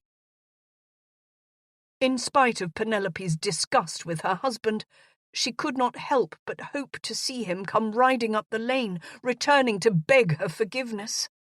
But after 4 weeks of his absence, she'd considerably hardened her heart. And now, the time had come, it seemed, and he was yet absent. The stretching and pulling sensation awoke her just before dawn. Was it real? Was this it? She lay in bed on her side for several minutes before another one overtook her. It was tighter and somewhat more painful even. When she got out of the bed and walked over to the window, Rose rushed in. "Are you all right, Pen?" Rose wore only her nightgown, and her hair was in a long braid behind her back. Pen rubbed her back and winced. There must have been either pain or fear in her face, for Rose became more alert instantly. "I'll get the Duchess." Oh yes, Abigail. Both Abigail and the Duke had come quickly after receiving her letter, along with 2 additional carriages, a nurse, a wet nurse, and a virtual army of outriders. Nonetheless, her cousin, as always, brought her peaceful and calming influence to the entire household. But even more important, she'd managed to strengthen Penelope's courage for the coming blessed event. She'd not uttered inane platitudes, nor promises that meant nothing. They both knew of the risks, but Abigail had delivered twins successfully years before. As an unwed mother, she'd been forced to give them up, and had since discovered that both of them had died tragically as children. And Abigail had endured it all. Penelope could do this, circumstances notwithstanding. Women had done this for years. They'd given birth to live children, and they'd given birth to stillborns. And some women died, but most of them lived. Penelope was in excellent health and of a strong, willful mind. The babies were actively moving inside of her. In these final days of her confinement, it was most important that she focus on all of these things. Abigail had been a godsend. Even the Duke, the most cold-hearted man she'd ever met, had been reassuring to her. He, too, had lost children, and yet he and Abigail could only be described as a warm and loving couple. Their lives were not shrouded by the tragedies of the past. They both found joy in the present and hope for the future, and in each other. Abigail entered the room just then, as another pain crawled through Penelope's back and around her abdomen. This one, although sharper than the others, was endurable. Penelope grasped the bedpost and leaned into it. Abigail was there instantly and rubbed her back in a slow, circular motion. When it appeared to be over, she finally spoke. "When did they start?" "I think sometime in the middle of the night, but I had not realized what they were. About a half an hour ago, I think I realized their purpose." Abigail glanced over at Rose, who stood by nervously. "Some water and tea, I think, Rose dear. We need to keep her strength up. The work has just begun." Rose nodded and left. But Penelope's mind was elsewhere. "He isn't here, Abby. He's going to miss it." Abigail, of course, knew exactly who he was. Penelope had told Abigail everything, from the very beginning through the agonizing end result. "Do you think he was caught in the storm? Do you think his horse has gone lame? What if something happened to him, Abby? What if—" God, what if the unthinkable had happened? He could have been overtaken by highwaymen or thrown by his horse. He could be lying dead in a ditch somewhere. Shh! Don't think of that, Pen. Abigail helped Penelope lay back down on the bed on her side and placed a pillow between her knees.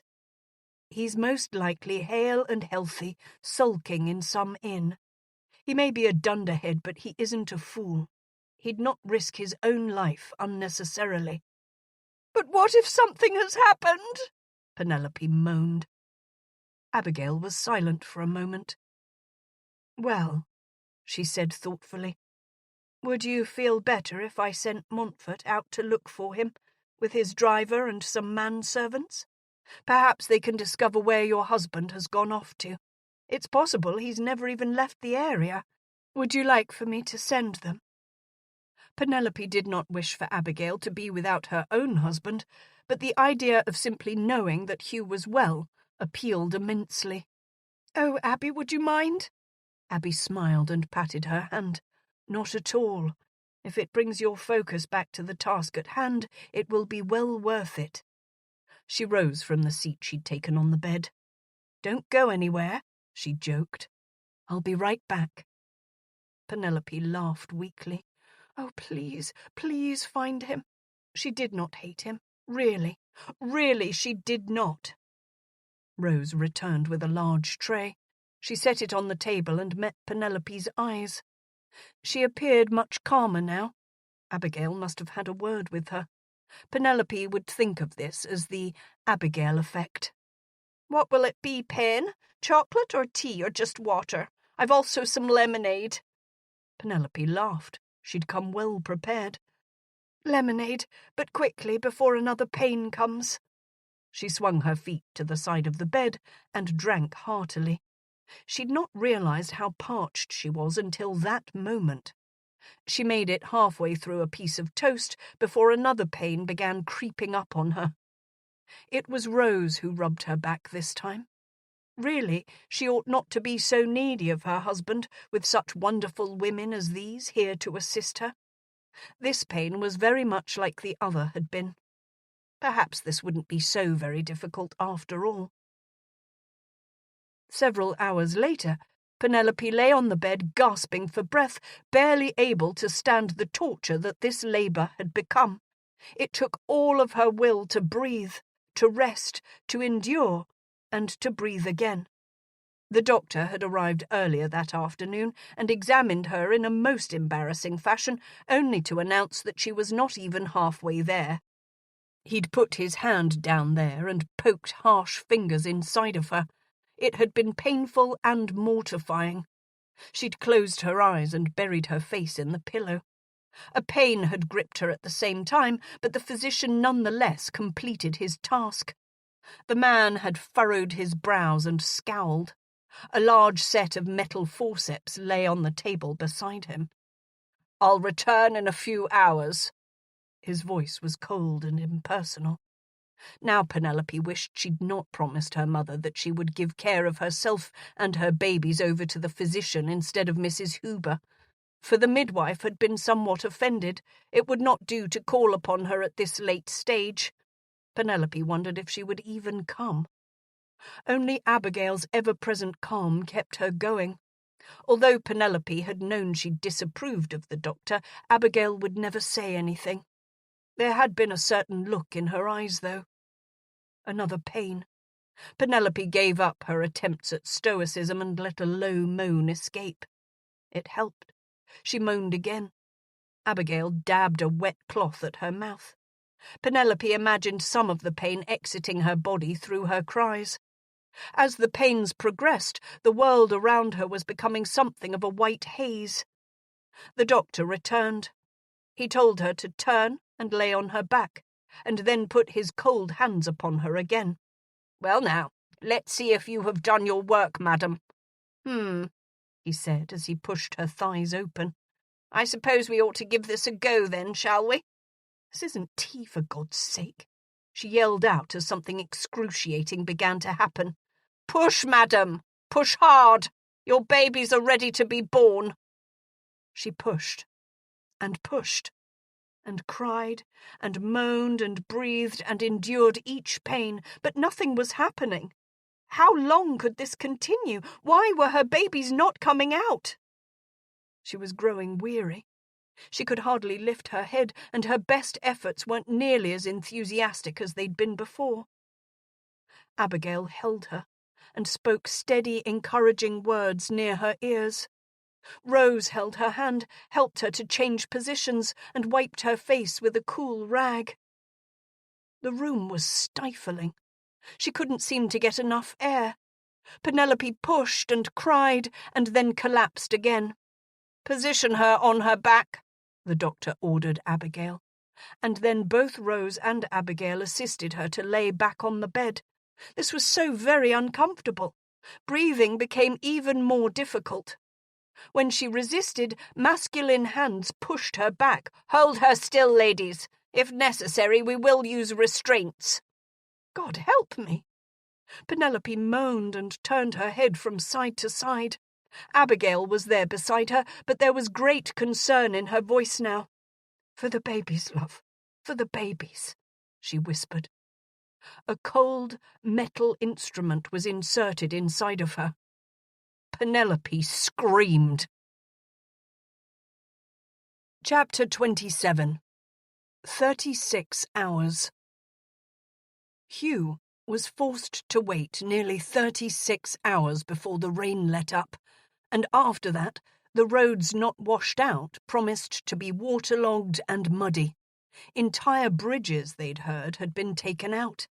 But Hugh was growing frantic. He'd been away from home for nearly an entire month. When he announced to his hosts that he could wait no longer, Cortland nodded toward his Duchess and ordered both of their horses to be readied. Lily stepped forward, one arm holding the child who had inspired Penelope to come to him in such a crazy, inspired, desperate move. She was the perfect Duchess for Cortland, Her platinum hair was pulled back into an elegant knot. Her golden eyes glowed in encouragement. "Penelope will forgive you, Hugh. You must love her and then love her some more. And then she will be everything you ever wanted. Don't allow pride or sorrow to take away the joy you both deserve." Her Grace, Lily Redmond, was not only a duchess. She was woman, mother, and friend. She kissed him lightly on the cheek. "Be safe, and send my husband back to me soon." She would not allow her husband to send his friend off alone. As wisdom had predicted, the first few days of travel netted them barely enough miles for it to have been worth their troubles. Hugh kept waiting for Cortland to halt and announce his intent to return to Somers Park.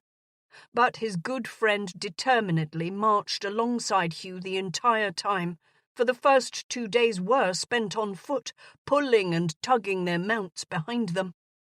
Hugh would not have stopped at all, at night even, if it had not been for the sheer exhaustion that set in each evening. Cortland remained at his side. Finally, on the afternoon of the 3rd day, the sun shone brightly and the roads dried up enough so that they could ride for long periods of time without putting the horses and themselves at risk. It was tempting to push the animals harder than they ought to, but Hugh knew that would serve no good purpose in the end. But he was a man possessed as he rode toward his wife and unborn children. Or would they already have been born?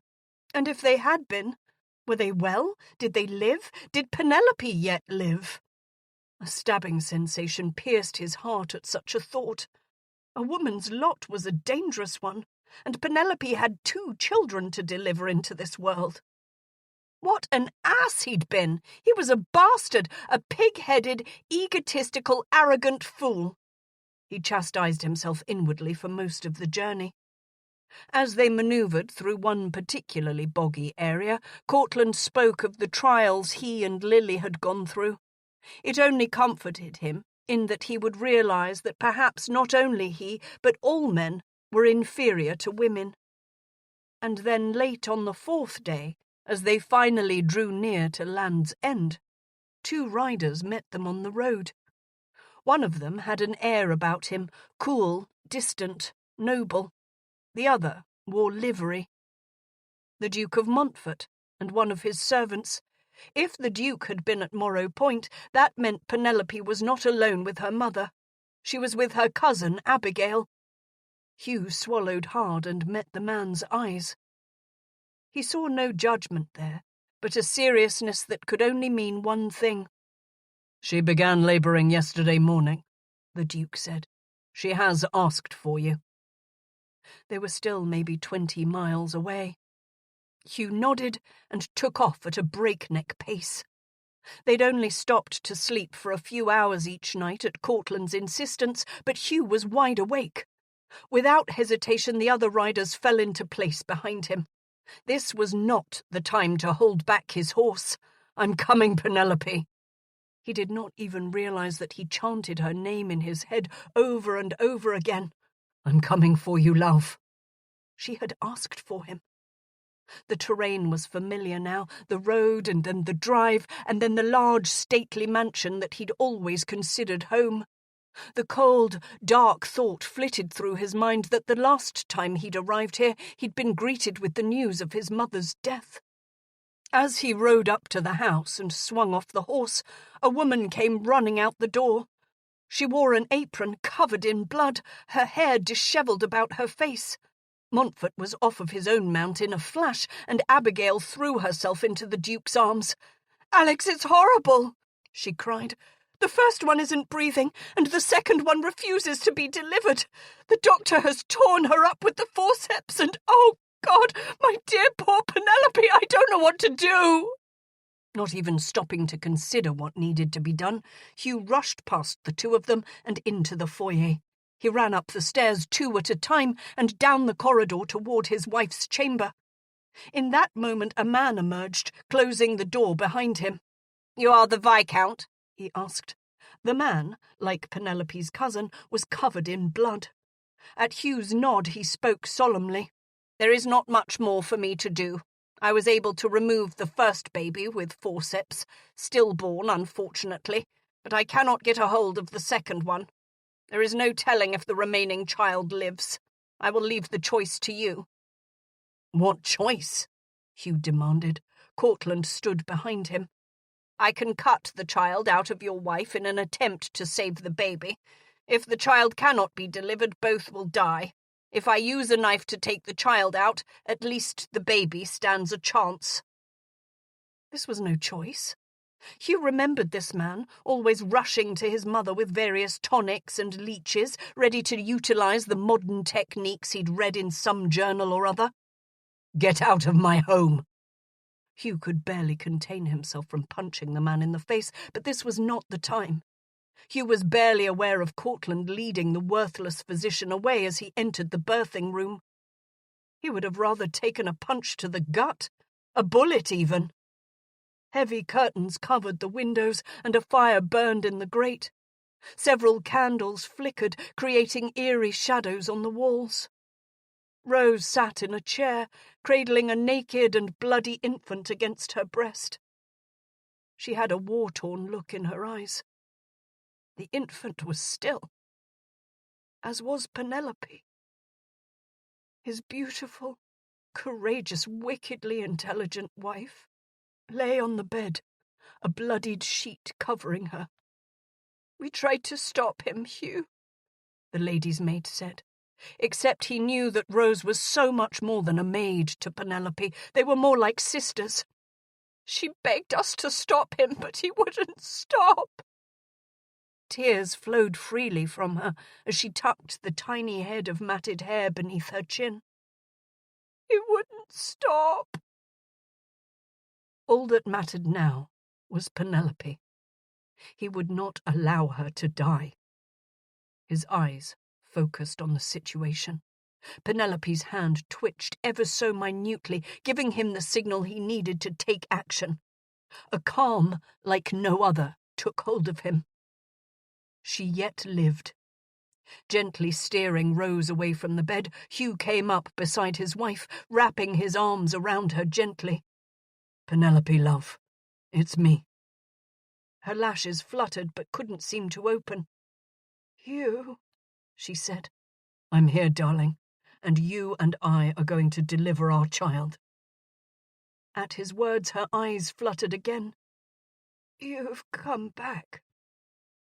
You've come back." "I am here." "I cannot, Hugh." Her voice was thin and weak, barely a whisper. "I'm so tired." "I'm going to help you." He knew what he had to do. His experience from years ago, working with his father's farm animals, suddenly provided the answer. He turned away and washed his hands in a nearby basin. They were covered in dust and animal sweat. Locating a clean sheet, he dried them and then returned to the bedside. The forceps lying beside her sent an icy, controlled anger through him. Taking slow, even breaths, he reached beneath the sheet and slid his hand along her thigh. It was slick with blood and other fluids. He massaged her leg tenderly, covering his hand in the slippery concoction. There would be need of lubrication if he were going to be able to do what was necessary. "Try to relax, love. I'm going to try to do this quickly." He located her opening with the tips of his fingers. Her body was prepared for this. There was just barely enough room for his hand to slide inward. At first she jerked and cried out, but he had his other arm around her and he pulled her up against him. "This one needs a little help. That's all, love." As did he. He closed his eyes and prayed. There it was. He could feel the back of the infant. At least it felt like the infant's back, and yes, the little bum. Hugh needed to turn the tiny body so that it could enter the birthing canal. Penelope's head had fallen back. A tremor ran through her. He nudged, with his fingers at first, and then attempted to pull downward on a shoulder. "Come on, little one. A little more. There you go now. Just like that. The baby was moving. The shoulders turned slightly, and then he knew the head had turned also. Hugh removed his hand. Penelope's body must do the rest now. She lay perfectly still, but for the almost imperceptible rise and fall of her chest. She needed revived of the lethargy she'd fallen into. "Don't leave me, love. Don't you dare leave me." Hugh moved behind her, then wrapped his hands around her from behind and lifted her to a sitting, almost squatting position. "Help me, love. I need you to help me now. Our baby needs everything you've got." He turned to Rose. "Pull back the curtains and open the window." She'd been looking on in a paralyzed sort of awe. At his command, still clasping the other child to her, she moved into action. Penelope moaned, but he could feel her efforts now. "Hugh, I can't." Penelope was covered in sweat, but her body was contracting again. Using one hand, he whipped Penelope's gown over her head and allowed the cool air to hit her. "Now, Penelope, now is the time. You must push." The air did exactly as he wanted. Penelope was awake now, and she was pushing. He supported her from behind, his muscles cramping in the awkward position, but he paid no heed to them as Penelope pushed until they could see the baby's head begin to appear between her legs. Rose lay the other infant down and rushed to the bed.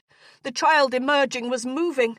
And then Abigail came running in, took one look at Penelope naked with Hugh behind her, a live child between her legs, and rushed to action. The head was out. And then the shoulders, and then, amazingly, a shrill cry broke into the room as this child announced his arrival loudly. Penelope slumped back against him.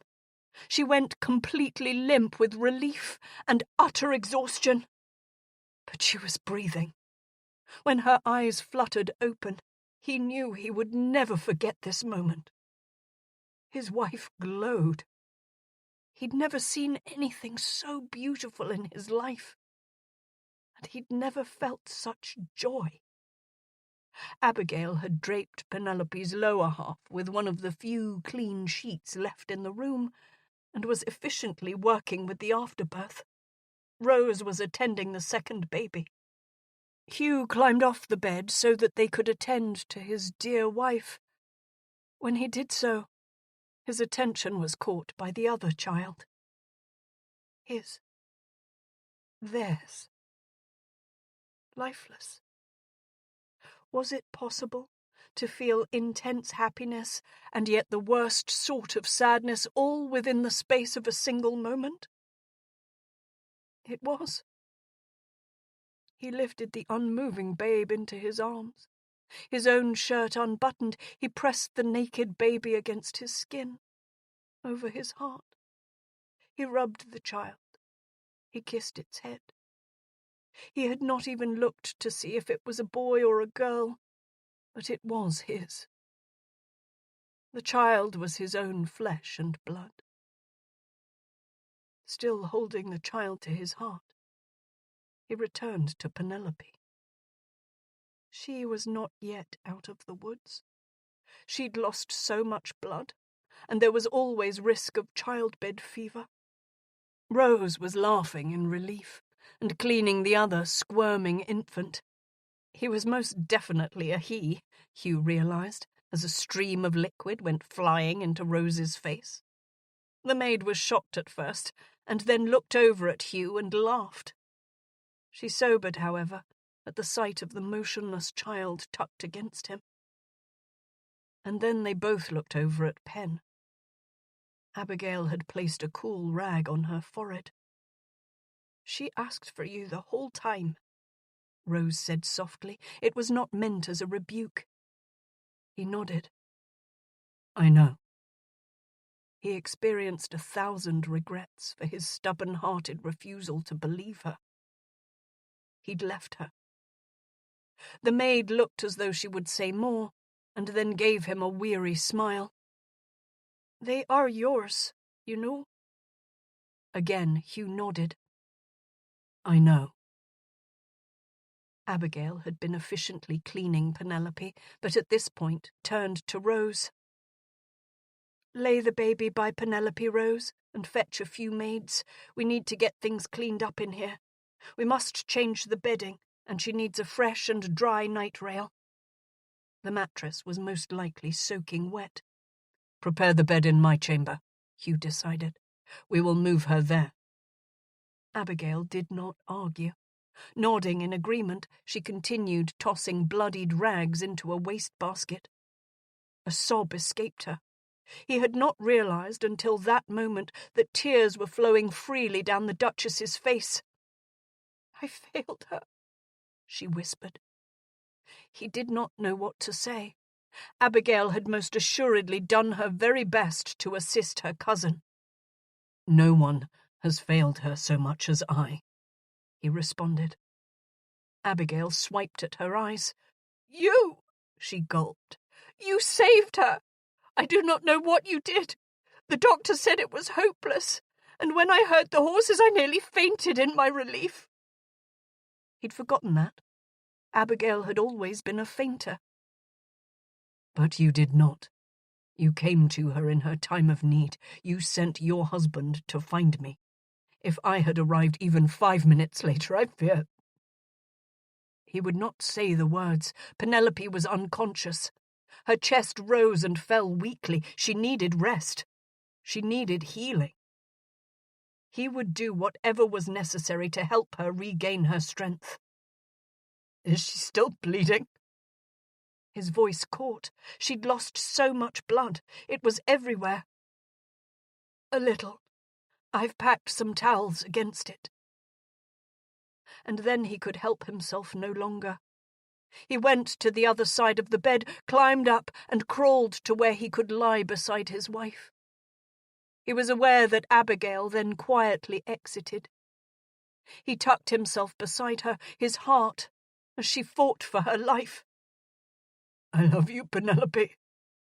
His voice was barely more than a choked whisper. "I doubt you can ever forgive me, but I love you. And I believe you." And then I remembered making love to you on Cortland's damn leather settee. She didn't speak, but he felt her turn her head ever so slightly. "I will love these children till the day I die." He swallowed hard. "The thing is, I want to love them with you by my side. I want you to teach our children to be little hellions, little monsters who will drive their governesses crazy. I want another chance, but I need you here with me. I need you to give me a second chance.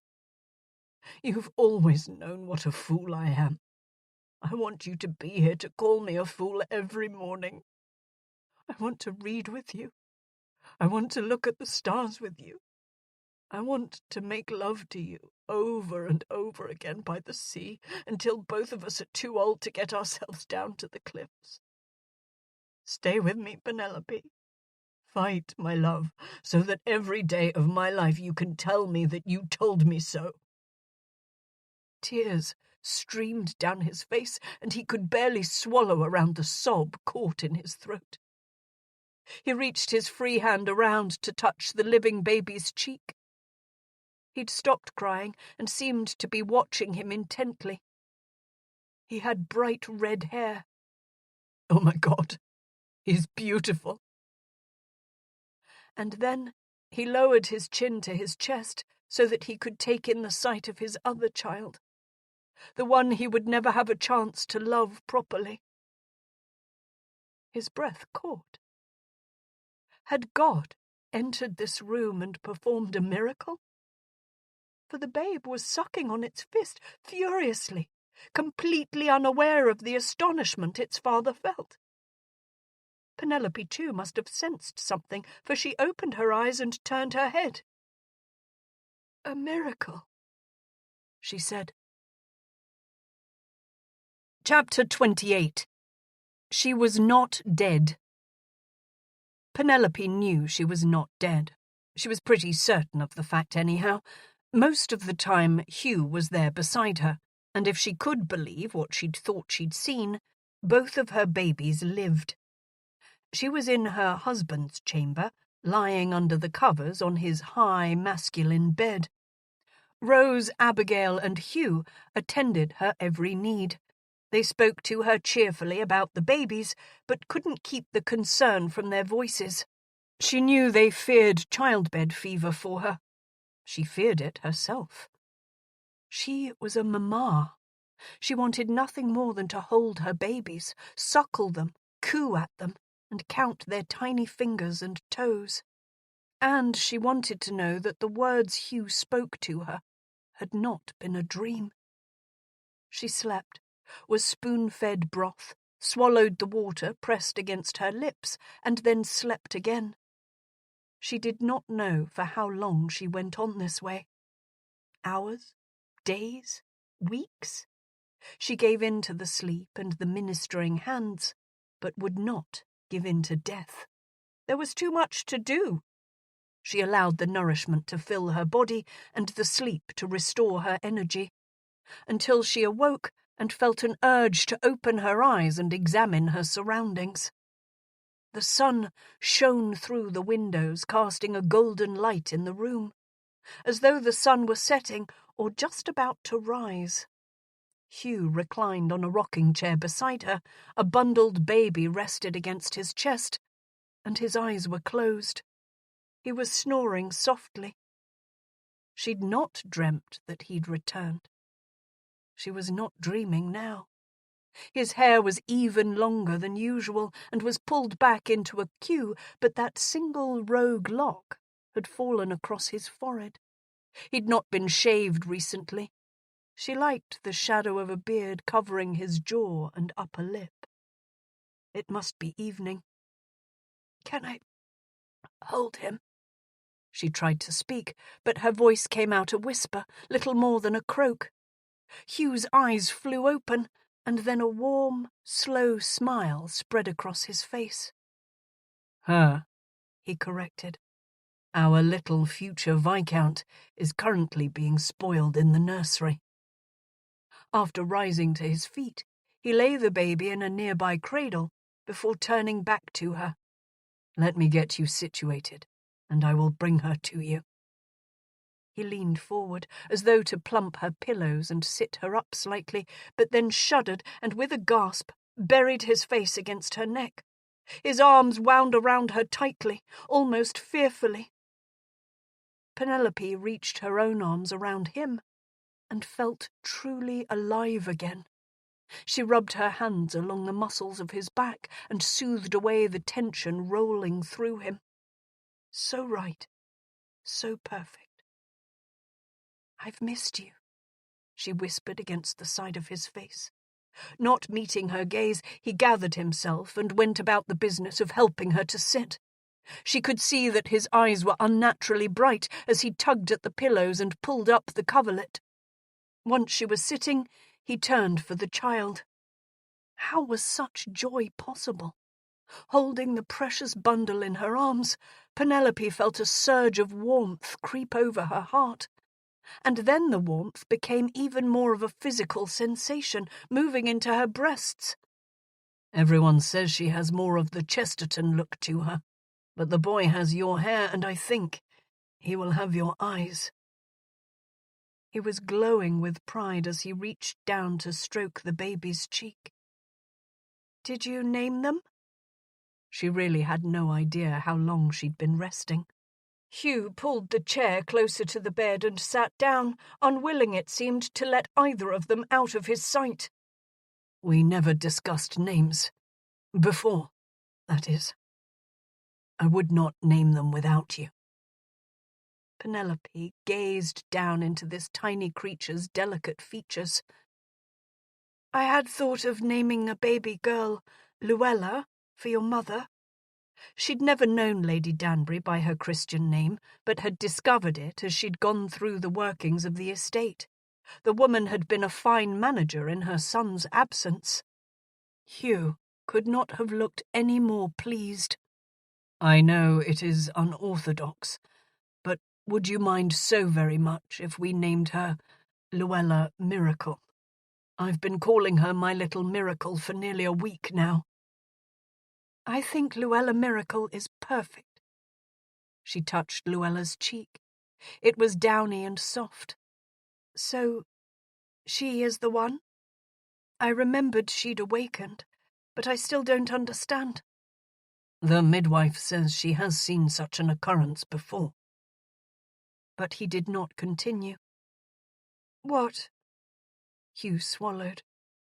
She said it was perhaps because I held the baby against my skin, against my heart. The warmth and the rhythm, perhaps, but there is really no explanation. I only know she is our miracle.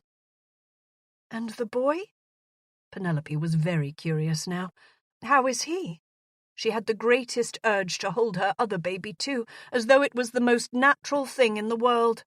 Hale and hearty, already charming his nursemaid. Is that so? Hugh placed his hand on her arm and squeezed it gently. Without answering her question, he leaned forward and dropped his forehead onto it, overcome, it seemed, once again. I know it is early. I know you have only just gone through a most overwhelming labour and birth, so I do not ask for it now.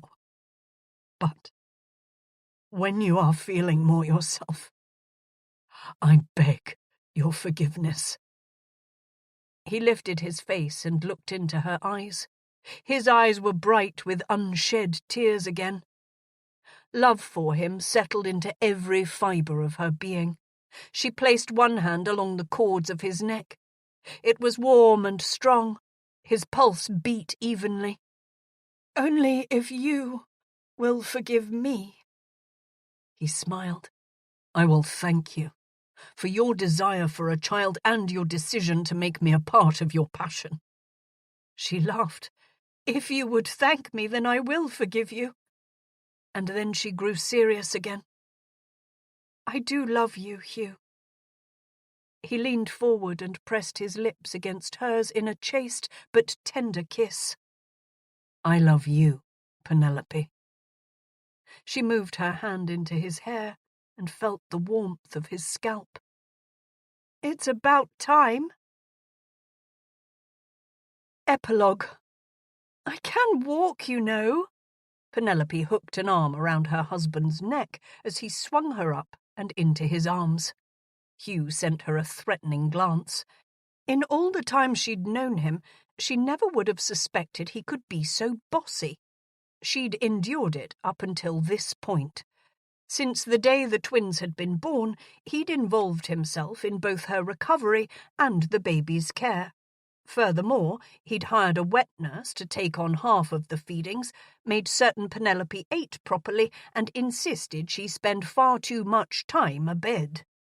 She rather enjoyed most of his attempts to spoil her, but enough was enough.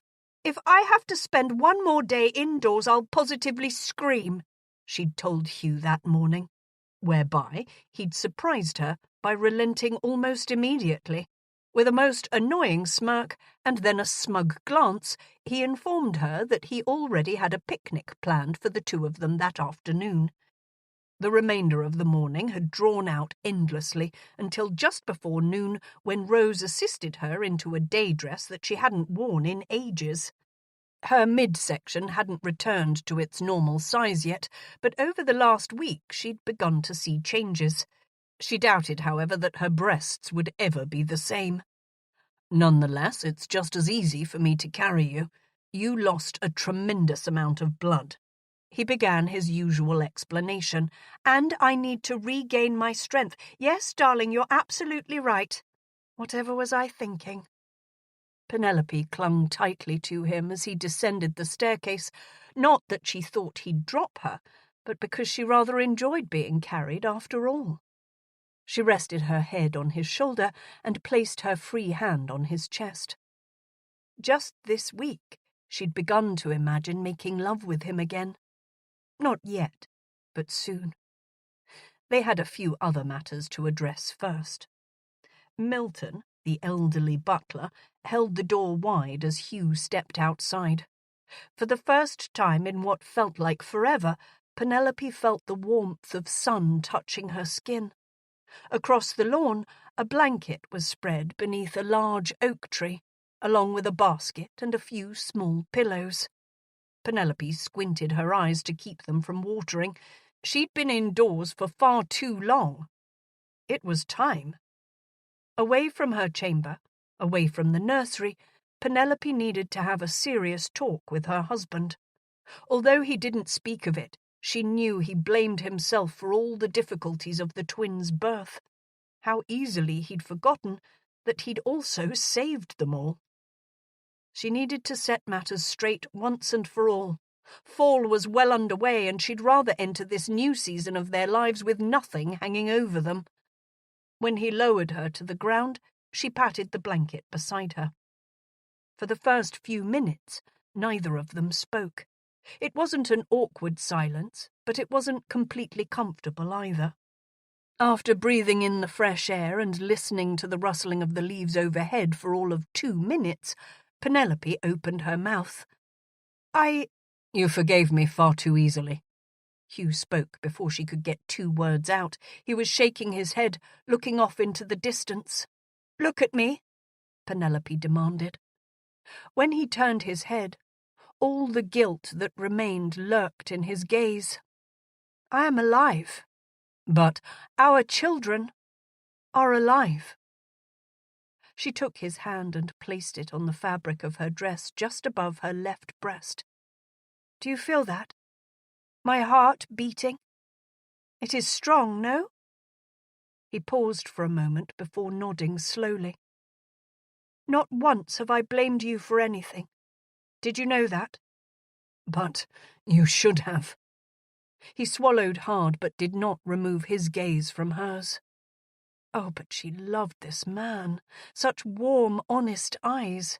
He'd never once pretended to be anyone other than who he was. With his mother's death, and then all that happened afterward, he seemed to have lost himself. "Do you still blame me for seducing you?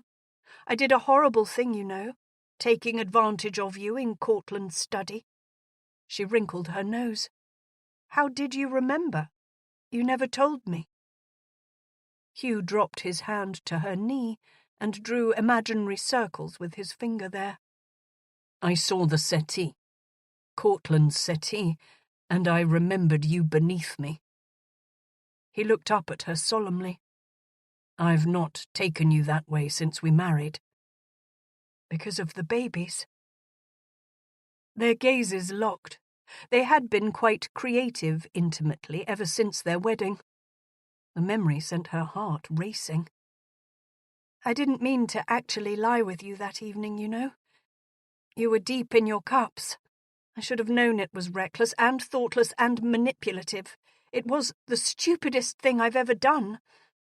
But now—" Penelope bit her lip. "I wouldn't change any of it for the world. Because I have you. We have our little miracle, and we have Crichton." "Crichton looks more like you every day." A grin flashed across her husband's face, "and Luella's resemblance to my mother is uncanny." He turned more serious. "I was returning to you anyhow. I'd decided I couldn't live without you, and that I would love your children as my own." Penelope simply nodded. He'd needed to say all this for a while now. So much had happened since his return, they'd not had a chance to simply be with one another. Hugh's brows furrowed while he shook his head. "I was a mess. I was so angry, and yet I couldn't be without you. But I realized how much I loved you. My love for you was so much greater than any anger I felt. I want you to know that. Always." And then he scrubbed one hand down his face. "I about lost it when the memory of that evening hit me. God, what an ass I've been all this time. How is it that you do not hate me? I took your maidenhead on a settee, where we could have been interrupted at any moment. And I was so damn drunk I thought I'd imagined all of it. By the time you caught up with me, I forgot even that. You should have hated me, but you didn't. You gave me nothing but love and the truth." I don't deserve you. I don't deserve Luella or Crichton. You laboured while I gallivanted around England like a fool. And then there was that damn storm. Thank God for your cousin and her husband. Abigail had been absolutely wonderful, as had been Rose, as had been Hugh. We are lucky, she agreed. Again their gazes locked.